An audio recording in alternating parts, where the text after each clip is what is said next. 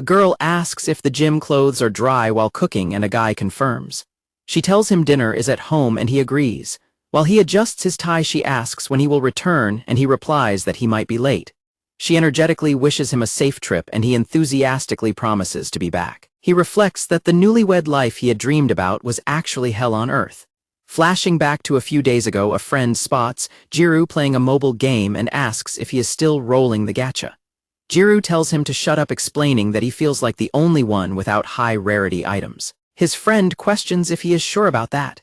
His friend points out that guys their age are buying presents for real girls while they spend money on digital ones.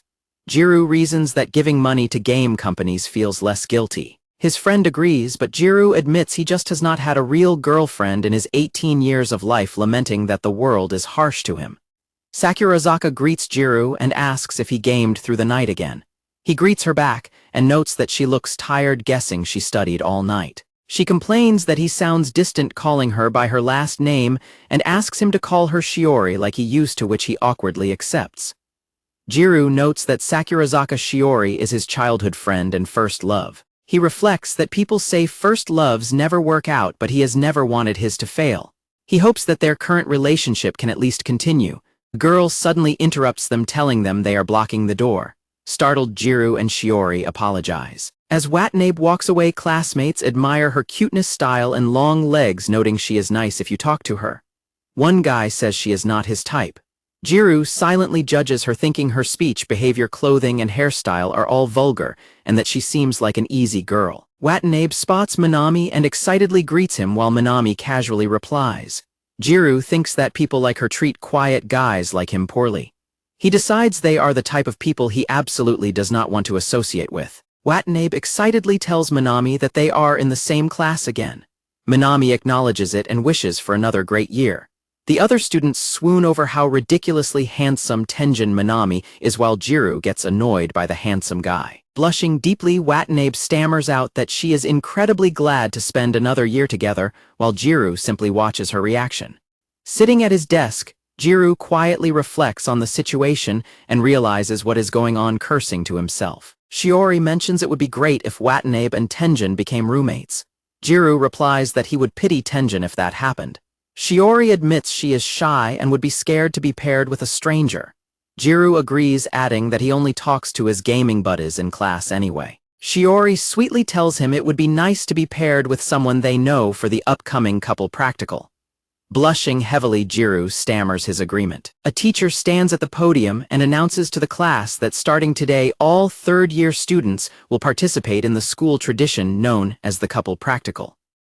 The teacher explains that a boy and a girl will act as a pseudo-married couple and live together in an apartment. He clarifies that they will have individual rooms secured by fingerprint locks since they are still students. He reminds them that this is a mandatory course and their performance will determine if they can graduate. Gyaru silently sighs, thinking it is a very strange practical exam. The teacher holds up a beeping device, telling the students to brace themselves and go forth with determination.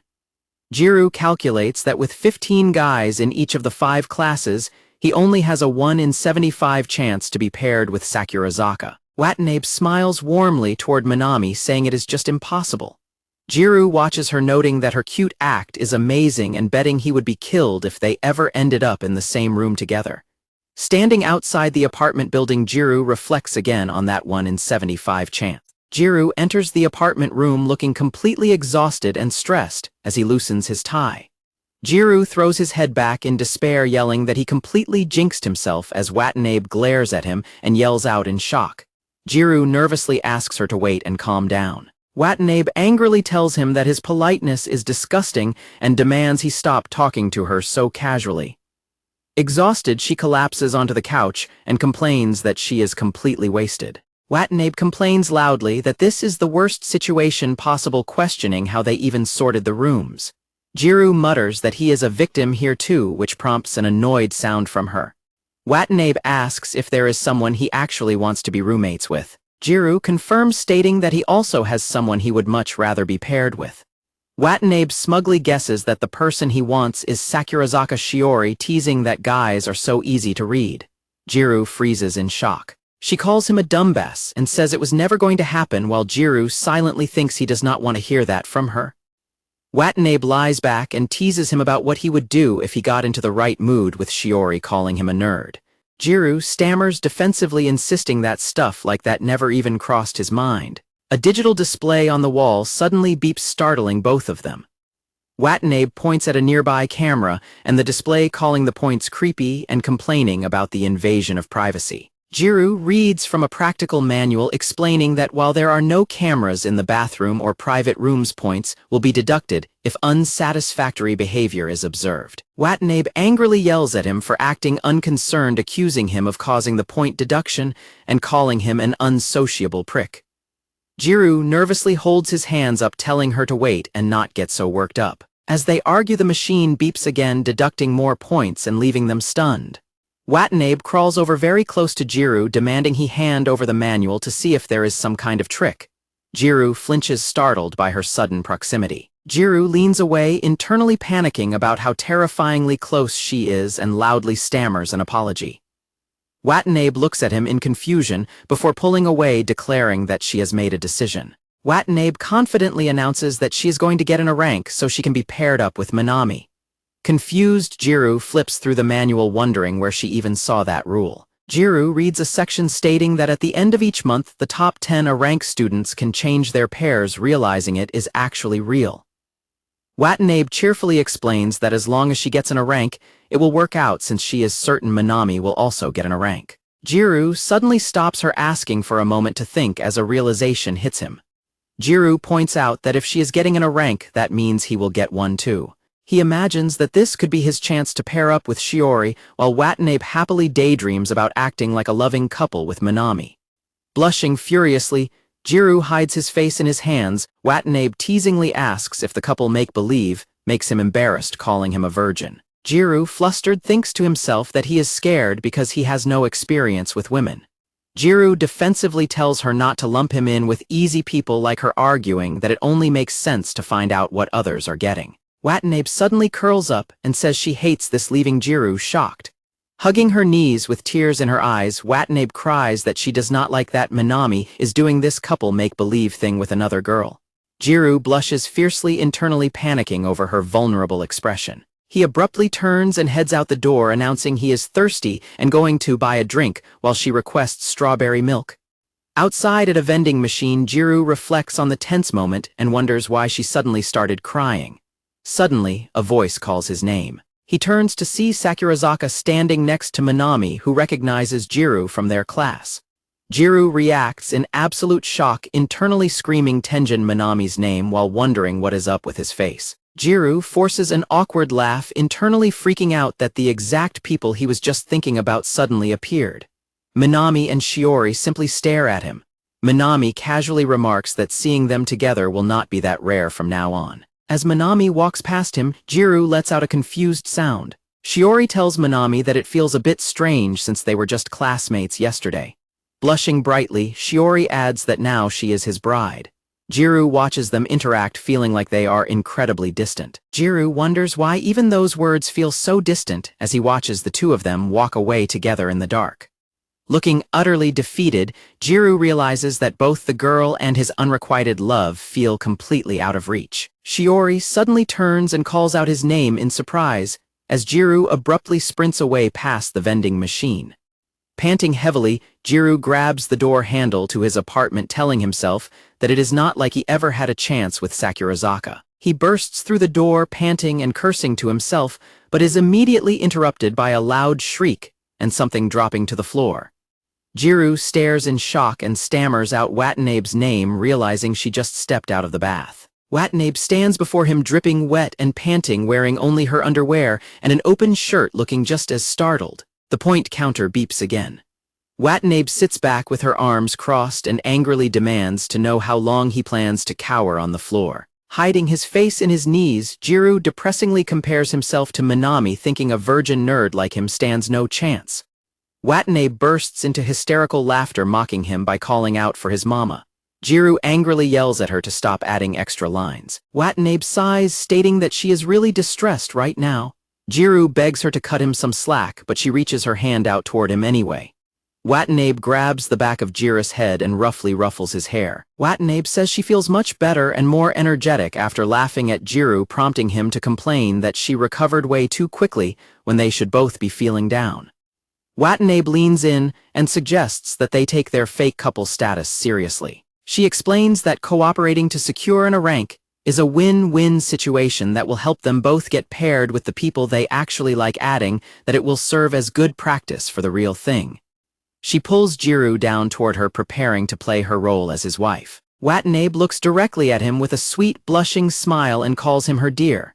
Gyaru is completely flustered and shocked by her sudden affection, struggling to repeat the nickname back to her. Before Gyaru can respond, a loud doorbell rings from the entrance, accompanied by a voice calling out to him.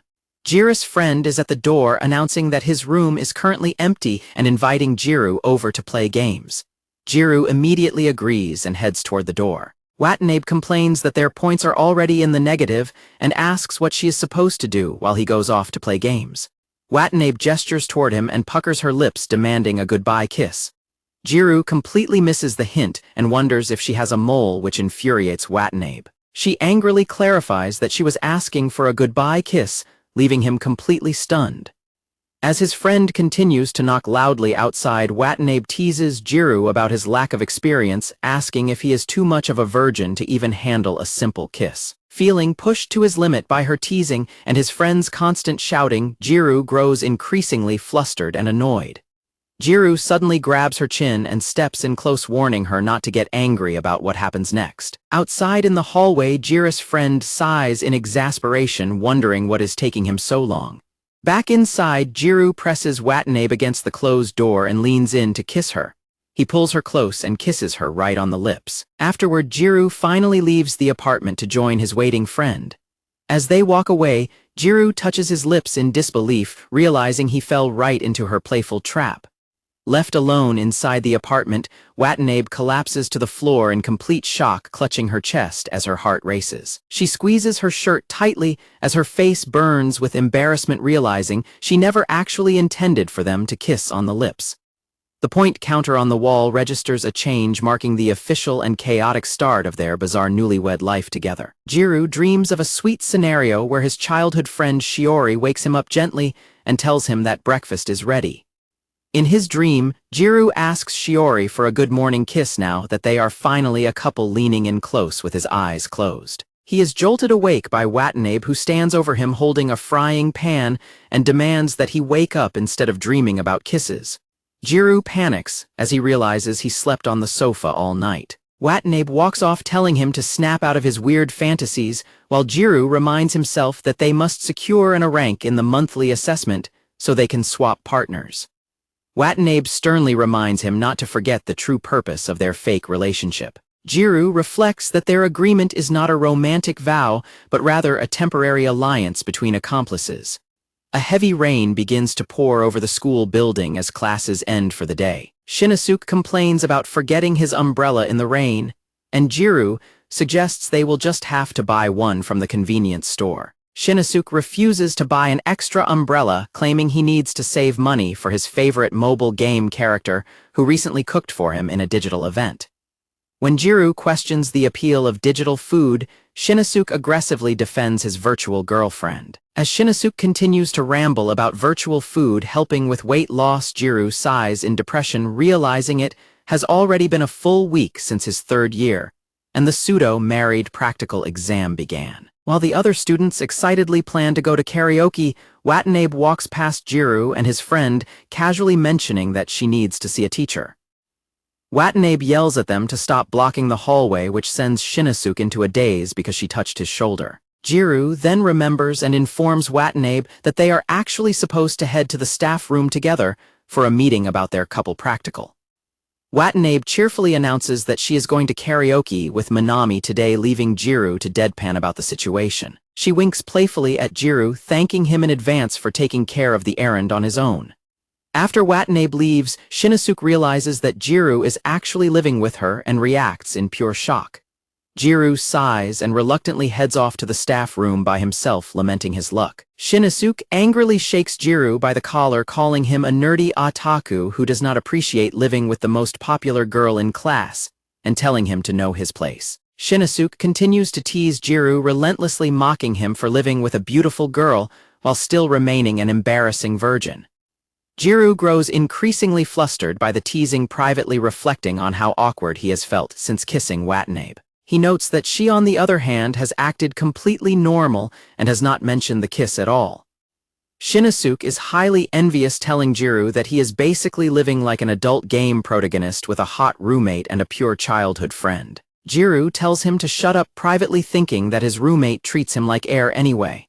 Gyaru sadly contemplates that he is probably treated like air by both of them. Walking toward the staff room while it continues to rain heavily outside, Gyaru mutters that he is essentially the most useless component of air. Inside the staff room, a teacher informs Gyaru that because he and Watanabe have not gained a single point after a full week, they are currently in last place with 0 points. She warns him that the couple practical is a mandatory course, and if their lack of progress continues, he will not be able to graduate. Gyaru leaves the staff room with the teacher's warning to sort things out, with Watanabe ringing in his ears while imagining her having a great time with her friends at the karaoke bar.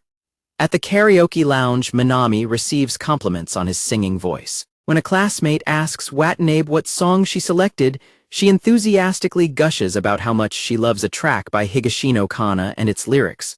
Holding the microphone, Watanabe promises to sing the song with all of her heart. Minami smiles and replies that he is ready to listen. Sitting alone in the school hallway watching the endless rain, Gyaru sighs and anxiously imagines Watanabe acting clingy and exhausted around Minami after her performance. His imagination runs wild as he pictures Watanabe seductively suggesting to Minami that they find a quiet private room to rest together. Gyaru grabs his head and screams out loud to stop his wild train of thought, although he bitterly admits to himself that such a bold move sounds exactly like something she would do. Sitting alone with his thoughts, Gyaru laments that returning to an empty home feels pointless, since he and Watanabe belong to completely different social circles. Suddenly, he hears footsteps approaching, and a familiar voice asks if he is still at school. He looks up to find Shiori standing right in front of him. After Gyaru nervously explains he was held up by a meeting, Shiori notes that the rain is not letting up and asks if she can sit down next to him, prompting Gyaru to ask where her umbrella is. With a cheerful smile, Shiori confesses that she completely forgot her umbrella, a cute admission that immediately flusters Gyaru as they sit closely together on the bench. Gyaru desperately tries to think of a way to offer to an umbrella before realizing he does not have one either. As he nervously addresses her by her last name, Shiori sadly tells him that hearing him speak so formally makes her feel lonely, asking him once again to call her Shiori instead. Shiori peers up at him with pleading eyes, asking if he really cannot use her first name. Gyaru's heart races as he struggles to build up the courage to say it. Their intimate moment is suddenly interrupted as Minami arrives and casually announces his return. Shiori happily greets Minami, cheerfully explaining that she was perfectly fine waiting because Gyaru was there to keep her company. Gyaru's heart sinks as he realizes the reality of the situation. Minami places a friendly arm around Shiori's shoulder and thanks Gyaru for keeping her company, leaving Gyaru to stare blankly in utter defeat. Nearby, Watanabe stands quietly by the entrance of the school lobby, watching the scene unfold with a stunned and devastated expression. Holding her umbrella, Watanabe walks up to the despondent Gyaru, who is now hunched over on the floor, and asks him why he has such a pathetic look on his face. The rain continues to drench the city as they walk home together. Walking under Watanabe's umbrella, Gyaru apologizes after she complains about how boring it is to an umbrella with him and questions why he didn't just buy his own. When she mutters an apology to Minami in her head, Gyaru asks if she is truly serious about Minami since she can't even speak properly around him. Watanabe suddenly reaches over and pinches his cheek in response. Watanabe firmly tells Gyaru that he must not give up either, stating that their effort is for both of their sakes. Gyaru is caught off guard, realizing she is actually trying to encourage him. While Gyaru silently wallows in self-pity, Watanabe loudly announces how hungry she is and suggests stopping by a convenience store for dinner before quickly changing her mind. Upon returning home, Watanabe surprises Gyaru by serving him a fresh handmade plate of omelet rice. Gyaru is completely stunned to finally see real three-dimensional homemade food. Watanabe proudly asks if it looks delicious, and a nervous Gyaru agrees while quietly recalling his morning conversation with Shinosuke about omelette rice. He is startled when Watanabe prepares to pour ketchup on the dish. Watanabe grabs his hand and guides his grip on the ketchup bottle, instructing him to move it slowly. Gyaru is extremely flustered by their physical closeness, stammering nervously as she gently guides his hand to draw a pattern on the food. Watanabe smiles warmly at Gyaru and calls him her dear, showing off a ketchup heart with the word love written inside it, and asks him to eat up. As a completely red-faced, Gyaru downs his drink. The digital score indicator on the wall suddenly beeps. Watanabe celebrates, shouting that they have gained points, and she is now one step closer to swapping partners with Minami. Watanabe eagerly presses him to eat, declaring that the dish is filled with her love for Minami. Gyaru picks up his spoon and grumbles at her to stop mentioning Minami's name before taking a bite. Gyaru reluctantly admits that the food is actually delicious. Watanabe boasts about her cooking skills and says she's going to eat too since she is starving, but Gyaru suddenly stops her. Gyaru holds out a spoonful of the omelette rice to feed her, instead caught up in the moment.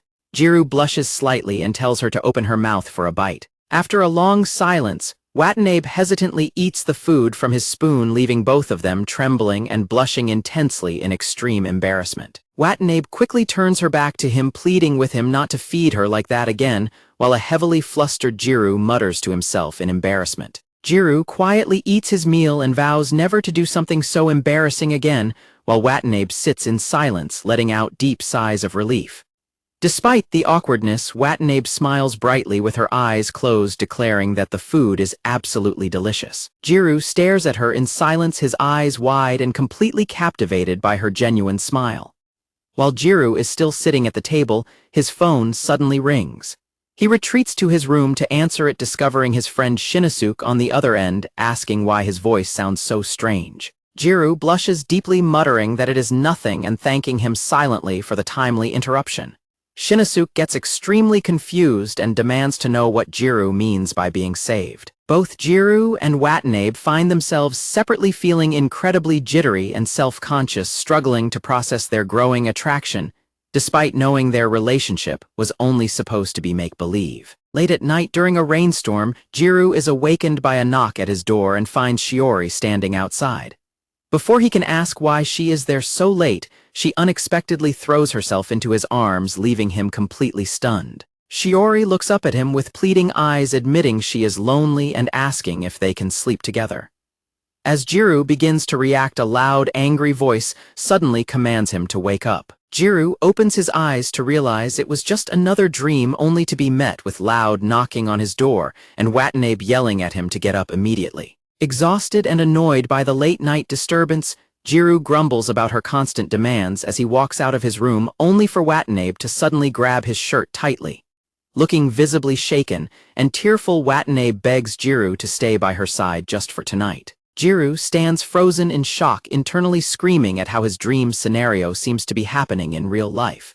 It turns out Watanabe is terrified of a late-night horror movie playing on the television, screaming in terror and covering her face while sitting beside a weary Gyaru on the couch. Gyaru sleepily suggests they just turn off the television and go to bed, but a terrified Watanabe clings tightly to his shoulder, confirming she is too scared to let him leave. A sudden flash of lightning strikes outside, causing Watanabe to scream in terror, as Gyaru notices her voice is genuinely trembling with fear. When Gyaru asks why she is forcing herself to watch a scary movie so late, Watanabe explains she heard from classmates that couples get points for watching horror movies together. Gyaru suddenly realizes she is testing this theory in hopes of boosting their score, and he nervously imagines her using the scare as an excuse to cling to him. Watanabe challenges him to do something that will make her forget about the scary movie, prompting Gyaru to adopt a bold, playful smirk and warn her that his own zombie might be much scarier. He abruptly turns off the television with a click of the remote control. Watanabe immediately yells at him for turning off the television, while Gyaru slumps in defeat, muttering that staying in such a tense situation is far too dangerous for his own self-control. Watanabe immediately rejects his attempt to leave her alone. She loudly declares that they are working together to overcome her fear, demanding that he stay by her side for the rest of the night so they can secure more points. Watanabe crawls extremely close to him on the couch to make sure he understands. Once he agrees, she immediately tosses a piece of clothing to him, telling him to put it on as a starting step. Watanabe proudly holds up a pair of matching heart-patterned pajamas, explaining that wearing them will give off a couple vibe and earn them even more points. Gyaru instantly refuses, deeply embarrassed by the flashy design and questioning why she even bought such a thing in the first place. Watanabe thrusts the pajamas at Gyaru, insisting there is nothing wrong with overdoing things. Gyaru takes them reluctantly, privately wondering if something significant happened during her karaoke outing with Tenjin, since she has been incredibly energetic ever since. He silently grumbles about having to spend money on such lame pajamas. Gyaru quickly dismisses his own thoughts, telling himself that the karaoke does not matter and that he is not interested anyway. However, he is startled when he looks up to find Watanabe standing quietly right in front of him, and he nervously asks what she wants. Watanabe calmly explains that she is changing into the pajamas, catching Gyaru completely off guard. Flustered by her casual attitude, Gyaru frantically begs her to go change in her own room instead. Watanabe ignores his plea and begins to strip off her shirt right in front of him, prompting a panicked yell from Gyaru as he covers his face. He stammers a warning about the surveillance cameras in the room, but Watanabe casually dismisses his concern, explaining that it is just an automated system with nobody actively watching them. Gyaru pulls up his pajama pants, wondering when he started feeling so flustered. He internally notes that a Gyaru really has no qualms about changing in the open. He questions if it is normal for someone to be in lingerie behind a guy under normal circumstances, even considering they are supposed to be acting as a couple. He reasons that her gown is basically lingerie anyway, but it still overwhelms him. Gyaru wonders if she simply does not see him as a man at all. A sudden massive lightning bolt strikes outside the window, prompting a confused reaction from him. The apartment instantly loses power, plunging the room into darkness. Gyaru realizes it is a blackout and notes that he cannot see anything before calling out to ask if Watanabe is okay. Watanabe suddenly throws herself against his chest, clinging tightly to him in the dark. Gyaru is completely startled by the sudden contact and wonders if she is actually fine. Gyaru goes into a complete panic as he feels her soft body pressing against his. He frantically wonders what part of her he is feeling, internally screaming in disbelief that this situation is actually happening to him.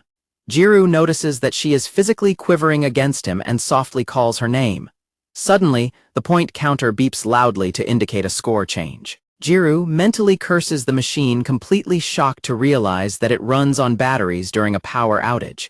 He reflects that she was genuinely terrified, yet still forced herself to watch the scary movie with him. He apologizes and announces that he is going to turn on a light, reaching out in the dark to find his smartphone on the table. Watanabe suddenly yells at him to wait, frantically demanding that he not turn the light on right now. Gyaru has already turned on the phone's flashlight, illuminating Watanabe sitting directly on top of him. She looks down at him with tears welling in her eyes and a heavy blush, letting out a soft gasp. Embarrassed by her tearful expression, Watanabe aggressively slaps her hand over Gyaru's face to cover his eyes. She calls him a pervert and an idiot while defensively admitting she was scared. Gyaru begs her to calm down, insisting that he was not staring at her face. Gyaru checks the electronic lock on his bedroom door but finds he cannot get in until the electricity is restored. Watanabe impatiently asks if he is done checking and tells him to sit back down quickly, which he reluctantly agrees to do. Gyaru notes that despite being terrified, she still acts aggressively toward him as he observes her fidgeting nervously. He becomes hyper-aware of how incredibly close they are sitting together in the dark. Watanabe suddenly demands that he say something interesting, which Gyaru recognizes as a typical extrovert's conversational tactic. Watanabe mockingly calls him a nerd, teasing that he will never be popular if he cannot even say something interesting to entertain her. Annoyed by her smug taunt, Gyaru curses her under his breath. Gyaru immediately begins telling a creepy ghost story about a deserted old well and a long-haired female spirit that appears on stormy nights. Watanabe initially freezes in absolute fear before awkwardly bursting into nervous laughter, loudly trying to brush the legend off as nasty. Gyaru asks if she is planning to prank him by suddenly shouting at him, offering a sarcastic apology. He then notices that she has silently scooted all the way to the opposite end of the couch away from him. Watanabe angrily screams at him, calling him a virgin and telling him to go sit on 1,000 pins. Gyaru apologizes, admitting he did not expect her to actually be that scared. Watanabe mutters that Minami would have been much nicer to her instead. Gyaru repeats his apology and gently places his hand over hers, reminding her that he is the only one here right now. Watanabe looks up at him with tearful eyes and tightly squeezes his hand in return, asking him to just let her rely on him while calling him a meanie.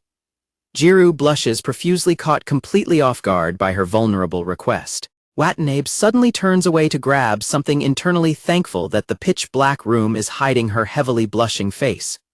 Gyaru internally panics, wondering if she is toying with his lack of experience and trying to shake off the lingering feeling of her warm hands. Suddenly, a small light appears in the dark, and Watanabe turns back holding a glowing candle, shocking him. Watanabe explains that she got a flameless aroma candle from a friend today and praises. Gyaru looks down affectionately as Watanabe peacefully falls asleep while leaning against him, their hands still tightly intertwined in the soft glow of the candlelight. Gyaru softly whispers her name as he gazes at her. Watanabe stirs slightly, opening her eyes with a gentle smile and murmuring a sleepy response. Overwhelmed by the moment, Gyaru suddenly wraps his arms tightly around her, hiding his face in her shoulder as he bluntly tells her she is cute. Gyaru immediately realizes what he just did and goes into a complete internal panic. He questions if he just said that out loud and frantically wonders why he hugged her like that. Gyaru lets out a massive sigh of relief when he realizes she is completely asleep and did not hear him. He notes that her peaceful, angelic sleeping face heavily contrasts with her usual personality. Gyaru reflects that despite living together, this might be the first time he has actually seen her sleeping face. He recalls her asking to rely on him and genuinely wonders what it means to rely on someone. As they both settle in to sleep on the couch together, Gyaru questions what it truly means to be a couple and gently wishes her sweet dreams. Gyaru closes his eyes and quietly drifts off to sleep. Watanabe opens her eyes, revealing she was awake the entire time. Her face is bright red as she clutches her chest, flustered by his words and wondering what he is saying. Later at school, a crowd of students gathers around the notice board displaying the mid-April results for the couple practical point rankings. Gyaru and Shinosuke stare at the board in absolute shock. Shinosuke enthusiastically points out that Gyaru and Watanabe actually achieved a B rank, teasingly praising Gyaru for being capable of working well with a girl. Gyaru is completely bewildered by the high score and wonders if he misread the rankings. Meanwhile, Watanabe stares up at the board in utter devastation and disbelief. The board reveals that Tenjin Minami and Sakurazaka Shiori received a failing E rank. Gyaru stares in disbelief at the unexpected failing score. Outside the apartment building, a loud cough echoes from Gyaru and Watanabe's room. Inside, Gyaru lies heavily in bed, looking pale and miserable as he complains that being sick sucks. He looks at his phone to see demanding text messages from Watanabe instructing him to open the door for her because she forgot her keys. Gyaru groans about her demands while reminding himself that he is currently ill. Gyaru reflects that it has been 3 weeks since he and Watanabe became a fake couple. He acknowledges that a lot has happened, but their fake relationship remains fake. Still, they have managed to accumulate points, making a rank achievable rather than just a dream. Watanabe notes that his fever is not that high and tells him he will be fine before waving goodbye to hang out with her friends. Wiping his sweat, Gyaru wishes Shiori were there, imagining she would kindly nurse him back to health. He pictures Shiori gently checking his forehead and cheerfully telling him that his fever is not too high, which he eagerly agrees to. In his daydream, a spoonful of hot food is held out toward him, and Shiori softly calls his name, catching him by surprise. The imagined Shiori gently blows on the spoonful of food to cool it down, softly coaxing him to eat just a bit while blushing deeply. Gyaru suddenly snaps out of his delusion and looks down at his phone in disappointment, berating himself for acting like a middle schooler. He grumbles that even though their marriage is fake, Watanabe's husband is stuck in bed, so she should have come back earlier. The doorbell suddenly rings, prompting Gyaru to quickly get up from his bed. Believing Watanabe is back early, he excitedly reaches for the door while calling out her name. He immediately catches himself internally questioning why he is getting so happy and frantically trying to suppress his excitement as he opens the door. Standing at the door is not Watanabe but Shiori, holding a plastic bag. She asks if his cold is getting better and expresses relief that he is awake, leaving Gyaru standing there in absolute shock as he stammers out her name. Meanwhile, Watanabe is hanging out with her friends at a local cafe. One of Watanabe's friends complains about a terrible situation, commenting that it sounds like a guy is asking for a breakup. When her friend tries to get her attention by calling her name, Watanabe looks up, visibly distracted and startled. Watanabe quickly apologizes, admitting that she was daydreaming. Her friend points out that she is completely out of it today, despite being the one who invited them, adding that they have been lonely because she has been going home so early recently. Another friend chimes in, expressing their worry for her. Watanabe forces a laugh and thanks them, insisting that she is perfectly fine and not troubled at all. She nervously lies that her pet dog back home caught a cold. Her friends react with intense shock and immediately urge her to hurry home to take care of the dog. Flustered, Watanabe waves her hands and desperately tries to downplay the situation.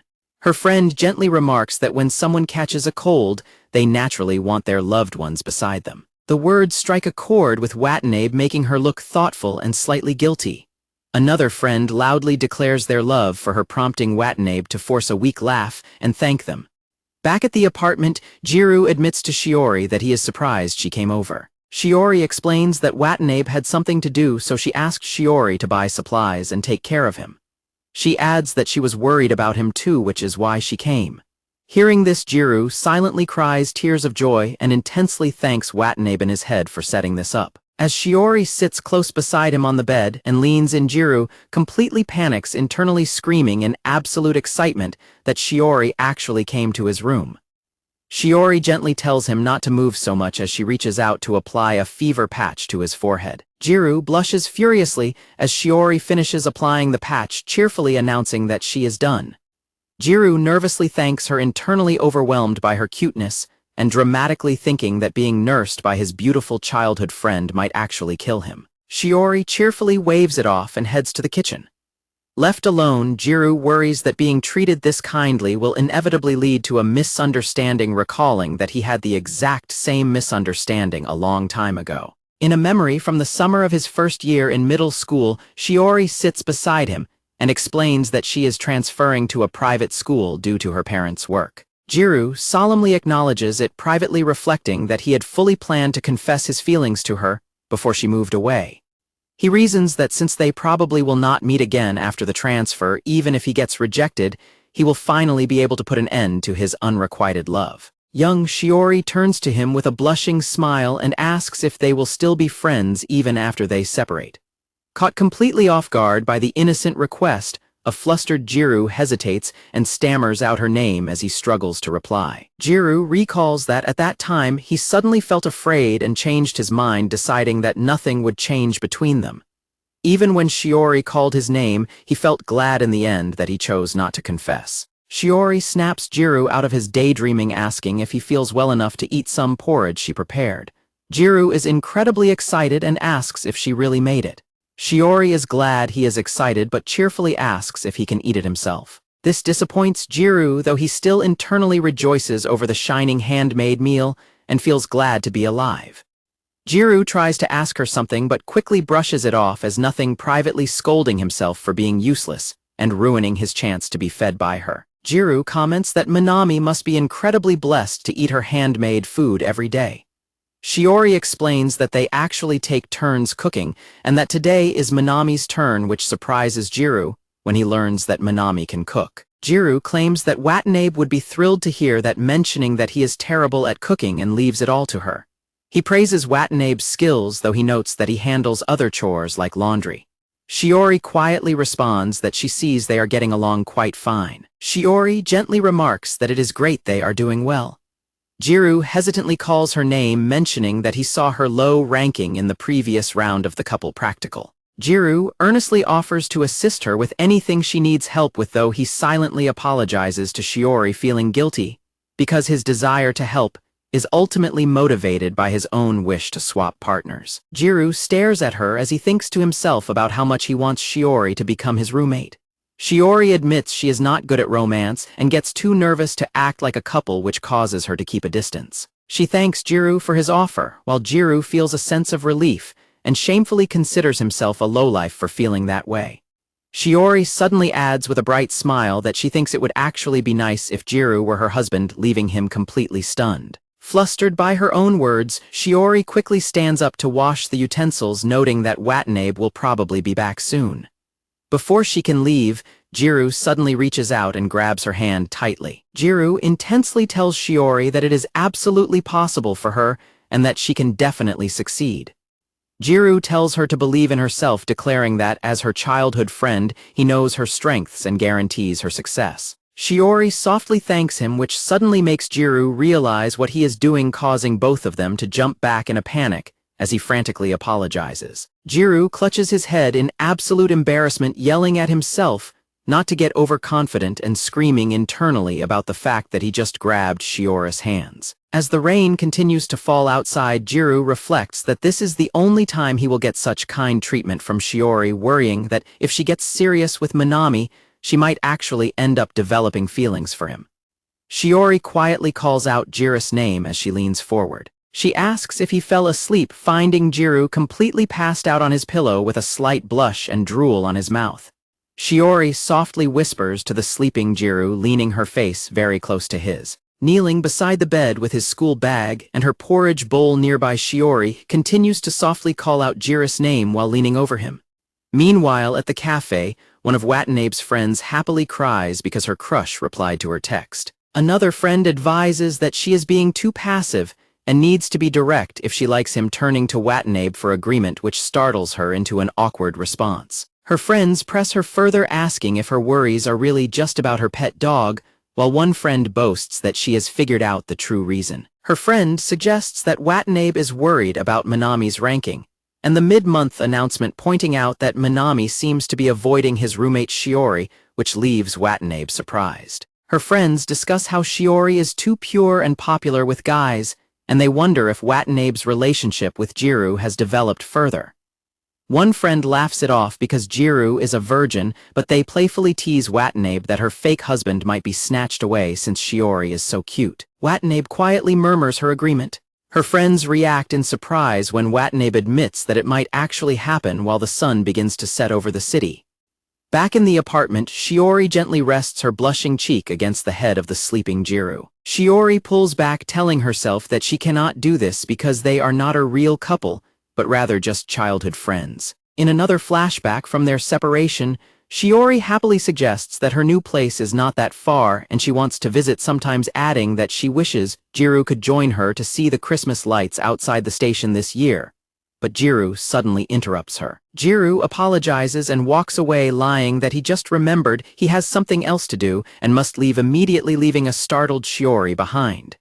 Young Shiori forces a sad, gentle smile. Back in the present, Shiori gazes at the sleeping Gyaru and reflects that, after he walked away back, then she genuinely thought she would never get to see him again. Looking at him with a determined yet vulnerable expression, Shiori wonders if he will finally listen to her until the end, this time if she decides to give it her all again. Night falls completely over the quiet apartment buildings. Inside her apartment, Watanabe takes a shower and mentally rehearses what she will say to Gyaru, planning to ask if he feels better and reminding him to thank Shiori tomorrow for coming over to nurse him. She finishes washing up and turns the doorknob to step out of the bathroom. Just as she opens the door, Gyaru calls out her name and asks if she is in the bath, startling Watanabe as she finds him standing right outside the door. A flustered Watanabe yells that he gave her a massive fright and should have warned her. He was standing there while Gyaru desperately apologizes and swears he had absolutely no ulterior motives, which she angrily snaps that she already knows. Standing outside the bathroom, Watanabe nervously asks Gyaru how he is feeling and if his fever is better. Gyaru responds that he is better thanks to her, though she quickly points out that she did not actually do anything to help. Gyaru asks Watanabe if she was the one who called Shiori over to take care of him. Watanabe blushes and teases him, saying that she figured he wanted a mother figure to nurse him, but Gyaru quietly interrupts her, asking that they work hard as a couple. Watanabe is caught off guard by his words as she stands in the steam of the bathroom doorway. Gyaru adds that as thanks for today, he will help her get closer to Minami. Gyaru bids her goodnight, thanking her for letting him experience such a blissful dream, even though it was short, and walks away to go to bed because they have school the next day. Watanabe steps out of the bath onto the wet floor. Watanabe tries to laugh it off, but she mutters to herself that it took him too long to say those things and calls him lame because they have already practiced so much. Watanabe covers herself in the steam and wonders why she is feeling so incredibly irritated, questioning what these new emotions are that are beginning to grow inside her. At school, Jiru's friends react in shock when they see his lunch box, asking if it is a handmade bento from Watanabe, which Gyaru casually confirms by saying she has been into cooking lately. His classmate complains that Gyaru is incredibly blessed and asks why he does not receive the same treatment, explaining that the atmosphere with his own partner is tense, and they only interact for morning and night login rewards, while Gyaru points out that at least he gets some interaction. His classmate stares at Gyaru with a deadpan expression, prompting a confused reaction from him. His classmate smirks and makes obscene jokes about how Gyaru should use his wife, causing Gyaru to yell at him to stop saying such crude things. When his classmate persists in asking if they have done anything romantic yet and mocks him for his reaction, Gyaru firmly denies it. Gyaru turns away, blushing, privately thinking about how living with Watanabe threatens his self-control because of her revealing outfits, though he admits his own lack of courage prevents him from acting. He suddenly wonders what she is doing as he thinks about her. Watanabe suddenly appears at their desk and asks what they are saying about her, causing Gyaru's classmate to awkwardly greet her in a panic. Both boys bow and apologize to Watanabe, with Gyaru's classmate quickly lying that they were actually talking about another student named Tanabe, which leaves Watanabe surprised but accepting. Watanabe asks how the bento tasted, and Gyaru nervously answers that it was delicious. When she acts disappointed by his brief reply, Gyaru quickly adds that the asparagus bacon was especially awesome. Gyaru adds that he would prefer it if the tamagoyaki were sweeter, which annoys Watanabe into saying she does not care about his preference and only wanted his thoughts on the taste, while his classmate watches them bicker and tries to convince himself he is not jealous of their lovers' quarrel. On Saturday morning, Gyaru wakes up to the sound of chopping in the kitchen and calls out Watanabe's name. Gyaru walks out to find Watanabe in an apron, wishing her a good morning and noting that she is up quite early for a Saturday. Gyaru looks at the pan and asks if she is making breakfast, but Watanabe flatly replies that she is actually preparing lunch, leaving Gyaru to let out a resigned sigh. Watanabe reveals that she plans to deliver the bento she cooked to Minami's house for lunch. Gyaru finally understands that this is why she has been practicing cooking so diligently before he starts to speak up. Watanabe casually remarks that guys generally prefer pure, well-behaved girls like Shiori, causing a startled and confused reaction from Gyaru. Watanabe explains that she wants to show she is good at housework, since Minami likely prefers pure girls who seem like they will make good wives. She sighs that since cooking is her only real strength, she has to focus on that, leaving Gyaru to quietly agree with her logic. Watanabe suddenly pinches Gyaru's cheek as she apologizes for putting him in a bad mood with her self-conscious talking. Gyaru asks if she made tamagoyaki, and Watanabe explains that since she is making a lunch bento, she thought it was the best option. Gyaru compliments her choice, but his stomach suddenly growls loudly, interrupting their conversation. Flustered and embarrassed by the loud noise, Watanabe holds a piece of tamagoyaki on her chopsticks and orders Gyaru to read the atmosphere and eat it. Watanabe looks up at him with a sweet expression, urging him to take a bite. Gyaru blushes deeply but leans forward and eats the hot piece of tamagoyaki straight from her chopsticks. Gyaru chews the food in silence, but a painful realization hits him as he thinks to himself that this situation really sucks. Looking at her back as she works in the kitchen, Gyaru bitterly reflects on how much his situation hurts, knowing his fake wife is cooking a bento for Minami, while Minami's fake wife is his own crush. Watanabe changes into a revealing flashy crop top and skirt to go deliver her lunch. Gyaru complains that her outfit is too flashy, but Watanabe replies that at least it is not bland, leaving Gyaru to bitterly note that she spent so much time dressing up just to drop off a bento to another guy, when she never dresses up like this for him. Looking at her neatly arranged bento filled with heart shapes, Gyaru notes how her romantic feelings for Minami are practically radiating from the food, but he tries to tell himself that it is perfectly fine. Watanabe quietly stands before him and calls out his name, causing Gyaru to look up and blush. Watanabe stands nervously by the entryway, holding her bento, stammering that she gave this entire effort her absolute best.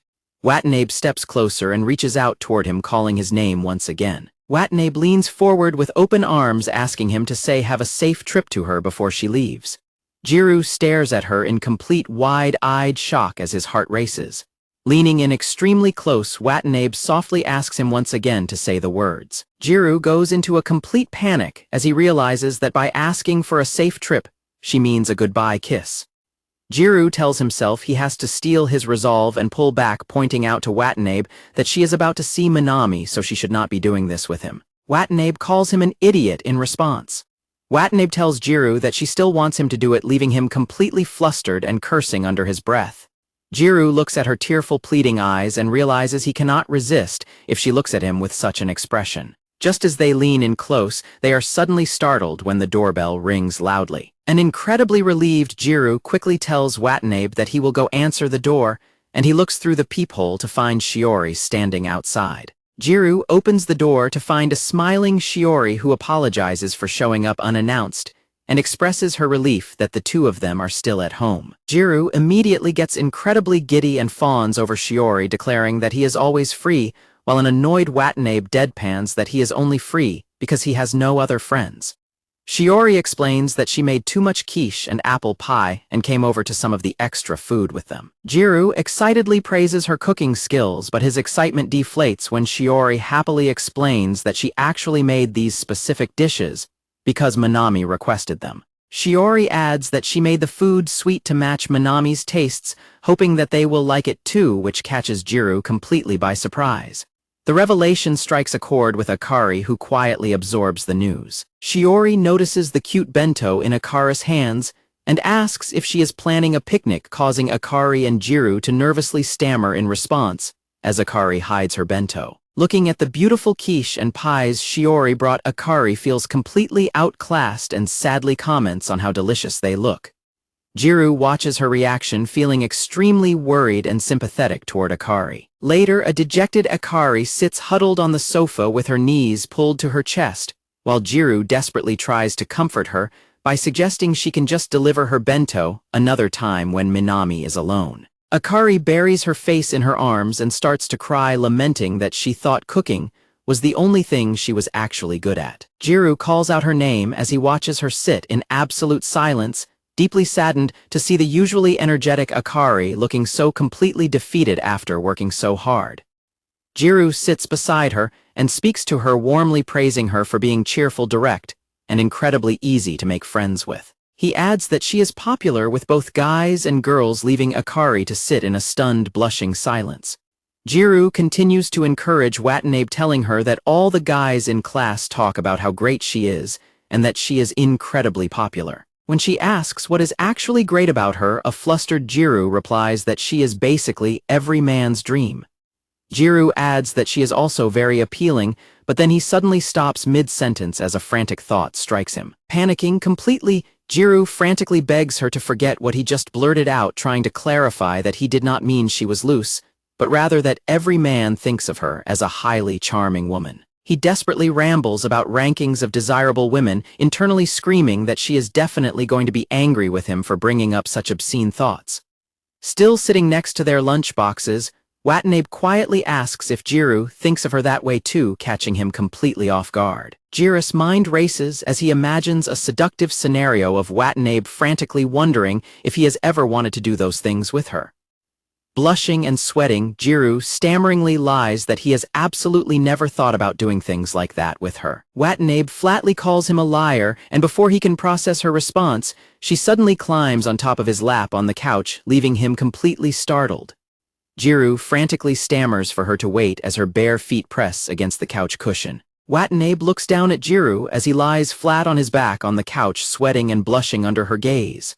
Watanabe stares directly down at him with a serious and intense expression. Hovering directly over him, Watanabe softly asks if he has really never thought about doing something like this with her. Gyaru's face turns bright red as he pants heavily, completely overwhelmed by her proximity. Pressing down on top of him, Watanabe insists that he must have thought about it before. She straddles him on the couch and calls out his name, softly asking him to admit it once more. Gyaru's mind continues to spiral in disbelief, as he wonders if this situation is actually real or if she is just teasing him again, while the point counter on the wall shows their score. Watanabe gently cradles his face with her hand, whispering to him and asking if he truly thinks of her in that way. She leans her face in even closer to his and calls out his name. Looking down at him expectantly, Watanabe boldly asks him exactly when and how frequently he has thoughts about doing those things with her. Gyaru frantically begs her to stop, but Watanabe grabs his wrist and reassures him that it is okay, asking why they should not just try it once as their lunch boxes clatter onto the floor. Watanabe tells Gyaru that she will let him do it, making Gyaru realize in shock that this situation is actually real. Gyaru's heart pounds as he wonders if he is really going to lose his virginity like this, thinking to himself that gals are truly like characters in adult manga. Gyaru looks at her, then suddenly grabs her hands as she pulls at her collar, startling her into a gasp. He wonders why he is feeling so hesitant in this moment. Gyaru grabs her arms on the couch and firmly tells her that she cannot do this. Gyaru holds her wrists and earnestly explains that this is something she should only do with the person she actually likes. Watanabe stares at him in stunned silence as he speaks. Gyaru sits back, wondering why on earth he turned her down and gave up such a massive chance. Meanwhile, Watanabe looks away and asks if he really disliked it, pointing out that she already has Minami, but asking if he is refusing because of Shiori. Akari looks at him with a cold, mocking smile and asks if they should just stop pretending to be a couple, leaving Gyaru completely stunned. The next day at school, the students gather around to look at the bulletin board while a depressed Gyaru walks down the hallway holding his phone. His classmate yells his name and leaps on him, teasing him to think about the time, place, and occasion. Gyaru, feeling completely down, mutters that he does not care, which surprises and annoys his classmate. His classmate eagerly asks him if he saw the end-of-month evaluation notice, catching Gyaru's attention. Gyaru listens quietly to his classmate's news, feeling a wave of anxiety. The board shows that Minami and Shiori achieved a rank in 8th place, and Gyaru thinks to himself that he does not even need to see it to know exactly what happened. He sadly imagines a scene where Shiori and Minami walk happily together with other classmates, praising Minami's cooking, while Gyaru desperately wishes he could switch partners with Shiori. The notice board shows Gyaru and Watanabe at the very bottom in 75th place with 0 points. Nearby, Shiori stares at the board in deep concern, but when Minami asks what is wrong, she quietly replies that it is nothing. In the restroom, Gyaru's classmate asks what happened to their score, pointing out that Gyaru must be the reason. Gyaru sighs and tells him to just forget about it while washing his hands. His classmate notes that it must be completely impossible for a guy who does not know how to handle women to live with one, sighing that this must be the end of their anticipated tiger and dragon couple. Gyaru looks depressed as his classmate adds that Gyaru has been incredibly blessed so far despite his shortcomings. Gyaru clasps his hands together as Watanabe's proposal to stop being a couple continuously echoes in his head. Gyaru wonders what the correct choice was back, then reflecting that, while he initially thought she was just teasing him and would laugh at him, her hands were actually surprisingly cold and trembling when she grabbed his sleeve. Gyaru recalls that her confusion and nervousness were incredibly obvious to him at that moment. Gyaru realizes that she was most likely feeling exactly the same way he was. Gyaru thinks about how his first time would have been with Watanabe if he had gone through with it, before hanging his head in shame and calling himself the worst, leaving his classmate to ask what is wrong. Gyaru and his classmate look up as they spot Shiori standing in the school hallway. Gyaru nervously greets Shiori and wishes her a good morning, and Shiori quietly addresses him in return. Shiori asks Gyaru if they can talk right now, which makes Gyaru's heart pound as his classmate casually walks away. Standing on the school balcony, Shiori remarks on how great the wind feels before asking if anything happened between him and Watanabe. Gyaru looks down and admits they had a quarrel and that it is probably his fault. Gyaru explains that he had a misunderstanding and realized it too late to apologize, adding that Watanabe probably does not even want to talk to him anymore, which surprises Shiori since they live together. Shiori points out that he spends more time with Watanabe than anyone else every day, so Watanabe likely understands him quite well. Shiori smiles brightly and tells him she can guarantee that as his childhood friend. Shiori cheerfully declares that now they are even leaving Gyaru to softly speak her name. Gyaru admits he is no match for her since she is always so good at talking, but he points out that she still noticed they had a quarrel. Shiori laughs and Gyaru assumes she probably figured it out from their failing ranking on the notice board. Shiori admits she was shocked because he cannot graduate with 0 points. But Shiori secretly thinks to herself that she could actually tell just by looking at him because he did not seem well. Shiori gently smiles and quietly admits to herself that she is jealous of his relationship with Watanabe. Evening falls as the sun begins to set over the city. Gyaru opens the apartment door and announces his return. Gyaru enters the empty hallway, finding a plate of food left for him on the table with instructions on how to microwave it. Seeing her bedroom door with her nameplate shut in silence, Gyaru clenches his fist and nervously tells himself to go talk to her. Gyaru knocks on Watanabe's door and says he has something he wants to talk about. The door suddenly opens and Watanabe, dressed in a revealing gown, bluntly tells him to get inside. Gyaru steps into her bedroom and is instantly flustered by her room's scent, panic screaming in his head. Gyaru tries to bring up the past few days, but Watanabe lies on her bed silently scrolling through her phone, completely ignoring him while casting a brief glance his way.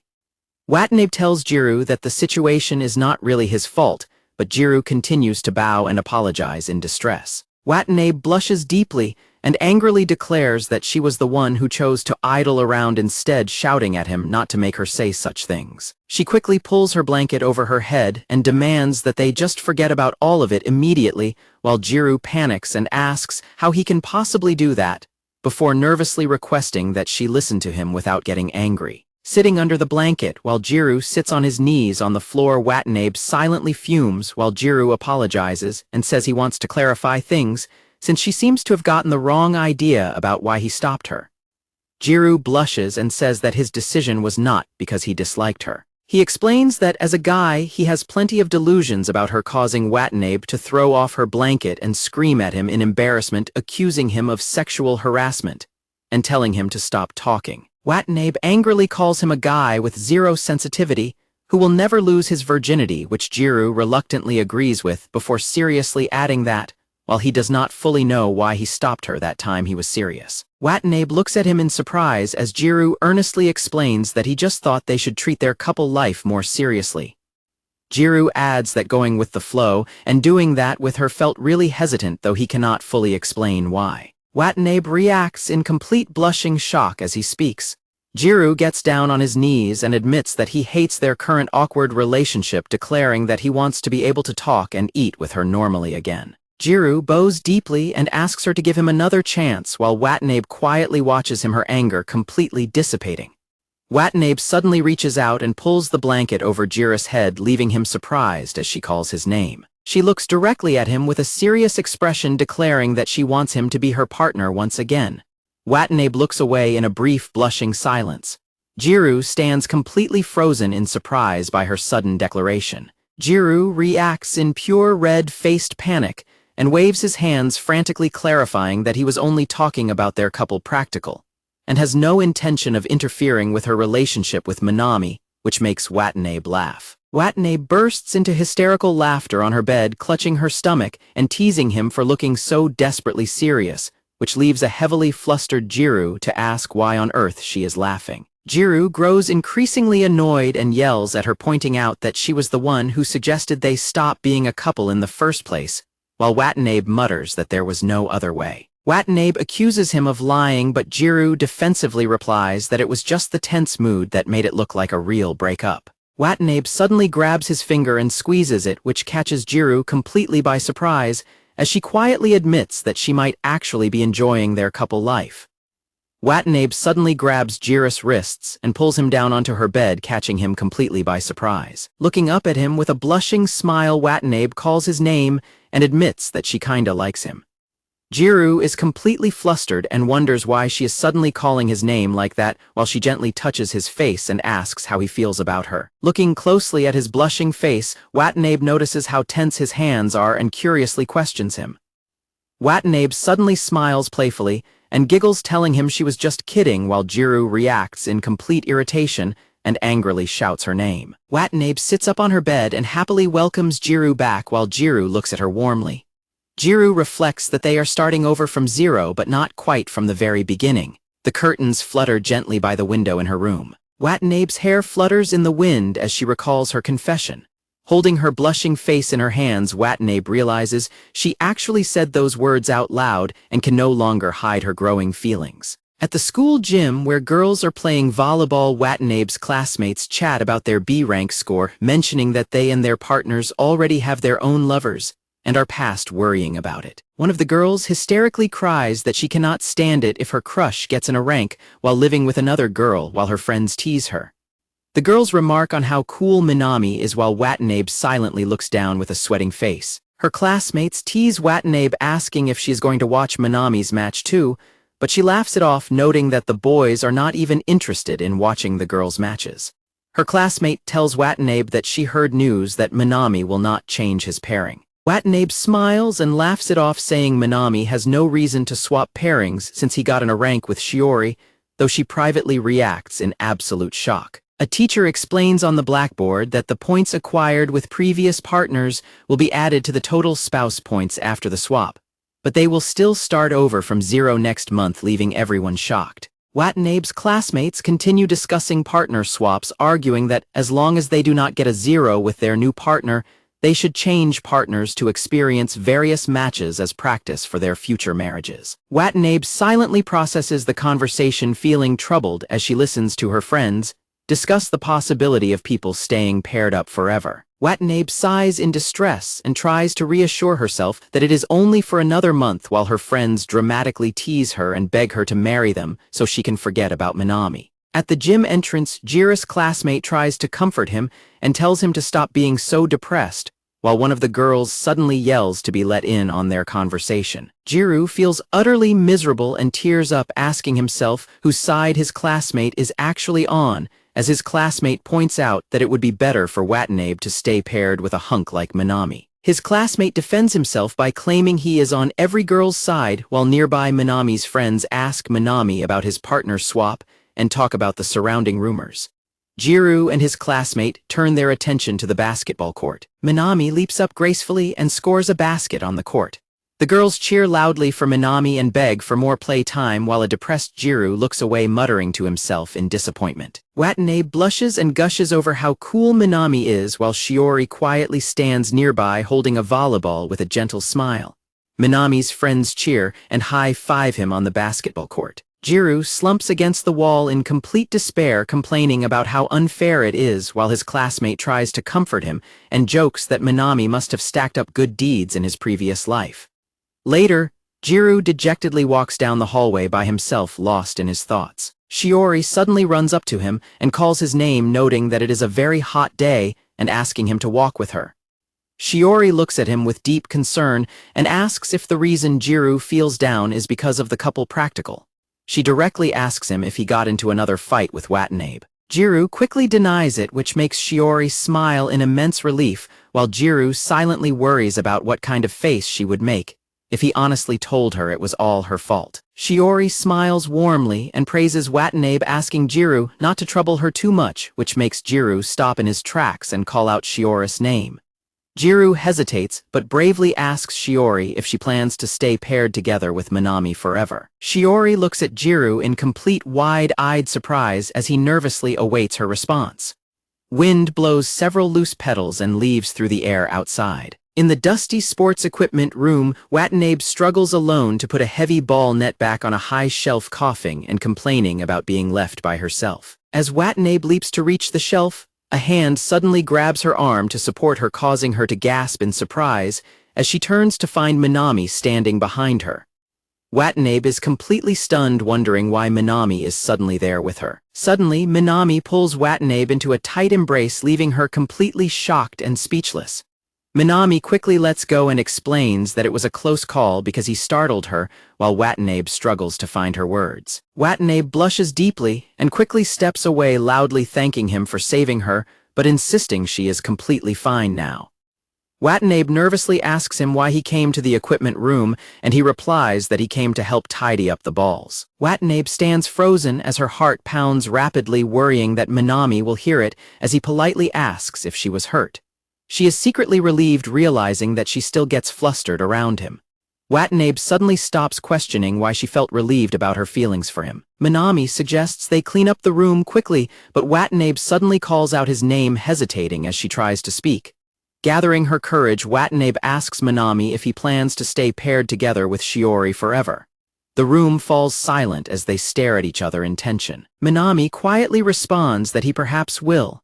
Minami explains that if that is what Shiori wants, he is completely fine with it because they get along well.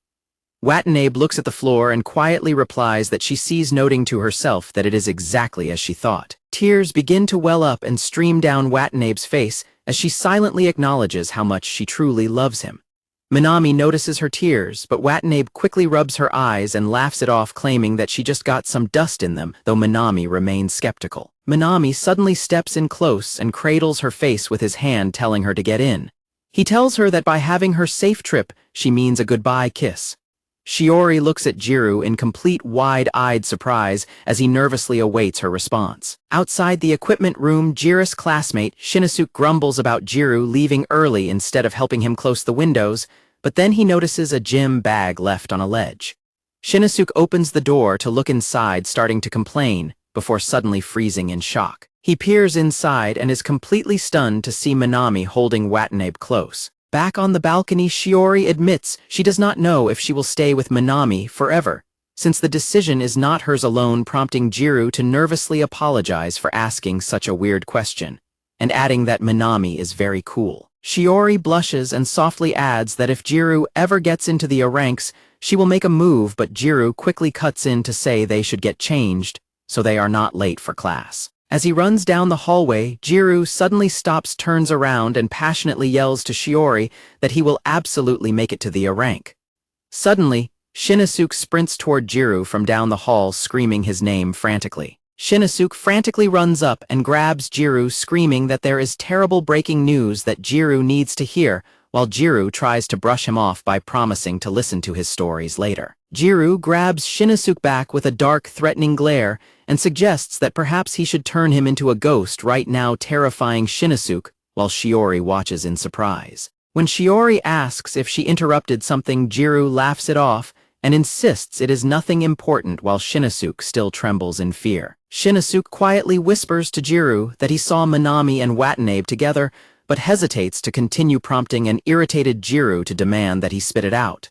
Shiori quietly asks what will happen to the two of them. Minami and Watanabe suddenly walk past them, and Watanabe briefly makes eye contact with Gyaru, before looking down with a sad, blushing expression, leaving Gyaru to wonder why she looks that way.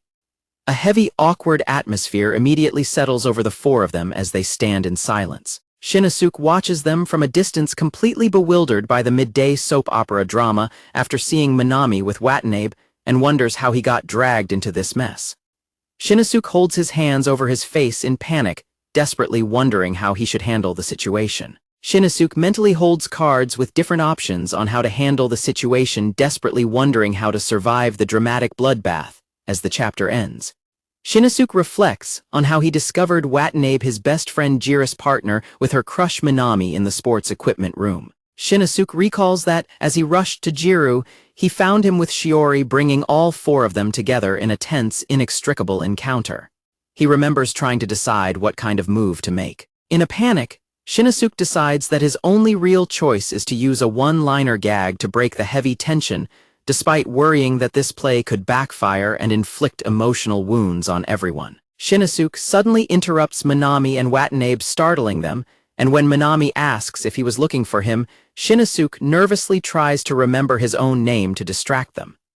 He hands the key for the gym's equipment room to Minami, explaining that the teacher told him to pass it along. Minami asks Shiori if she turned in their partnership progress paper, and upon learning she has not, he suggests they have lunch together to sort it out, which she agrees is a good call, while Gyaru and Watanabe watch them quietly. Minami and Shiori wave goodbye to them while Gyaru watches them leave and turns back toward Watanabe.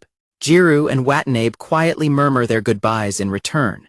Shinosuke watches as Minami and Shiori walk away, chatting happily, while Watanabe and Gyaru remain in an awkward, silent distance. Shinosuke suddenly turns and announces that he was supposed to bring the equipment room key back, pushing both of them to walk with him, while Gyaru remains silent and dejected. Shinosuke looks back at Gyaru's depressing expression while Gyaru tells Watanabe that they should hurry back so they are not late for class, and she quietly agrees. Back in the classroom, classmates notice that Watanabe went home early, claiming she had a cold, while Gyaru sits silently at his desk looking gloomy. In a split-screen style, the internal monologues show Shinosuke desperately trying to decide whether to tell Gyaru what he saw, while still flustered that Minami remembered his name and smelled nice, while another thought bubble screams at him to stop playing a quiz. Shinosuke finally tells Gyaru that he witnessed Watanabe and Minami kissing, leaving Gyaru in absolute shock. Shinosuke adds that Watanabe was blushing, and he was sure they kissed, though he does not know the details,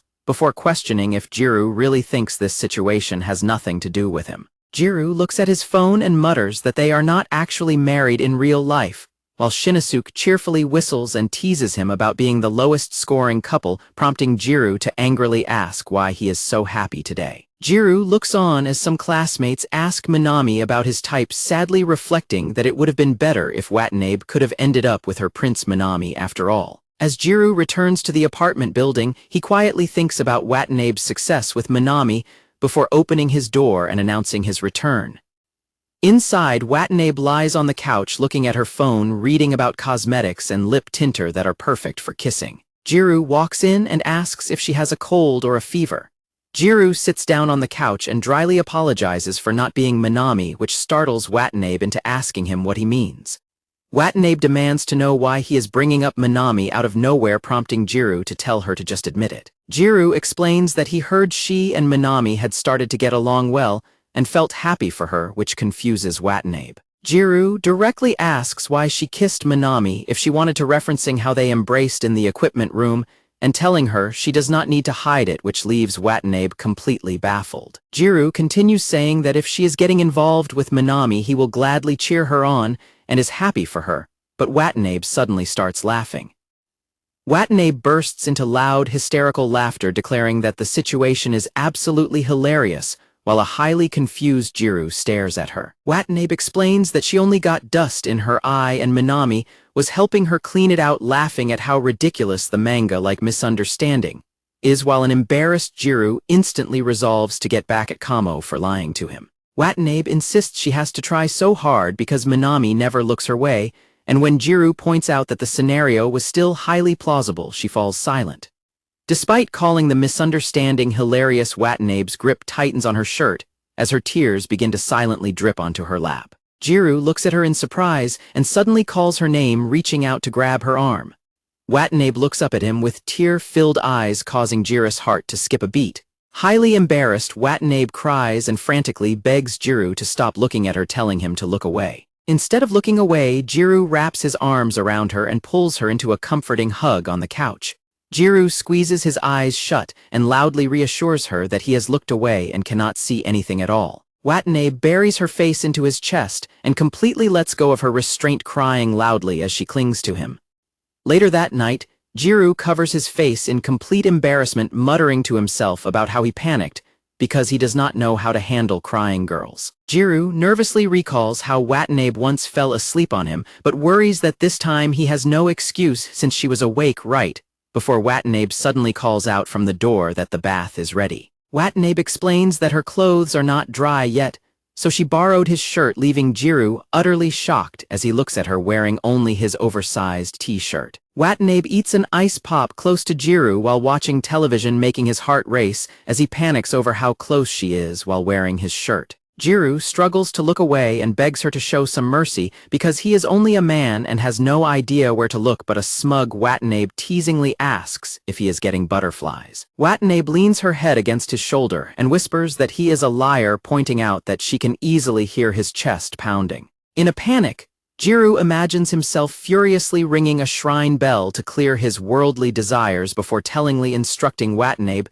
that she should only act this feminine in front of Minami. Watanabe continues to tease him for blushing, but then she seriously asks if Gyaru really believed that she had actually kissed Minami. Watanabe firmly states that she is not a frivolous girl, while Gyaru nervously looks away and stammers that there is nothing wrong with it, though she still asks if he thought she had kissed many guys. Watanabe blows a mock kiss toward his lips. She quickly covers his mouth with her fingers, catching Gyaru by surprise. Watanabe whispers that she only does things like that with him. Watanabe blushes deeply and quietly admits that the kiss they did was actually her first and that he is the only one who knows about it. Gyaru stands completely frozen in shock as Watanabe flusteredly shakes him by his collar, loudly scolding him for making their greedily awkward kiss her first and teasing him about his reaction. As Watanabe continues to shout at him, Jiru's mind reels with the realization that she was paired with him by chance, and that her first kiss happened with him by chance. Gyaru looks at her in deep thought, wondering if this situation means something more since he is the only one who holds that memory. Watanabe frantically rambles that she is only doing the practical to learn, while Gyaru feels a quiet, profound happiness wash over him. On a clear morning, Gyaru carries a large trash bag and calls out to Watanabe, asking if this is the bag of plastic bottles he needs to throw out today. Gyaru mentions that he has class duty and needs to hurry carrying a large trash bag. Watanabe stops him to fix his tie, making Gyaru reflect on how a plain guy like him has such a popular make-believe bride standing right in front of him. Watanabe tells him to lean forward a bit as she adjusts his tie, while Gyaru looks at her up close and thinks to himself about how cute and popular she is. Watanabe notices him staring and tells him it is creepy, suddenly pulling the tie tight and accidentally strangling Gyaru as he frantically protests. Watanabe steps closer to him, making Gyaru blush and tense up in surprise. Watanabe suddenly hugs him and wishes him a good day, causing Gyaru to briefly lose himself in a delusion that they are truly married before she quickly pushes him away and reminds him to throw out the trash. On another day, Gyaru looks at the point counter on the wall and tells himself he has to pull himself together. Gyaru runs into Shiori in the hallway and she cheerfully greets him with a good morning. Gyaru is surprised to see Shiori so early, and she happily explains that she is on class duty to fill in for May, meaning they get to clean the classroom together, just like they did back in middle school. Gyaru is overjoyed, internally screaming that this is the luckiest day of his life, as Shiori cheerfully heads off to start cleaning. The blackboard displays Shiori's name next to the class duty sign.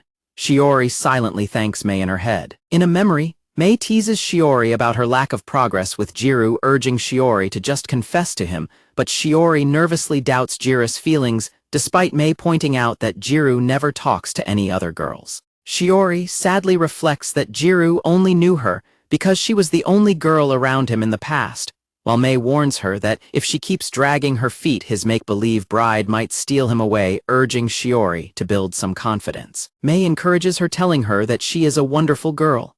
May smiles and asks if she feels better, and Shiori happily confirms that she does as they stand near the cafeteria.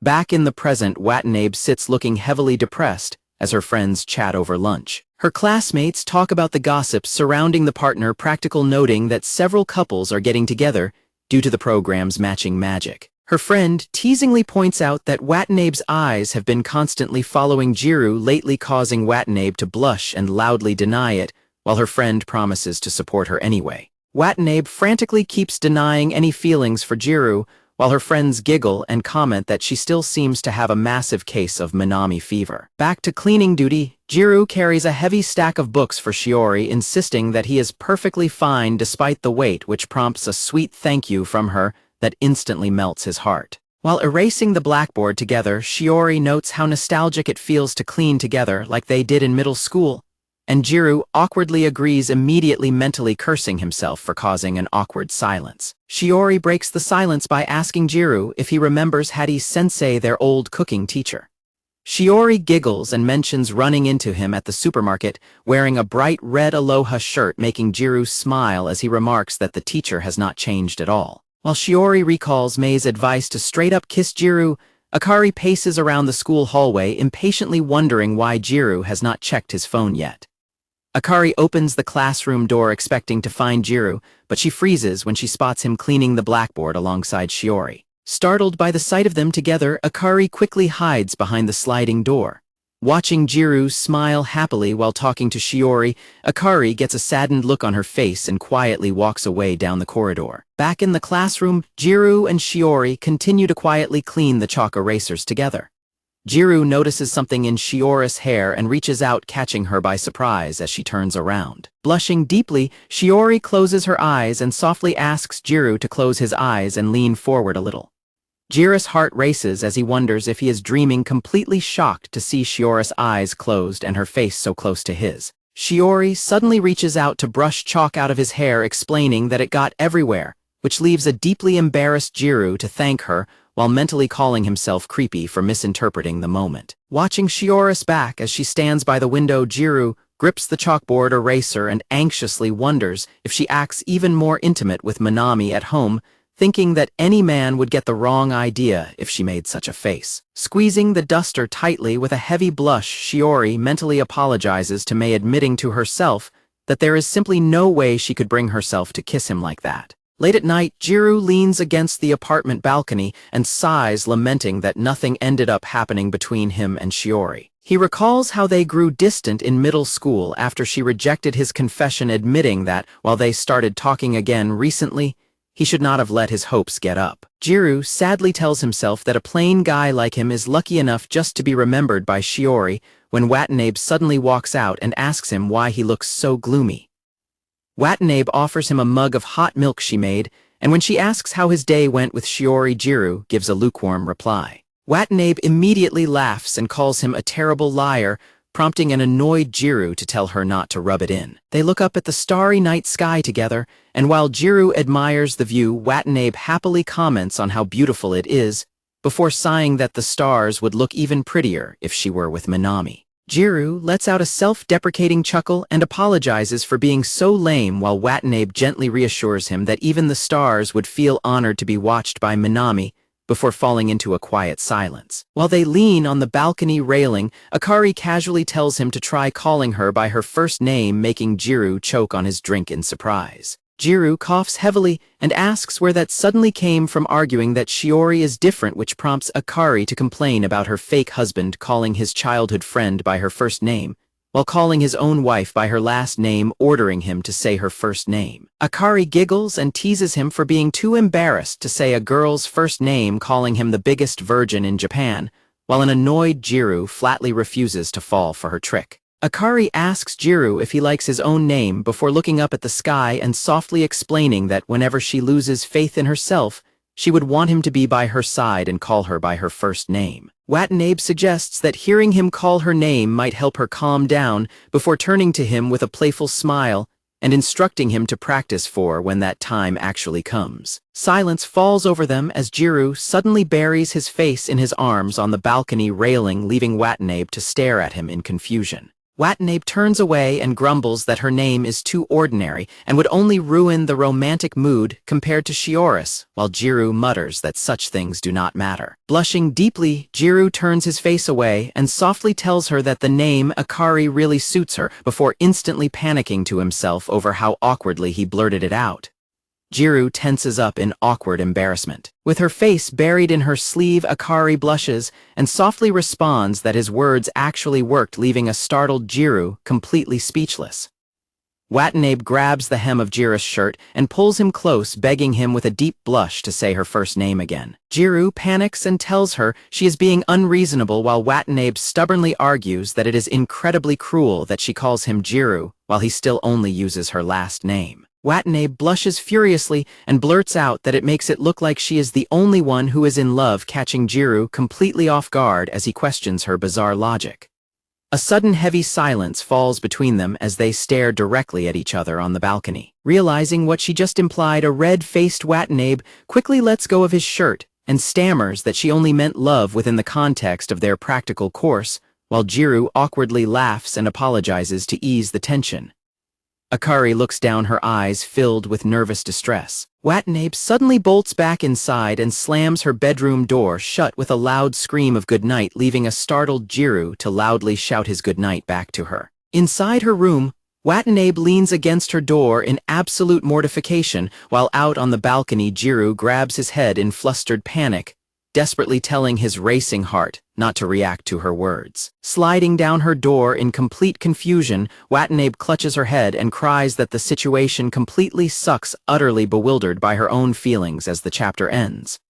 In a special segment, Shinosuke happily introduces himself and announces that today is Good Couples Day. Shinosuke explains that they are doing a special spin-off comic to celebrate, pointing out the social media sharing buttons to get readers to spread the word. Shinosuke jokes about the timeline of their manga compared to the real-world calendar, but panics and screams when Gyaru calls him Kamo, desperately pleading for everyone to remember his name. Gyaru gets increasingly annoyed by Shinosuke's constant dramatic antics and loudly yells at him to quiet down.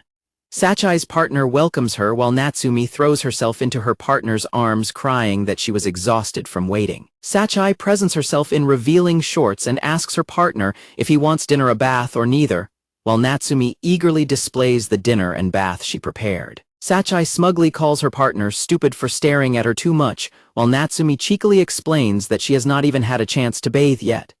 Sachai teasingly asks if her partner has a thing for short pants, while Natsumi sweetly urges her partner to head directly to the bath she prepared. Mei welcomes her partner home with a bright smile, announcing that she made dinner while Shiori wears an apron, and gently offers her partner the classic newlywed's choice. Shiori's partner pats her head and calls her a spoiled child, which causes Shiori to blush intensely as she asks where her own choice fits into the options. Her partner quickly retreats, insisting they eat and bathe, first leaving Shiori covering her face in complete embarrassment over the romantic scenario. Mei promises they can take it easy afterward, while Shiori looks up blushingly and asks her partner to teach her how to do things properly. Back in class, the homeroom teacher addresses the students, warning them that their academic concentration and performance have dropped severely since the marriage classes began. The teacher announces that they will implement a series of surprise tests to combat the academic decline, warning that anyone who fails will have to take mandatory extra lessons after school. The class erupts in a panicked outcry over the surprise tests, but the teacher firmly tells them to calm down, explaining that they will not have to study alone. Gyaru reacts in absolute panic when the teacher explains that their test scores will be combined with their practice partner's scores, internally screaming that the school is insane. The teacher warns them that a failing score from either partner means both must attend mandatory extra lessons after school together, while Gyaru slumps in despair, knowing his poor grades are a huge handicap and fearing that his partner will be furious. Gyaru looks at Shiori and notes that both she and Minami get excellent grades, realizing that if he fails and gets put in supplementary classes, Shiori will be completely out of his reach. Gyaru looks at Watanabe, recalling her constantly going out to karaoke and having fun instead of studying, and he anxiously trembles in fear that she will get them both failed. On the way home, Watanabe cheerfully catches up with him and asks if he wants to study together later, but then she suddenly mentions she is going to karaoke with some guys from an all-boys high school, teasing Gyaru when he looks jealous and worried about their upcoming test. Watanabe dismisses his worries with a confident smile, promising him that they will easily get through it somehow. Gyaru asks if she really has no weak subjects, offering to study up on any difficult topics together. Watanabe awkwardly taps her chin and mumbles about trying to remember what her weak topics even are, leading to a long deadpan silence as Gyaru stares at her. Watanabe blushes deeply and stammers that as long as she works really hard starting tomorrow, everything will turn out perfectly fine. Gyaru flatly tells her they are going home, but Watanabe stubbornly refuses because she already promised to go, prompting Gyaru to angrily argue that she will get stuck in supplementary classes and let Minami slip further out of reach, while Watanabe defensively shouts that she cannot just turn down an invitation from a guy. Gyaru gets a highly serious look on his face and quietly points out that he is a guy too.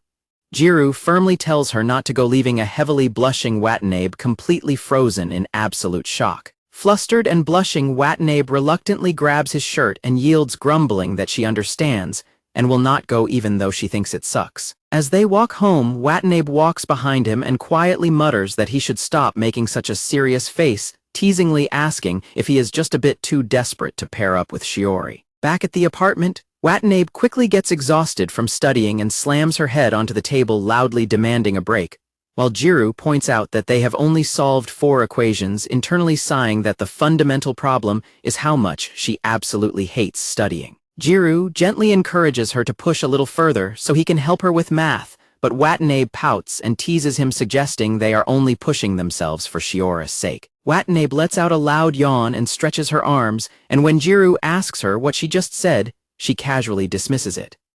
As they sit closely on the couch to solve the math problems, Watanabe continuously clicks her pen while leaning in, leaving Gyaru heavily sweating and flustered by her proximity. Leaning in extremely close, Watanabe looks directly into his eyes with a seductive smile and suggests they do something a little more interesting instead. Gyaru freezes with wide eyes and a heavy blush. Watanabe leans in close to Gyaru, stroking his shoulder and seductively asking what he wants to do, suggesting they could do it together while her phone faintly beeps against her body. Using a notebook as a shield to keep her away, Gyaru loudly insists that he just wants to study. Watanabe covers her ear and complains that his yelling is going to make her ears fall off. Gyaru points out that her work is actually on the right track, quietly reflecting on how blatantly forward she was. Lying back on the couch, Watanabe notes that he did not fall for her trick and failed to read the mood. Gyaru then notices something on the page. Gyaru points to a specific section and instructs her to solve it the same way she did the previous part. Watanabe looks surprised and excitedly grabs her pen to try. Watanabe focuses intensely on the problem, reasoning out the math steps out loud to find the correct answer. Watching her work, Gyaru smiles and thinks about how she has a surprisingly cute side despite trying to act grown up. Watanabe suddenly exclaims that she understands the problem. Watanabe stretches her arms and happily declares that they are finished while Gyaru praises her good work. Looking at the completed notebooks and pens on the table, Watanabe comments that it was very easy and went much better than she expected. Watanabe jokingly asks if she might be a genius, and Gyaru seriously agrees with her. He realizes that direct compliments are the best way to keep her motivated. Watanabe leans back and playfully thanks Gyaru by calling him her teacher, then quickly adds that she is only kidding. Gyaru blushes heavily and shrinks back in his seat. Watanabe laughs and teases him, claiming his heart just skipped a beat because boys love it when girls look at them that way. Gyaru aggressively denies her claim. Gyaru grabs a textbook and insists his heart did not flutter, at all annoyed that she will not quit teasing him today.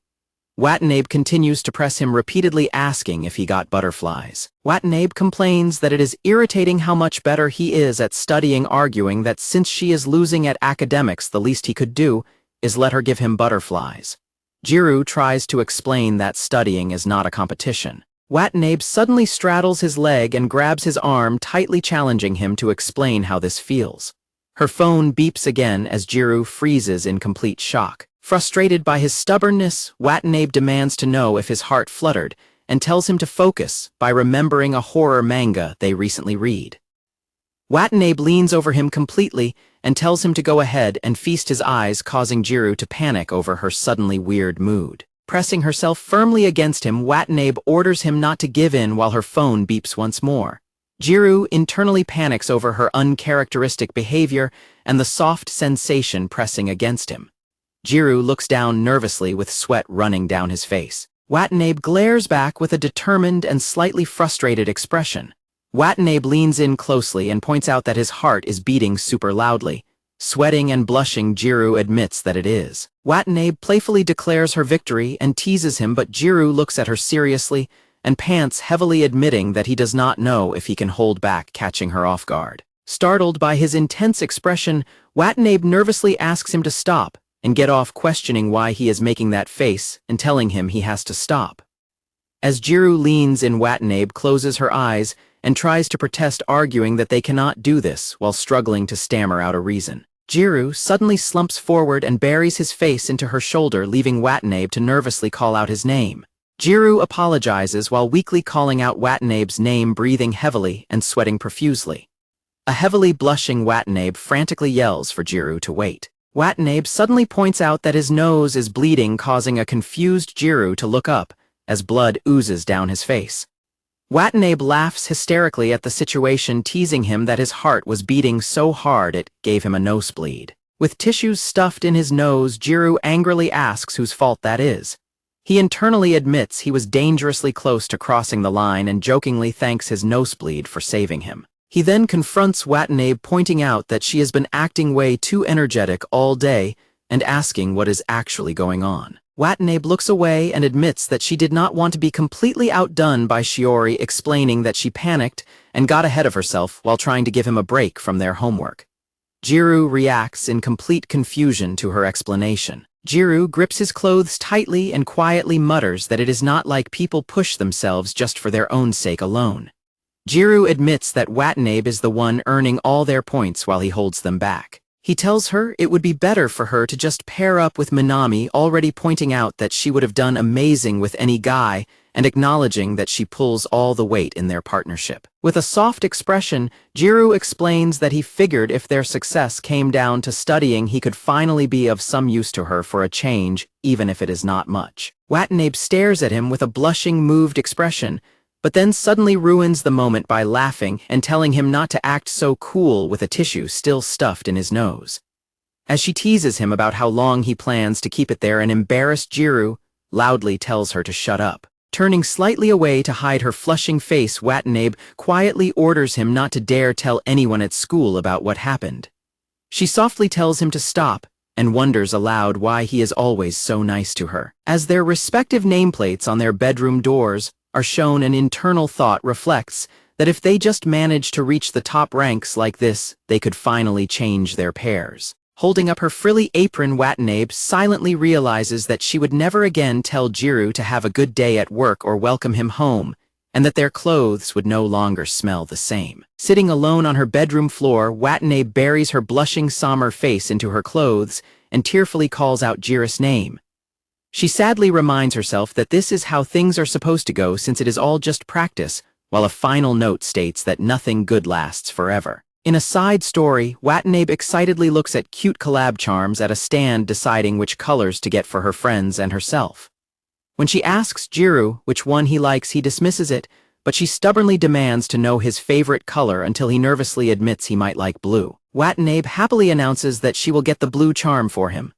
When a blushing Gyaru asks where he is supposed to attach it, she strictly orders him to put it anywhere other than his school bag because she does not want them to match. Gyaru wakes up and walks into the bathroom, where Watanabe greets him formally by his surname and warns him to be careful because her curling iron is still hot. Gyaru brushes his teeth and silently notes that she has not called him by his last name in a long time, while Watanabe sprays her hair nearby. At the breakfast table, Watanabe apologizes for running out of coffee and offers him hot milk instead, leaving Gyaru to wonder why she seems so distant and formal. Watanabe playfully asks if he will forgive her if she microwaves the milk with all her love, letting a relieved Gyaru realize that she is not actually angry with him.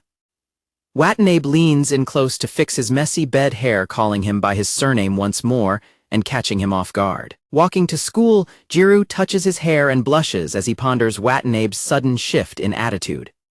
While walking down the school stairs, Gyaru searches online for how to deal with an angry girlfriend, only for Shinosuke to spot the search on his phone and scream in surprise. Shinosuke loudly teases him about getting a girlfriend and using online advice for Watanabe, while a defensive Gyaru tells him to mind his own business and stop looking at his screen. Shinosuke boasts about his own failed attempts at comforting his wife during her mood swings, leaving Gyaru to sweat at his friend's terrible advice. Shinosuke complains that girls expect guys to notice things without being told, wishing his wife would just communicate directly so he would know when to back off. Shinosuke continues to rant about how high difficulty relationships feel, while Gyaru quietly agrees with his sentiment as they buy drinks at a vending machine. Gyaru realizes his friend is just plagiarizing relationship advice from the internet, prompting Shinosuke to laugh sheepishly and admit he got caught.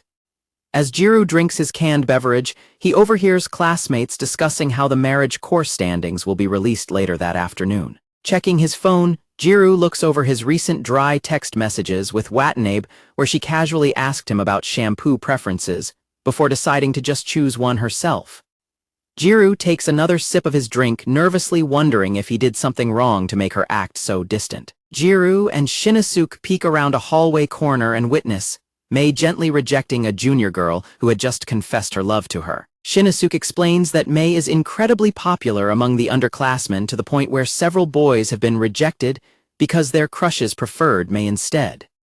Mei apologizes to her tearful junior for making her cry, leaving the heartbroken girl sobbing as she stands before her. Mei holds the junior girl close, gently hugging her, while softly thanking the girl for falling for her and explaining how happy she is to know her feelings. As she pulls back, Mei tells the weeping junior that she does not want to see her crying anymore once she lets go, urging her to smile until she finds someone far better. Gyaru and Kamo discuss Mei's popularity and the burden of constantly rejecting confessions, though Kamo quickly derails the conversation by sharing his wild fantasies about Mei and other girls, leaving an exasperated Gyaru to dismiss his friend's perverted thoughts. Walking home past the apartment buildings, Gyaru sighs in frustration, admitting to himself that he has been overthinking things all day and cannot find any clear answers. As evening approaches, Gyaru gets ready to change in his apartment and checks the clock, anxiously noting that the marriage standings are about to be announced and wondering how he should talk to Watanabe.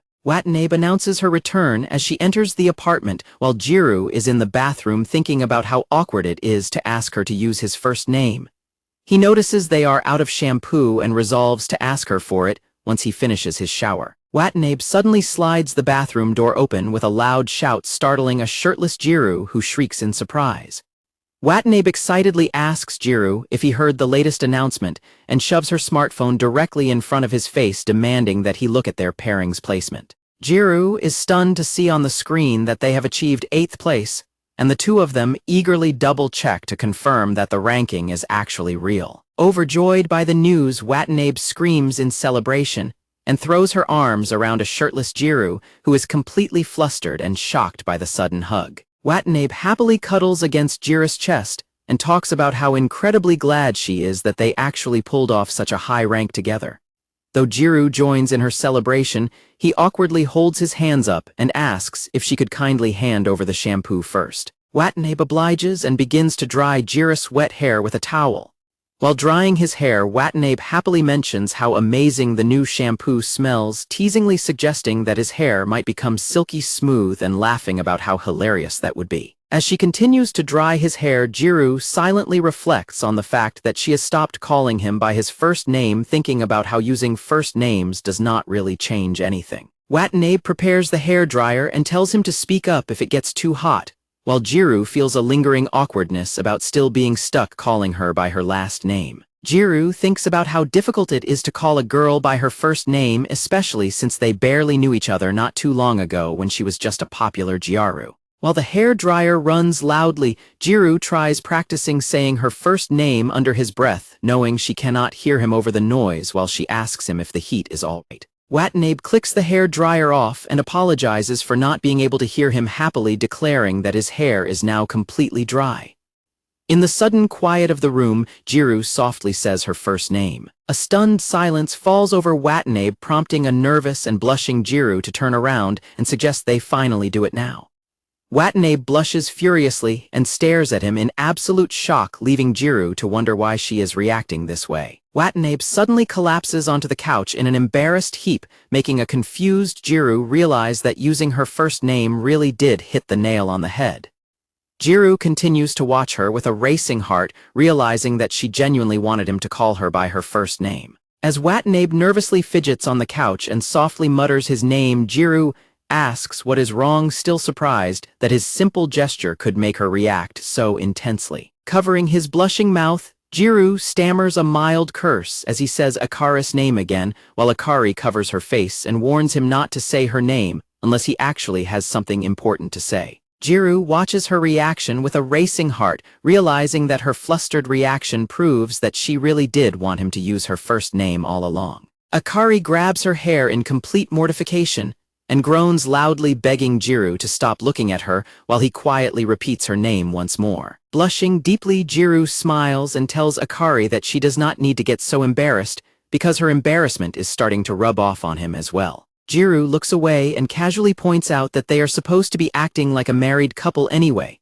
but his remark instantly backfires as Akari screams that she is not embarrassed at all and grabs the hairdryer to blast him with hot air, forcing a panicked Gyaru to shield himself while arguing that he was wrong. Holding onto his sleeve, Akari looks down and quietly asks Gyaru to keep calling her by her first name from now on, while Gyaru looks at her tenderly and thinks to himself that this is the way he prefers it as well. Akari leans against Gyaru on the couch, holding his hand, and softly confesses that she wants it.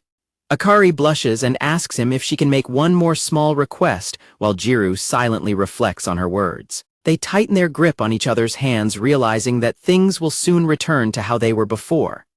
As the clock counts down, Akari softly says Gyaru's name, both of them fully aware that she will soon return to being just another classmate to him. In the track and field club locker room, May's clubmates ask her why she is not getting changed yet, but she casually brushes off their concern and tells them not to mind her as she stares at her phone. Her teammates say goodbye and warn her not to get too addicted, while May playfully claims that she is just at an exciting part of her mobile game.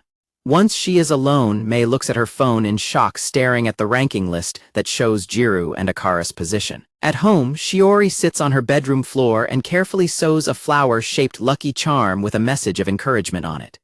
Shiori's phone suddenly begins to ring repeatedly, drawing her attention away from her sewing. Shiori answers the call and greets May, who is walking home, and starts to explain something important. May tells Shiori over the phone that she has decided to actually step in and help her out. May declares her intention to help Shiori win over the person she loves, leaving Shiori in stunned silence as the chapter ends. Over the phone, Shiori frantically protests that there is no way she could ever kiss him, but May scolds her for being too passive and warns her that he will move on without ever noticing her feelings if she keeps acting this way. May reminds Shiori of the latest rankings and warns her that Gyaru is spending all of his time with his temporary wife, arguing that passive guys like him will get taken away if Shiori does not take action. May points out that Gyaru is unlikely to make a move on his own and asks Shiori if she truly wants to be with him, prompting a blushing Shiori to quietly agree when May tells her she must do more than his temporary wife. Gyaru is shocked to learn from May that Shiori collapsed from anemia and lack of sleep after studying late into the night. May explains that Shiori is currently resting in the school infirmary for lunch break and urges Gyaru to go visit her. May explains that she cannot go because she has an afternoon meeting and asks if Gyaru is busy. Gyaru hesitates, stammering that he might not be the right person to visit and suggesting Shiori would prefer a female friend, leaving May staring at him in silent frustration. May confronts him, asking if he really needs a reason to visit a sick friend. She presses him on whether he is just too embarrassed to admit he is worried, or if he is simply overthinking and worrying about being a nuisance. May tells Gyaru that while he does not have to go, he should stop letting his pride get in the way because Shiori would be happy to see anyone. She hands him a sports drink for Shiori, and Gyaru reluctantly agrees to go, leaving May to wonder if she was too harsh on him. Watching him walk away, May grumbles to herself that she does not understand Shiori's taste. She wonders what her friend could possibly see in a slacker like Gyaru. A chime sounds as Gyaru arrives outside the school infirmary door. Resting in the infirmary bed, Shiori reads a text message from May warning her that Gyaru is on his way over. Shiori panics in surprise at the sudden news, screaming out her friend's name in distress. Shiori frantically worries about what to say to Gyaru and wonders if they have already run out of topics since they talked about middle school. She tries to fix her hair and considers applying lip balm, feeling self-conscious about her appearance. Shiori prepares her lip balm, lamenting that she did not expect to face another high-stress interaction with him so soon after their last encounter. Looking at herself in a hand mirror, Shiori applies her lip balm and frets over how self-conscious and nervous she is bound to get when Gyaru arrives. Outside the infirmary door, Gyaru squats down in a panic, tormenting himself over what he should say and questioning if he even has the right to visit her, especially since he feels they have nothing left to talk about. Gyaru knocks on the door and enters, realizing how pathetic he is for needing a formal excuse to visit. Finding the nurse's desk empty, he tentatively calls out for Shiori and steps behind the partition curtain when she answers him. Shiori is delighted to see him sitting up in bed with a bright smile and expressing her happiness that he actually came to visit her. Gyaru's heart races as he pulls the curtain shut, internally noting that being alone with the girl he loves in an infirmary room is an overwhelming combination. His sudden serious expression startles Shiori, but they quickly laugh it off as she invites him to take a seat. Gyaru asks if she is feeling better, and Shiori happily confirms that she is, though she admits to feeling guilty for causing everyone concern. Gyaru gently reassures her that they only worry because they care about her. Shiori beams and calls Gyaru sweet for worrying about her, while Gyaru blushingly hands over the sports drink from May. He then notices that she already has another beverage sitting nearby. Shiori explains that Minami brought the other drinks over earlier. The reminder of Shiori's marriage partnership with Minami immediately dampens Gyaru's mood, and he quietly tells himself that it makes perfect sense for her partner to care for her. Shiori congratulates Gyaru on his 8th place ranking with Akari, while noting that she and Minami came in 6th. Gyaru explains that their high rank was barely achieved due to point deductions, but Shiori sighs that it must be nice looking down sadly. Shiori unexpectedly tells Gyaru that she wishes she could bicker and argue with him too, explaining that fighting would prove they are close enough to be completely honest with each other. Gyaru is baffled by her reasoning, especially when she points out she has never seen him angry. Shiori wistfully wonders if she would get to see his angry side if she were his wife, softly confessing that she wishes she was. Realizing the weight of her words, she blushes and quickly tries to clarify that she only meant within the context of the school practical, leaving Gyaru deeply flustered. A heavy silence falls between them as the conversation completely dies, leaving Gyaru to internally scream at himself for believing that things would just flow naturally once they started talking. Shiori breaks the silence by softly telling Gyaru that she genuinely thinks he is incredible, catching him completely off guard as he questions her words. Shiori explains her surprise at his 8th place ranking, but immediately begins expressing deep worry about her own upcoming pairing, admitting that she has constantly been dragging her current partnership down and fears her future partner will find her a burden to deal with as everyone else grows up so fast. Gyaru firmly rejects her self-doubt, demanding to know who could possibly say such a horrible thing about her, which prompts an embarrassed Shiori to quickly clarify that nobody actually said it, but she simply worries how embarrassing it would be if her future partner secretly thought it. Overwhelmed by her own confession, Shiori buries her blushing face in her hands and quickly apologizes, utterly mortified by what she just blurted out. Gyaru hesitatingly speaks up and asks Shiori if she and Tenjin actually do anything romantic together. Gyaru nervously clarifies if they kiss, causing a panicked Shiori to frantically deny doing anything like that, while Gyaru wonders how they keep their point deductions so low. Shiori then sadly explains that Manami is too sweet to ever say anything, which makes her feel like she is just weird. Shiori worries that the practical is only a burden to Manami because of her, though Gyaru urges her not to be so hard on herself. Still, she admits her fear of someone she truly loves eventually growing tired of her. Gyaru asks if such a guy even exists before earnestly declaring that if she ever found the right person, he would gladly be that guy for her.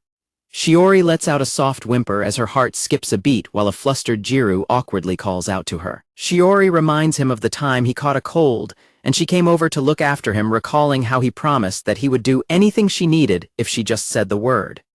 In a flashback, Shiori squeezes his hand and promises to assist him with anything she can possibly help him with. Gyaru frantically tries to remember if he actually said that, internally screaming that he wanted to erase that embarrassing memory, while a startled Shiori asks if he really forgot before yelling that she was the one who actually said those words back then. Shiori asks if he will finally grant her request now, leaving Gyaru utterly confused. With a heavily blushing face, Shiori softly asks him to practice with her. Shiori buries her face in her blanket and hesitantly stammers that she wants to practice kissing. Gyaru freezes in absolute shock, his face flushing crimson at her sudden proposal.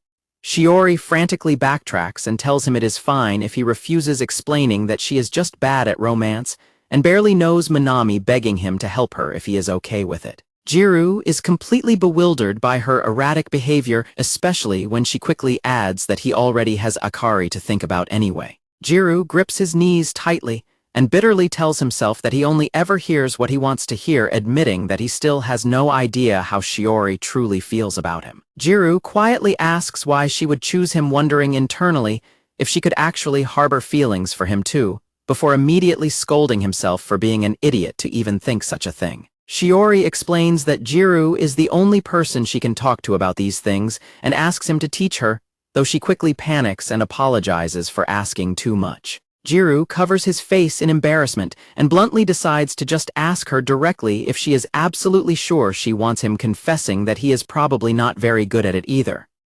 A quiet silence falls between them as Shiori shifts her position on the bed. Shiori looks up with a serious and blushing gaze and confirms that she is absolutely sure, leaving Gyaru sweating profusely as he asks if she is truly serious about this. Shiori formally kneels down in a proper sitting position and bows her head, frantically apologizing and admitting that she suddenly got incredibly nervous. Gyaru frantically tells Shiori to calm down and suggests she draw the character for person on her hand and swallow it to ease her nerves. Shiori laughs to break the tension, but she quickly admits that her heart is racing incredibly fast. Gyaru blushes and softly confesses that his own heart is beating just as fast.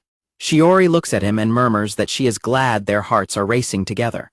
Gulping nervously, Gyaru realizes that if he is not mistaken, Shiori is actually completely serious about this. Recalling Mei's advice to throw away his pride and just go for it, Gyaru decides he has to take action. He suddenly leans over Shiori on the bed, startling her. Gyaru tells himself that he has to do this now while Shiori silently braces herself, knowing they have to go through with it right here. Breathing heavily, Gyaru leans in close to Shiori, bringing his face right next to hers as they prepare to kiss. Shiori hesitates and points out that they are not a married couple, arguing that it is probably not right for them to do this. Gyaru agrees they should stop, but Shiori suddenly grabs his tie and tells him to wait, catching him completely off guard. Before they can do anything else, a voice from outside the curtain calls out to ask if anyone is there, causing them to freeze in panic. Sachai enters the room looking for the nurse so she can rest for a bit, only to realize the nurse is not around. Sachai excitedly spots the empty bed and tries to claim it, but she hears rustling and creaking sounds coming from behind the curtain and realizes someone is already using the space. Embarrassed by the awkward noises, Sachai apologizes for disturbing them and flustredly warns them that they are still at school, before quickly leaving the couple behind the curtain completely shaken. With the immediate threat of being caught gone, Gyaru leans back down and has a quiet, intimate kiss with Shiori on the bed. Shiori lets out soft whimpers as they continue to a deep and highly emotional kiss. They suddenly pull apart, gasping for air as the shock of what they just did sets in. Gyaru quickly sits up on the bed, covering his mouth in complete panic and sweating profusely. Shiori lies back on the bed, gasping for breath with a heavily flushed face as her heart beats wildly. Gyaru frantically bows and stammers an apology, claiming the kiss was just a complete accident, while a flustered Shiori awkwardly laughs and agrees that she was incredibly surprised too. Shiori's eyes swirl with dizziness as she tries to change the subject, nervously asking Gyaru if he has had lunch yet, or if he needs to go back. His own eyes swirling in a panic, Gyaru awkwardly laughs and agrees that he should probably head back to class right away. Gyaru quickly slides the curtain open and bids Shiori a hasty farewell, telling her to get well soon as Shiori weakly thanks him. Gyaru sprints down the hallway and accidentally bumps into Mei, who loudly scolds him for running dangerously. Gyaru continues to flee, prompting Mei to realize something is wrong and call out Shiori's name as she heads to the infirmary. Mei slides the curtain back only to find Shiori sitting on the bed looking completely disheveled and heavily blushing, leaving Mei standing in stunned silence. Mei points a finger at her and demands to know if they actually did it, while a panicked Shiori desperately waves her hands and screams that nothing happened. Mei sighs with relief and mentions she ran into Gyaru in the hallway earlier, while Shiori pouts and continues to insist that nothing happened, though Mei quietly notes the progress they have made. Mei complains that Shiori really needs all the help she can get, and while Shiori softly thanks her, Mei still wonders what Shiori could possibly see in a slacker like Gyaru. Shiori insists Gyaru is incredibly kind, but Mei points out that laziness and sweetness are not the same thing. Mei then looks at her seriously and confesses that she does not want to leave Shiori to Gyaru until she deems him acceptable, before quickly laughing it off as a joke. Mei jokingly acts like a protective mother, making Shiori laugh before she pulls a handmade Lucky Charm out of her bag to thank Mei for everything. Mei squeals with delight, absolutely loving the cute handmade gift. Shiori happily promises to come watch Mei run at her next track meet and cheer louder than anyone else, leaving a deeply touched Mei to thank her. Clutching the handmade charm tightly to her chest, Mei blushes and softly vows to treasure Shiori's gift forever. Back in class, Akari's friend gushes about her crush's cute movie habits, but a distracted Akari completely ignores her to stare at her phone, looking over her sent messages to Gyaru that remain unanswered. Glumly looking at her phone, Akari quietly mutters for Gyaru to stop ignoring her. Suddenly, Sachai angrily slides open the classroom door and yells at Akari for being the one who is ignoring her friends. Sachai returns to her friends in the classroom, prompting Natsumi to express surprise that she came back so quickly instead of skipping class. Sachai explains that the atmosphere in the place she went to was not exactly ideal for sleeping. Sachai crosses her arms and complains about trying to sleep during their physical education teacher's class. But then she mentions that there was a pair of guys' and girls' shoes left under the bed in the infirmary. Sachai loudly complains about the delinquents who would do something so inappropriate in the school infirmary, calling them a nuisance, while Natsumi gets highly excited over the scandalous rumor. Meanwhile, Akari's phone suddenly vibrates on her desk. Akari looks at her phone to find a newly received message from Gyaru, who apologizes for his late reply and explains that Shiori had collapsed, so he went to visit her in the infirmary, causing Sachai's rants about the room's occupants to click in Akari's mind. Noticing her sudden silence, Sachai and Natsumi turn their attention to Akari and ask if she is all right. A flashback of Gyaru holding his head in regret is shown as Akari processes his message, realizing that Gyaru was indeed the guy in the infirmary with Shiori. Akari stares blankly at her phone screen in complete shock, softly whispering Gyaru's name. Sachai, Natsumi, and Akari spend their evenings singing at a karaoke parlor. As they head out, Akari happily suggests they stay out all night since they have the next day off, but Sachai complains that they already stayed until 9 o'clock. Sachai apologizes and explains she plans to visit her boyfriend, while Natsumi adds that her husband is also waiting for her at home, leaving a disappointed Akari to awkwardly suggest they visit a newly built cafe instead, which Natsumi points out they cannot do while wearing their school uniforms. Natsumi grabs her bag and tells Akari they should go to the cafe next time as they prepare to head home, while Sachai gently pats a dejected Akari's head. Sachai notices Akari's downcast mood and tells her she does not know what is going on, but urges Akari to call her whenever she is ready to talk about it. Natsumi playfully complains that it is not fair for Sachai to whisper secrets, demanding she it in their group chat, while Akari looks at them both and silently appreciates how much they care for her. Back at his apartment, Gyaru comes out of a long, hot bath with a towel around his neck, sighing that he got completely lost in thought while washing up as he pours hot water into 2 cups of instant ramen. Gyaru slumps onto the table in despair, mentally cursing himself for being such an idiot to think Shiori was actually serious about wanting to kiss him. Gyaru looks away, gloomily telling himself he needs to stop being so conceited, because Shiori only turned to him for practice, since he is her childhood friend and the only person she could comfortably go to. Gyaru recalls Shiori pulling him close and telling him to wait when he suggested they stop since they were not married. Checking his phone, Gyaru notes the time and mentally berates himself, thinking about how Shiori had rejected him in the past, and yet he is acting this way when she said she wanted to be friends forever. While eating his cup ramen, Gyaru checks the time again and realizes it is already past 10. He remembers Akari mentioning the clock was running late and plans to fix it the next day. Akari suddenly speaks up from behind him, commenting on how late he is, causing a surprised Gyaru to turn around and say her name. Gyaru sighs regretfully about making both cups of ramen at the same time since they are soggy now, thinking that he still cannot get used to this situation. Akari walks into a coffee shop, grumbling to herself that she does not want to go home. Minami, working as a barista, welcomes her and takes her order.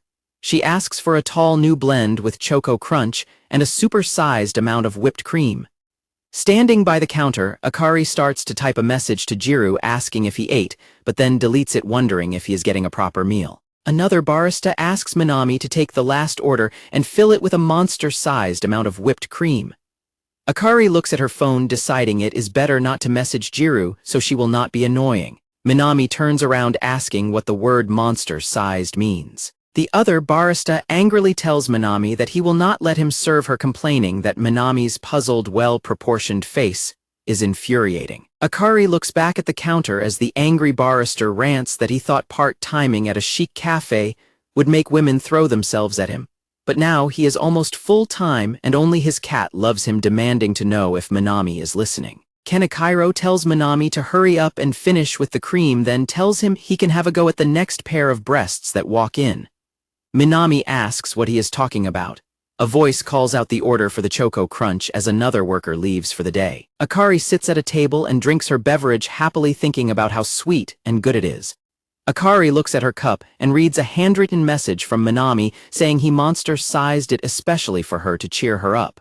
She covers her face in embarrassment, realizing her feelings were obvious. Akari looks down and realizes just how depressed she is.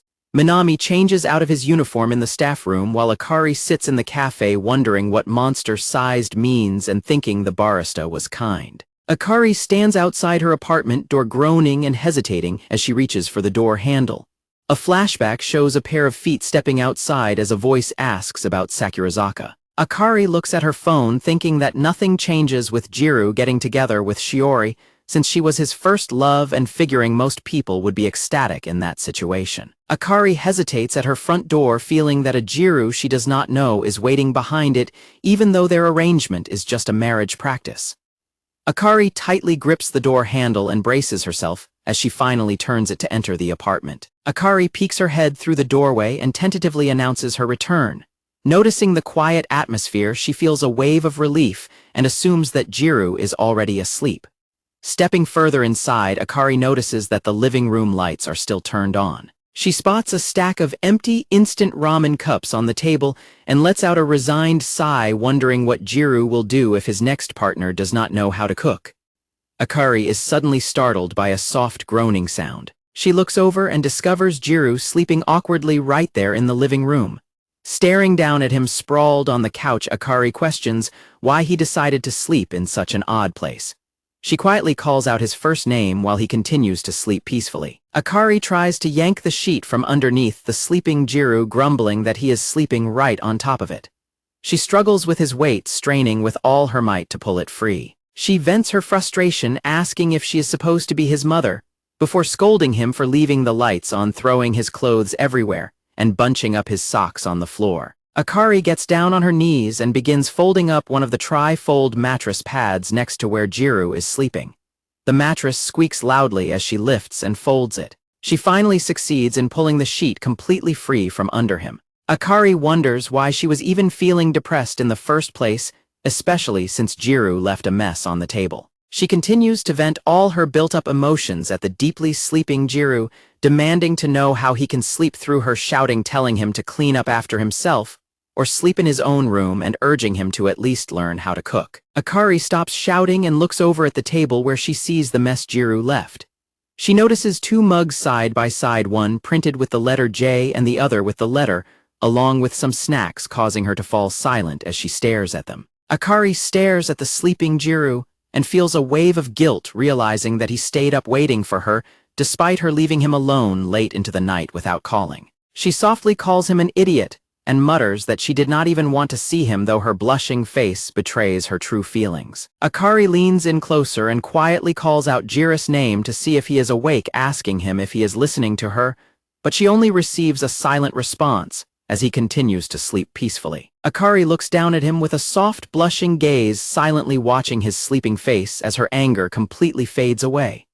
Akari begins to undress in the living room, taking off her top and skirt as she stands beside the sleeping Gyaru. Akari finishes removing her outer clothes, standing by the mirror in her underwear.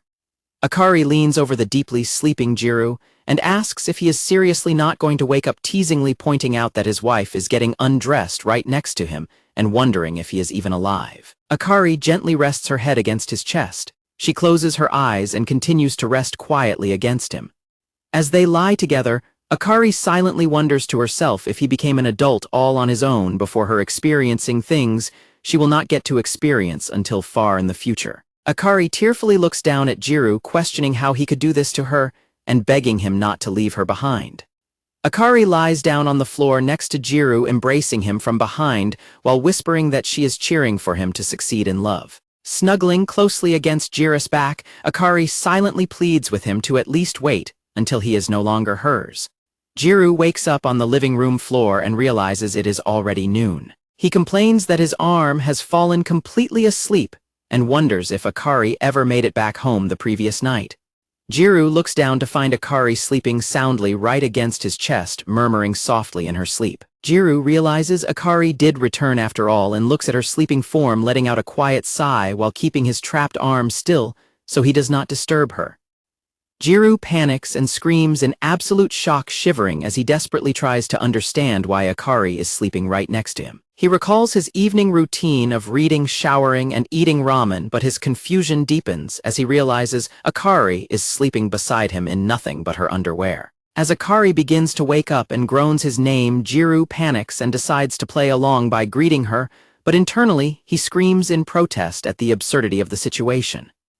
Akari notes that they both heavily overslept as she stretches while an embarrassed Gyaru decides to avert his gaze. He grows even more flustered when she leans in close and squishes against him to ask if he is listening. Gyaru finally loses his composure and yells at her, demanding to know what is going on and why she is not wearing any clothes, leaving a confused Akari to wonder what he is making a fuss about. Gyaru tells Akari to put some clothes on first so they can talk, explaining that he has a mountain of questions. Akari zips up her hoodie with a huff, completely unaware that she had been undressed, leaving Gyaru to complain that even if she is not usually a prude, she should still have some boundaries. Akari lies down on the sofa complaining about how mean Gyaru is while Gyaru sits silently by the table with a blank expression. Akari suddenly turns to Gyaru and asks if he forgot what happened between them last night. Gyaru frantically calls for a timeout and holds his face in shock, asking if she is seriously kidding, but she remains quiet. Gyaru sweats profusely in absolute disbelief, horrified by the possibility that he genuinely cannot remember a single thing about last night. Akari blushes and teasingly says that he did her for a very long time, which immediately triggers Gyaru's wild imagination, filling his mind with vivid thoughts of them sleeping together. Gyaru panics internally over whether they actually had sex, and if he somehow got amnesia, scolding himself for being unable to stop staring at her chest now that she has zipped up her hoodie. He questions whether they could have even gotten into that kind of mood, especially since they both have crushes on other people. Gyaru's imagination of them on the bed runs wild again, causing him to clutch his head in panic as he convinces himself that they actually went through with it. Gyaru suddenly grabs Akari by the shoulders and screams in panic about whether he is no longer a virgin, catching her completely off guard. Akari tells him to stop and let go, prompting a flustered Gyaru to release her and apologize, feeling like an absolute jerk for failing to remember such a major event if it really happened. Gyaru sits in silence, realizing that, while it probably would not be her first time, it would have been his, while a blushing Akari quietly calls his name. They sit in a tense, quiet silence as Akari wonders if last night was his first time, while Gyaru takes her reaction as confirmation that they did indeed sleep together. Akari pouts at him and asks if he is really telling the truth, warning him that he will be sleeping without supper tonight if he is lying to her. Gyaru insists that he is telling the truth and has no reason to lie, while Akari quietly squeezes her hands together. Gyaru apologizes and admits that since he is a virgin, he is worried he might have put a burden on her, leaving Akari to stare at him in surprised silence. Gyaru continues to apologize and explain his worries about girls having a rough time, fearing he might have given her a painful or bitter memory, only for Akari to suddenly scream that she was just kidding. A heavy pitch-black silence falls between them as Gyaru stands completely frozen, trying to process her words, while Akari awkwardly repeats that it was just a joke. Gyaru's face turns completely red as he tries to smile, telling himself it should have been obvious that it was all a lie, while Akari finds his massive confusion hilarious. Akari bursts into loud laughter and teases him for falling so easily for her prank, declaring that she is not that easy, which prompts an angry and embarrassed Gyaru to yell at her before collapsing onto the floor in exhaustion. Gyaru rests his hands over his face, sighing in relief that nothing actually happened, though Akari pouts down at him and demands to know why he seems so relieved, instead of showing at least some disappointment. Gyaru looks up from the floor and quietly admits that, of course, he is disappointed, catching a completely surprised Akari off guard as her heart begins to race. Akari suddenly starts repeatedly punching Gyaru in frustration while he yelps in pain and warns her about their marriage practical points, though she quietly thinks to herself that she is still a virgin as well. Gyaru frantically apologizes and admits he got too cocky, assuming she would never want to do something like that with him. However, when he mutters that she must know he has Shiori and thus would never do it, Akari gets angry and demands to know what he just said as she grabs his collar. Akari sadly looks down and asks if he wanted Shiori to be his first, since he would not want to do it with a girl he does not love. She quietly complains that she cannot hear him when he stays silent, muttering that he is an idiot and should at least let her feel good about cheering on his love. Akari covers her blushing, tearful face with her hands, quietly cursing Gyaru and muttering that he is the absolute worst. Back at school, Shiori lets out a tired sigh as she prepares to carry several large trash bags out to the yard. Her classmates spot her and kindly offer to help, noting that the bags look incredibly heavy. Shiori thanks Ohashi and Takemiya for their help, while Natsumi confidently boasts that Sachai can handle carrying the bags easily. However, Takemiya notices the massive pile of trash and gets angry at the cleanup team for leaving Shiori to do it all by herself, calling out to some nearby boys to help them. Takemiya spots Gyaru and Kamo walking with terrible posture and loudly commands the two hunchbacks to come over. When they look around in confusion, she angrily snaps at them for not realizing she was talking directly to them. Takemiya commands them to hurry up and help because Shiori needs assistance, which instantly causes both Gyaru and a blushing Shiori to lock eyes and turn bright red as they remember their recent kiss. While Gyaru is internally reeling from the awkward situation, Kamo submissively plays along and wonders if two hunchbacks like them can even be of help. Natsumi plays along and playfully pokes Kamo's chest, begging the big guy to help them. Kamo gets hyper-motivated and screams his love for taking out the trash, leaving Gyaru to worry that his friend could easily be tricked into joining a pyramid scheme. Takemiya playfully teases Gyaru for staring at Akara's chest and tells him to fix his posture before dividing up the trash bags so that Gyaru and Shiori are left to carry one together. A deeply nervous Shiori suddenly panics and begs Takemiya to carry the trash bag with her instead of Gyaru. Takemiya apologizes, realizing she did not think about how embarrassingly close Shiori and Gyaru would have to stand to carry the bag. She agrees to carry it with Shiori instead, while a shell-shocked Gyaru clutches his chest in agony over the near miss, prompting Kamo to jokingly ask if he has diarrhea. Shiori blushes furiously and quietly thanks Takemiya as she agrees to carry the bag with her. An awkward silence falls between Shiori and Takemiya as they walk.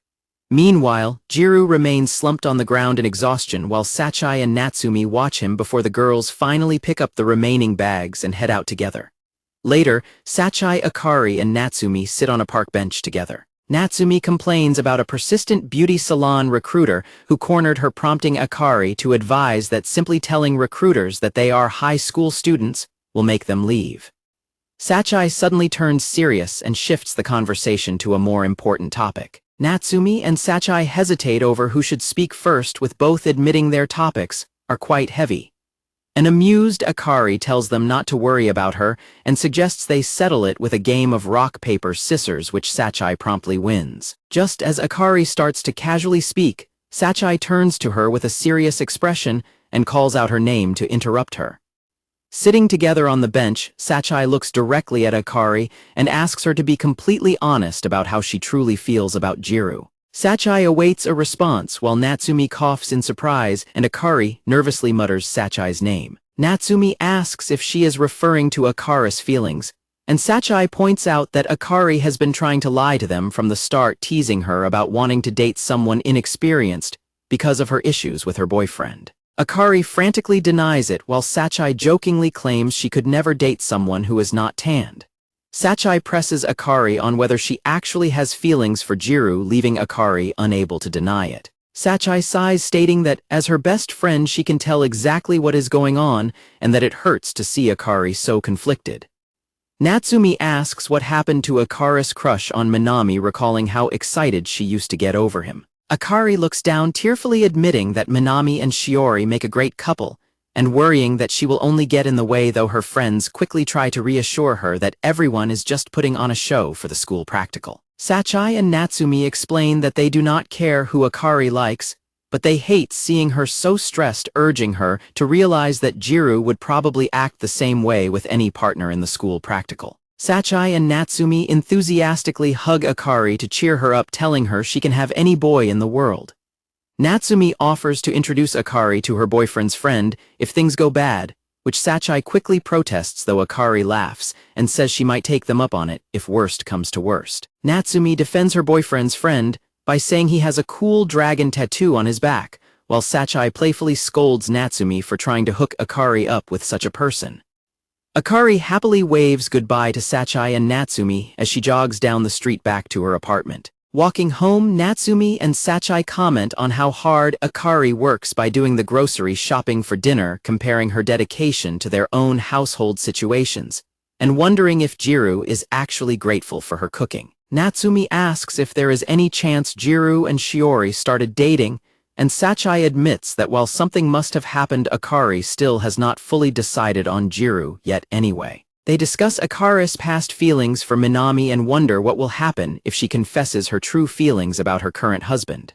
Sachai firmly states that people can fall in love multiple times and that Akari should not give up just because someone else likes Gyaru. She emphasizes that she wants Akari to stop worrying about everyone else and focus on what is best for herself.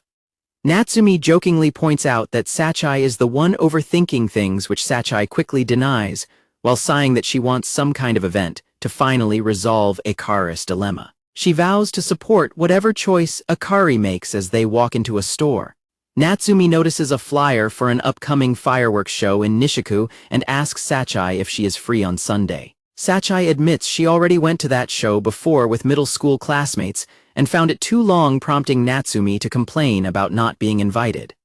Sachai suggests that if they invite Akari to the fireworks festival, it might be the perfect opportunity. Sachai and Natsumi excitedly look at the flyer for the fireworks festival, realizing that this might actually be the decisive event to resolve Akari's romantic dilemma. Back at the apartment, Akari gets annoyed and tells Gyaru to tie her yukata sash tighter because it is too loose, while a flustered Gyaru complains that he has no idea how tight he is supposed to make it.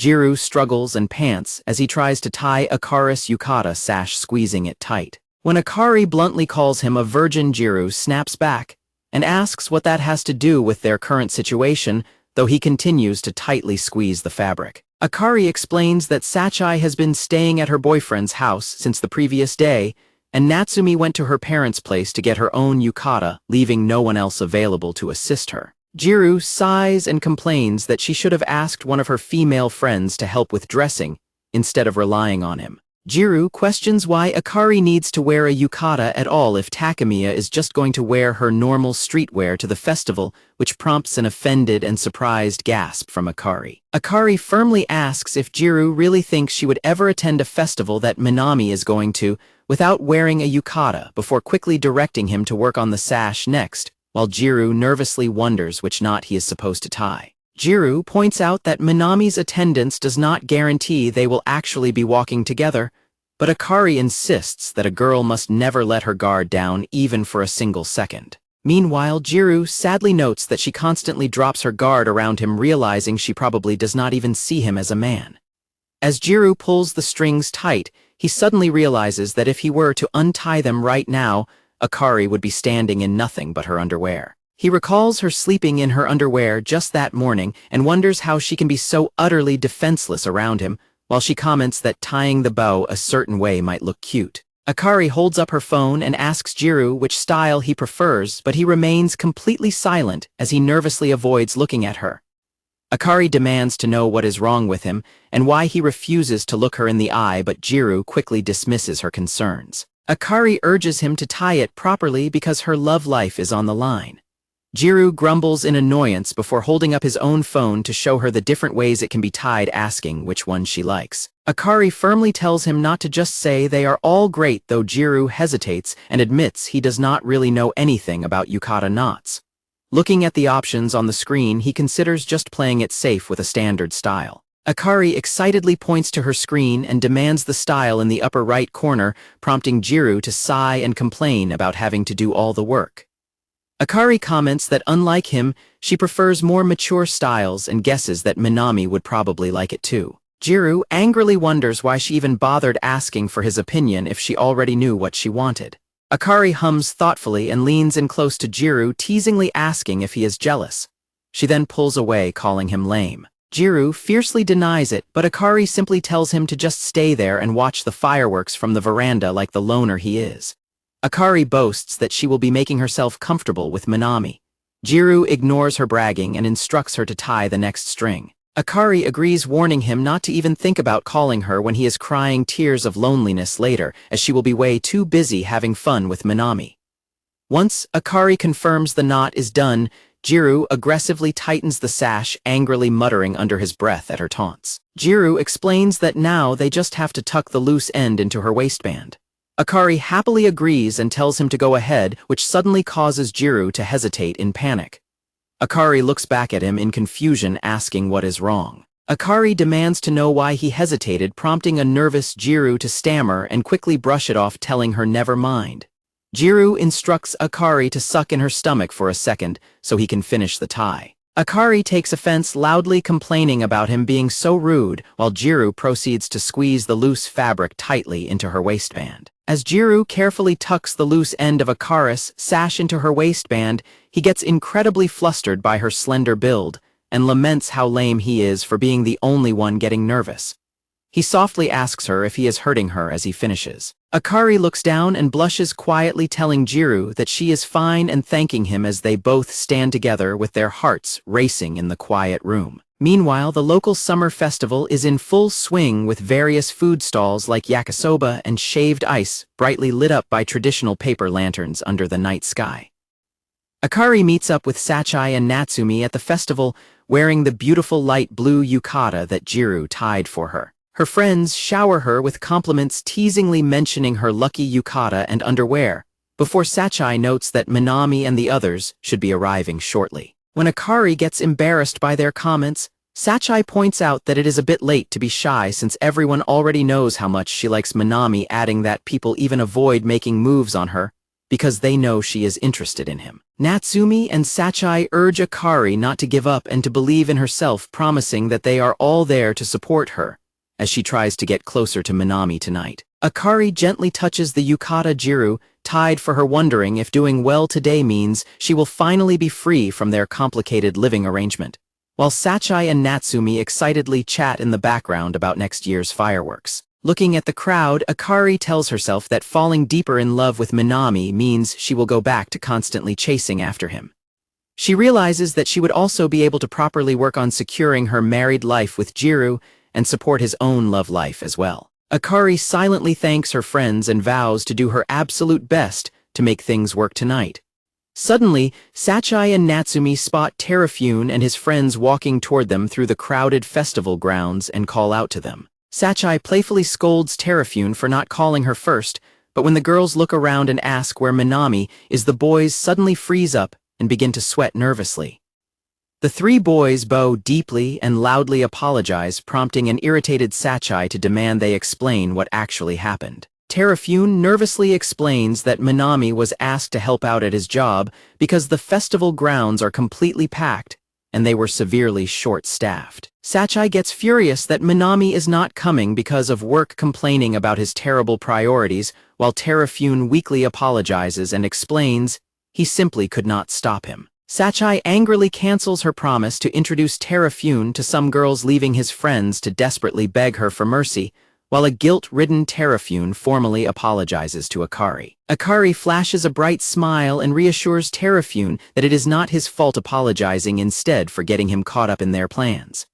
A blushing Terafune then offers to buy her some food or walk around the stalls together to make up for it. Sachai quickly pushes Terafune away and orders him and his friends to fetch some yakisoba takoyaki and candied apples for them, promising to introduce them to some girls if they deliver. As the boys run off bickering over the bill, Natsumi expresses surprise over Terafune's obvious feelings for Akari. Sachai promises to interrogate him if he acts strangely later, before turning to apologize to a quiet Akari for the ruined opportunity. Natsumi and Sachai bicker about whether yakisoba and takoyaki taste the same before deciding to search for some sweet mini cassella cakes. They head off to find the stall, leaving Akari to wait behind with a cheerful wave. Akari stands alone, watching Sachai and Natsumi bicker in the distance about how many choco banana stands are at the festival as they walk away. Akari recalls getting ready earlier in her room, remembering how she spent a long time doing her makeup and hair, because she knew Minami would be there, hoping this would be the moment when everything changed between them. Akari looks down, sadly wondering why she actually felt a sudden wave of relief when she found out that she and Minami would not be meeting up after all. As she thinks about Sachai, Natsumi, and Terafune all working so hard to help her, she is torn by her long-standing feelings for Minami. She reflects on how chasing after Minami while simply acting as Gyaru's wife at home still scares her, knowing she is not truly standing next to either of them. Akari gently touches her waistband, fearing that she will never be able to go back once she finally makes a choice. Meanwhile, Terrafune fails to scoop a goldfish at a nearby stand while his friends tease him about his terrible skills. While waiting, Akari suddenly hears some nearby girls gossiping about an incredibly handsome boy walking with his beautiful girlfriend, wondering if they are famous celebrities. Akari looks up in complete shock as she spots Minami walking through the festival grounds despite telling everyone he had to work. She is stunned to see Shiori walking closely by Minami's side, happily chatting and pointing at the festival stalls. A group of goldfish swims peacefully in the water at a nearby game stall as the crowd moves around them. Akari stands completely frozen, staring blankly ahead as she struggles to process the painful sight of Minami and Shiori together. Minami and Shiori continue walking through the massive crowded festival grounds, completely unaware of Akari watching them from a distance. At the game stall, Terrafune's paper scooper completely tears as Akari sadly tells herself that she can never have what she wishes for despite trying so hard. Akari's eyes widen with unshed tears as she struggles to hold back her emotions at the heartbreaking sight. Akari continues to watch in silence as Minami and Shiori walk side by side through the festival, realizing she does not want to see them together. Sachai and Natsumi excitedly return with a fresh batch of baby cassella cakes, but Sachai immediately notices that Akari looks incredibly pale and asks her what is wrong. Akari quietly apologizes and admits she feels a bit unwell, explaining to a concerned Sachai that she is probably just not used to having her yukata tied so tightly in the crowded festival. Sachai advises Akari that it would be best for her to head home for the night, while Natsumi comforts her by pointing out that Minami did not even show up anyway, promising they will try again at the next fireworks festival. Akari weakly thanks her friends and bids them goodbye as she turns and begins walking away from the busy festival grounds. Meanwhile, Shiori walks through a quieter neighborhood street at night, sighing about how incredibly crowded the festival area was as the faint sounds of laughter fade into the distance. Minami walks beside Shiori and apologizes for picking such a crowded path, but Shiori reassures him that cutting through the park is the fastest way to get their groceries, happily insisting that she will handle carrying the heavy items tomorrow. Shiori smiles warmly at Minami and tells him that she wants him to rely on her more since they are officially married in the school practical, urging him to give it their all until graduation. Minami blushes and quietly thanks Shiori, calling her a lifesaver, before waving goodbye to her as they part ways for the night. After he leaves, Shiori stands alone under the starry sky, blushing deeply as she looks up. Staring at the beautiful night sky, Shiori wonders to herself if Gyaru ever attends festive events like this. Back at his apartment, a sneezing Gyaru rests his head on the table and groans, wondering if he caught a cold from getting out of his hot shower too quickly. Gyaru's mind wanders back to Akari's teasing words about how she would be making herself real comfortable with Minami at the festival. Gyaru stares blankly ahead and sighs, imagining Akari getting close to Minami and agonizing over what she meant by being comfortable together, picturing them kissing. Gyaru's imagination continues to run wild as he visualizes Akari and Minami holding hands, embracing on the couch and sharing intimate moments in a bedroom. Gyaru grows deeply troubled, questioning what he will become to Akari once their school marriage practice ends, and they are forced to change pairings, wondering if he will simply be a classmate or a friend. Gyaru looks out the window in despair, realizing that, despite spending every single day together, every trace of their relationship might be completely erased the moment they are no longer married, even though he was her first partner in so many ways. Gyaru suddenly clutches his head in panic, screaming at himself for having such absurd thoughts.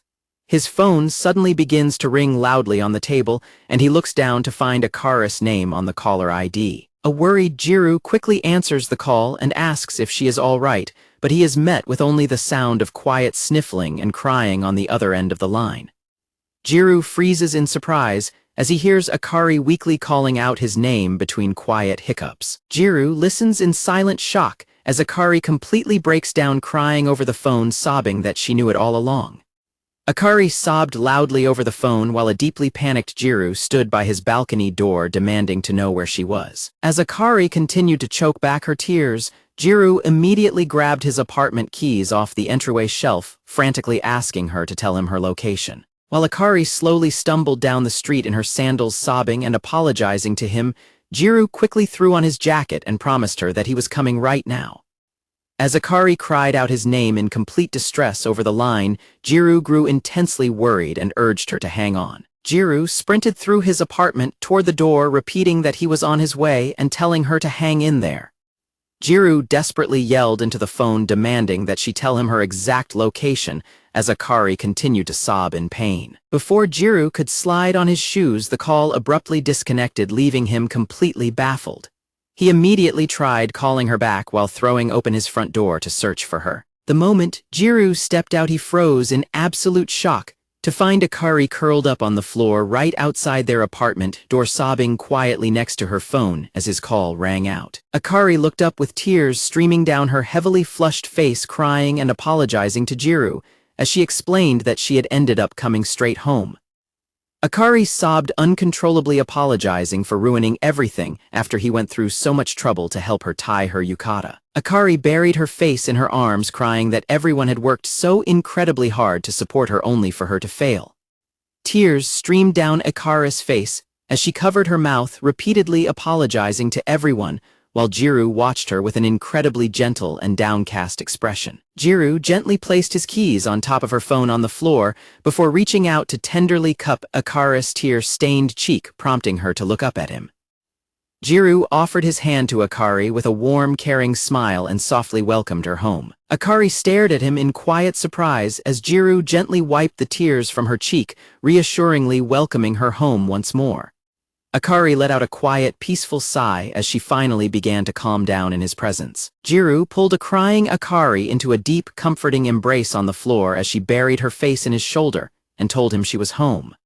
Their shoes sat quietly side by side in the entryway of their apartment, signaling that they were both safe inside together. Gyaru and Akari stood side by side on their apartment balcony, peacefully watching the vibrant fireworks burst across the night sky. Akari smiled softly and mentioned that Sachai and Natsumi had loved her yukata, while a blushing Gyaru gently pointed out that her sash might be too tight and suggested she finally take it off since she was safely back home. Akari gets completely grossed out by Gyaru's suggestion to remove her clothing and playfully accuses him of sexual harassment, prompting a blushing Gyaru to panic and yell that he did not mean it that way at all. Akari smiles beautifully and asks Gyaru if he likes how she looks in her yukata, teasing him about how his wife looks now that he has personally dressed her. Gyaru turns his back to hide his intense embarrassment, grumbling that he still prefers her with a ribbon instead, while a grinning Akari holds his sleeve and teases him for being obviously jealous. When Gyaru quietly admits that he does not know, his words catch Akari completely off guard, causing her heart to beat wildly as she stares at him in surprise.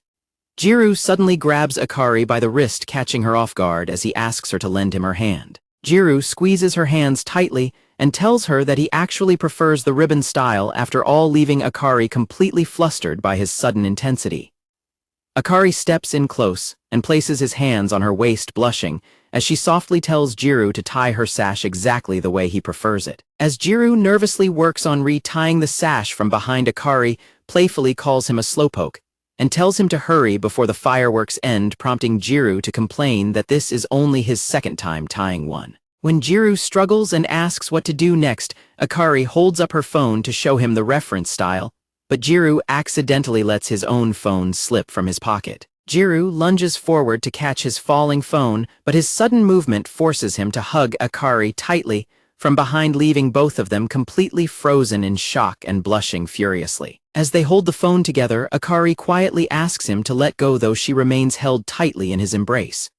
With the fireworks exploding in the background, Akari softly asks Gyaru to call her by her first name, admitting that hearing it right now might finally revive her spirits. Gyaru holds her close and softly whispers her name into her ear over and over, while Akari closes her eyes and leans into him, quietly pleading for him to say it more. They stand close together on the balcony as a heart-shaped firework explodes brilliantly across the night sky, their faces flushed bright red. They marvel at the beautiful show, with Gyaru pointing out that the upside-down peach-shaped firework is actually a heart, making Akari laugh happily as they stand close with their feet touching. Akari looks away with a soft, peaceful smile and sincerely thanks Gyaru for not asking her about what had happened earlier that day. As the heart-shaped fireworks continue to burst, Gyaru looks at his discarded keys and phone on the floor, and reflects on how hearing her cry and knowing she came back home to him filled him with relief. Gyaru wonders why he felt so relieved, telling himself that,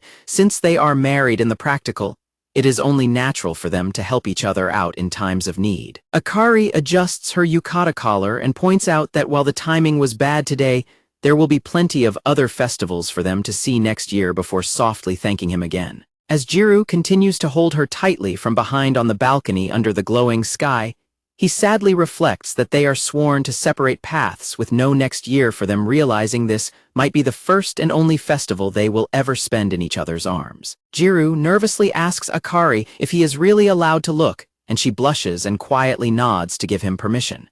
Gyaru counts down from 3 as they prepare to check their phone screen, revealing that they have placed 13th on the leaderboard with 79 points. Akari reacts with surprise and points out that they are incredibly close to their goal with only 3 ranks left to climb, while Gyaru groans in disappointment over landing in 13th place. They talk about how the couple in 5th place started dating last month, which makes it hard for them to compete without being able to switch partners, before Akari looks directly at Gyaru and welcomes him to another month together as her husband. Gyaru is caught completely off guard by her words and quietly agrees as he stares at her in silent shock. Later that evening, Gyaru relaxes in the hot bath but remains deeply distracted, thinking back to her calling him her husband and wondering what she meant by it. Gyaru reflects on how he never ended up asking Akari about what happened during her night out with Tenjin. He notes that she is already nonchalantly acting as if everything has returned to normal, leaving him as the only one still dwelling on the situation and wondering why she continues to chase after Tenjin after crying so much. Gyaru recalls that Akari even appeared annoyed while looking at the class placements just a moment ago, questioning if Tenjin is truly worth all of her distress. His train of thought is suddenly interrupted by the sound of rapid footsteps approaching before Akari frantically screams his name. Akari suddenly slams the sliding door open and bursts into the bathroom wearing her swimwear, panting in terror as she desperately cries out for help and screams that he came at her. Akari crouches down and covers her face in sheer panic, crying out that he came right there, while a startled Gyaru leans out of the bathtub and tries to calm her down, demanding to know who is there and what happened. Akari points toward the bathroom corner and reveals that the terrifying culprit is actually just a spider, leaving a thoroughly soaked Gyaru to stare down at her in silent disbelief, as a single droplet of water drips into the tub. Gyaru stands in the tub looking at Akari but suddenly ducks back down into the bath water with a loud splash. Gyaru angrily tells Akari not to come into the bath over a petty spider when he is completely naked, prompting an annoyed Akari to demand what he means by petty and insult his body instead. Akari begs Gyaru to hurry up and get the spider out because she cannot even go back to the living room, while Gyaru tells her to just close the door first. When Akari complains about him taking too long because her show is about to start, an irritated Gyaru yells back at her to shut up. Gyaru calls out to Akari and asks her to hand him his clothes from the shelf so that he can change inside the bathroom. Akari holds his bundle of clothes by the very tips of her fingers because his underwear is inside, which deeply annoys and embarrassed Gyaru as he loudly points out that they are freshly washed.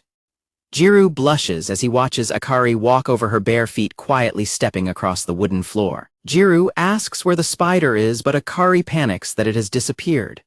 When he asks how big it was to calm her down, she admits it was tiny, leaving him worried about finding it now, though she insists that big or small, they are all terrifying. Gyaru looks at Akari as she clings tightly to his shoulder, quietly thinking to himself that she is actually quite cute when she is being so meek. Akari suddenly demands a snack and commands Gyaru to march forward to the kitchen, immediately shattering Gyaru's brief thought about her being meek. Sitting on the sofa, Gyaru mentions that the situation gives him a sense of déjà vu, even though they are not wearing pajamas this time, but he quickly dismisses it when Akari asks what he means. Akari explains that she decided to work on her nails since she has nothing else to do, adding that she will have to stay right there until the spider finally shows up and he catches it. Akari leans her head against Gyaru's shoulder and teasingly tells him that she is going to make her call now, which lands another direct blow to his flustered conscience. Akari continues to worry about the spider popping out of nowhere, while a deeply embarrassed Gyaru struggles to keep his eyes away from her chest. Gyaru notices that Akari is trembling beside him, her initial bravado completely replaced by genuine fear. Akari tightly squeezes Gyaru's leg as she blushes and trembles, clearly terrified by the thought of the spider. Akari looks up at Gyaru with teary eyes and shyly begs him to come with her, leaving a flustered Gyaru to wonder if she is actually being serious. Standing outside the closed toilet door, Gyaru confirms his presence when Akari nervously calls out to make sure he is still there. Gyaru sits on the floor in absolute agony, reflecting on how he never expected his role as a pretend husband to involve escorting a Gyaru to the toilet, desperately wishing she would hurry up before his imagination completely overwhelms him. Akari softly thanks Gyaru as she peeks out of the door, and Gyaru tells her he is heading back to the living room but reminds her to call if the spider appears. As Gyaru quickly scrambles away in embarrassment, Akari pouts and playfully asks if he is some kind of kindergartner. Once Gyaru leaves, Akari slides down against the wall and collapses onto the floor, curling her legs up as she sits in the hallway. Akari buries her face in her hands, her face flushed bright red with intense embarrassment as she cries out to herself that she wants to die. Curled up in a ball on the floor, Akari laments how incredibly embarrassing it was to ask him to accompany her, wishing she could simply disappear. However, she reasons that since she is absolutely terrified and Gyaru already knows about her fear, she knew he would not have the heart to refuse her. Akari quietly thinks to herself that maybe it really is better being with Gyaru, realizing there is absolutely no way she could have ever asked Minami to do this kind of thing for her. Akari silently begs the spider not to come out until Gyaru returns. Her heart races when she hears the door click open, looking up in relief as Gyaru steps back inside the hallway. Gyaru reaches out his hand to Akari to help her up off the floor. Gyaru tells Akari that they are going back to the living room as she looks up at him with wide, quiet eyes. Akari takes his hand and softly thanks him, but she immediately pauses and suspiciously asks if he washed his hands, first prompting a flustered Gyaru to yell back that he literally just washed them. Sitting together on the sofa, Gyaru eats ice cream while watching Akari work on her nails, bemused by how she is already happily humming, despite being absolutely terrified just a moment ago. Gyaru points out that he cannot smell the nail polish she is using, prompting Akari to explain that it is gel nail polish which hardens under a special light. She adds that she wants to learn to do it herself to save money since salons are expensive, leaving Gyaru to realize all over again that he is living with a Gyaru. Akari asks for some of Gyaru's ice cream, but when he offers to get her another cup from the fridge, she insists she is too scared of the spider to move and cannot use her wet hands anyway. Seeing Gyaru hesitate, Akari teasingly asks if he is worried about an indirect kiss like a third grader, causing a deeply embarrassed Gyaru to blush furiously. Akari leans in close against Gyaru's shoulder and impatiently demands that he hurry up. Akari opens her mouth wide and asks Gyaru to feed her some of the ice cream. Gyaru screams internally at his rising hormones to calm down, desperately trying to keep his composure in the highly charged situation. Gyaru feeds a spoonful of ice cream to Akari, who happily accepts it with a satisfied smile. As Akari happily giggles to herself, Gyaru looks away in embarrassment and dryly points out that she used to claim she preferred chocolate ice cream. Akari laughs brightly and wonders if living together has made them more alike, prompting a puzzled Gyaru to ask why she is acting so unusual today and if something good happened to her. Gyaru silently notes that she is pampering him much more than usual, but decides to keep quiet. Akari then asks what would have happened if they had met somewhere else, but when Gyaru bluntly replies that they never would have spoken to each other, pouting, Akari calls him a meanie. Akari confesses that she wishes they had met before the marriage practicals started, laughing off his bluntness. Gyaru reasons that they have nothing in common and likely wouldn't have gotten close anyway, but Akari points out that the fifth-place couple is actually dating and suddenly asks Gyaru if he wants to try going out. Gyaru freezes in complete and absolute shock upon hearing her sudden proposal. Akari quietly gazes back at him with a gentle and warm smile. Akari suddenly laughs and reveals that she was just kidding, happily showing off her finished nails. A stunned Gyaru remains completely silent before picking up the remote control and asking to change the channel because the current show is boring. Gyaru finds himself completely lost in thought, questioning what on earth he was just thinking. Gyaru tells himself there is no way Akari could have been serious about her proposal, while Akari happily points at the TV screen as her favorite game show begins. Gyaru quietly wonders what he actually would have said to her if she had been serious. Akari continues to contemplate what would have happened if she had met Gyaru as her husband before ever knowing his love, while the small spider quietly crawls onto the wall right behind a completely oblivious Gyaru. Akari suddenly spots the spider and screams in terror, frantically grabbing onto Gyaru's arm in a panic while he jumps in surprise and insists that the bug is incredibly tiny. Akari desperately begs Gyaru to do something as she clings onto him in terror, accidentally choking him in her panic, while he struggles to breathe and begs her to wait. Gyaru frantically begs Akari to get off of him as her close physical contact completely flusters him, but she continues to squeeze him tightly from behind and demands to know why he is taking so long. Gyaru insists that he is trying to go deal with the spider, yelling at her to let him go so he can actually move. Gyaru hands Akari a can of bug spray and suggests she use it if the spider crawls out again, but Akari firmly refuses, complaining that she would still have to clean up the bug afterward and does not want to touch it. Gyaru dryly asks what she plans to do if her next partner in the marriage practical is also afraid of bugs.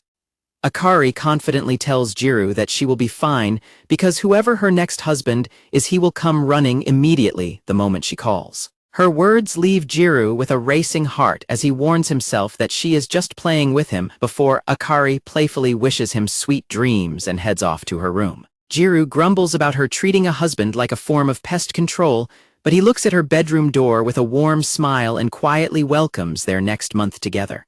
The apartment falls quiet as the doors are closed and the two settle in for the night. While Gyaru sleeps soundly and drools in his bed, Akari lies wide awake in hers, staring quietly into the dark room. A hand quietly reaches out and slides open the bedroom door in the middle of the night. Akari finally drifts off to sleep, resting peacefully under her blanket. Shiori stands quietly inside her apartment, looking out of the window with a lonely expression as the morning sun rises over the city. Minami walks into the room carrying glasses of water and gently asks Shiori what is troubling her, noting that she seems incredibly worried and offering to listen if there is any way he can help. Shiori asks Minami if he remembers her telling him about a friend who has a crush on a guy, mentioning she wants to talk about her again as she sets down her glass. Shiori nervously reveals that the friend and the guy ended up kissing by accident, adding that they are not even dating. Shiori explains that her friend is terrified the guy might hate her now, and does not know how to look him in the eye, reflecting on how her head is completely filled with the memory of the kiss they did. Minami is so shocked by the news that he accidentally pours his tea down his front, causing Shiori to panic and point out his spilled drink. Minami apologizes for being distracted and assures Shiori that the sofa is fine as she hands him a towel to clean up. Shiori thinks to herself that Minami acts like a prankster sometimes, while reflecting on how scary it is to want someone so intensely. Minami points out that sharing one's feelings is easy to say, but the reason she cannot do it is because she wants him to feel the exact same way. Minami advises that the friend should take a chance if she thinks there is hope, warning that it would be a waste to wait too long and miss her opportunity like he did. Shiori quickly apologizes and panics, claiming she did not mean to give him the wrong idea. Minami reassures her with a warm smile, explaining he only wanted to give her friend a hand so she would not live with any regrets. Shiori quietly thanks him as she looks down. Minami playfully suggests the friend should tell the guy she did not dislike the kiss, which Shiori rejects as impossible, before Minami encourages her to tell her friend to have more confidence. On her phone screen, Mei advises Shiori to wear an off-shoulder top, because Gyaru would love it, telling her she needs to be more confident in herself. In the classroom, Mei goes over clothing options on a phone with Shiori, urging her to pick based on what she likes, since she is the one who will be wearing it. Mei gently touches Shiori's cheek, reminding her that she is the one who will be looking at it. Mei blushes and asks Shiori to choose what she prefers, promising to wear it the next time they go to the movies. Shiori giggles and tells Mei that she finally understands how her fans feel, because her heart skipped a beat, jokingly adding she would be happy forever if they were dating. Mei points out that there are still some people who would not be happy going out with her.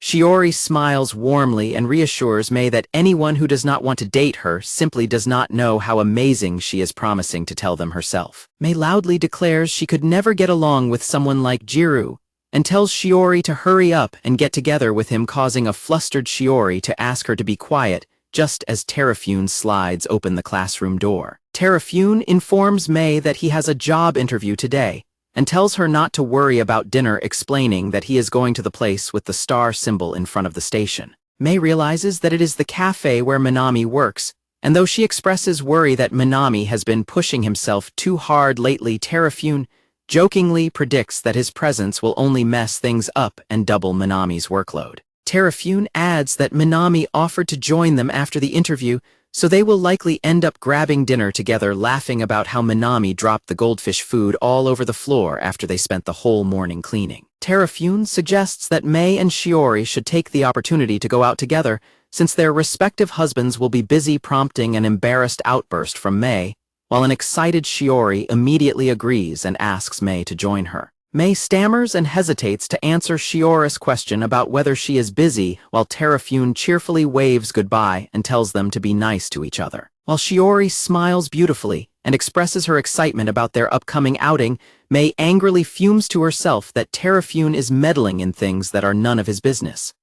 Mei rests her chin on her hand and blushes, quietly wondering where they should actually go for their hangout. Meanwhile, Terafune texts Minami to ask if he wants to grab a bite after his interview, using a dramatic begging emoji, and noting that Mei has already given him the okay. Terafune pumps his fist in excitement upon receiving a Roger reply, eagerly telling himself that this is a great chance to pay off some of the favors he owes his wife. Over a grill of sizzling meat at a restaurant, the cafe manager, Keiichiro Kamo, loudly explains that Minami is working his heart out because he wants to move away from home after graduation. As Minami and Terafune eat their dinner, Keiichiro gets incredibly emotional and cries over Minami's hard work, though he accidentally calls Terafune by the wrong name. A heavily drinking Keiichiro tearfully declares that he wants to help Minami as a fellow man and hopes Minami finds great happiness, while Minami calmly tells his boss that he has had too much to drink and has already heard this story before. Keiichiro laments that having good genetics must be tough, leading Terafune to point out that Keiichiro is turning his own little brother into a rival,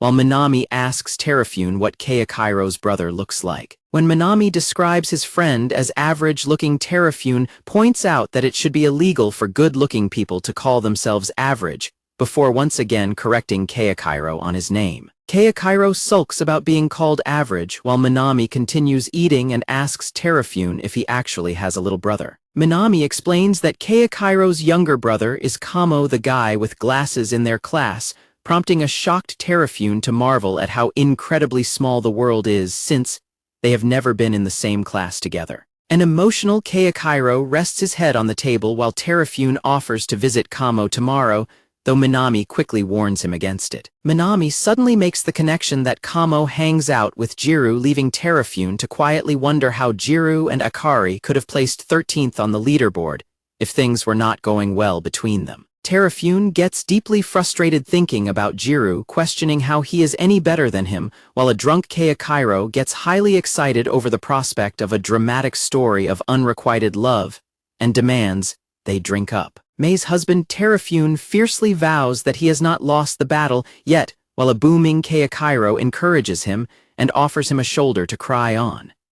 The evening falls quiet over the bright storefront of the family restaurant Josephine as the busy day comes to a close. Inside the restaurant, Kamo lets out a loud sneeze, prompting Gyaru to ask if someone is talking about them, though Kamo shrugs it off as definitely trash talk. Gyaru asks Kamo if things are going well with his school wife, but Kamo sighs and complains that his wife suddenly decided to eat out, guessing she is probably trash-talking him for being creepy.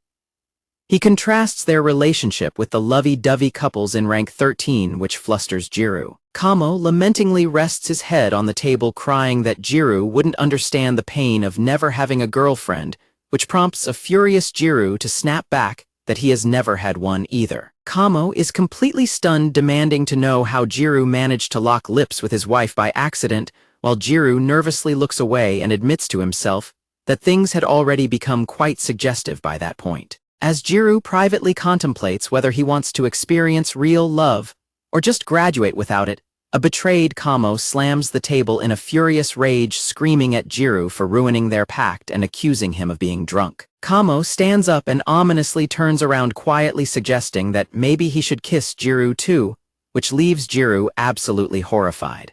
An unhinged Kamo lunges across the table and grabs Gyaru by the head, shouting that he is going to steal that kiss back to repay the debt, while a terrified Gyaru desperately struggles to protect his hair. Gyaru freezes in absolute shock as he looks out the restaurant window and spots Shiori standing outside watching their bizarre struggle. Shiori quietly turns and walks away, prompting a panicked Gyaru to frantically tell Kamo to let go of him immediately. Gyaru grabs his bag and bolts out of the restaurant, leaving Kamo shouting in confusion about where he is going and warning him that he only has enough money to pay for his own meal. Gyaru runs after Shiori and calls her name, causing her to stop and turn around in surprise. Panting, Gyaru desperately catches his breath in front of Shiori, who asks in surprise what he is doing there, while Gyaru quickly tries to explain that the situation inside was just a misunderstanding. Gyaru frantically begs Shiori not to misunderstand, stammering that it was just an accident, which causes Shiori to recall the memory of him and Akari kissing before she sadly tells him that she understands. Shiori smiles warmly and reassures Gyaru that it is completely fine, explaining she thought Kamo was about to blow a fuse, leaving Gyaru to sigh in immense relief. Gyaru asks Shiori if she couldn't tell that the guy he was with at the restaurant was Kamo, but Shiori is completely surprised to hear that Gyaru was even at that restaurant, leaving both of them in stunned silence. Both of them turn bright red as Shiori apologizes for thinking they were talking about something else, while a thoroughly embarrassed Gyaru covers his face and begs her to completely forget everything he just said. Gyaru laughs nervously as sweat drips down his face, prompting Shiori to take out her patterned handkerchief to help him dry off. Shiori gently presses her handkerchief to Gyaru's face, asking if he ran all the way to catch up with her since he is completely drenched in sweat. Gyaru's heart beats wildly as Shiori smiles warmly at him, and he softly thanks her while happily realizing that they are finally able to talk normally again. Gyaru asks Shiori if she is heading home from grocery shopping, and when she explains she passed by a store on her way back from dinner with Mei, Gyaru offers to help carry her heavy bag, catching her off guard. Gyaru nervously stammers that they live close to each other and he just wanted to help, but when he starts to backtrack, blushing, Shiori excitedly asks him if he is absolutely sure, leaving both of them flustered as Gyaru agrees. Shiori happily hands over her grocery bag, asking him to take it. As they walk side by side through the night with Gyaru carrying her grocery bag, he quietly considers how this is exactly what it would feel like if they were married, though he figures he is probably the only one thinking about such things. Gyaru continues to walk in silence, telling himself that he is likely the only one whose mind is occupied with those kinds of thoughts right now. Shiori smiles warmly and points out that walking home together like this almost makes them look like something else, catching Gyaru completely off guard. Shiori quickly laughs it off and says it is nothing, while a flustered Gyaru desperately presses her to finish what she was saying. Shiori quietly thanks Gyaru for helping her carry her bag, and then softly thanks him for what happened that day back in the nurse's office as well. Gyaru freezes in complete shock and turns bright red upon hearing her bring up the nurse's office. They both panic and bow deeply to apologize to each other, with Gyaru insisting she does not need to apologize, while Shiori frantically claims that it was actually all her fault. Shiori blushes intensely as she stammers that she was the one who asked him to teach her in the first place, nervously adding that their kiss actually taught her a lot about how it feels. Shiori looks at Gyaru with wide, shining eyes as Gyaru quietly confesses that he actually did not dislike their kiss, thanking her for saying so much despite his earlier insistence on remaining friends. Shiori looks at Gyaru with a deeply tender and emotional expression. Shiori slowly tilts her head up to look Gyaru in the eyes as they stand close together. The intimate moment is suddenly shattered when a passing cyclist loudly rings his bell, forcing them to quickly step apart in surprise. Shiori lets out a quiet murmur as they both stand there, their faces flushed bright red with embarrassment. Shiori laughs and comments on how the nights are starting to get quite warm before gently asking Gyaru if he wants to head back home together. Shiori laughs brightly, her peaceful and happy expression reflecting the deep bond they have since childhood. As they walk side by side down the quiet street, Gyaru reflects on how this is the third summer since Shiori returned, realizing that even though their relationship is changing, their core emotions remain completely unchanged. In class, the teacher reminds the students that even though summer vacation is starting, they must not go wild and should remain mindful of their practical points until the end of July. Gyaru reflects on his practical marriage with Akari going smoothly, but worries about keeping up their current exhausting pace through the second term as the end of the school term approaches. Gyaru sneaks a glance at Shiori and wonders what she plans to do during the summer break, assuming she will likely head back home in August. Out in the hallway, Kamo shows Gyaru a flyer advertising an overnight summer job at a beach resort cafe, confirming Gyaru's question about it. Kamo explains that his older brother works at the cafe hosting the summer event, and though it is far away and only lasts 3 days, Kamo confirms that he plans to work there. Kamo explains that he desperately needs money to enjoy summer's special events, adding that his brother assured him the job would be easy and they are looking for other temporary workers. Kamo asks Gyaru if he will join him, and when Gyaru asks where they are going, Kamo reminds him that he recently complained about being broke, leaving Gyaru utterly taken aback. Gyaru declines, arguing that an overnight customer service job is impossible for someone who struggles to communicate, while Kamo dramatically collapses and cries that he is just a background character who would never survive such a chaotic environment alone. When Gyaru asks why he even agreed to go, Kamo loudly declares that summer is the season of his favorite character, and he desperately needs money to fund his virtual swimsuit loot boxes, prompting an annoyed Gyaru to tell him to lower his voice. Suddenly, a hand taps Gyaru's shoulder and returns a flyer he dropped, and Gyaru turns around in surprise to find Shiori standing behind him. Shiori smiles sweetly as Gyaru thanks her for returning the paper, while Kamo looks on and Gyaru silently celebrates his good luck. Shiori hides the flyer behind her back and hesitantly brings up the resort job advertisement, catching Gyaru's attention. Shiori happily reveals that she and Mei actually applied for the same part-time job because she wanted to try working, prompting a highly excited Kamo to instantly declare that he is going too, since the summer course does not provide job experience. Shiori is delighted to hear that Kamo will be joining them, while Kamo aggressively grabs Gyaru's shoulder and vows that they will work to the bone together, ignoring Gyaru's protests. Shiori is left completely stunned and gasps as she realizes that Gyaru will be working there with them as well. Gyaru blushes deeply and nervously confirms that he will indeed be joining them for the job. Shiori happily cheers that she has more things to look forward to now and suggests they all do their best together, while Kamo puts his arm around Gyaru and calls it a win-win, leaving Gyaru clutching the flyer in silent anticipation of an overnight job with Shiori. Gyaru is suddenly overwhelmed by wild fantasies about his upcoming overnight job, with Shiori imagining her tending to a cut on his hand, asking to sleep beside him, because she is lonely, and confessing that her heart is beating too fast to sleep. These intense thoughts send a massive rush of adrenaline through him, leaving him completely flustered. Kamo tells Gyaru to make sure to apply for the lodging because it makes commuting easy and reminds him to get permission from his wife first. Kamo then teasingly imagines Akari being overly welcoming to Gyaru, but quickly pivots to joke that she will probably just use his absence as an opportunity to invite other guys over instead. Gyaru suddenly falls completely silent with a serious expression, which immediately causes Kamo to panic. Realizing his joke went too far, Kamo slaps Gyaru on the back and frantically apologizes, begging him to forget what he said, and claiming he only freaked him out because they have been maintaining such good grades. Gyaru looks away with a quiet, resolute expression and firmly states that Akari is simply not the kind of girl who would ever do something like that. Kamo silently concedes that Gyaru is right, but as they walk away, Kamo stretches and mutters to himself that he hopes this job will serve as the final push for Gyaru. When Gyaru turns to ask what he said, Kamo quickly brushes it off as merely talking to himself. Gyaru arrives back at the apartment and announces that he is home. As he takes off his shoes, he wonders to himself if Akari is out for the day, since she does not immediately respond. However, Akari suddenly walks over to the entryway and welcomes him back, leaving him surprised as he realizes she was actually there.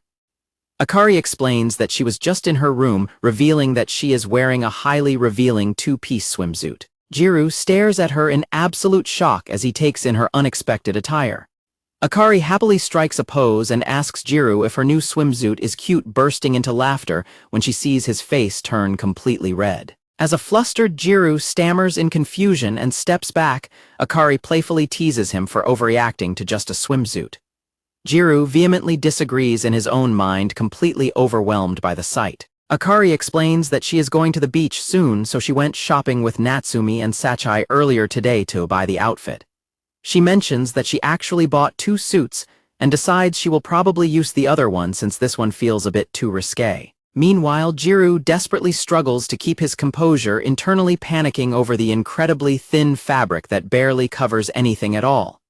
Akari suddenly steps right up to Gyaru and squishes his cheeks with both of her hands. Caught entirely off guard by the sudden physical contact, Gyaru freezes and blushes deeply as they stand closely together in sudden silence. Akari asks Gyaru if he thinks her swimsuit is a bit too much, while Gyaru internally panics at how little fabric there is. Akari playfully tugs on her strap to show him how cute it is, then smirks and teases him for looking too much, calling him lewd. Gyaru angrily yells at Akari for blaming him when she was the one who told him to look, while Akari laughs and puts on his jacket to protect herself from his dirty look. Gyaru asks Akari if she is going to the beach with her friends, and when she asks if he is worried about other guys, he admits he would be less reassured if she went dressed like that around other men. His protective comment catches Akari off guard, leaving her sitting in stunned silence. Gyaru quickly blushes and tries to play it off by claiming it is simply dangerous for girls to go to the beach alone, while Akari smiles happily and tells him not to worry because she is actually just going to work. Akari explains that she will be staying near the ocean for a summer job starting next Friday, pointing out that she would never actually wear her swimsuit for work. Gyaru realizes this is highly convenient since he also has to stay overnight for his own job, which he was just about to discuss with her. Akari reacts with shock to the news that Gyaru is going to work, admitting she cannot even imagine it, while Gyaru explains that Kamo simply refused to take no for an answer. Akari playfully jokes that having 2 useless people there won't change anything, which offends Gyaru. Gyaru adds that Shiori will also be there because she applied with Mei, which causes Akari to freeze and look up at him in sudden surprise. Akari laughs about his real motive, but admits she was hesitant about leaving him alone because he only eats instant noodles on his own. Gyaru explains that since she has been working hard alongside Tenjin lately, he felt it was time for him to start putting in some effort as well, leading Akari to quietly note that they will be apart for a while. Akari suddenly asks Gyaru if he will be lonely while they are apart, but she quickly backtracks and mutters that he will have Shiori with him, so he probably won't feel lonely at all, which flusters Gyaru. Akari crawls onto Gyaru's lap and demands that he say he will feel lonely, catching a blushing and startled Gyaru completely off guard. Akari looks down at Gyaru with a peeved expression, insisting that he say it since they are supposed to be husband and wife. Gyaru asks why she is so angry and begs her to get off him, but Akari stubbornly refuses, declaring she won't move until he says it. Gyaru tries to reason with her by pointing out that the job is only for 3 days, and they will be spending all of August at home together anyway. Akari continues to shake Gyaru, aggressively demanding that he hurry up and say he will be lonely, while a completely overwhelmed Gyaru desperately begs her to stop because he cannot handle the situation. Gyaru finally gives in, blushing deeply, as he softly whispers that he will be lonely without her. Akari happily hugs him tightly and tells him she is charging up her energy, leaving a red-faced Gyaru to sit there in stunned silence as she clings to him. Gyaru's hand brushes against the bare skin of her thigh, making him realize how dangerous the close physical contact is as he struggles to maintain control. Gyaru desperately tries to endure the embrace until Akari is fully charged, but he internally panics, realizing that his self-control is rapidly reaching its absolute limit. Suddenly, a loud electronic beep rings out from the sensor device on the wall, cutting through the silence of the room. Akari happily pulls away and cheerfully declares that she is all done, explaining that since they won't get any points for the next 3 days, they need to earn as many as they can right now, leaving Gyaru to weakly agree. Gyaru nervously asks Akari if she should finally change her clothes, but she pouts and asks if he hates her swimsuit. When he tries to deny it, she eagerly presses him to tell her if he like or hates it to help her decide which outfit to wear. Gyaru blushes and confesses that he is a guy after all, admitting that he actually doesn't hate the swimsuit, though his honest answer makes Akari look at him with a wide, quiet expression. Akari excitedly decides that she will go with the other swimsuit instead, while an embarrassed Gyaru tries to finish his sentence about wanting to go to the beach together. Akari happily declares that she will keep this swimsuit strictly for Gyaru's eyes, only teasing him that he would otherwise just stay inside and play video games all summer. She adds that they should both work hard at their respective part-time jobs while Gyaru reflects on how far away her beach destination is. Gyaru is left flustered by her words as they decide to fill out their job applications at the same time, with Akari asking him for the place's address from his flyer. They both place their respective flyers side by side on the table to check the address. Both Gyaru and Akari freeze in absolute shock as they look down at their papers. They stare at each other in disbelief as they realize they are both going to work at the exact same beach resort, with Gyaru foreseeing that their summer will surely be full of drama and storms. Upon arriving at the beach, Akari excitedly cups her hands around her mouth and yells toward the vast blue ocean while a startled Gyaru tells her to stop, because she will not hear an echo over the water. Akari runs ahead and apologizes to her friends for being late because Gyaru would not wake up, prompting Gyaru to defend himself. Meanwhile, Shiori watches them bicker and quietly resolves to give this trip her absolute all. Inside the changing room, Shiori blushes in her new resort uniform, worried that it is too cute and revealing. She expresses her embarrassment to Mei, who is trying on her own sporty outfit, but Mei warmly smiles and reassures Shiori that she looks genuinely cute and that the uniform suits her perfectly. The supervisor begins to brief the new workers on how they will be divided into either the dining hall or the kitchen, giving them until noon to make their decision. Kamo tells Gyaru how glad he is to have him around because the fancy shop makes him anxious, explaining how his brother bought him his outfit. Meanwhile, his brother sneezes in the kitchen behind them. Kamo confidently boasts that today's horoscope predicted he might land a one-night stand with a Gyaru if he wears a Manga bracelet, leaving a skeptical Gyaru to sweat drop at his bizarre horoscope choice. Gyaru sneaks a peek at Shiori as she cheerfully adjusts her uniform, silently reflecting on how this summer job is a rare opportunity for them to spend 2 nights together, even though they are not married. Gyaru looks down at his shoes and reminds himself that since Akari is giving her all with Tenjin, he needs to make some progress of his own during this trip. Shiori happily runs up and asks Gyaru if he prefers to work in the kitchen or the dining hall, prompting a flustered Gyaru to choose the kitchen, because he is not good at customer service. Shiori blushes and confesses that she was also hoping to work in the kitchen because she would feel much more relieved having someone she knows beside her, before shyly asking Gyaru if he wants to work in the kitchen with her. Shiori smiles warmly as she repeats her question, leaving a stunned Gyaru to stare at her in silent disbelief and ask if she is actually being serious. In the dining area, a senior employee shows Akari how to use the register, handing her a receipt while she eagerly thanks him. The employee kindly asks Akari if she thinks she can handle the task now, and she confidently nods to confirm she is ready. The employee praises Akari for learning so quickly and paying close attention, leaving her to blush slightly as she clutches her order notepad. The senior employee continues to guide Akari through customer service details at the counter while they stand close together in their own little world as she asks about menu toppings. Suddenly, Sachai and Natsumi pop up behind the counter, calling out to the employee and asking if he is listening to them. Sachai holds up a paper and mentions that Akari would really like something on it, causing the employee to frantically try to look. Sachai laughs and teases him for being so easy to read, prompting the annoyed employee to threaten to stop training them if they keep making fun of him. Sachai asks the employee how he would feel if Akari and Minami started dating, pointing out how painful it must be to like a girl who likes his best friend. The employee nervously dismisses it as impossible, jokingly mocking Sachai's intelligence when she claims it is her intuition. Sachai and Natsumi playfully threaten the employee, teasingly warning him that Natsumi will get incredibly scary if he refuses to answer them. In the kitchen, Mei and Shiori listen to the noisy commotion from the dining hall and note that they seem to be having fun. Shiori then apologizes to Mei for dragging her into the kitchen to work with her instead of the dining hall.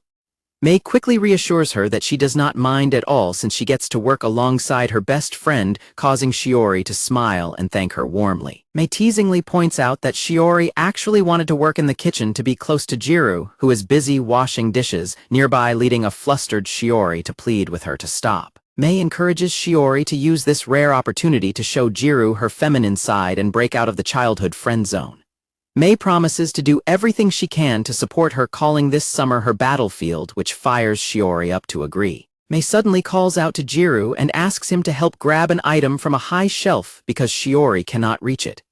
Gyaru turns around in surprise as Mei winks and leaves them alone while Shiori blushes in embarrassment. Shiori apologizes for the trouble and points to a bottle of syrup stretching on her tiptoes to reach it. Gyaru steps up to help, but his heart races as he gets a close view of her from behind. Gyaru quickly grabs the correct bottle and hands it to her while a smiling Mei watches their progress from the background. Mei praises Shiori to herself while Kamo walks into the kitchen carrying a bottle and calls out to Gyaru that he has brought some supplies. Suddenly, Kamo is yanked backward with a loud yell as someone grabs onto his shirt.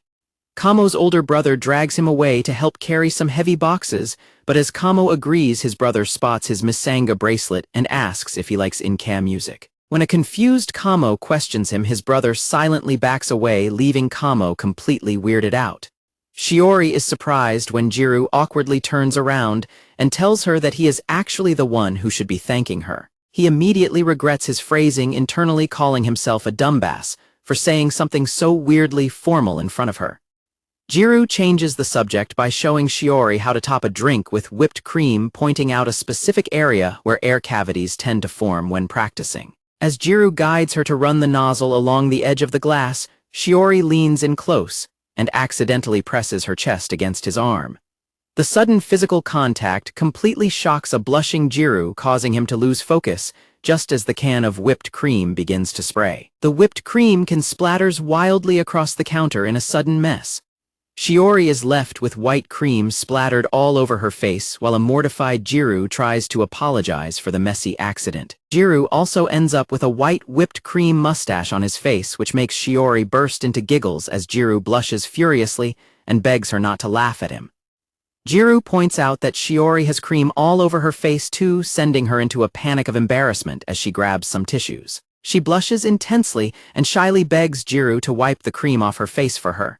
Gyaru gently wipes the cream off Shiori's face, warning her not to move so he can get all of it, while Shiori giggles and complains that it tickles. As his hands touch her face, Shiori quietly marvels at how warm Gyaru's hands feel, recalling Mei's advice about needing to break out of the childhood friend zone this summer. Gyaru informs Shiori that all the cream is finally wiped off, but she suddenly reaches out and squeezes his hand tightly, catching him completely off guard. Shiori gazes up at him with teary, emotional eyes and silently begs him to look at her more endearingly, leaving a startled Gyaru to stare back at her in silence. The intimate moment is suddenly shattered when Shiori spots Sachai and Natsumi blatantly staring at them over the kitchen partition, causing Shiori to freeze.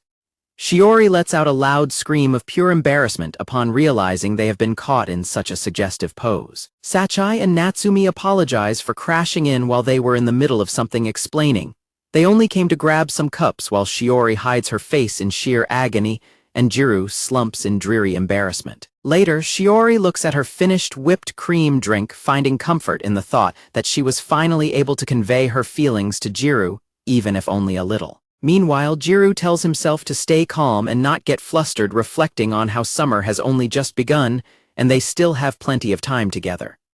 Gyaru looks determined, vowing to take things seriously from now on, so he can become closer to Shiori than anyone else. Shiori stands in quiet contemplation, realizing that her long-held role as Gyaru's childhood friend is a barrier she finally needs to overcome. Akari, Sachai, and Natsumi run onto the beach in their swimsuits, cheering excitedly about how beautiful the ocean is, and declaring that the long trip was completely worth it. While Gyaru blushes in the background, Kamo stands next to him adjusting his glasses, and happily declares that he is incredibly glad he pushed through yesterday's training. Kamo adjusts his glasses and praises the splendid view for healing his vision, while Sachai notes how amazing it is that they get to hang out with a bunch of popular extroverts. When Gyaru points out that they clearly look like they belong to a different group, Sachai silences him and declares they should simply be thankful to admire such high-level girls in swimsuits. Sachai comments that Akari's choice of a one-piece swimsuit is surprising since her outfits usually expose too much, but she admits that Akari looks cute in a different way, while Gyaru watches them in silent agreement. Gyaru blushes intensely as he remembers Akari privately telling him that she was going to make this outfit strictly for his eyes, only making his heart thump wildly. Gyaru quickly tries to calm himself down, reassuring himself that there is no way she was being serious, while Kamo stands beside him staring out at the beach. While Minami joins Sachai and Akari on the beach with a beach ball, Sachai suddenly spots Gyaru and Kamo, and Akari calls out to ask why they are not wearing their swimsuits.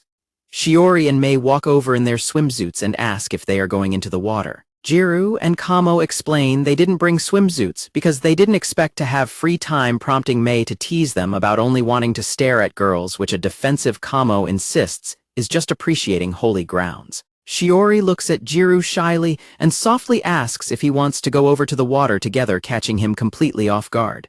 They walk down to the shoreline together as the gentle waves crash against the wet sand. Instead of swimming, they end up squatting on the sand to build a sandcastle with Shiori, and Mei marveling at how Kamo used his steady hands to build an incredibly thin section of the wall, leaving Gyaru to quietly sigh over not being alone with Shiori. As Mei leans forward to admire Kamo's surprising talent, her swimsuit top slips, slightly causing Kamo's eyes to wander immediately before Gyaru warns him to keep his eyes to himself. A sweating Kamo whispers to Gyaru that they normally only get to see girls in swimsuits this close in virtual reality, so they need to burn the image into their memories. Gyaru sneaks a glance at Shiori and internally agrees, reflecting on how her swimsuit exposes so much of her chest compared to her usual fully buttoned-up shirts. Gyaru gets completely lost in a heavenly daydream, but he quickly snaps back to reality when Shiori asks if he is okay, leaving him to sweat nervously and wonder if she caught him staring. Shiori happily suggests that they dig a tunnel through the sandcastle together, and Gyaru agrees to help her. Shiori is caught off guard when she overhears Sachai teasing Kamo's brother about how painful it must be to love a girl who has feelings for his best friend, asking what he would do if Akari and Minami started dating. Sachai dismisses his protests as simple intuition, leaving Shiori in deep, quiet thought. Shiori leans over to dig a little deeper into the sandcastle while Gyaru digs from the other side. Their fingers suddenly meet and touch inside the dark tunnel, sending a jolt of excitement through both of them as Shiori gasps. Shiori happily squeezes Gyaru's hand through the tunnel, calling out that she has finally found him. Shiori laughs and notes that playing in the sand is just like old times, while Gyaru looks back at her with a quiet, warm smile. From a distance, Kamo mutters in frustration about Gyaru fawning all over Shiori, while Akari looks on with an annoyed huff. Sachai holds up a piece of wet seaweed in the water, grossing out Mei, who tells her to stop picking up weird things. Akari suddenly runs up from behind splashing water and shouting that she is going to get Shiori. Shiori screams as Akari splashes her, catching the attention of Kamo and Tenjin nearby. Kamo calls out to Akari as she clings tightly to Sachai, admitting that the sudden splash spooked her, while Sachai checks if she is okay. Sachai warns Akari to be careful because the water suddenly gets deep, while Tenjin pulls a drenched and miserable Kamo out of the water after he swallowed too much salt. The group gathers in a circle to play a round of rock, paper, scissors to decide something. It is decided that Akari and Gyaru will go together, prompting Akari to complain that it is boring because she is always with him, while a dejected Gyaru apologizes for simply being himself. While the guys discuss ordering food, Sachai and Mei tease Gyaru and Akari for acting like a married couple who can finish each other's sentences, leaving Shiori to watch them in silent dejection. Gyaru and Akari arrive at the food stalls and notice that a large crowd of male-female couples has lined up ahead of them. Gyaru complains about feeling nauseous around so many couples, prompting Akari to sigh and tell him that he always overreacts to these situations. Akari spots a sign offering a couple discount and excitedly suggests they take advantage of it, while a panicked Gyaru tries to reason with her. Akari leans in close with a playful smile and points out that married couples must surely be included in the discount. Akari giggles and teases Gyaru for blushing before stepping up to the counter to place their order as the vendor calls for the next customer. The vendor informs them that couples get large portions for free, prompting a delighted Akari to ask if he can make all three of their food orders large. The vendor compliments Akari's cuteness and tells Gyaru that he is incredibly lucky to have her as his girlfriend, leaving a deeply embarrassed Gyaru to laugh nervously. The vendor hands over their order number 13, which leaves both Gyaru and Akari to stare at it in silent disbelief. Akari complains about Gyaru's forced smile and tells him to act like a real boyfriend, suggesting he should have wrapped his arm around her. She adds that Tenjin definitely would have done so, leaving a thoroughly dejected Gyaru in silent shock. Gyaru sighs and tells Akari that he could never casually say something like that because his stats are not high enough in that area. Just as their order number 13 is called, Gyaru tells her he will be right back and walks over to the counter, leaving Akari to stare after him in silence. Akari pouts in frustration, muttering to herself about what is wrong with Gyaru and how much he pisses her off, while a couple of guys nearby watch her. One of the guys approaches Akari and asks if she is alone, while Gyaru walks back with their food and looks around trying to find where she went. Gyaru squintingly spots Akari from a distance, standing with the two guys, realizing they seem to be talking but struggling to see clearly due to his nearsightedness.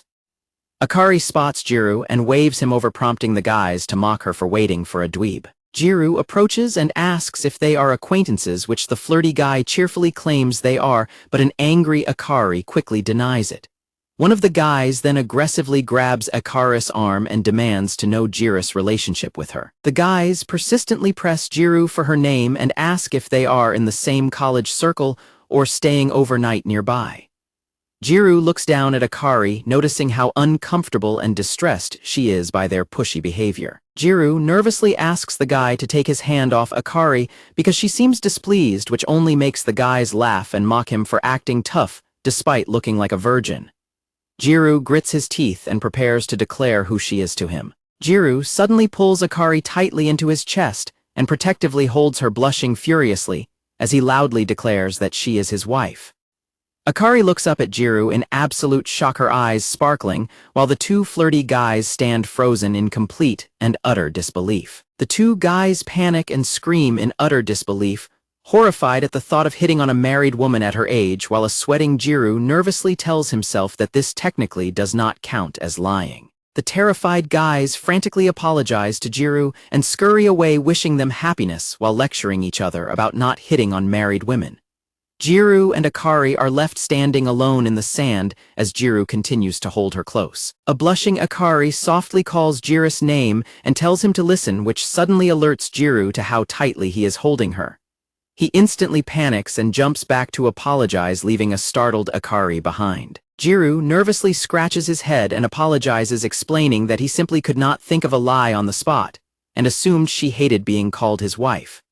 When he stammers that calling her his girlfriend would have been more appropriate, Akari's expression suddenly turns cold and irritated. Akari angrily screams at Gyaru that he seriously pisses her off, while a thoroughly confused Gyaru frantically tries to explain that is exactly why he is apologizing to her. Akari furiously yells out to him, demanding to know whoever said that she hated being called his wife. Akari turns her face away and blushes deeply, muttering that she was not the one who said she hated it, and telling him not to go around assuming things on his own. Akari looks down and shyly confesses that what he did was actually kind of cool, but complains that he immediately went and ruined the mood like an idiot. Gyaru's heart pounds wildly as she mutters that he will never be able to get a girlfriend in his life. Akari gently grabs the front of Gyaru's shirt and tells him to stop apologizing for every little thing, admitting that it belittles her because her own heart actually fluttered when he said those words to protect her. Akari pulls on his shirt and tells him that, for the sake of the practical, he should use her more, urging him to show her how manly he can be even if it is just for practice. Akari suddenly pushes Gyaru forward and tells him to head back to where everyone else is if he understands, while a flustered Gyaru begs her to stop shoving him because he is carrying all their food. Akari yells at Gyaru that it will be entirely his fault if they get teased for being late, but Gyaru quickly argues that it is not his fault. He continues to reflect on how he held her and called her his wife, while she impatiently tells him to walk faster, and he grumpily agrees. Akari places her hands on Gyaru's back as she follows him, nervously thinking to herself that this situation is getting out of hand. While soaking in the bath, Akari splashes water on her face and blushes intensely, completely overwhelmed by her racing thoughts, and realizing she cannot handle her feelings. While relaxing in the hot bath together, Akari sighs happily and calls it paradise, prompting Sachai to laugh and tell her she sounds like an old man. Natsumi wishes it were an open-air bath, but Sachai reminds her not to be greedy since they are just part-timers. The girls enjoy their luxurious accommodations, noting that the cottage is incredibly nice, and that having the bath in a separate building makes the trip feel nostalgic, like a school trip. In the changing area, Shiori asks Mei if her sunburn is doing okay, and Mei confirms it is fine because she used tanning oil. Mei inspects her stomach and notes that a single day is not enough to get an even tan, but she suddenly notices something. Shiori happily points out that the tan line on Mei's hip has completely disappeared. Shiori's close attention and pointing make Mei blush, furiously leaving her to stammer in sudden embarrassment while her heart thumps. Mei quickly tries to deflect by asking Shiori if her skin is also burnt, and Shiori agrees that it is despite using sunblock. Mei then urges her to hurry up and get into the bath. Shiori and Mei open the bath door and enter with Shiori marveling at how huge the bath is, while the other girls are already soaking and chatting inside.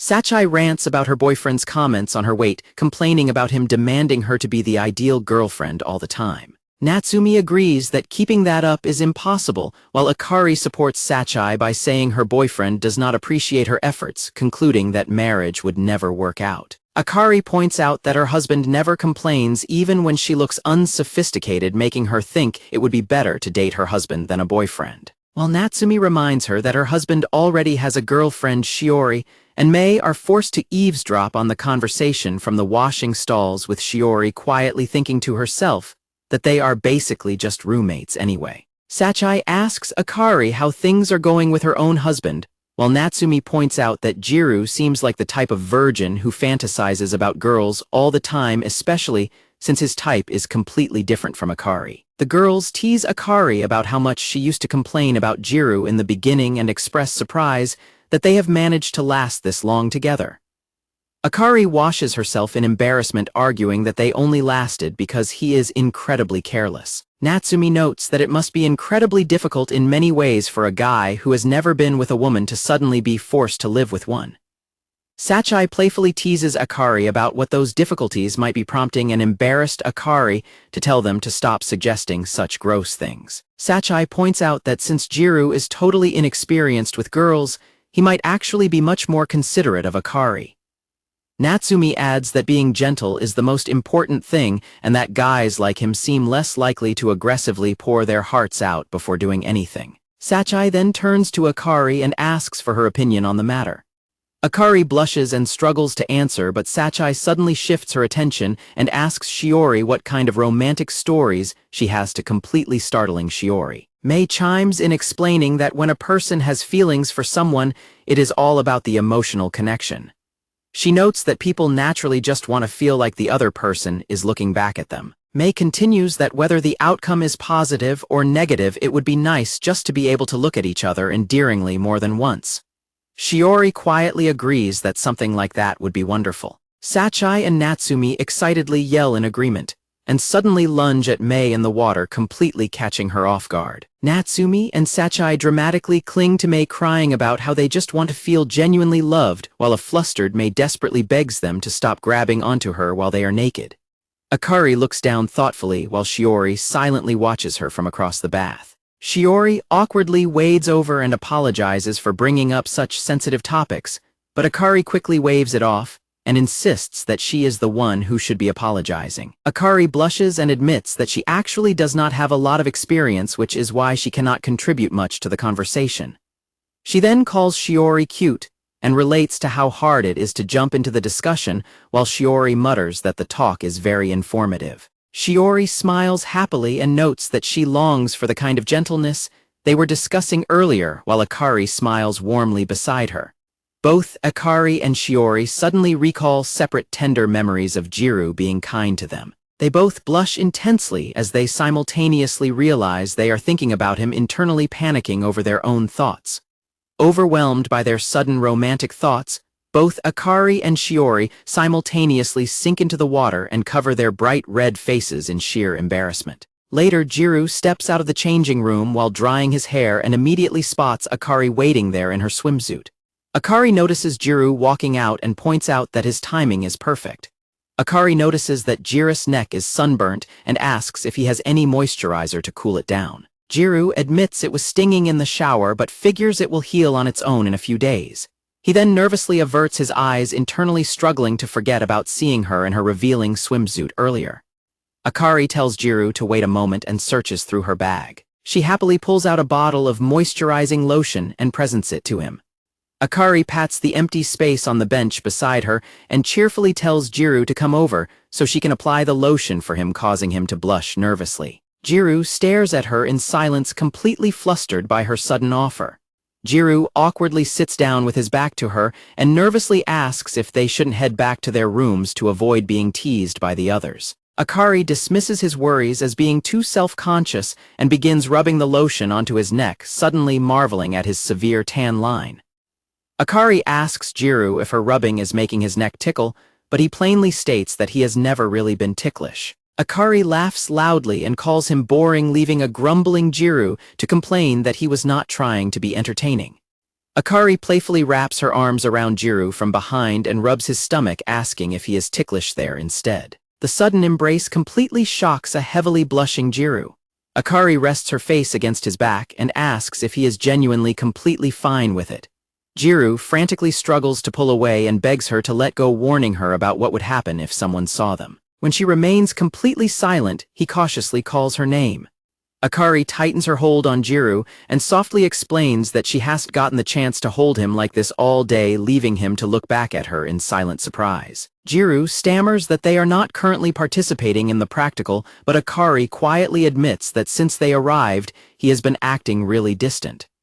She confesses that the separation is giving her a strange, unsettling feeling. Akari gently nuzzles her face against his back and softly begs him to just act like he normally does. Suddenly, the sliding door opens as Sachai calls out for Akari, causing both Gyaru and Akari to completely jump in a sheer panic at the sudden intrusion. Sachai asks if she interrupted them, but Akari smoothly covers it up by claiming that Gyaru promised to treat her to some juice. She cheerfully announces she will have apple juice, while a sweating Gyaru mentally questions when he agreed to treat her. Sachai then happily chimes in and requests a Coke for herself. Gyaru walks over to the vending machine while Sachai points something out to Akari. Gyaru confirms Sachai's order for a Coke, but when he turns to ask Akari what she wanted, he accidentally almost calls her by her first name before quickly correcting himself to Watanabe, instantly realizing his slip-up. Akari stares at him with an intensely cold and furious glare, sharply reminding him that she wanted apple juice, leaving a terrified Gyaru to weakly agree. Gyaru passes the cold can to Akari, and she curtly thanks him while he awkwardly stammers in response as their hands briefly brush against each other.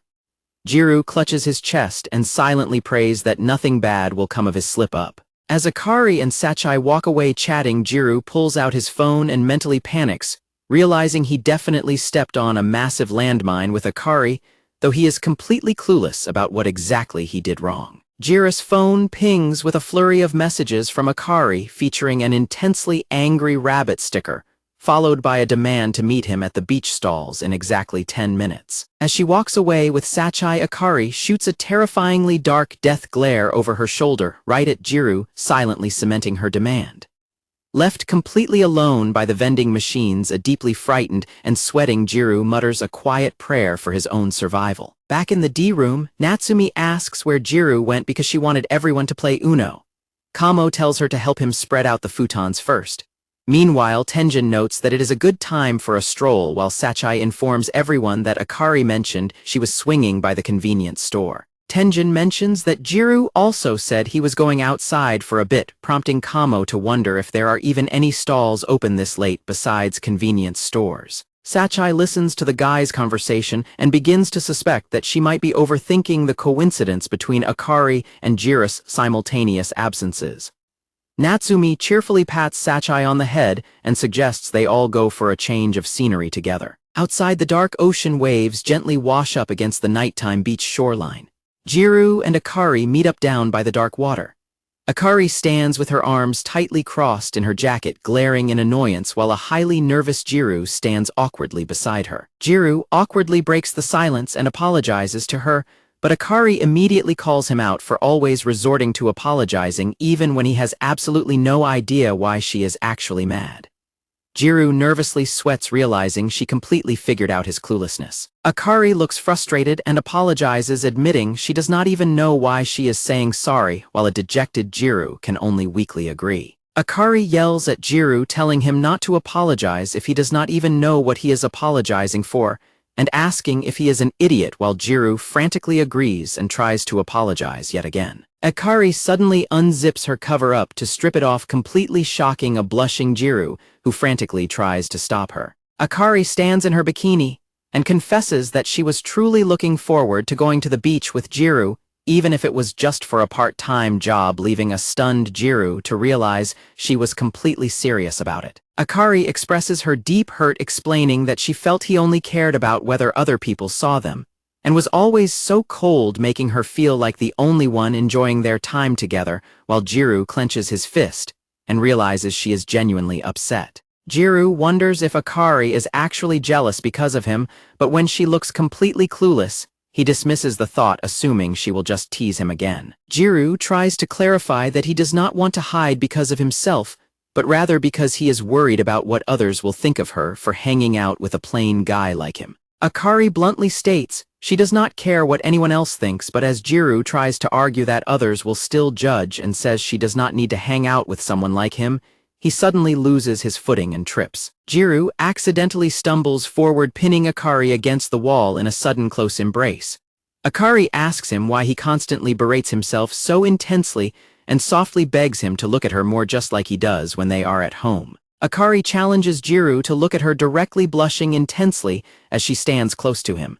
Gyaru is left completely frozen, his eyes wide with shock and embarrassment as he stares at her. Akari aggressively rubs Gyaru's head, calling him a dummy and loudly demanding that he look at her since he already stares at her chest all the time at home anyway. Akari accuses him of trying to act cool just because they are outside, while Gyaru panics internally from the intense physical pressure of her close contact. Gyaru frantically begs Akari to calm down and let go so they can talk normally, pointing out that whatever she is trying to communicate is not getting across. Akari turns away and sadly confesses that she hates how they stop being a married couple whenever they are not home, pointing out how he calls her by her last name, acts standoffish, and talks to other girls. Akari explains that it feels like Gyaru stops being her husband and becomes a stranger, leaving her terrified that they won't even be a married couple anymore once they return home.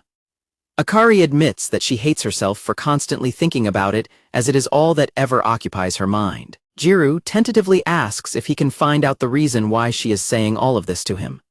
When Akari claims she has no idea what he means a sweating, Gyaru tries to backtrack, but she sharply demands that he spit out whatever he is trying to say. Gyaru nervously scratches his neck and points out that her complaints sound exactly like those of a jealous girlfriend asking her if she actually wants to spend more time together outside, be called by her first name, and hates seeing him talk to other girls. Akari is completely stunned, her face turning bright red as she stares at him in speechless shock, while a sweating Gyaru begins to realize that his suspicion might actually be correct. Akari immediately flies into a panicky, blushing denial, screaming that she is absolutely not jealous and only angry because he treats her like a convenient woman, leaving them both standing in extreme embarrassment. Gyaru awkwardly scratches his head and promises to start calling her by her first name, prompting a pouting Akari to complain that he should have just said so from the start, as they both try to distract themselves by admiring the bright moon. Shiori and Mei take a walk under the starry night sky, chatting about how bright the moonlight is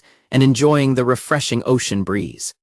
Shiori and Mei notice a jacket left behind on a bench, which Mei quickly identifies as Akari's, prompting them to resolve to return it to her later. Mei excitedly tells Shiori that a girl in yesterday's drama looked exactly like her, leading Shiori to happily ask if she is talking about the actress who played the younger sister. While Mei and Shiori continue their light-hearted conversation, right in front of them, Gyaru and Akari are forced to huddle tightly together in the cramped gap behind the partitions, sweating in absolute terror of being discovered. Mei and Shiori decide to sit down on the bench to chat, completely unaware that right behind the thin partition, a panicked Gyaru and Akari are trapped together in a highly compromising, cramped embrace. Pinned face to face in the tiny gap, both Gyaru and Akari sweat and blush, heavily screaming inside their minds in sheer panic as they desperately wonder what they are supposed to do now. As Mei and Shiori continue to talk, they remain completely oblivious to the small gap in the partition right next to them, where Akari's hand is desperately pressed against the wall. Inside the tight hiding spot,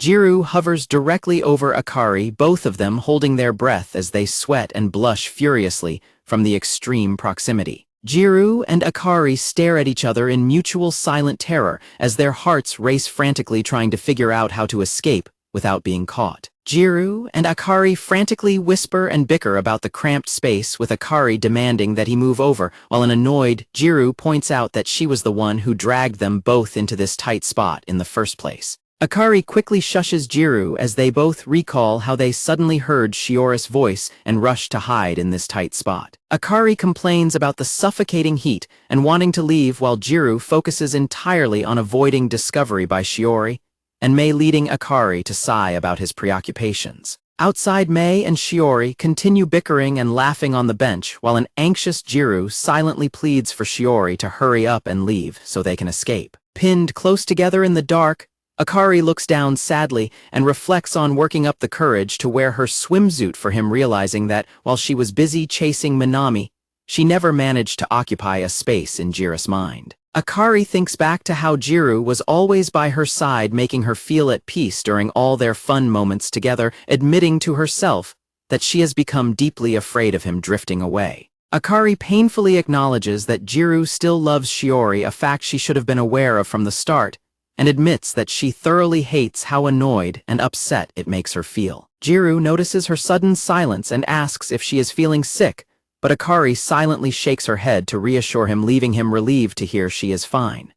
Gyaru looks at her gently and asks if she can hold out a little longer despite the suffocating heat of their hiding spot. Akari clutches her chest in distress and wonders what will happen if she continues to hold out while Gyaru watches her from the tight space. Akari smiles sadly with tears in her eyes, wondering if he will eventually drift away from her, but Gyaru is suddenly distracted and asks if she just heard a voice outside. Outside, Mei playfully teases Shiori about ghosts and zombies, knowing she is terrible with scary things, while a panicked Shiori desperately insists that those monsters are not real. Mei suddenly stands up and suggests that someone might be lurking behind the cabin, prompting her to walk over and check. Inside the tight gap, Gyaru and Akari desperately cover their mouths to stay absolutely silent as Shiori's footsteps draw closer outside. Mei peeks behind the partition but quickly concludes that there is absolutely no one there.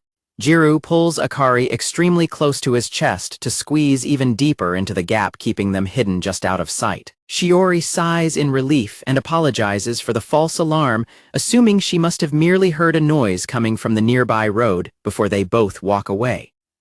Once they are gone, Gyaru slumps against the wall and lets out a massive sigh of relief, completely exhausted by the close call. Sweat from Gyaru's face slowly drips down, landing directly onto Akari's chest in the cramped space. Both of them freeze in silent embarrassment as they realize his sweat is dripping onto her bikini top. Suddenly, a loud clunking noise echoes from the cabin, causing both Mei and Shiori to spin around in sheer shock.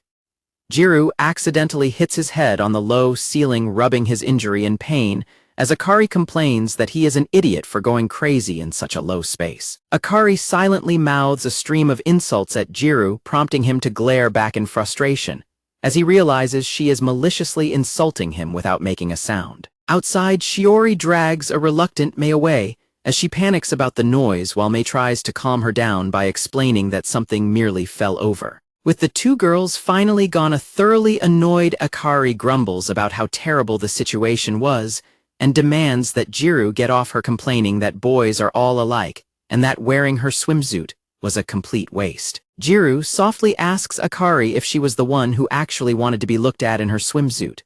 Akari looks flustered and quickly tries to brush it off, claiming that she was just going with the flow and demanding that he forget about it already. Gyaru looks at her seriously and points out that if she was truly just teasing him and caught up in the flow, then he will not change how he treats her, meaning he will continue to call her by her last name outside and act distant. Gyaru stares directly at her with a steady and determined expression, holding her gaze in the cramped space. Akari's eyes widen in complete surprise, and her cheeks flush red as she stares back at his sudden seriousness. Sweat slowly drips down between them in the silent, suffocating heat of their hiding spot. Akari becomes completely overwhelmed by the intense heat and physical proximity, letting out a soft whine as Gyaru looks down in sudden shock at how flustered she has become. Akari tearfully covers her face and complains that she hates Gyaru and has had enough, while Gyaru panics internally and feels like his own heart is about to give out. Gyaru suddenly shifts his weight and leans closer to her, catching Akari completely off guard in their cramped hiding spot. Akari nervously tells Gyaru that they should finally leave to avoid getting heat stroke, but as Gyaru hesitates, she points out that his leg is pressing up against her and asks him to move it. Akari complains that she does not like his knee pressing up against her thigh, leaving a thoroughly confused Gyaru to question what she means. Gyaru looks down at where their bodies are touching only for a blushing Akari to softly point out that the object pressing against her is actually not his knee. Akari's eyes widen in absolute realization and pure shock as the truth of the physical contact suddenly sinks in. A mortified Gyaru frantically apologizes to a heavily panicking Akari and gently tells her to lift her head up so they can move. Gyaru gently raises his head and hovers directly over her, placing his hand on her shoulder as they look at each other in intense silence. Akari looks up at Gyaru with teary, emotional eyes and softly asks him if his reaction happened because he was actually looking at her.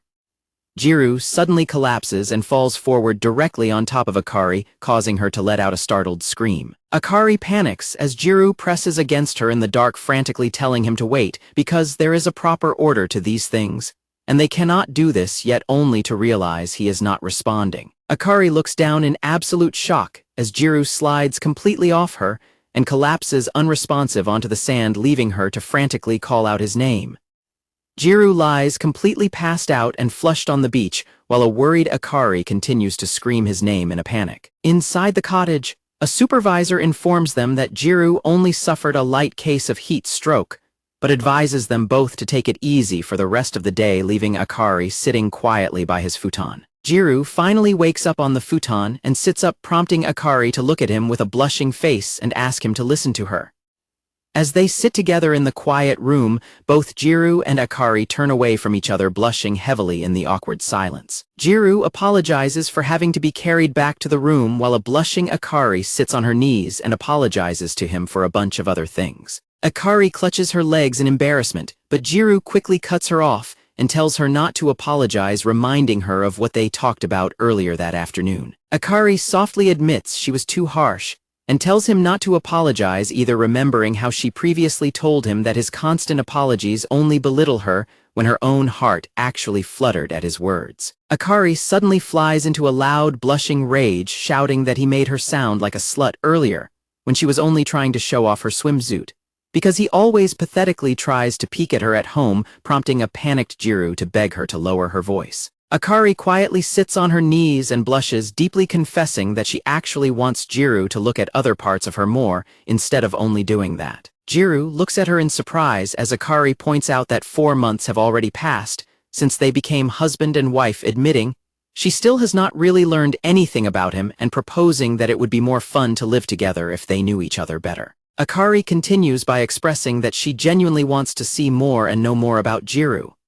Akari smiles warmly at him and points out that they are still married, leaving Gyaru to stare back at her in complete wide-eyed shock. As Akari smiles gently and asks him if that is okay, Gyaru's mind races with the realization that she genuinely wants to understand him better. Numerous thoughts flood Gyaru's mind as he stares at Akari's warm, smiling face, unable to shake her reminder that 4 months have already passed since their marriage arrangement began. Gyaru quietly accepts her proposal while clenching his fist against the futon sheet, unable to stop thinking about how deeply the word married has begun to affect him. Gyaru wakes up early the next morning and decides to go wash his face before the bathroom gets too crowded, letting out a tired yawn as he heads out. Gyaru slides the door open and is startled to find Shiori already awake in her pajamas, and they shyly exchange morning greetings as Gyaru silently struggles to contain his embarrassment. Gyaru asks if the others are still asleep, and Shiori confirms they are, mentioning that Tenjin is the only one missing because he headed out early for a morning run.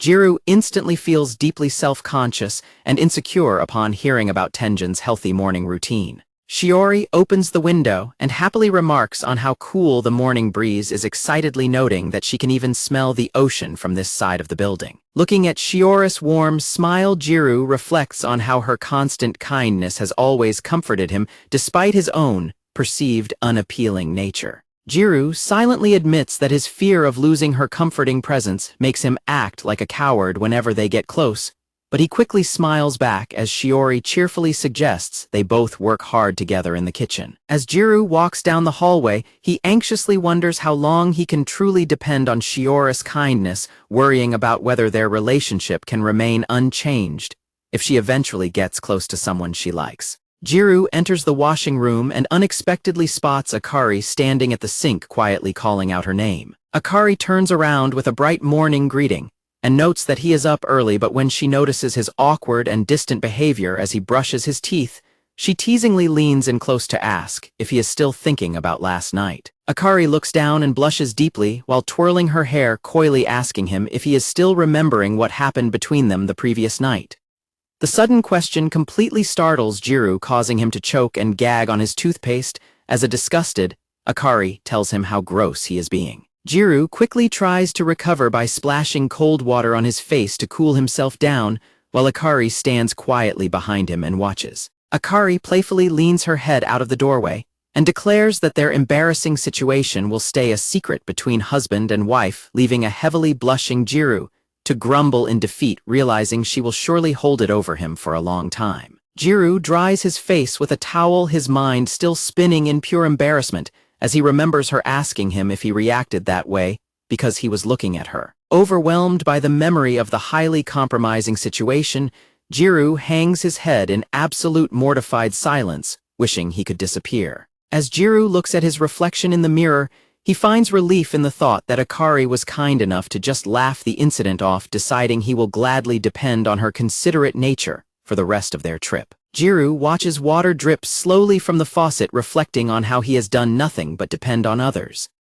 In the dining area, Akari happily takes orders from the beach resort customers, noting down their choices for a passion mango drink with tapioca and a small chocolate milk. Akari hands the order ticket to Gyaru in the kitchen to confirm if the tapioca drink should also be small, prompting a momentarily distracted Gyaru to quickly apologize and verify it. As a group of boys nearby make inappropriate comments about Akari and try to get her attention, Gyaru watches in concern from the kitchen, but Akari remains oblivious and simply wonders why Gyaru is staring. Akari suddenly leans in and playfully pokes Gyaru's nose, teasingly making a pig noise as a flustered Gyaru asks her if she is even listening to him. Akari tells him not to forget to smile because his face looked scary, leaving a thoroughly embarrassed Gyaru to grumble to himself about why he was even worried about her in the first place. Shiori walks up and asks Gyaru to tell her the order, pointing out that both drinks require whipped cream, which a sheepish Gyaru admits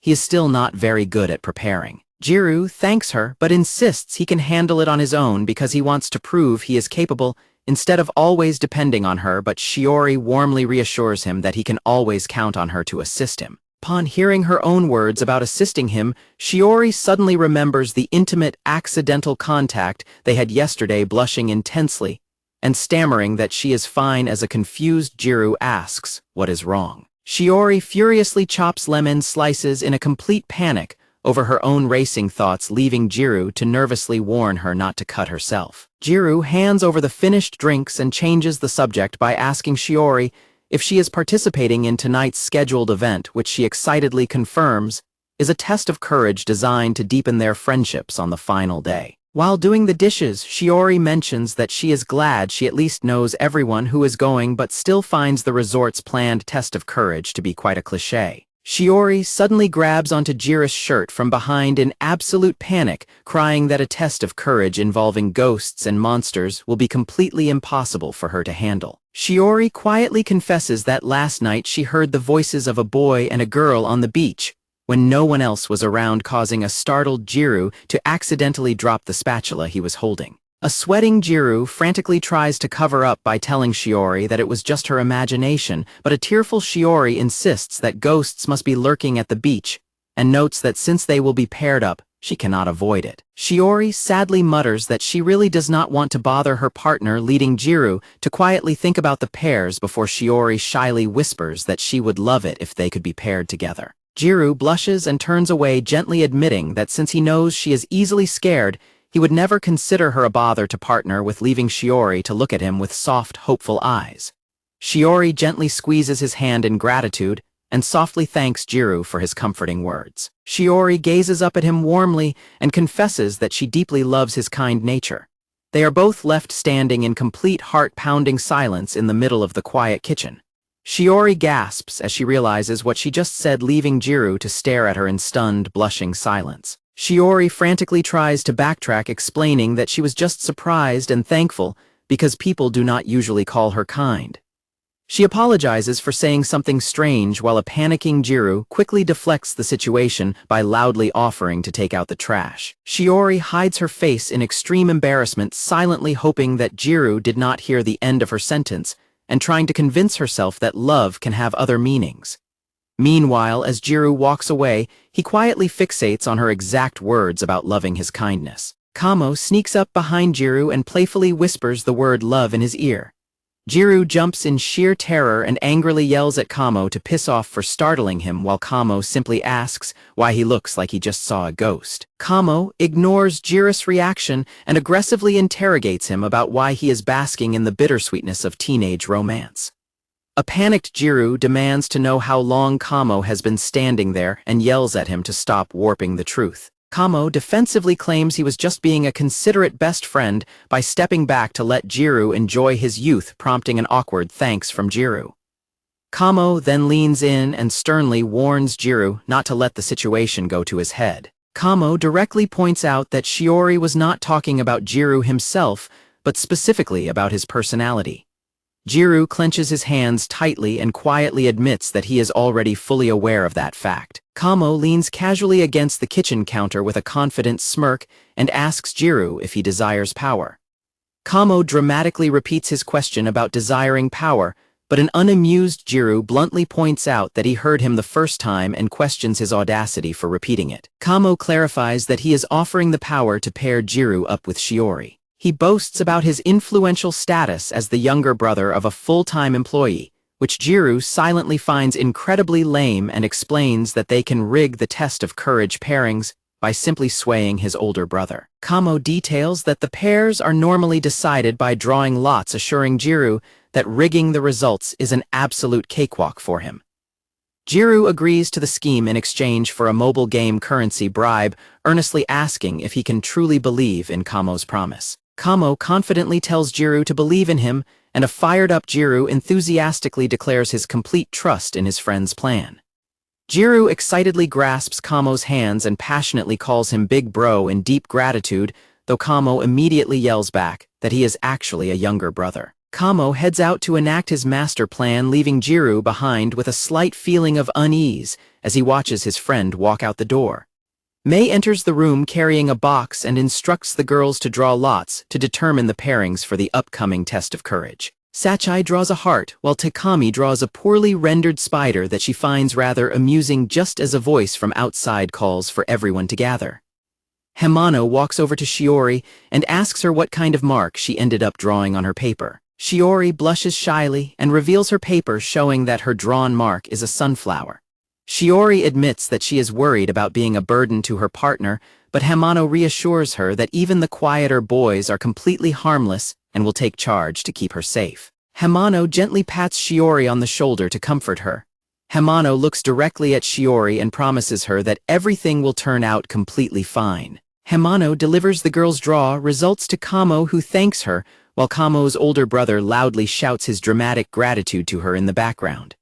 Kamo looks at the drawings and quietly criticizes his brother's terrible artistic skills for making a cat look like a spider. Hamano asks Kamo if he can truly pull off the plan to pair up Gyaru and Shiori, questioning why they need to bother with a complex scheme instead of just marking 2 lots and having them draw those directly. Kamo explains that while Gyaru might not mind, Shiori would hate finding out that they used underhanded tricks, and he would have no way to cheer up Gyaru if the plan backfired and depressed him. He remains determined to make Shiori believe their pairing happened entirely by pure coincidence. Hamano stares silently at Kamo, completely startling him and prompting him to ask if she is dissatisfied with something. Hamano tells Kamo that despite his shallow personality, he is surprisingly observant and actually a decent person, causing a flustered Kamo to quickly deflect the praise back to her and express how glad he is that he asked for her help. Hamano quietly accepts his words, and Kamo smiles as he says that if she sees him that way, then he is glad to hear it. Hamano bids Kamo good luck and warns him that she will not tolerate failure, leaving Kamo to walk down the hallway while grumbling to himself that he would prefer it if people did not call him a good person. Kamo reviews the list of girls and their drawn shapes, breathing a sigh of relief that their sharp senses did not compromise his plan, even as he reminds himself that he is a bad person for using her friend. In a flashback, Gyaru approaches Kamo and asks if he can rig the other pairings so that Tenjin is paired with Akari, desperately begging Kamo and promising to pay him double the mobile game currency for the favor. Kamo recalls how Gyaru explained that he would feel uneasy being the only one paired with his choice, while Akari was worrying in her own way. Looking at the list of drawings, Kamo sighs over how Jiru's earnest face made it impossible to accept the bribe, leaving him deeply conflicted about how to handle the pairings. Under the dark night sky, the organizers announce that they are moving forward with the final group pairings. The pairs are finally revealed, with Akari happily teaming up with a calm Tenjin, while a heavily blushing Gyaru and Shiori stand together in extremely awkward silence. Kamo and Hamano find themselves paired up as well, while Sachai and Natsumi laugh alongside their respective partners. Sachai gets annoyed when her partner complains about having terrible luck to be paired with her. Meanwhile, Natsumi teasingly asks Kamo to take care of her, squeezing him until he begs for mercy, while Hamano notes that their group is just a complete mismatch. Kamo happily boasts that he has a flower in each arm, prompting Natsumi to demand what he is saying, while Hamano mutters about a sanctuary. Walking ahead, Kamo quietly reflects on the word flower. The announcers direct everyone to head to their designated starting lines, marked by small colored cones explaining that they must all make their way to the same goal, and can begin walking once the clock strikes 8. Tenjin points out their designated path and tells Akari they should head out, prompting an extremely blushing and excited Akari to agree happily as Gyaru watches them leave from a distance. A terrified Shiori tightly clings to Jiru's arm and tearfully apologizes for being so scared. Blushing intensely, she begs him to let her hold onto him just for tonight, and a highly flustered Gyaru quickly nods in agreement. As they walk, Shiori admits she is surprised they ended up as a pair, leading a heavily blushing Gyaru to silently thank God. When Shiori suggests that God must have rewarded them for working hard today, Gyaru nervously agrees while imagining a cupid hovering over them.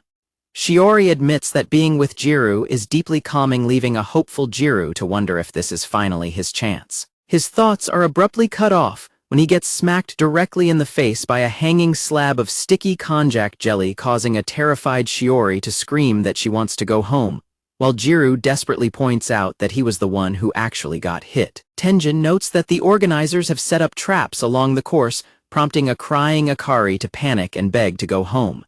However, upon hearing distant screams from Gyaru and Shiori, Akari suddenly stops and recognizes their voices. Akari tightly grabs Tenjin's arm, prompting him to remark that he is surprised to find out she is also such a scaredy cat, while a blushing Akari nervously stammers his name.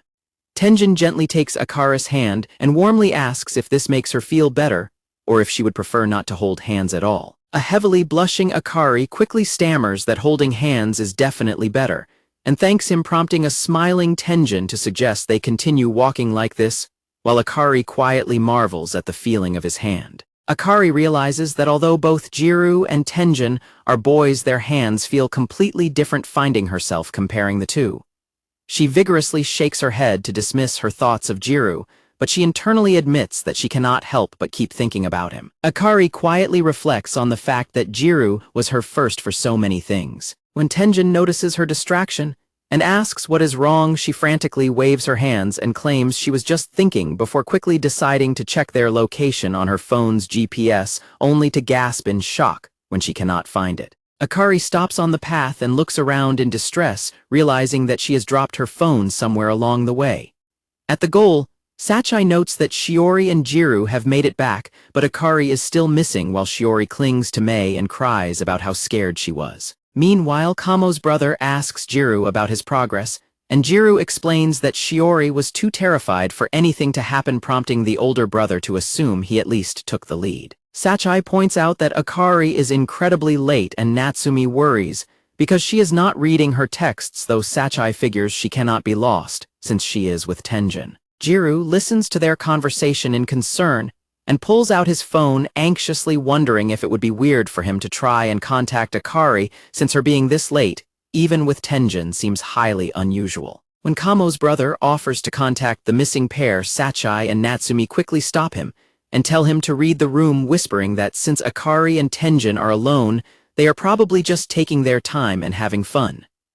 Gyaru stands quietly nearby, resolving to keep his phone in his pocket. Kamo's brother frantically denies that they would be doing anything like that, but Sachai points out that no one could blame Tenjin given how intensely affectionate Akari acts when she likes someone. Gyaru looks down in bitter frustration, recalling how excited Akari was to be paired with Tenjin, and realizing that despite her telling him not to talk to other girls, she is still completely focused on her crush. He bitterly reminds himself of how she spent every day trying to appeal to Tenjin from the start, questioning why he ever bothered trying to help her in the first place. As rain suddenly begins to pour down, Sachai and Natsumi complain about the terrible timing while Gyaru stares ahead with an intensely irritated expression. Their complaints are cut short when Kamo's brother answers a call from Tenjin and shockwaves ripple through the group as he loudly asks if Tenjin got separated from Akari. Kamo's brother listens in shock to the voice on his phone, then tells them that he will turn back to keep searching and warns them to be careful.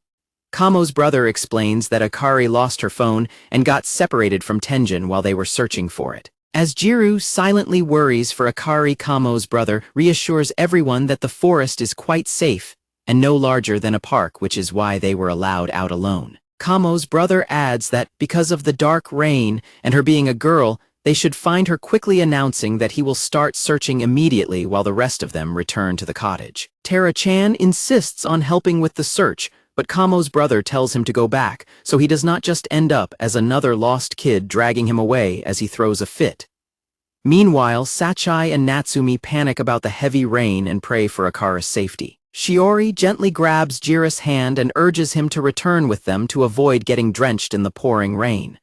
Gyaru gently slips his hand out of Shiori's hand and tells her that they should go back first. A memory of holding hands with Akari on the sofa flashes through Jira's mind, making him freeze in sudden realization. Various tender memories of Akari holding on to him and asking him to look at her more intensely flood Jira's thoughts. Gyaru turns back to apologize to Shiori, firmly declaring that he is going out to search for Akari. Meanwhile, a cold and shivering Akari wanders through the dark woods in her sandals, calling out weakly for Tenjin. Akari laments her terrible luck, realizing she got lost because she was too desperate searching for her phone. She decides it would be best to head back to the cottage, but realizes she has no idea which way to go because she left all the navigating to Tenjin. While Gyaru runs through the rain calling out her name, a crying Akari huddles under a tree and blames herself for being helpless, remembering how much research Gyaru did while she just constantly let him spoil her. Tenjin suddenly finds her and pulls her into a comforting embrace as he apologizes while Akari rests her head on his shoulder. Akari gasps out in a reflex of sheer relief, crying out Jira's name. She quickly blushes in surprise as she looks up and realizes that the person who found her is actually Tenjin. Meanwhile, a drenched Gyaru continues to desperately search the dark forest with his phone in hand, calling out for Akari. Tenjin holds Akari by her shoulders in the rain and expresses his relief that she is safe, while a startled Akari softly says his name.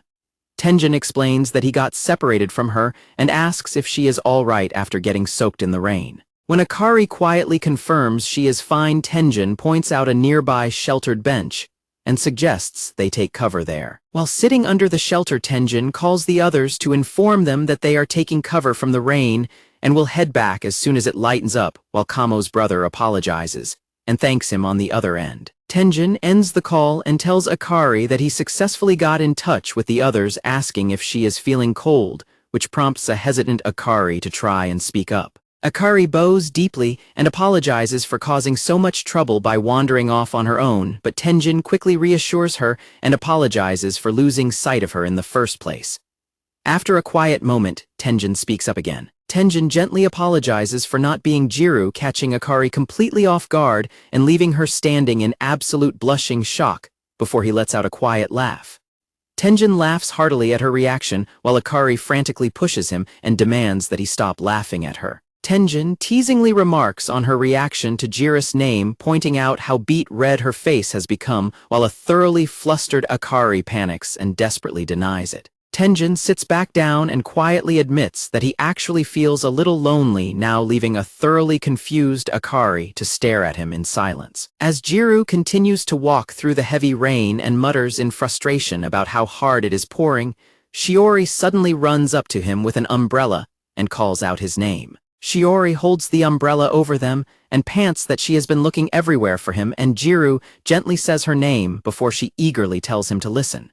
Shiori excitedly announces that Akari has already been found by Tenjin, leaving a shocked Gyaru to ask if she is for real. Shiori explains that the two of them are currently taking shelter from the rain and will head back once it lets up, noting what a relief it is, while Gyaru looks down in quiet disappointment and weakly agrees. Gyaru quietly agrees, and Shiori happily presents a spare umbrella she brought for him. Gyaru takes it and thanks her, though Shiori looks down quietly at his subdued reaction. The heavy rain continues to pour down over the dense forest canopy. As they sit together under a tree, Shiori mentions that everyone was worried, especially since Gyaru was not checking his phone. After Gyaru apologizes, Shiori admits that she desperately searched for him, explaining that seeing him run off on his own to find Akari was the very first time she had ever seen him act that way. Shiori grips her skirt in embarrassment and apologizes for intruding on his business, but Gyaru quickly thanks her and admits he was just pointlessly running in circles, noting it would have been smarter to just head back like everyone else. Shiori quickly insists that Gyaru is incredibly kind, though he merely sighs and calls himself lame. Shiori looks down quietly and confesses to Gyaru that ever since they began the practical, she thinks he has actually become incredibly cool. Shiori explains that ever since she worried about the test of courage, Gyaru has become incredibly reliable, even for someone who is not his wife, leaving Gyaru to look at her in silent surprise. Shiori confesses that his sudden change has left her feeling deeply lonely. Shiori continues that her childhood friend Gyaru, whom she thought she knew, has suddenly grown cooler, more reliable, and much more mature. Shiori frantically explains that when they were little, she always expected they would grow up together, and she was happy that Gyaru had not changed when they first reunited. She admits that she is actually quite jealous of Akari for knowing a side of Gyaru that she does not know. Gyaru tries to reassure Shiori that he is still the exact same person she has always known, but Shiori argues that she has never seen him act like a husband, before guessing that his feelings must change when he is actually married to someone. Gyaru turns away and quietly states that he and Akari are not actually in love, leaving Shiori to stare at him in silent surprise. Shiori looks down at her dress and softly mentions that she is already familiar with that look on his face. Gyaru nervously shifts the subject and asks Shiori how things are going between her and Tenjin, bringing up the kissing practice they did before and asking how things went after that, which leaves Shiori completely startled. Shiori turns bright red as memories of their practice kiss flood her mind. She frantically screams that absolutely nothing happened after that, leaving a sweating Gyaru to ask if she really did not do anything with Tenjin, only for Shiori to blurt out that she could not proceed, because she kept remembering kissing Gyaru instead. Both of them stand frozen in intense blushing silence before Shiori quietly begs him to stop talking. Shiori softly confesses that she has not done anything like that with anyone since that day, prompting Gyaru to quietly accept her words as she steps closer and adds that her very first kiss was with him. Shiori looks up with teary eyes and asks if the experience was different for him, which instantly triggers a flashback in Gyaru's mind of kissing Akari, leaving him to nervously stammer without an answer. Shiori suddenly laughs nervously and apologizes for asking something so strange, backing away as she prepares to run out into the rain. A concerned Gyaru calls out her name and asks what is wrong, pointing out that they should wait because the rain is only just starting to lighten up. As Shiori tries to run off, Gyaru quickly grabs her wrist to stop her, warning her that she will get drenched if she goes out there. Gyaru gasps in absolute shock as Shiori suddenly pulls herself close to him. Shiori wraps her arms around Gyaru and buries her face against his chest in a tight, desperate embrace. Shiori tearfully confesses that despite him always being by her side, she has been feeling incredibly lonely, questioning if they can no longer stay together as childhood friends as they grow up. She weeps and apologizes for being so jealous of Akari, leaving Gyaru to stare down at her in pure shock. Shiori softly begs that if Akari is truly not special to him, and if she is allowed to make a wish despite not being his wife, she wants him to teach her about kissing once again. Shiori pulls Gyaru down and passionately kisses him on the lips, wishing to know the side of Gyaru that Akari does not know.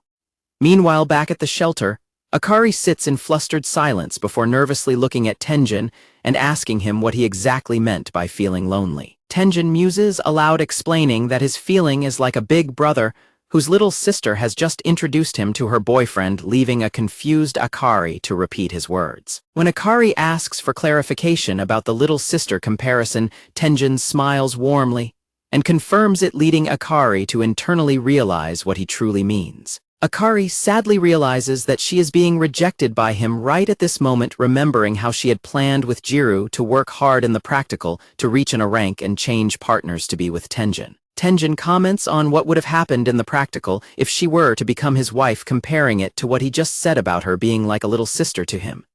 Tenjin admits his own feelings gently, which leaves a blushing Akari wondering if she is trying too hard again. Tenjin apologizes to Akari and admits that he has actually been fully aware of her feelings, and the way she looked at him the entire time, pointing out with a laugh that anyone would notice when she went that far, which leaves Akari screaming in pure shock. Tenjin confesses that he was genuinely happy about her feelings and thanks her, but gently reveals that he already has someone else he likes, leaving Akari to stare at him in stunned silence. Tenjin apologizes for avoiding the fireworks show and asking his friends for help after learning about her feelings.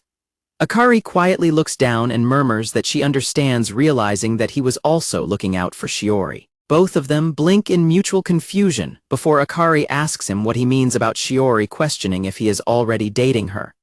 Tenjin bursts into a fit of laughter, telling Akari she is too far out there, while she angrily demands that he stop laughing at her. Once he calms down, he assures her that there is absolutely nothing going on between him and Shiori, prompting a thoroughly confused Akari to ask who he actually likes instead. Tenjin gently explains that it is someone she does not know, admitting that his love is completely one-sided and will likely never come to fruition. Tenjin describes his feelings as a fruitless love with no future that only brings suffering, adding that knowing she was going through the exact same pain as him made him feel incredibly guilty. Akari reflects on how seriously Tenjin has always thought about things. Tenjin smiles warmly and confesses that hearing Jiru's name brought him relief, because he felt that Akari had found someone truly worthwhile, expressing how glad he is for her. Akari tightly clenches her hands as she processes his words. Akari looks downcast and quietly wonders if Gyaru already has someone else he likes. Tenjin points out that Gyaru is not actually dating anyone, yet suggesting that the outcome is entirely up to how hard she works, because Gyaru can still make a different decision in the end. Akari frantically worries about things becoming awkward if she confesses her feelings, but Tenjin laughs and points out that he always thought she was more optimistic, gently asking her if things got awkward between the two of them. Tenjin prays that her love will be successful from here on out, smiling as he admits that it feels as though he is entrusting her with the romantic success that he himself failed to achieve. Tenjin softly apologizes to Akari for not being able to return her feelings. Akari suddenly stands up and slams her hands down, loudly declaring that this is not right, while a startled Tenjin looks up at her. Akari loudly explains that she loved him because they always had fun together, admitting that she was super excited every time they spoke and felt fluffy whenever their eyes met. She begs him not to apologize, explaining that her feelings were genuine and she did not like him just to receive an apology. Akari expresses her deep gratitude to Tenjin and softly confesses that she truly loved him. Tenjin smiles warmly and thanks her for sharing her feelings, leaving a tearful Akari to quietly thank him in return. Akari breaks down crying with her face in her hands, and Tenjin gently pats her head as she silently feels grateful for having fallen in love with him. Akari pumps herself up and tearfully declares that she will give it her all and work crazy hard with Gyaru, so she will not have any regrets, which Tenjin praises as her usual energetic self. When Akari suggests she needs to move on, Tenjin teasingly remarks that she is the only one who has ever been serious about him and jokingly admits he might regret rejecting her, causing her to pout and accuse him of playing dirty. Akari playfully suggests that if Gyaru rejects her, she should be his #1 dating candidate, promising to polish her womanly charms so he will never see her as just a little sister again, which makes Tenjin burst out laughing. Tenjin accepts her playful offer as they sit quietly together on the bench. The heavy rain slowly begins to clear as the storm passes over the forest. An exhausted Akari slowly leans her head against Tenjin's shoulder. Akari peacefully falls asleep on his shoulder, and Tenjin looks down at her sleeping face with a soft smile. Tenjin covers his face and quietly sighs over the situation, noting that Akari clearly likes Gyaru way too much to ever look his way and internally apologizing to Terra for the misunderstanding. Tenjin ponders where Akari got the idea that he and Shiori were dating, noting that Shiori clearly already has her own crush, while expressing hope that the rumor does not spread as he stands up in the rain. While Shiori passionately kisses Gyaru in the pouring rain, Akari sleeps peacefully beside Tenjin, who silently prays that the two of them will end up working out. The next morning, the bright summer sun shines over the building while cicadas buzz loudly, and Shiori stands on the balcony staring at her hands while hanging up the laundry. Shiori clutches the laundry to her chest, her face turning bright red as she internally panics over the fact that she and Gyaru actually kissed. Shiori gets completely overwhelmed by the memory of the kiss, recalling her own desperate words, asking him to teach her about kissing again, despite not being his wife. Shiori remembers pulling Gyaru down to kiss him, wishing to know the side of him that Akari does not know. Shiori stares at the laundry, worrying that Gyaru's flinch during the kiss means he now thinks she is a shameful girl, and laments how their interactions became painfully awkward for the rest of their trip. Shiori buries her face in her hands and cries in embarrassment, questioning why she went so far and admitting that she was simply in a state of sheer panic. Shiori recalls how she once believed deep down that Gyaru would wait for her, but acknowledges that whenever he is trying to hide something, he never looks her in the eye, which made it painfully easy for her to realize his true feelings. Shiori holds her laundry basket and sighs, realizing that Gyaru seemed lost in thought even while they were kissing. She blames herself for taking advantage of his kindness, reminding herself that Akari is his wife and she is merely his childhood friend. Shiori holds her laundry basket, tightly feeling like an adulterer and desperately wondering what Gyaru was actually feeling during their kiss.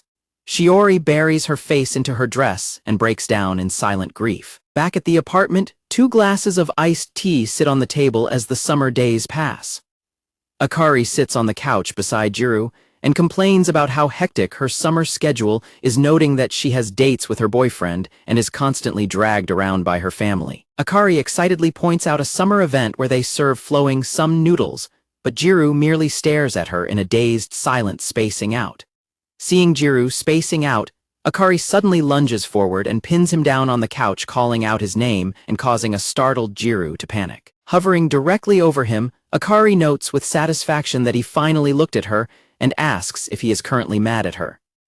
Gyaru blushes and averts his eyes, claiming he was just thinking, which prompts Akari to tease him about him actually thinking and asking what that is supposed to mean. Gyaru nervously tells her to back up, but Akari defiantly refuses and suddenly glomps him in a tight embrace.